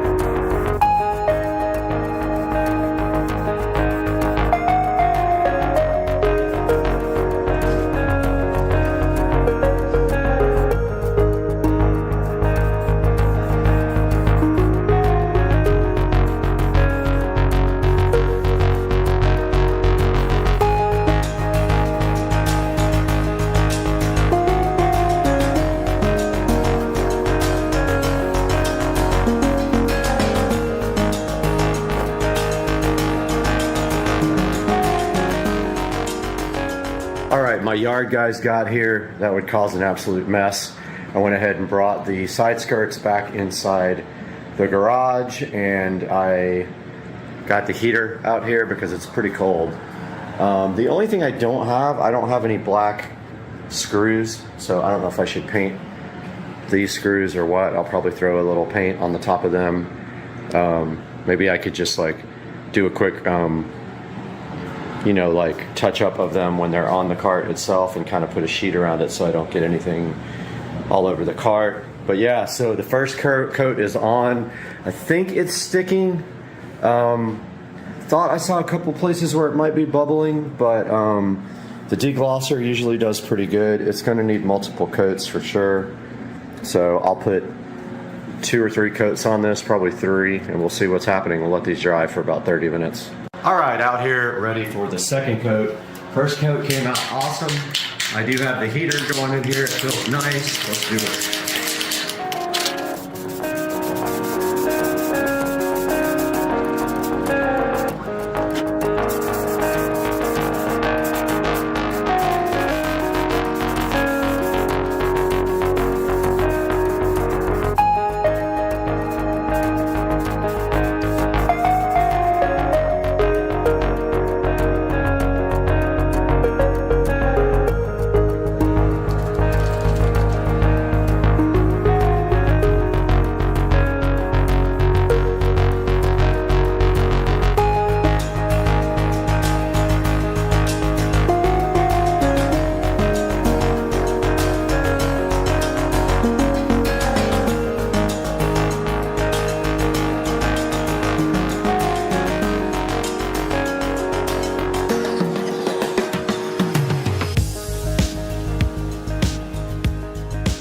I'm going to go ahead and try to put them back on and see how they look.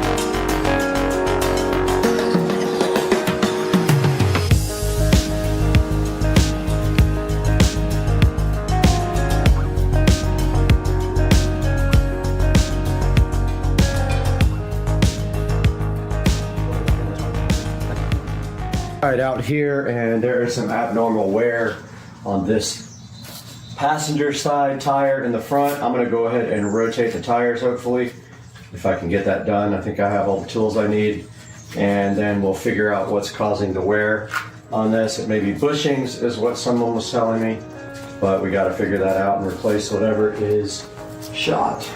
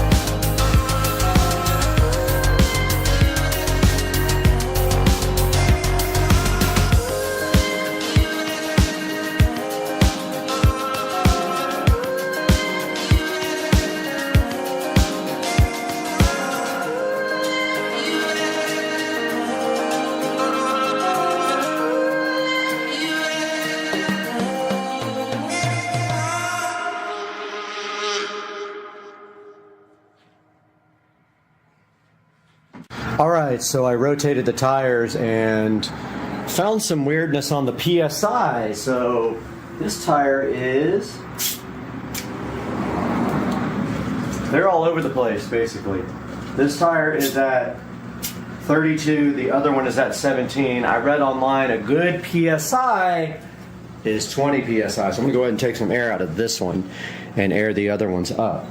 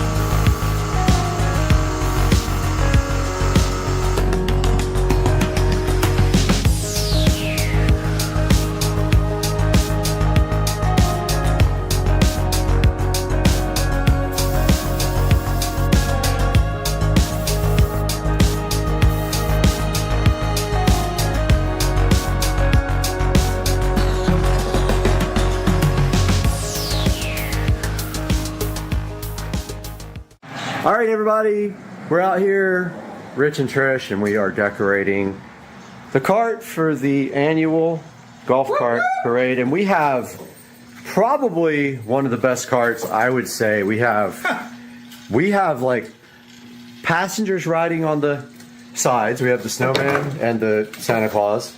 We have garland, we have balls, we have lights, a Christmas tree, which we haven't decided what we're going to do with yet, but let me turn the lights off so you guys can actually see.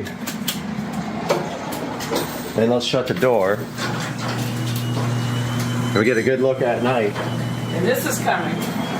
Oh, yeah. Okay. Oh, it went off. Oh, it's got issues. And there it is at night. This thing looks crazy. Oh my God. This thing looks insane. I love it. Oh, the light came back on. It's so good though, man. All right, we're over here across the street in the Rich Street Racing shed, and the flow switch I think is bad on this Pentair because it no longer shows salt levels.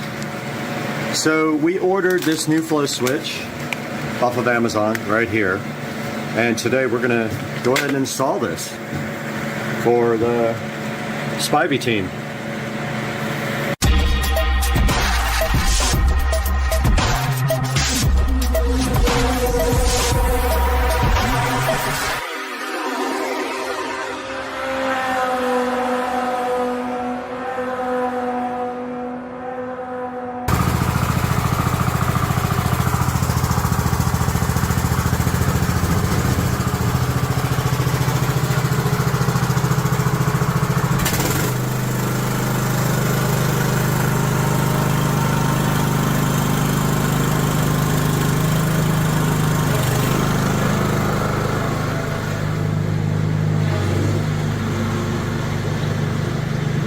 All right, now that Rich has the beast out of the shed, we can take a look at this Pentair flow switch replacement.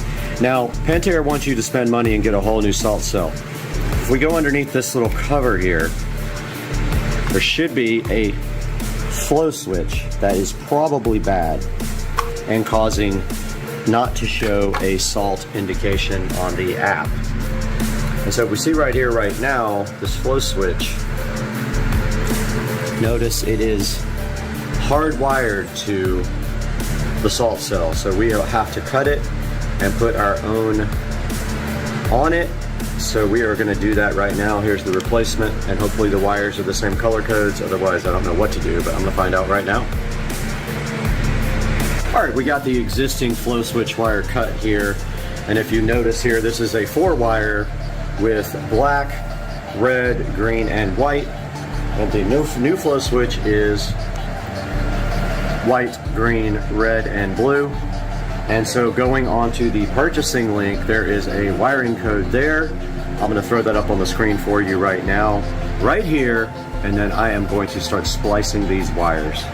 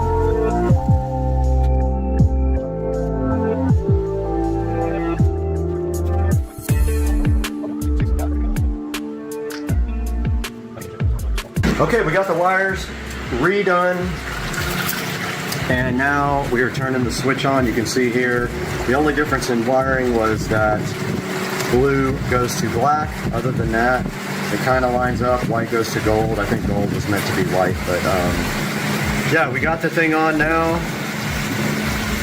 and we're just trying to see if it is going to work or not. And if not, I'm out of ideas. All right, we got the replacement flow switch in. These lights for low salt flashed for about a minute, and now we have solid greens. Now Rich has to go on his app and see if it actually indicates that he has salt or not, and we'll let you guys know if this was a successful replacement or not. We have reading 3200. Salt is perfect. So is that what they said at Pinch a Penny, that you had 3200? 3200 is perfect. Okay, but what did they say? I'll have to look at the sheet. I don't know. I can't remember. I'm curious how accurate. I'll check it out and decide. All right, guys. So that is how. Yeah, that's how you replace a flow switch on a Pentair. Like I said, blue goes to black. So the new blue goes to the old black, and the new gold goes to the old white. And other than that, it's red and green match up directly, and that will save you about $350 to $400 on a new one of these salt generators, because they won't let you just unplug the flow switch. They make it difficult. Hopefully that saves you guys some money. We ran out of daylight last time. The guys are right behind me. We're gonna do the rest of the string lights.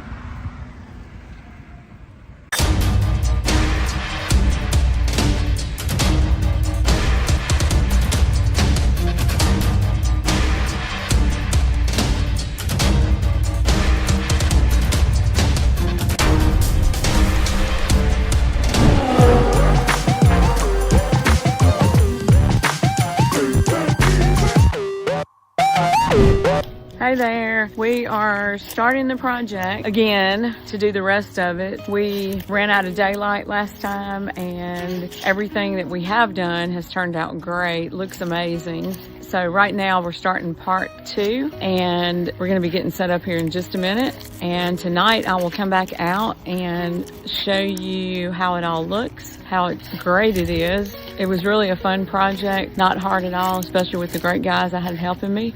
This is the part that we're going to be working on right above me there. That's where we let off last time. So anyway, it's been fun. Here we are again, getting started with the project. The guys are right behind me. We're going to do the rest of the string lights. These things are amazing. There's even a do-it-yourself. You can change each individual light if you want to. That's what's so cool about it. But anyway, here we go. The guys are getting started over there, and we're going to get the rest of this top part of the house done.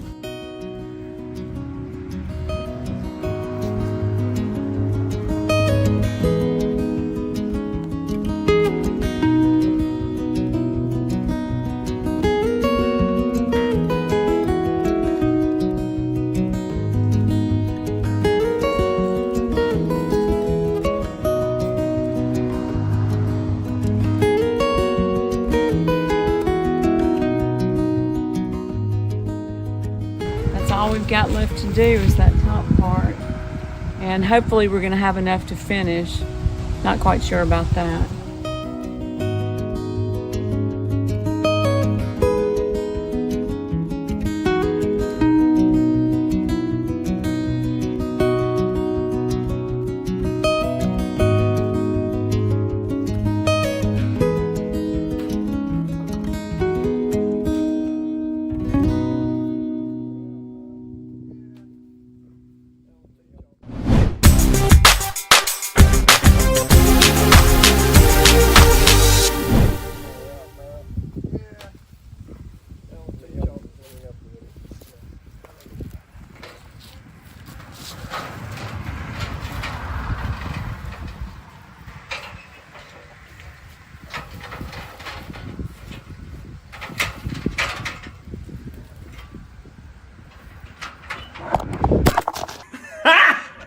Got him!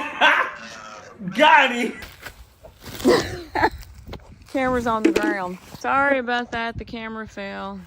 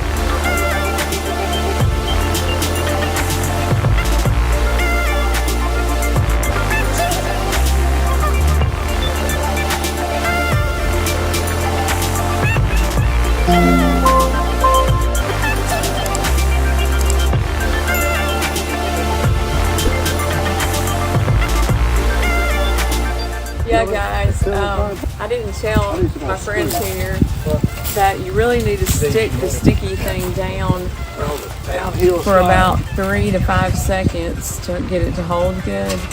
And I didn't tell him that until way into the project, so he's never gonna let me hear the end of that one.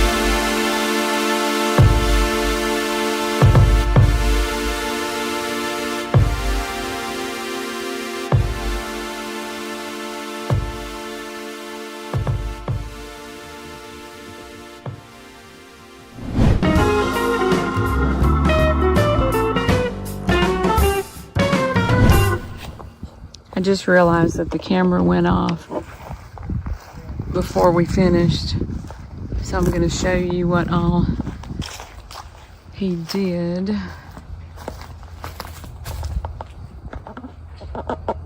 All that, and then we came around this corner and did that part, and this is what it wasn't enough to do the whole side, so we decided just to do that and see how it looks at night. Hey everybody, I am here in front of the Sister Car Street Racing compound viewing my new beautiful lights. Oh my god, I'm so excited. This is what I've got set up for Halloween. I've got it on blue, purple, and green. Kind of a Beetlejuice type theme. I'm a weirdo, whatever. I'm gonna show y'all some different things. This is what I did. I set up a DIY one on this, and that's what it looks like. If you go to that, you can see I've set it up to purple, blue, and green, 50% speed. Breath is the effect that I'm going for. It's not too fast, not too slow. It just kind of flashes between each color, and I just did this as my own. The normal Halloween colors were not showing up well on my house, so I'm going to show you some other different things. We're going to go back. Okay, this is where you can set it to your own custom color, kind of a yellow color. My house is red, so a lot of the colors don't show up as well as they would on a light colored house. It's kind of creepy. You can go up here to scenery. You have all different kinds of things. Willow, Glacier Express, speed, your own colors, whatever you can possibly think of. Let's try this. I haven't tried this one before, Dream. Okay, it is like a meteor. Let's try early spring. It takes it a second to change over. Let's try another one. Okay, this one's pretty cool. Kind of twinkling with blue and green colors. It's pretty awesome. Then we can go to life, which has trends, sports, meditation, dating.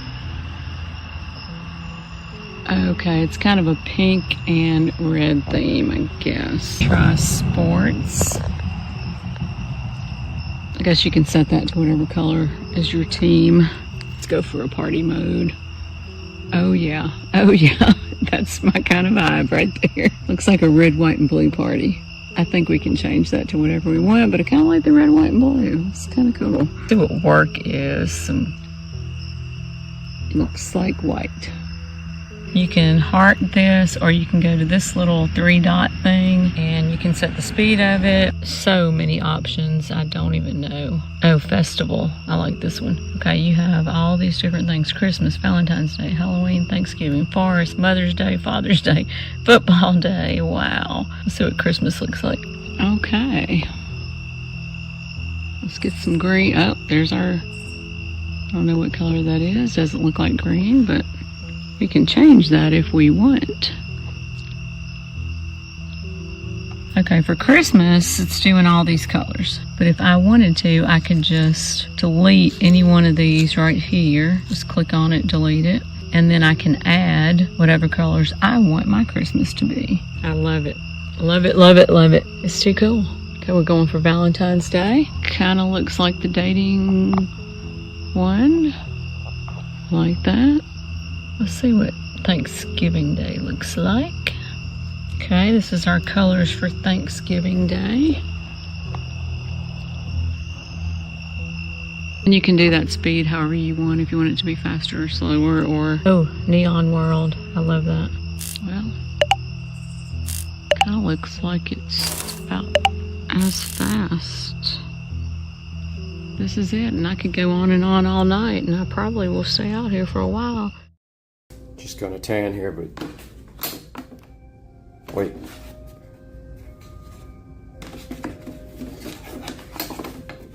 What the? How am I? How do you?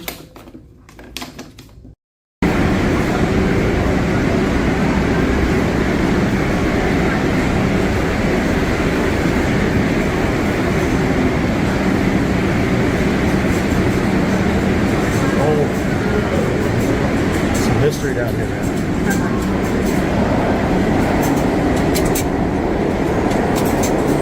All right. See daylight.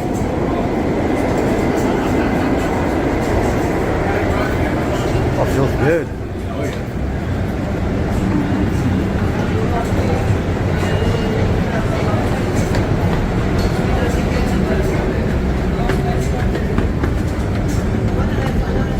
Oh yeah.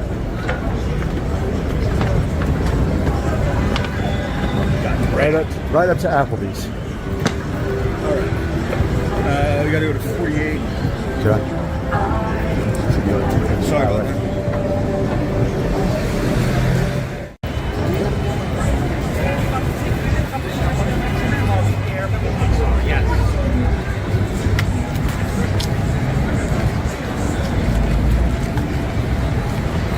Love it.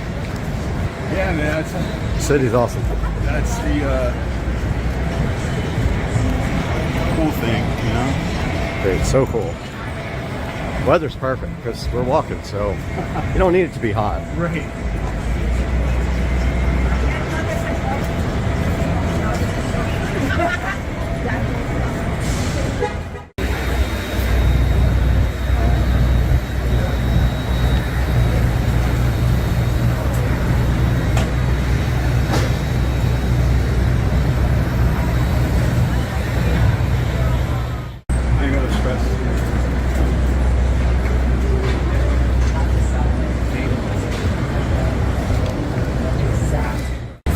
The Woolman rink, the ice skating rink. Oh, cool.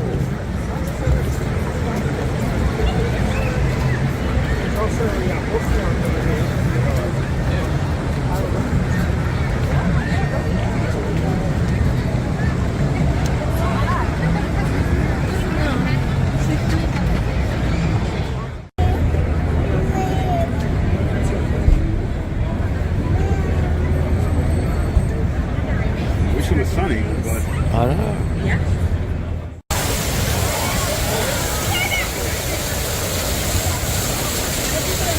He's inside it, not getting wet. It's a miracle.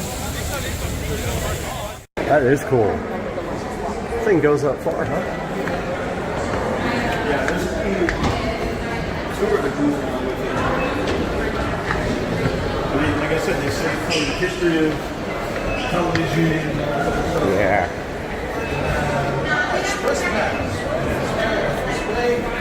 rotate your phone so the full QR code is visible.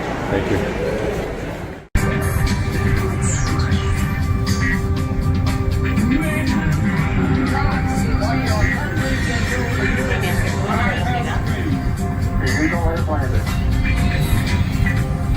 I shall be joined.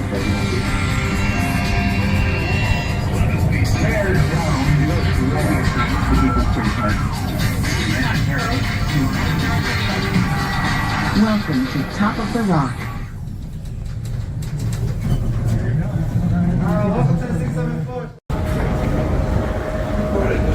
All right, here we go. Top of the rock. The tip top of the rock. Wow.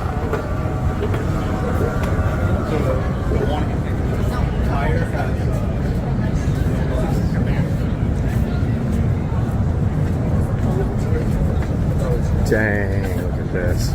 That is insane. Here's one right there. Wow. Check it out. Do you know what it is?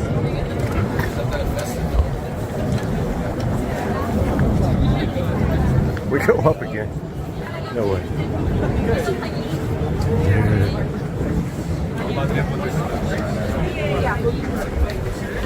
Top of the rock. The most insane view ever.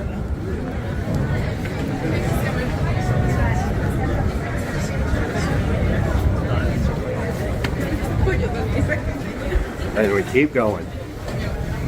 Oh. Cool. If you're scared of heights, this is not for you. I'll tell you right now. Oh. Check it out.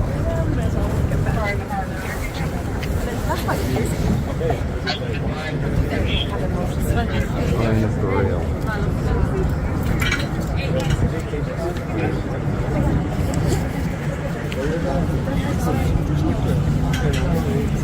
Jest taka pionowa ściana jak na tym jednym z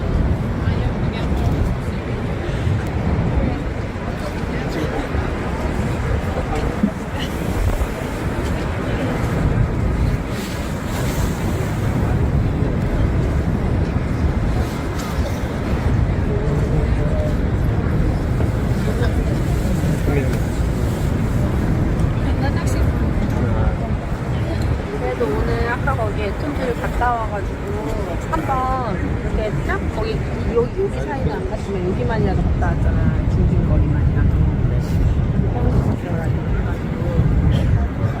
그래서 갔다 와가지고 그래도 본 거야. 근데 이런 세대한 포인트가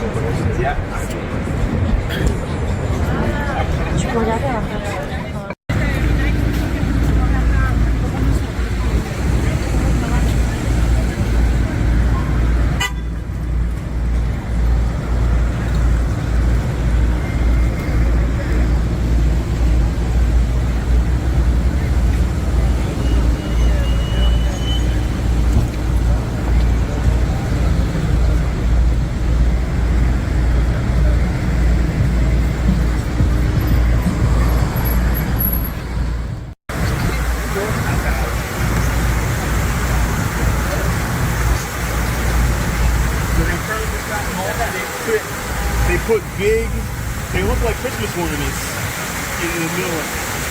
Oh, nice.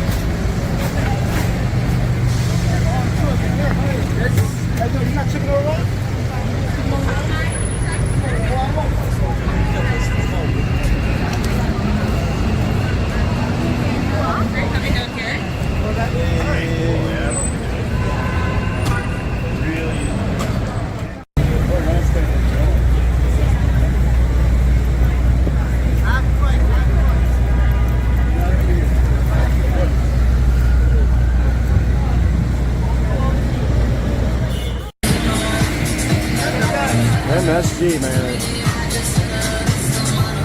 Boxing.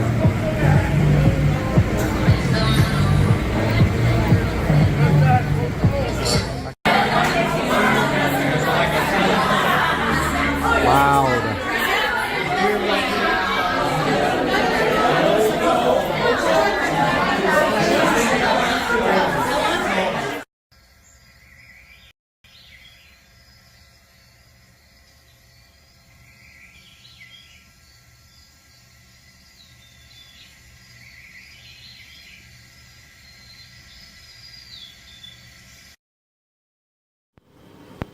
It is Tuesday morning, and I want to talk to you guys a little bit about Bluetooth audio for a car that never had Bluetooth.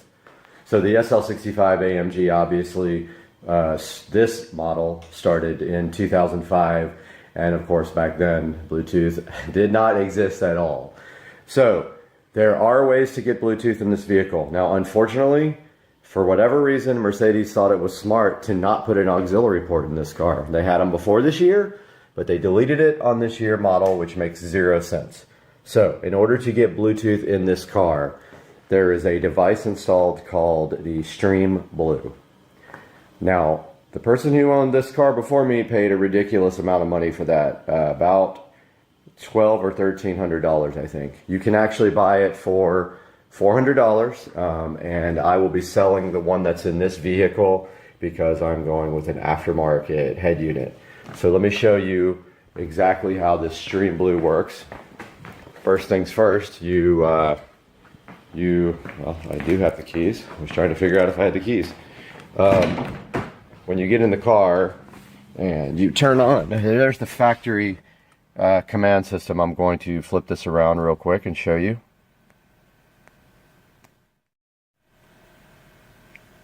So there's the factory command system, of course, almost 12 years old now. When you put that in there and you turn it on,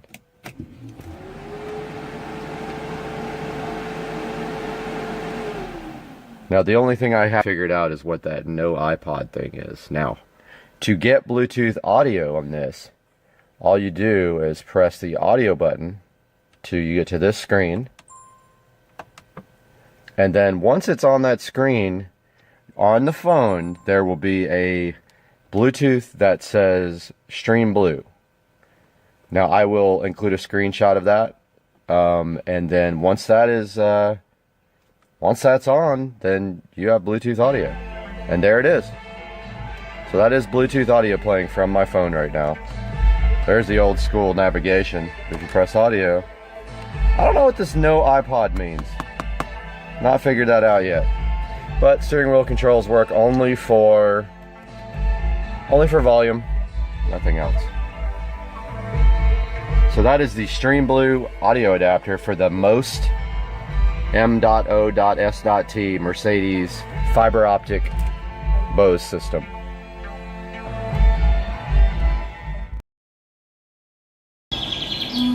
Bubba, get the toy, Bubba. And then Cat TV. You love the toys in Cat TV? YouTube star. What are you doing, Jason?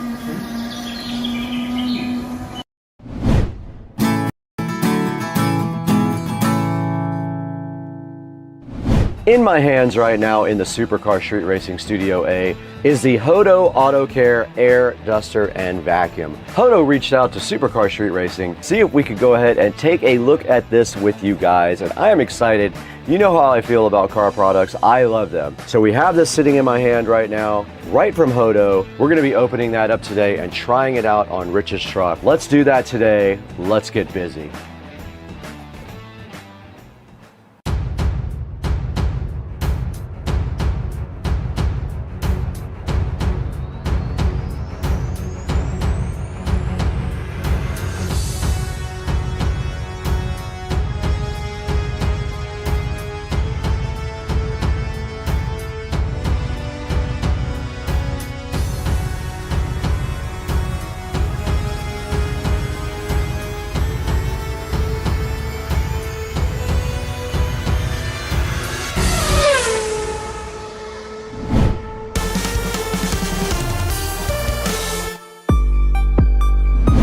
back in the beautiful studio again. I don't know if you guys know, but this is Studio A at Supercar Street Racing. And what we do in here is we edit and shoot videos. I built this studio myself. If you haven't seen that on the videos, you can always go back and take a look and see how I built this entire studio. Almost everything I did all of the work on, so I'm pretty proud of that. But today we've got the Hodo Auto Care air duster and vacuum that Hodo sent out to Supercar Street Racing to let you guys take a look at, and I'll be giving it away after the video is over with.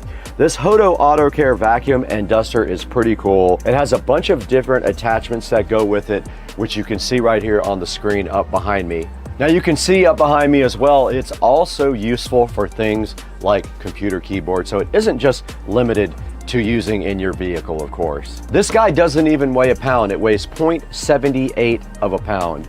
Very, very light, and it's only 6.4 inches up and down, as you can see right here in the picture. Now they're touting something called a 15,000 PA suction power. Serves as a double tool. It is a vacuum and also a blower. So you can blow out dust from all the areas in your car where dust gets stuck, kind of like an air compressor. Now, when you don't have any of the attachments on, this thing is very small and easy to store. You can see it right there on the screen. It's very convenient. It's a 4-in-1 device. There's some tips and tricks on the screen right here, like don't vacuum anything wet, and you don't use it while it's actually plugged into the charger either. And it does not come with an adapter, it says, but I'm sure it charges with any wall style USB charger. We'll look into that when we unbox it. Now here's a look at all of the connectors that come with it. There is a vacuum deflating connector for storage bags, a short air valve for mattresses, a swim ring air valve for like your floats and all those other things at your pool, a long air valve to clean your keyboards, a dust cup, and a movable brush vacuum head, all included in this package. 849 reviews, and it's 4.3 stars later. The Hodo is still going strong on Amazon. So that is basically it for an introduction to the Hodo here. There's one thing we have to do now, and that is go ahead and get this guy unboxed and see what's in here.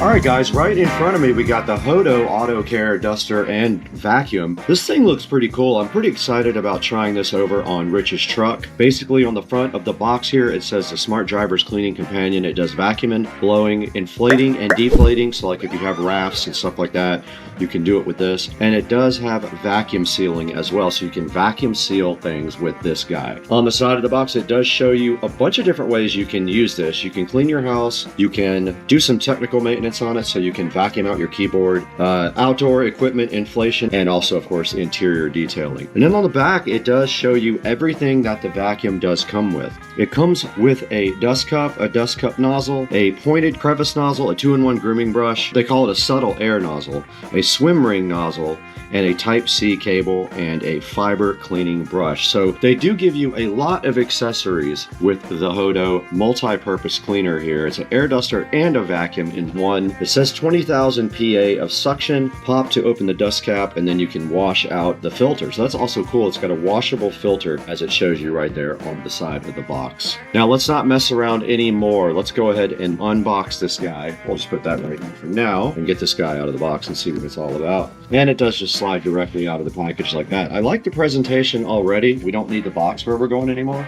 Nice presentation. It says make it happen. Hodo Auto Care air duster and vacuum, and there is a user manual right here. Pretty lengthy user manual, I'm assuming in multiple languages, but it does show you, yep, it goes through everything on getting all the product out and getting it connected and everything like that. There is charging needed for this, so there are instructions here, and I'm assuming the first thing we need to do is charge it, and then there is some other instructions on how to install a lot of these accessories. Let's go ahead and get this out of the box completely now and see what else we have. This is cool. So the top does open up like this to get to everything else. Let's start on this side. This looks like the swim ring nozzle here. Is what I'm thinking. You put it in those little raft rubber things that you would usually blow up with your mouth. This is the subtle air nozzle, whatever that means. I guess it's directs the air down to a little small point here. And then this is the filter cleaning brush. That's all this is for cleaning the filter inside of the device, which apparently we will see momentarily. This is the pointed crevice nozzle. This looks like it might be useful for getting like down between the seat and the door jamb. Really, really helpful to have. Here's to be the filter. You can see right there inside of this. This does look like it opens up. Filter does come out that way, and then you would clean it with this little brush, like so, and then you just push it back in, flip the little handle back down. That's it. This is the 2-in-1 grooming brush. USB Type-C charging cable. Again, thank you, Hodo, for being great and not having the old school weird connector on there like a lot of products did for a while. And then you get this awesome bag to store all of your products in. This is the dust cup nozzle. There's the vacuum itself. There's a good look at it, guys. Your charger port is at the bottom. We do have a charger right here. Let's go ahead and plug that in. There is an indicator that it is charging. So when this guy is completely charged, these two indicator lights will be solid. When it is charging, that says that they will breathe. So that's what you're seeing right now. It is charging at this moment. So when this thing powers on, it's going to run at high speed. If you press the on or off button here, it'll lower into low speed. This button here is the boost mode. It's literally labeled boost. It gives you extra power for vacuuming. This is called the dust cap here. To install this for vacuuming, you simply align the dot with the lock button, twist it that way, and it clicks, and you are ready to rock for vacuuming. So basically at that point, I'm not sure what you would want to use this for, but I guess you can vacuum easily with that thing. You can vacuum like hard surfaces. But if you want to use these other ones, you just simply put them on like that. Then you have your brush head right here. This is your crevice tool. Then of course, here's your 2-in-1 grooming brush. Works the same way. Goes in, turns. That one went in a little bit easier. Comes right off. Nozzle, this is mostly probably for blowing because it says for using the blower, you put everything on the bottom. It's pretty ingenious. So you would put it there and the air would reverse out of the back, and you just put it in there and you turn it and it locks in place. That is awesome. And you wouldn't need this at that point. You could just take this off. This is such a neat product. I'm hyped to let this guy get charged up now that we know how to use it, and then go test it out over at Rich's house. Now, all of your collection stuff will go in this one little thing right here. This is not designed for a large amount. This is not to vacuum a very dirty car because it'll fill up very fast. This is for dusting and things like that, light vacuuming only inside the car. And that is all for taking a look at the inside of the box here and all of the cool accessories for the Hodo Auto Care air duster and vacuum. So why don't we go ahead and take a look at how this works after this thing gets charged up.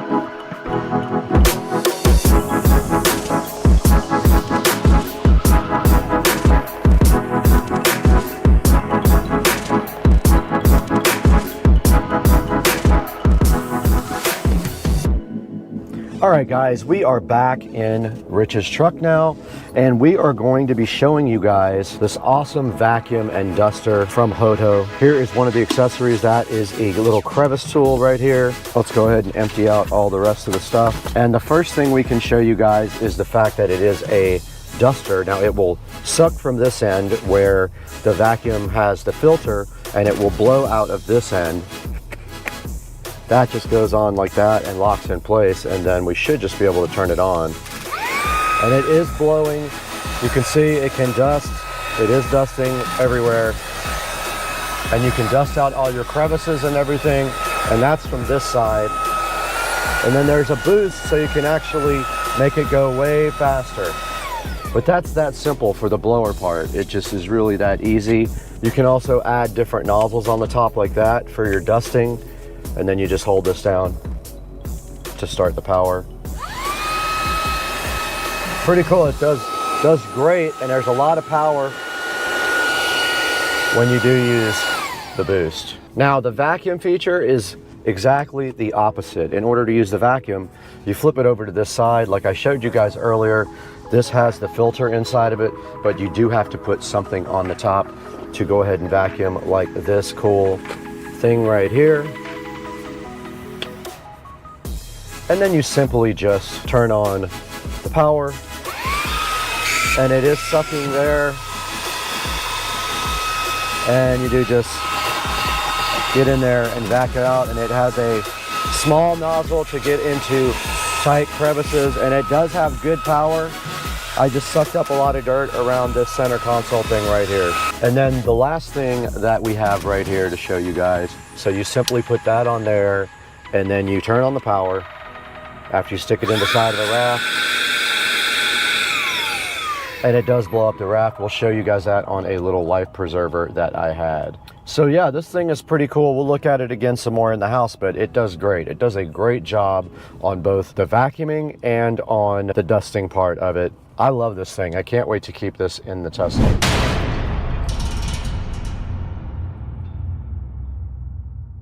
All right, we're out here in the 100-degree weather with this toy float, and you can see right here it is very limp and ready to be blown up here. So we have our tool here, and you just place it into that. So you just place it in here like this. Okay, there you go. And it is blowing up the raft, as you can see. Blowing it up very quickly. Awesome. And that's all there is to it. It blew this thing up in like 15 seconds. And that's how you use the raft inflation tool on the end of that.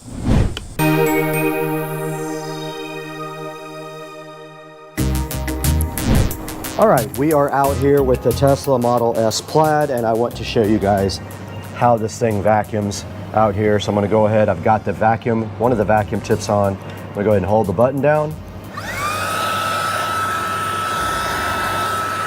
And it is vacuuming. No problem, I haven't used turbo yet. Don't have to.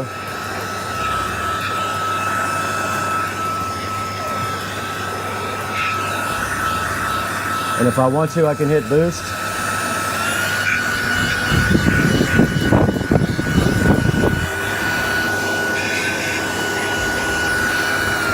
And I can turn boost back off.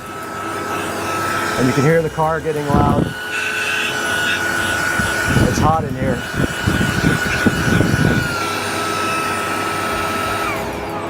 So you guys can see this thing did an awesome job vacuuming out the Plaid. It works very well in both vacuum mode and in blower mode.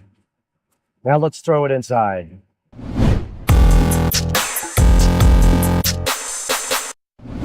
We just did try out this Hodo vacuum and duster across the street right on Rich's truck, and it was pretty cool. I like all the features and the way this thing works, and I like the way it both vacuums and dusts and does so many other things, as you can see by all of the attachments here. I love the way you can inflate things like mattresses and rafts. That is very convenient. I love the rechargeability of this guy right here, and I did enjoy working on this in Rich's truck, and I'm keeping this actually. I was going to give it away, but I actually need it to do rafts and things like that for the pool. And now that you've seen everything this guy can do, there's only one thing left to do, and you guys know what that is. We got to throw it to me to look at this on Amazon. Please buy it from the official link in the description, and thank you for 200,000 subscribers.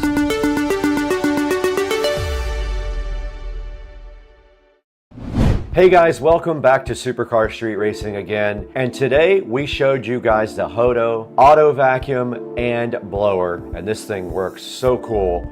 It does a great job on the car. It does blow out all the dust from all the crevices, has a bunch of cool attachments as well for both ends, and you can also use it to blow up life rafts like we showed you outside a minute ago.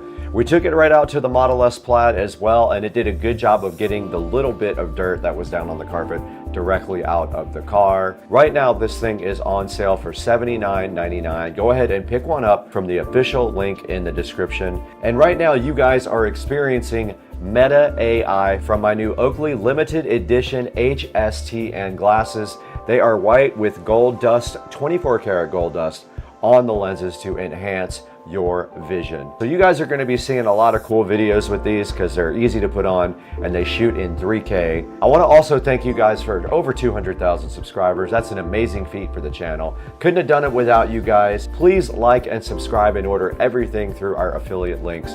But I got to get out of here. I got to go to brunch.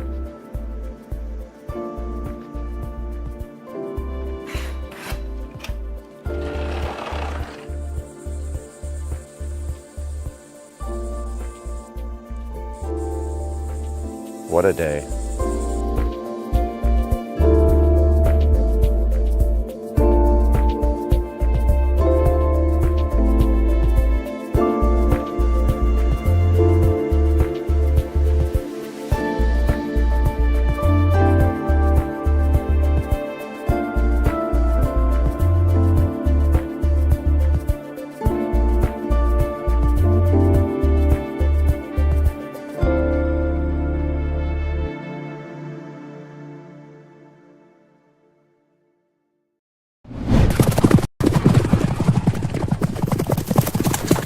We're back again at Supercar Street Racing, all the way out here in Studio A today, where it's nice and cool, but it's hot outside, and today we're looking at Pixverse. Now, Pixverse reached out to Supercar Street Racing to see if we wanted to talk to you guys about this very cool AI video and image service. It's sitting right up here on the screen today. I have spent quite a bit of time using it now. I'm gonna tell you what I did, how we're gonna use this, and you're gonna see it in this actual video. Let's get it done. Let's take a look at Pixverse and how it can help you and your creativity.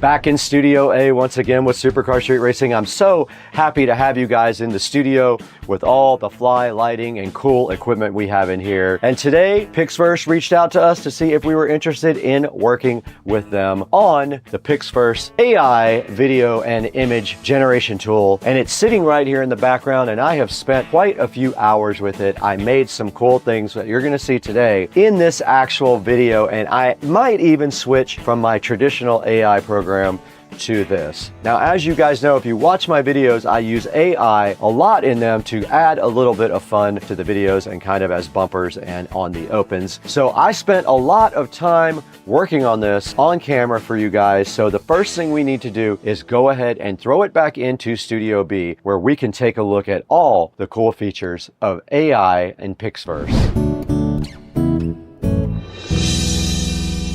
Okay, we're here today with a new sponsor. Pixverse reached out to us and wanted us to show you their very cool, very creative website where you can do so much with AI video.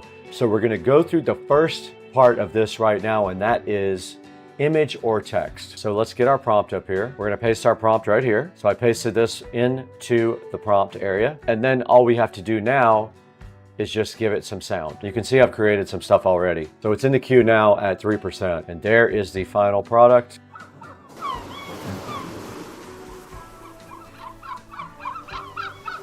And that's kind of an idea of what the image to text can give you. All right, so the next thing we're gonna talk about here is called transition. Basically, you give it a first frame of video and you give it a last frame of video, and then you describe what happens. You look on my screen right here, I basically took a picture of the astronaut on the moon. That was my first frame. And then my second frame was another picture of an astronaut on the moon. And then I added a prompt down here. The astronaut on the moon turns to look at the American flag, then looks back at the camera. Here's some of the cool things that it did with that nice effect there. And you can see the 2 frames here, and then you can see what the AI generated looks very awesome, where the man turns on the moon and checks out the flag, and it looks very realistic. Now this is using their version 5 up here as well, which is their newest version. So this is cool. The 2 actual pictures are right here. I used this photo, and that's all I did to do the transition thing, and it looks very cool. Okay, so now let's look at the extend feature of Pixverse. This is pretty cool. You can extend a video, and I am going to do that to one of the videos that I created already. All right, I am uploading a video that I created with another AI service. It did switch the resolution to match what we have, and we're gonna make it 8 seconds. Let's create it. It's gonna cost us 80 credits. So here's the prompt I used to create the video. And it stopped right there. Let's see what it's doing. It is done. All right, let's see what it came up with. It's supposed to extend this. A little bit of clipping there on my leg going up the ladder. And he's going up a ladder that doesn't exist now, but it did extend it. If we gave it a second shot, it would probably do better. But that's how extend works. It took my 5-second video and made it into 8 seconds. And technically you could take something shorter than that and also make it into 5 or 8 seconds. All right, sound I have not done yet. Apparently sound allows you to add sound to any video by describing the scene. So let's do that with the same video. The sounds of rockets taking off. And that is fast on that one for sure. And here it is, let's download it.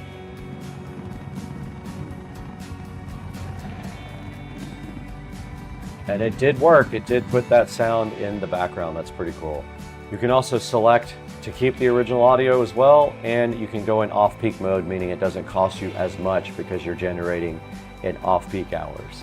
So this next one will allow you to upload a video and then generate a script for it. So I'm going to do that for this video that it created. So I'm going to put this in there.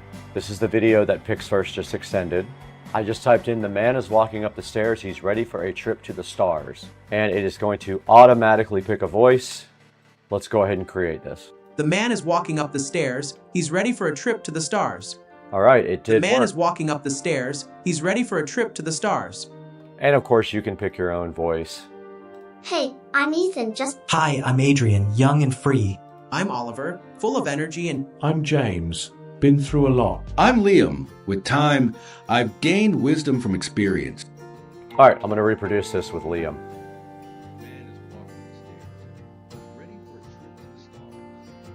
The man is walking it up made the his stairs. voice also. He's ready for a trip to the stars. All right, it did make him say it as well.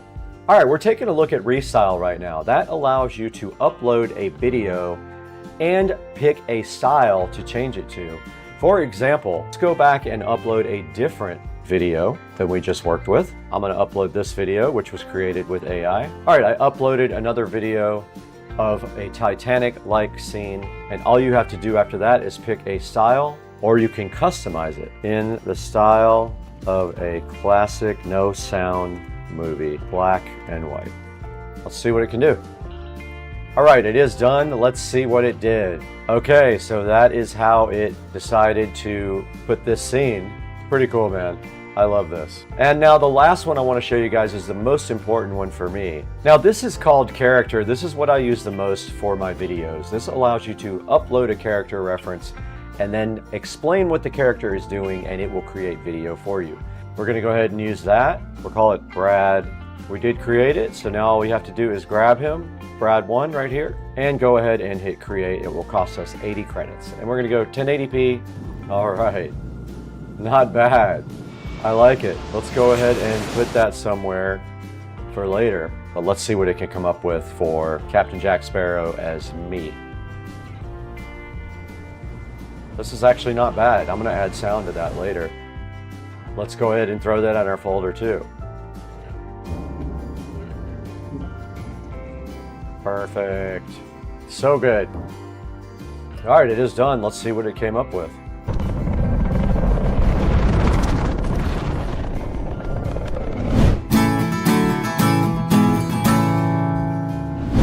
Guys, that's the new open that we made with PixFirst. So we made the whole thing in PixFirst. That was pretty cool. Now let's throw it back to Brad right here again to show you where you can get PixFirst and how you can get it.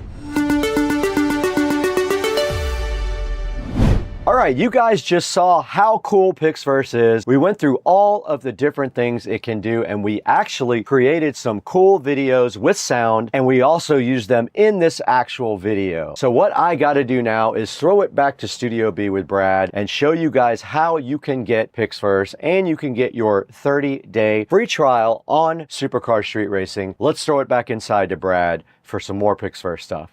All right, guys, I wanted to quickly show you this template creation, and all you have to do a template is pick a template out of all the available ones, and then you put a photo in, and it will generate a scene for you based on what you see right here on the screen. This one right here is called Who is Arrested? And it took my picture, And I did get arrested. And so, yeah, you can take any of their templates and put your picture in it or other people's pictures in there and generate anything you want. This one's called Welcome to My House. It says a sip of red and the rich life appears. Now, also taking a look at the rankings, check out where Pixverse stands. Here's your AI leaderboard here. Pixverse is at number 2, image to video. And then text to video, check it out. Look at that. Pixverse is also at number 3 on that. They wanted me to show you guys those rankings as well. All right, guys, we're right in front of the PC now in Studio B, and you guys just saw how we made that brand new open with the cool Pixverse AI. It was pretty cool. We made a new AI open like the old one I made in another AI program, but this time we did sound and new music, and it came out great. I encourage you guys to try out Pixverse. The first 30 people will have a code down in the description. You got to get there fast though to get a code. Check the description out in Supercar Street Racing down below in this video and go ahead and get your 30-day trial for Pixverse. And guys, thank you for supporting the channel. Thank you for 200,000 subscribers. We have to get out of here right now though. We have to go to dinner.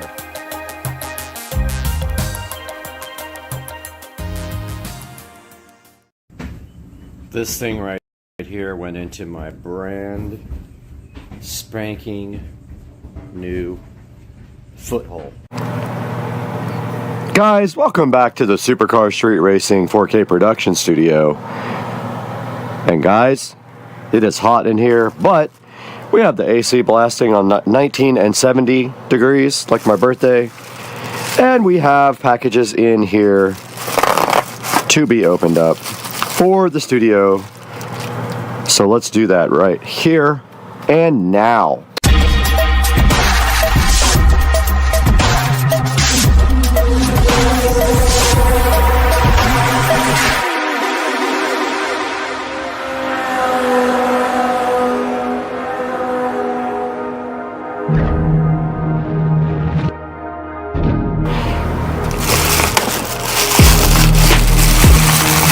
And inside of this box here is a lock and key for the new studio door. An actually expensive lock and key from Kwikset. Because if you guys know Kwikset, it's quality stuff. And right here, right now, is a box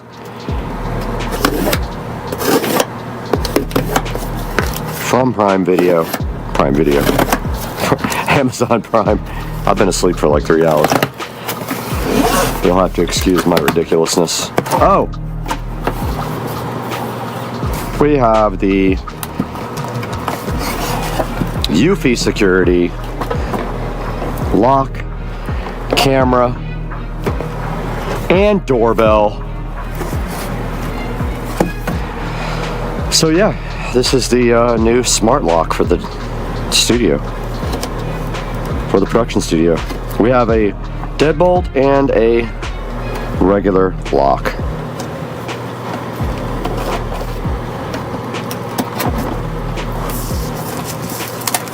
Also, the Jaguars just lost. Not good times. Alright, let's get this thing unboxed here in the studio.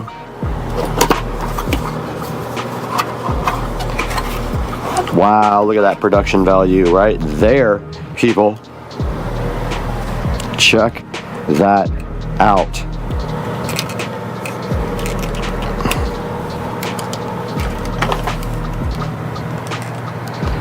Comes so nicely packaged, like this. Ready to rock.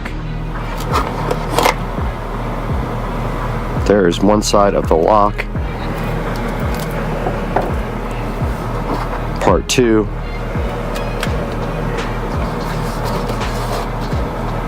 And the nicely packaged second part of the lock here.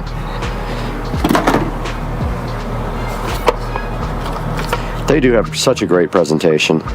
So I need to get out the instructions and figure out how to install this. Alexa, set the studio switch lights to white. Alexa, set the studio switch to white. And it does get bright in here with that. All right, let's get the instructions out. Checking out the installation manual here. Step 1 is to install the deadbolt. And it says if the back set is 70 millimeters, turn the faceplate 180 to extend its length. And the deadbolt would be right here. Let's go ahead and get you guys clamped. And we just simply undo this. I've not looked at the door yet, but inside of this, if the latch hole is round, contact customer service retrieve a round drive-in faceplate. Okay, the latch hole is probably not round. It's probably the same as this guy. Okay, we're in front of our door now. We have some towels or shirts. Yes, perfect. Okay, so the first step is to install the deadbolt part, which is right here. And let's see how we have to do that. If the back set is 70 millimeters, turn the faceplate 180 to extend its length.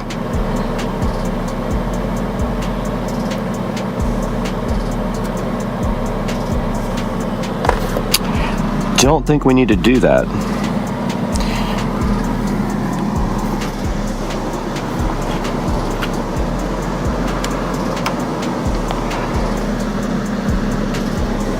Okay, so it also has the word top marked on it.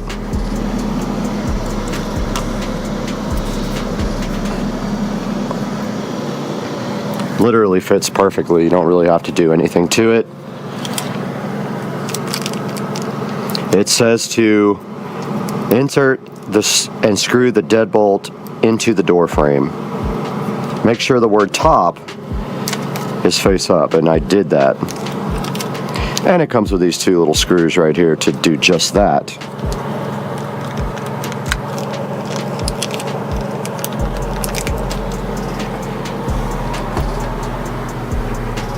I do have my trusty DeWalt drill right here, guys. It fits perfectly right here. I love this brand new installation and a brand new door.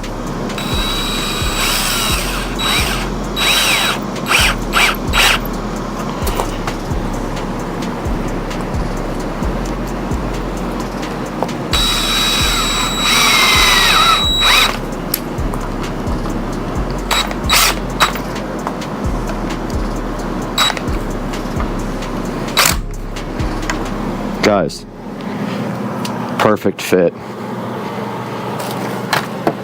And now, next step of the puzzle here, install the strike plate, which I did not do yet.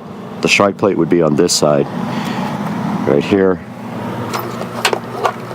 This plate is way too big. And I don't think the door will close with this in. I guess it will.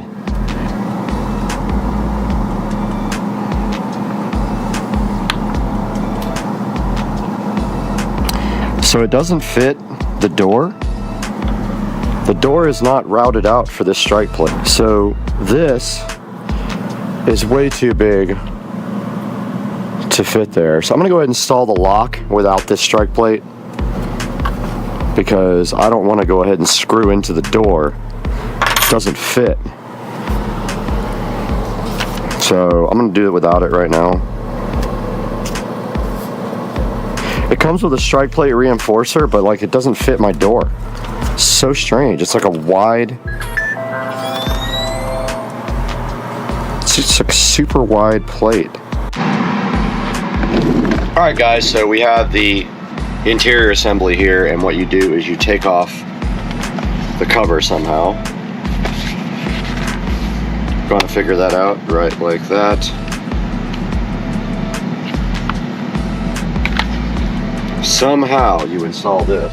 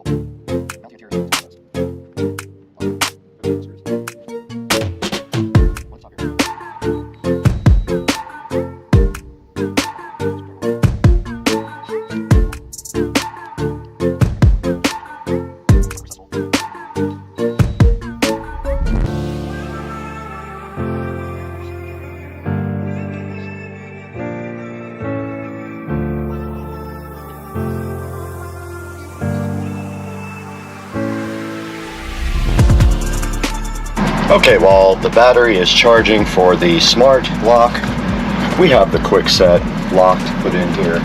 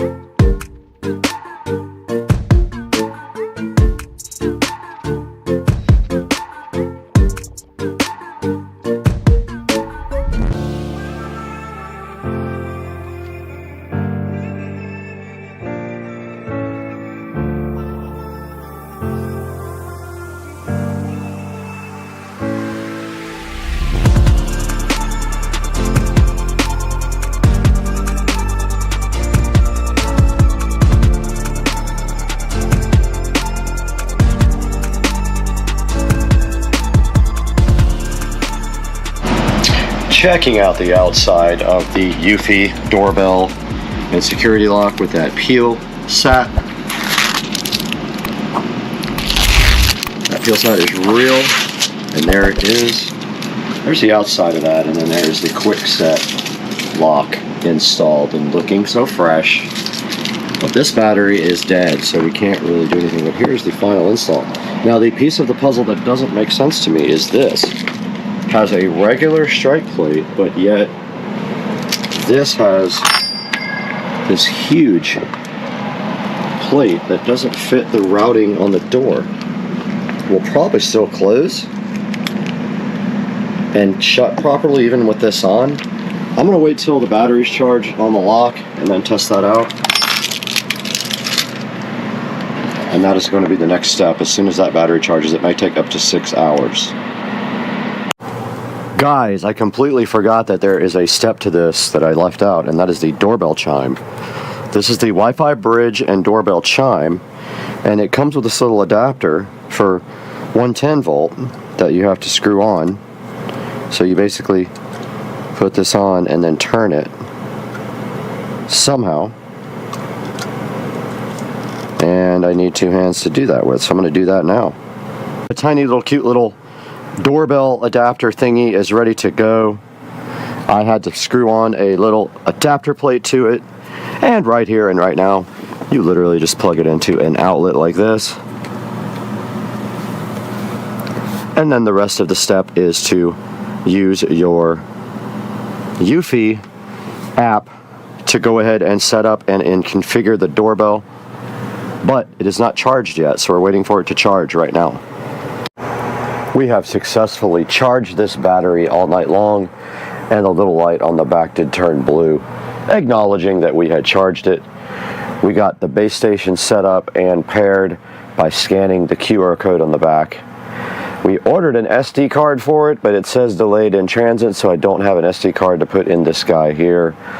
So I don't know if the video works at all without that. I don't think it will, but we're going to go ahead and set up the rest of the lock now that we have the battery charged.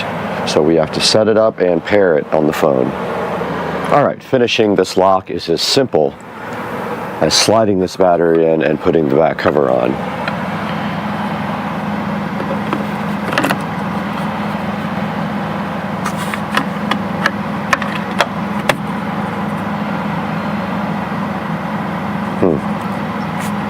The one up front makes us tone when you put the cover on.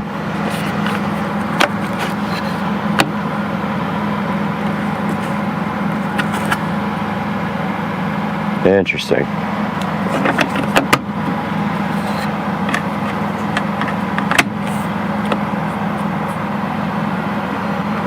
Did not do anything. Let me see if it works. Please download the UV Security app to complete. Okay, it did acknowledge, so we have to add it now.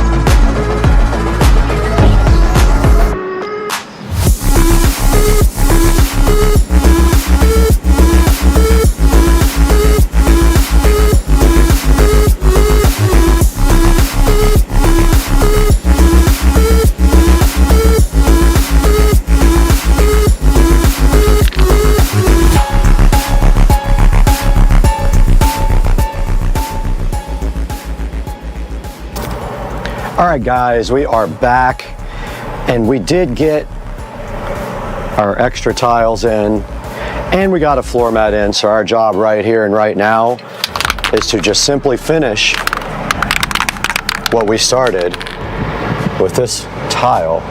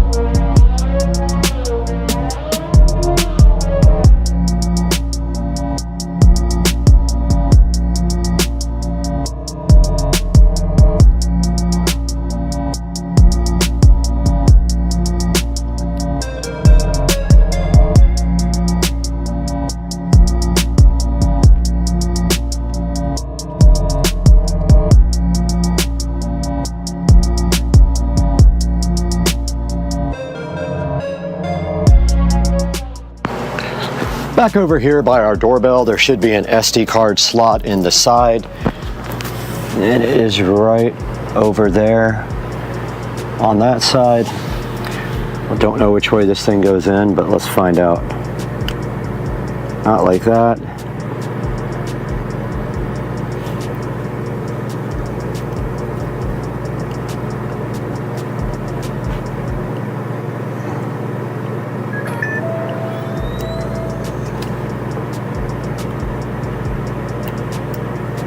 Okay, SD card is in. Now all we gotta do is go to the app and make sure it works. Last part of this project is clean up. So I brought some cleaning supplies here and my lithium ion vacuum. I do need to put this strike plate on the door at some point, so I'm gonna leave that here so I remember to do it. And then now I'm gonna go ahead and clean up the whole room.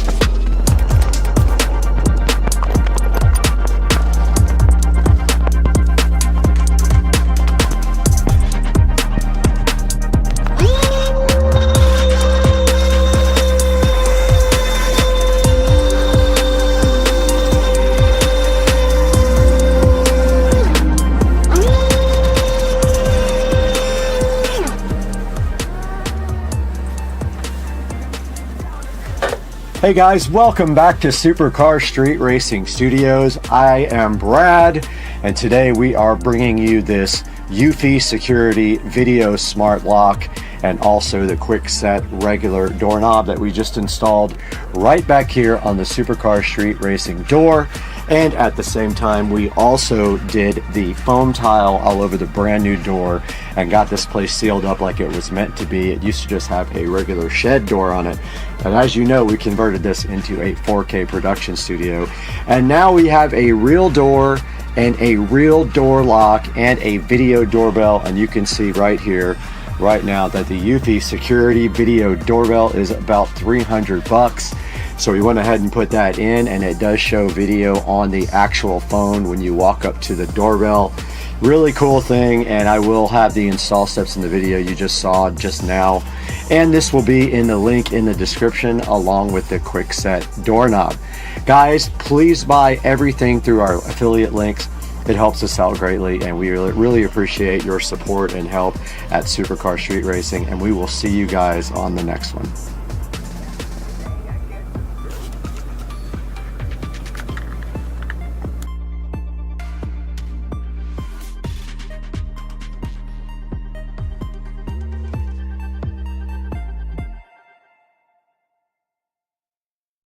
Supercar Street Racing here, about to do these exhaust tips on this 335i with high temp silicone coating, which is heat resistant, also matte black, and looks really awesome. So you see I got this exhaust tip taped off really nice. I just got to put another piece right here. Just beware, this is not like Plastidip. This stuff will dry on your paint if you let it. So I've got this ready to go. I'm going to start spraying it. Shake that can nice and good. Let that stuff all. And then let's just start. Spray a little bit out here. And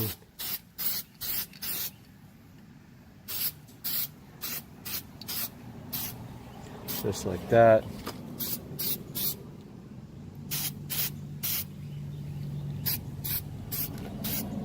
Little ways inside there.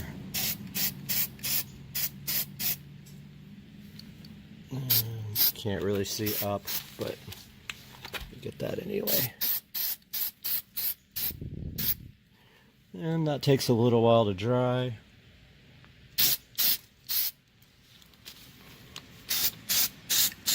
I'm going to put a second coat on that when it dries. Go ahead and spray the inside really nice. And that should do it for that side. And then I'm going to repeat the other side. First, I'm going to do a second coat on this side. Starting on the second coat here of exhaust tip number 1.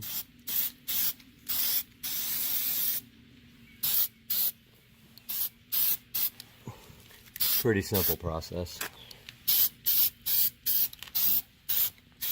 And that is it, my friends. There you have it. That's how you do your exhaust tips with DEI high temp silicone coating.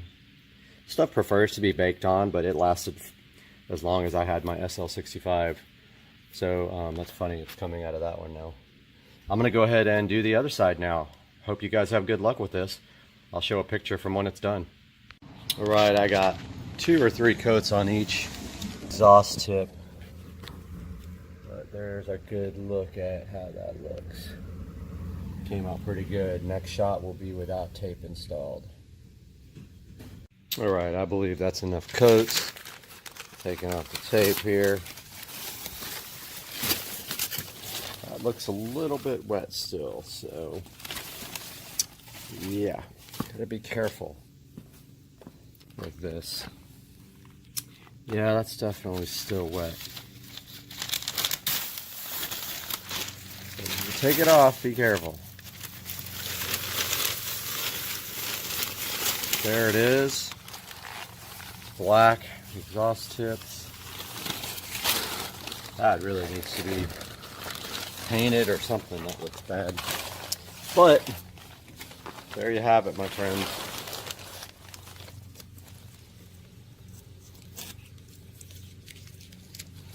Taking off all the tape.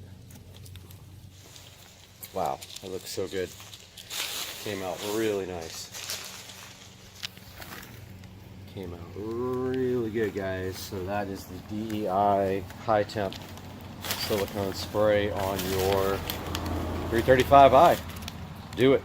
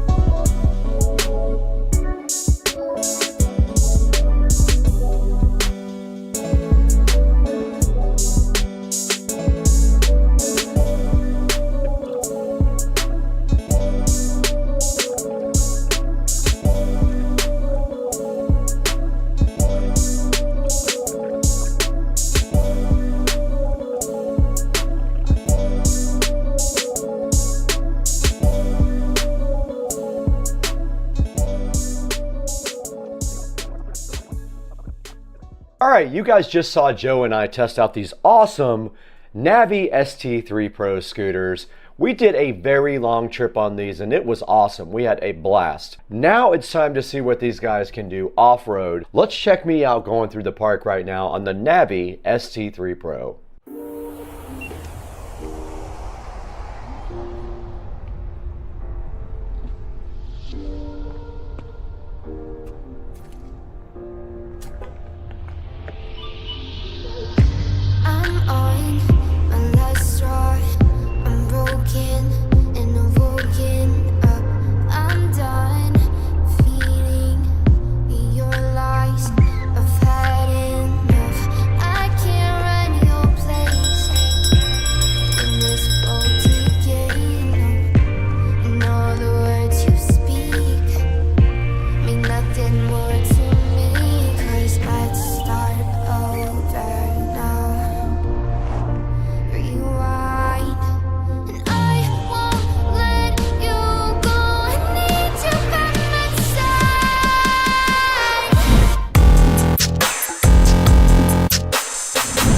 All right, what's up everybody? Good morning. It is Sunday morning. It's football day and I have my USB 5 volt to 12 volt up converter here to try and power the screen for the scooter. So all my plan is right now is to see if this works. If it does work, then I'm going to solder it on, but we need our power bank. Now, we also discovered very quickly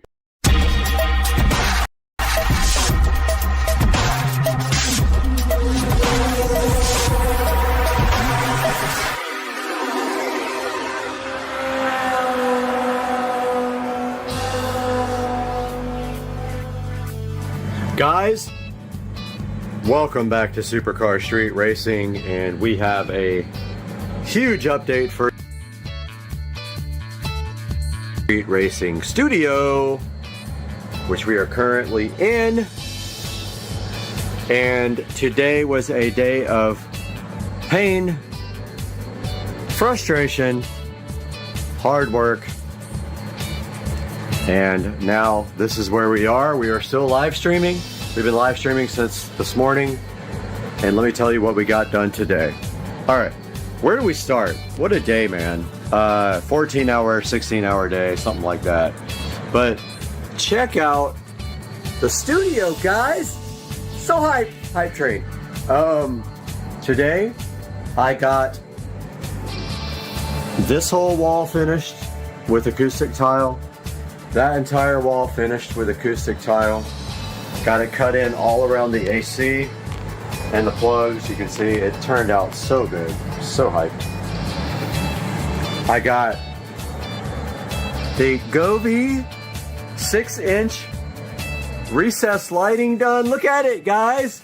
It's going to sync to the TV lighting too. Check it out. We got 6 of them. And they are programmed and doing an awesome job. Those are also Govee. This one's turned off, but the actual bulbs are Govee there as well.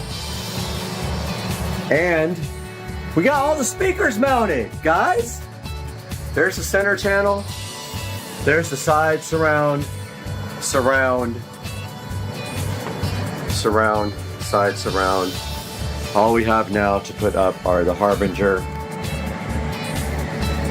that are going to be flying. Oh, also got the hooks and the chains up for the Harbingers. They're going to hang off of these. These guys right here are flying. Guys, the studio is coming along so good.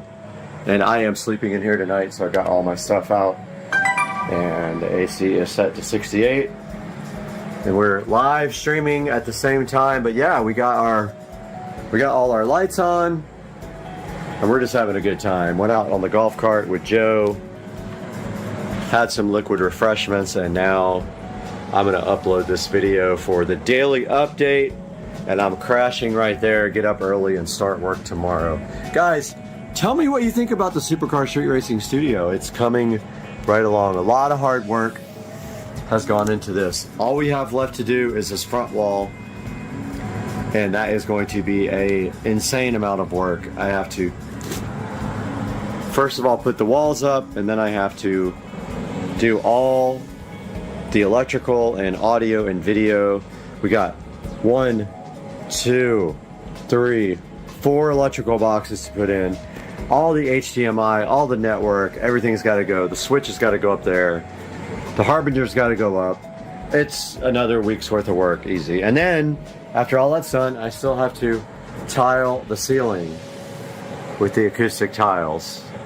That is a good, probably 5 hours worth of work, because I have to cut in around all the speakers and the lights. So, some of it will go fast, some of it won't. So, yeah, guys. So hyped for this new studio. Thanks for joining us, guys. We'll talk to you tomorrow on Monday. Welcome back to Supercar Street Racing, and we have a studio update for you today. And I have been working hard in here, but also had some other things going on outside of this. So I took most of the day yesterday to go buy a beater car, which I will put on the channel soon. But what I have done in here is I have continued the acoustic foam tile work, and I have the acoustic foam tiles laid in on the ceiling all the way as close as I could get to here. But Joe and I are going to go tonight and get the foam board so I can finish the front wall.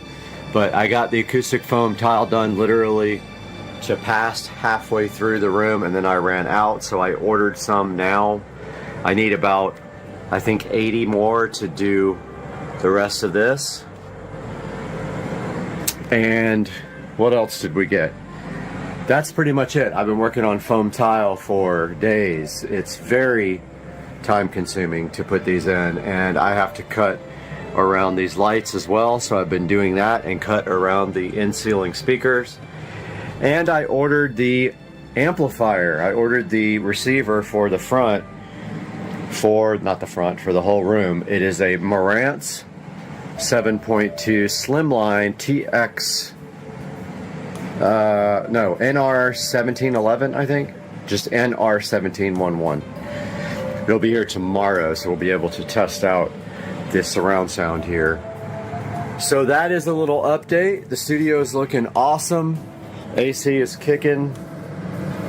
And the tiles are going in, and all that is really left to do is this front wall, which is going to take me a while. I have a lot of electrical and wiring to do in this front wall. The actual cutting of the foam will be easy. It's the actual putting the boxes in and planning all that, because there's 2 boxes up here, there's several boxes here, there's 3 or 4 down here, there's more boxes there and down there. So yeah, it's gonna be a big, probably an all-day thing. But yeah, wanted to get you guys caught up on the Supercar Street Racing Studio. Hey guys, welcome back to the channel. Supercar Street Racing here, and I have a studio update for you. It is insane. I want you guys to see this, the way this studio is looking. Check out the studio, guys. I am super hyped, and I want to give you guys a huge update. I have not been live streaming or updating lately because I've been super busy and I had the network down in here, but today we made some huge strides in the Supercar Street Racing Studio. Let me get started and tell you what we have done. First things first, but not the biggest, the Harbinger's powered studio monitors are mounted, and they are flying from chains right there. Got that done today all by myself. I don't know how, but there is the other one. Alexa, set the office lamps to 100%. There is the other Harbinger flying from the chain and angled down at you for goodness. On top of the Harbinger. I haven't quite figured out how or what I'm going to do with this, but this is my 20 something whatever port. I don't forget how many ports it has. Netgear switch, and you can see the Ethernet connections all labeled and going into the wall, and up there we have a Wi-Fi extender hotspot thingy, and that is connected to Ethernet, and then it has a Supercar Street Racing Wi-Fi signal. So I gotta still figure out what I'm going to do up in this corner, how I'm going to organize it, if I'm going to do a little shelf or what I'm going to do. Not that important right now. The biggest thing is I got the Ethernet connected. Secondly, huge. I got the 4K Fire TVs mounted, and literally luck that they can swing out and touch each other like that. It is absolutely perfect. I couldn't have done it any better if I meant to, and I didn't mean to. And they are on these, they're not horizontal like usual plates or mounting plates, they're vertical, and they swing out and they are tilted down at you, and you can see right now they are playing 4K video from YouTube. Visual Dawn, one of my favorite up here too. Visual Dawn with the 3D animation Spacescapes.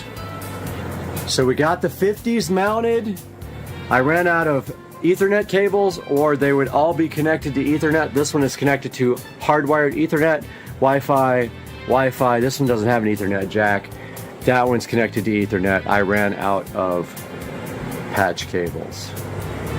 Next, we got the Marantz NR1711 receiver in.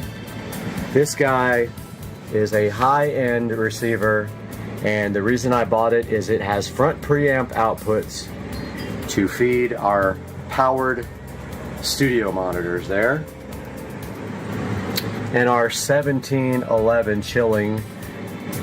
We got our wall plates all done mostly. I've got 2 more to put in here. One of them is for the front speakers, where it'll be RCA. The other one is a dual Ethernet jack, one for this and one for the PC. So there is the home theater wall plate, and that little thing coming out of the corner is the USB. You don't want to do a USB extension. It's already extended twice and it's already going to be an issue, so I just drilled a little hole in the corner and ran it straight through. We got all the other wall plates done. They're not exactly on the same level, but they'll all be under the desk. We got all the power done. The only thing I have to do over here is connect the subwoofer plate for the sub that is going to go somewhere over here. I'm not quite sure yet because there's not much room right here. And we got all of the wall plates done behind the Fire TVs. This HDMI wall plate here feeds down here. So if you want to connect a laptop or a tablet or anything else to that guy here, you can do it right there. I have not connected the HDMI here to the TV yet, but that will be next. Same thing over here. This HDMI wall plate feeds this guy here. There's also network down there, so if you want to plug a laptop in and work on this 50-inch, you may do that via that port right there, HDMI. There's power there, power there, power there, and power there that I installed today. And I did the power and the wall plate with the USB, HDMI, Ethernet, and coax. We're not using the coax. Those are behind every television. There is one back there as well. It's hard to see. Every place that you can possibly sit. Here's another Ethernet and HDMI. HDMI feeds the 32-inch, and you can connect a laptop or whatever here and have Ethernet. Every place has Ethernet. 1, 2, 3, 4, 5, 6. There's another jack there for just straight Ethernet. If you want to work right here on the couch, you may connect your laptop to Ethernet. If you want to work right here, you can connect your laptop to the 43-inch and you have Ethernet. We've got the Echo Show 15 chilling flush mounted. Completely flush mounted into the wall. First one I've done like that. So this is not a completed tour. When I am done, I will give a completed tour. I wanted to do a little update. Oh, also got the Govee recessed lighting installed. All of it. And it is all controlled by Alexa. Set the studio switch lights to purple. And there we go. They are purple. And I have power there subbed out and power there subbed out. It is permanently on power, and that is for lighting for shooting videos. Most likely we'll have a light pointing down here at the desk and one up there pointing down here at the desk, and I just don't know yet quite how I'm going to do it, but that is an update from Supercar Street Racing Studios. Big update. I'm so hyped to start doing videos here. We'll see you guys soon. Welcome back to the channel, and we've got a huge update for you on this wonderful Friday evening. in the Supercar Street Racing studio. That's right, you are looking at the 95% finished Supercar Street Racing amazing 4K production studio, and I cannot wait to give you guys an official tour. But let me tell you what we have done since the last update. So we got the switch, the Netgear switch, mounted on a nice board, and you can see there I finished it all in very nicely with the foam tiles. It looks awesome. I have 100% finished, except for the door. We don't know what's happening with the door yet. 100% finished with all of the foam tiles in the whole studio. Some of them are falling off, so I have to glue them back as they fall. I put extra glue. That's okay. That's gonna happen because I didn't use a ton of glue everywhere, but yeah. The other thing that's not done is the studio lighting. So this is lights for maybe studio stuff, like a, you know, lighting for me when I'm doing productions. There's one on both sides, permanently wired on. That is not done yet. Everything else almost is done except for table management. So I ended up buying this desk. It's very cool. It's actually a door that was made into a desk with IKEA legs. 90 inches long. It's actually perfect for what I'm doing here. It will fit all of the editing equipment plus my work stuff on this end. I'm going to shift everything down to the end and then move it right over into the corner. That's going to open up this whole space over here for whatever I want to do with it. It's going to leave this space open. There's the subwoofer. I did put the subwoofer connector over there in the corner, and that sub is too big for going in that little pocket right there. So I don't know if I'm going to move this couch that way or keep it that way. But either way, this can actually go under the table as long as it doesn't hit my feet. It's fine. We've got the editing rig down there hooked up to the 4K 50-inch TVs. Two displays there, two displays there, and of course when you move the mouse, you can move from one display over to the next display, and then down to this display and over to that display, where then you can open up a nice monitor session here for Supercar Street Racing. So that is all done. There is the Marantz NR1711, which is actually output from the PC is feeding it. So we're listening to Purple Planet, no copyright music, playing through the Marantz in... Oh, and another thing I finished the wiring 95% for the 7.2 surround sound.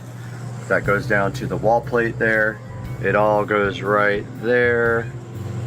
And all I have to do now, right here, right now, tomorrow, because I'm burned out, is on the receiver end, I'm going to put banana plugs. So I'm going to shorten the wires once I get the table closer to the wall. You can see right now it's about 2 feet off the wall. When I get it closer to the wall, I'll shorten the cables, put banana plugs, clean that up, and then I've got tubing to run straight down because there's no wire management on this desk. What else did I get done? I got all the wall plates installed, all the foam tile done, all the speakers are on and running, and they have been set up with Odyssey, so they have been calibrated. That is probably not my final subwoofer. It might be, I'm not sure yet. I'm still looking for one. People think I'm a scammer on Facebook because I don't have a picture. Well, that's fine. I won't buy your stuff. Yeah, so we got Supercar Street Racing going on this monitor, some Visual Dawn up here, some 4K scapage, and that is going to wrap up this update until we do the full tour when I am finished. But guys, it's looking fabulous in the Supercar Street Racing studio. I hope you guys love it, and we will see you tomorrow with another update.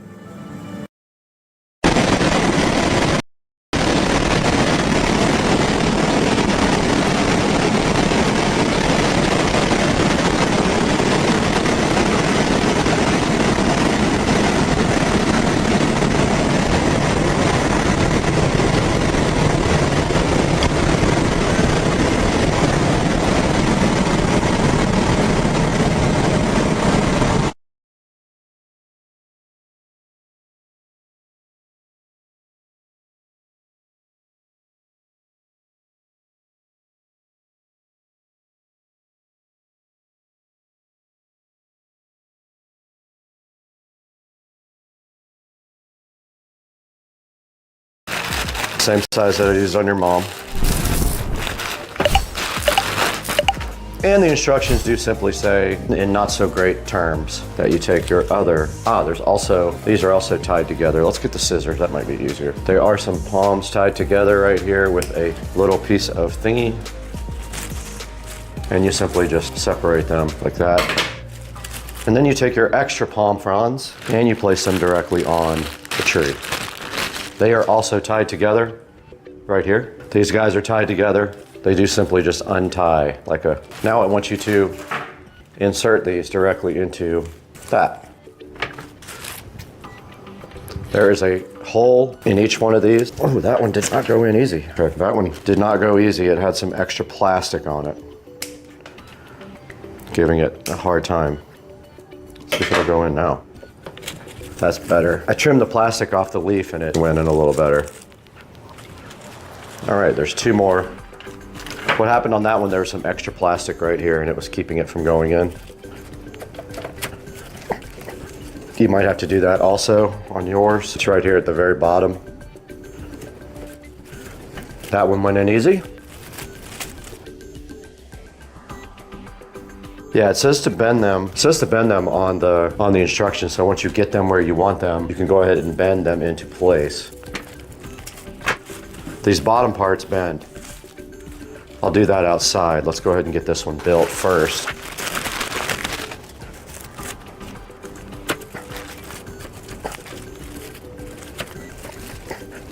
That one was hard to get in. That's what she said. That's what she said. Michael. This one was not hard to get in and it will come out very easy. Yep, that worked. I stuffed a little bit of this tape in there. That made it go in a little bit harder. So let's get some shoes on and get these guys out the door.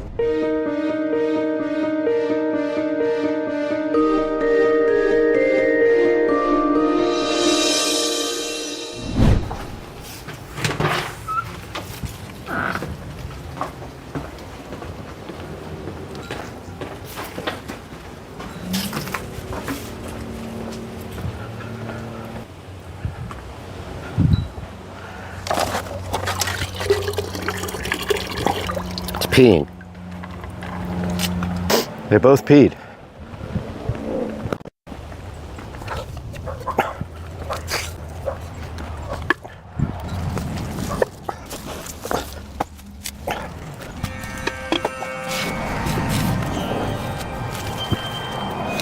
All right, guys, we did get the new plants put out here. All you have to do at that point.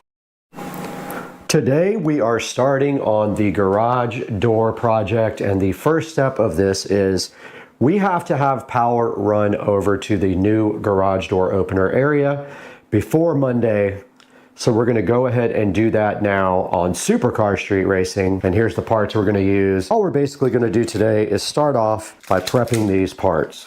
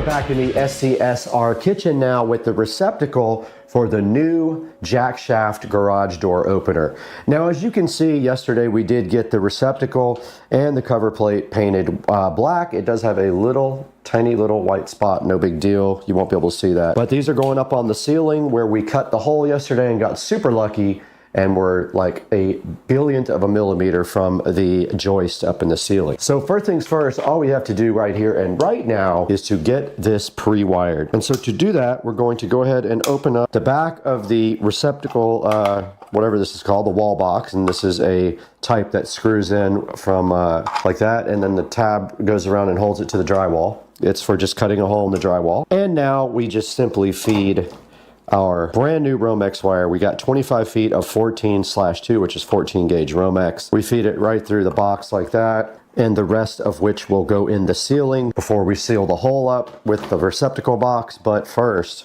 we need to pre-wire this receptacle. Remember, when you do these receptacles, the white wire, the neutral wire, always goes to the left. You see the larger of the two slots on this receptacle, the neutral wire goes to the left when you're facing the receptacle. And now we need a razor knife, which I will go get. Take this Romex wire and strip off enough. Strip off the Romex, strip the paper off the ground. Ground wire is the bare copper wire. Take your scissors. Now let's see if our wire strippers still work. These have been giving me fits lately, probably because I don't know how to operate them. Okay, we got our wire strip back, and we are going to use the quick connector where you just push through the back of the receptacle. And don't forget, white goes to the left, so white would be this side. So you either use the top or the bottom. You don't use one of each. So the top, left side here, you just push the wire in and it locks in place. Same with the black wire, push the wire in and it'll lock, supposedly. Oh, wrong hole. That's what she said. That's what she said. All right, that is in there. And it doesn't look like I stripped back the ground enough, but we'll make it work. Now remember, when you are doing your ground, any screw actually, when you make your loop, if you're going to do the screw, your loop always goes in the direction to tighten the screw. You put the loop in like this, the direction of the tighten. Does that make sense?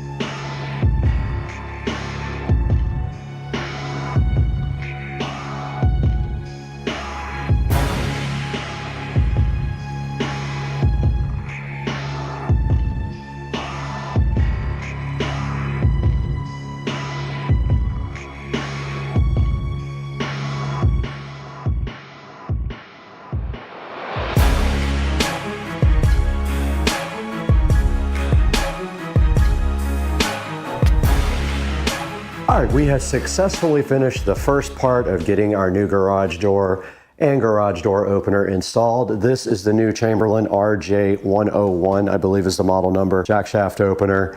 Hopefully it's better than this piece of junk up here, which every day or two disconnects from Wi-Fi, and it's almost impossible to get it reconnected. It is the biggest hunk. It will not go into Wi-Fi setup mode no matter what. I have to play with it for 10 or 15 minutes to get it to reconnect to Wi-Fi. And then over here, we did install this electrical outlet and tested it, and it does work. That will be for the opener that will go right here on the wall, and they will just run the plug directly up to the ceiling right there. The garage door will be here on Monday. It is an Amar Vista garage door to replace this. It has frosted glass, and then they will also install the opener for me, and all this up here will go away. All right, welcome back to the channel. We are currently out here in the garage waiting for the garage door to be delivered, and they said they are about 10 or 15 minutes away. So we are just gonna set up the camera and put video up of them installing the garage door and this jack shaft opener here. So let's do this.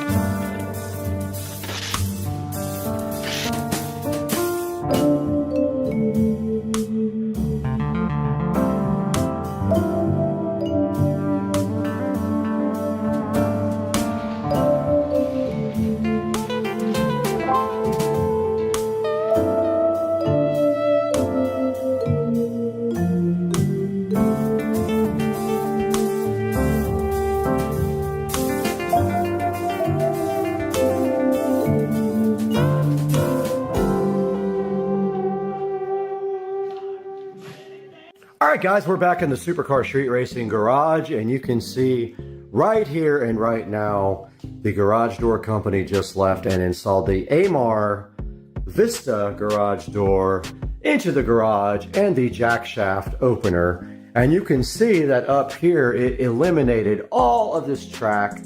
And all we have to do now is just shorten this cord for my extension right here and paint that ceiling black.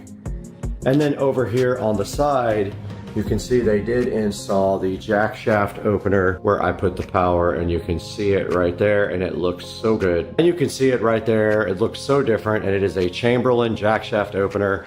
I had no problems with it like I've had with this garage door opener up above. It joined straight to Wi-Fi and was fine. I just have to tie up the wiring right there. And if you see right here and right now, This garage door looks awesome. Let's take it outside now where we can see the outside. All right, we are outside Supercar Street Racing compound, and you can see the AMAR Vista garage door installed from the outside with the frosted glass. And of course you cannot see through this, but it is letting some light through, and you can see the hexagon lights here looking so fly and so fresh. And the sprinklers are going off, and I did tie the sprinklers into the city water so that it would not ruin my pavers with the rust. But stepping back, the house looks absolutely cool now with the new driveway and the new AMAR garage door with frosted glass. It's a Vista. I'll put a link in the description to this right now, but I'll step back here now. That is how the house looks from the street now. And you can see all of the fun things that we have done, wrapping up to be a pretty cool looking place. And walking back up right here and right now, we did the mailbox, the tree delete, new sod, tied the sprinklers in, redid all the sprinklers for the new setup. And now all we have to do is finish our gardens, edging, and same thing over here. Gonna re-edge this. And that should do it. And oh, also the new lounge area right here looking fly as heck. Guys, I just wanted to make one final video here of the outside of the house. And you can see right here that we have the house lights set on light blue. And we have the garage lights set on red, and this is what it looks like from the street. And we can change the internal colors of the garage as well, but this is what it looks like from the street the way it is right now. It looks insane and just a crazy cool looking exterior now. A million times improvement over what it was before. And I hope that you guys like this video, and if you're interested in any of this stuff, drop me a comment or an email, supercarstreetracing@gmail.com, and I can talk to you guys about how I did it. One more video here of the light blue, and this looks insane. Level 1000, guys. I love it.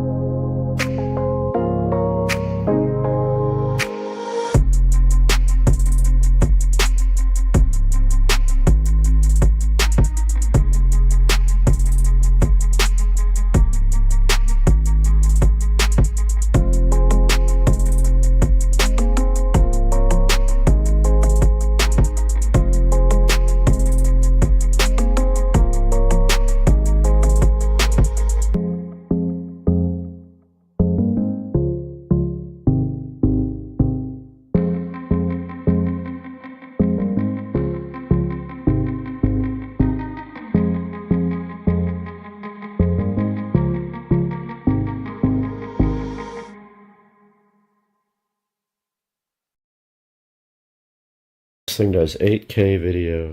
Whoa. What? Oh, so where you scrolling out of the attic? I thought we was going in there. Got him! Got him! Oh! Whoa! Whoa! All right, here goes Patricia ripping the plaid. Go for it.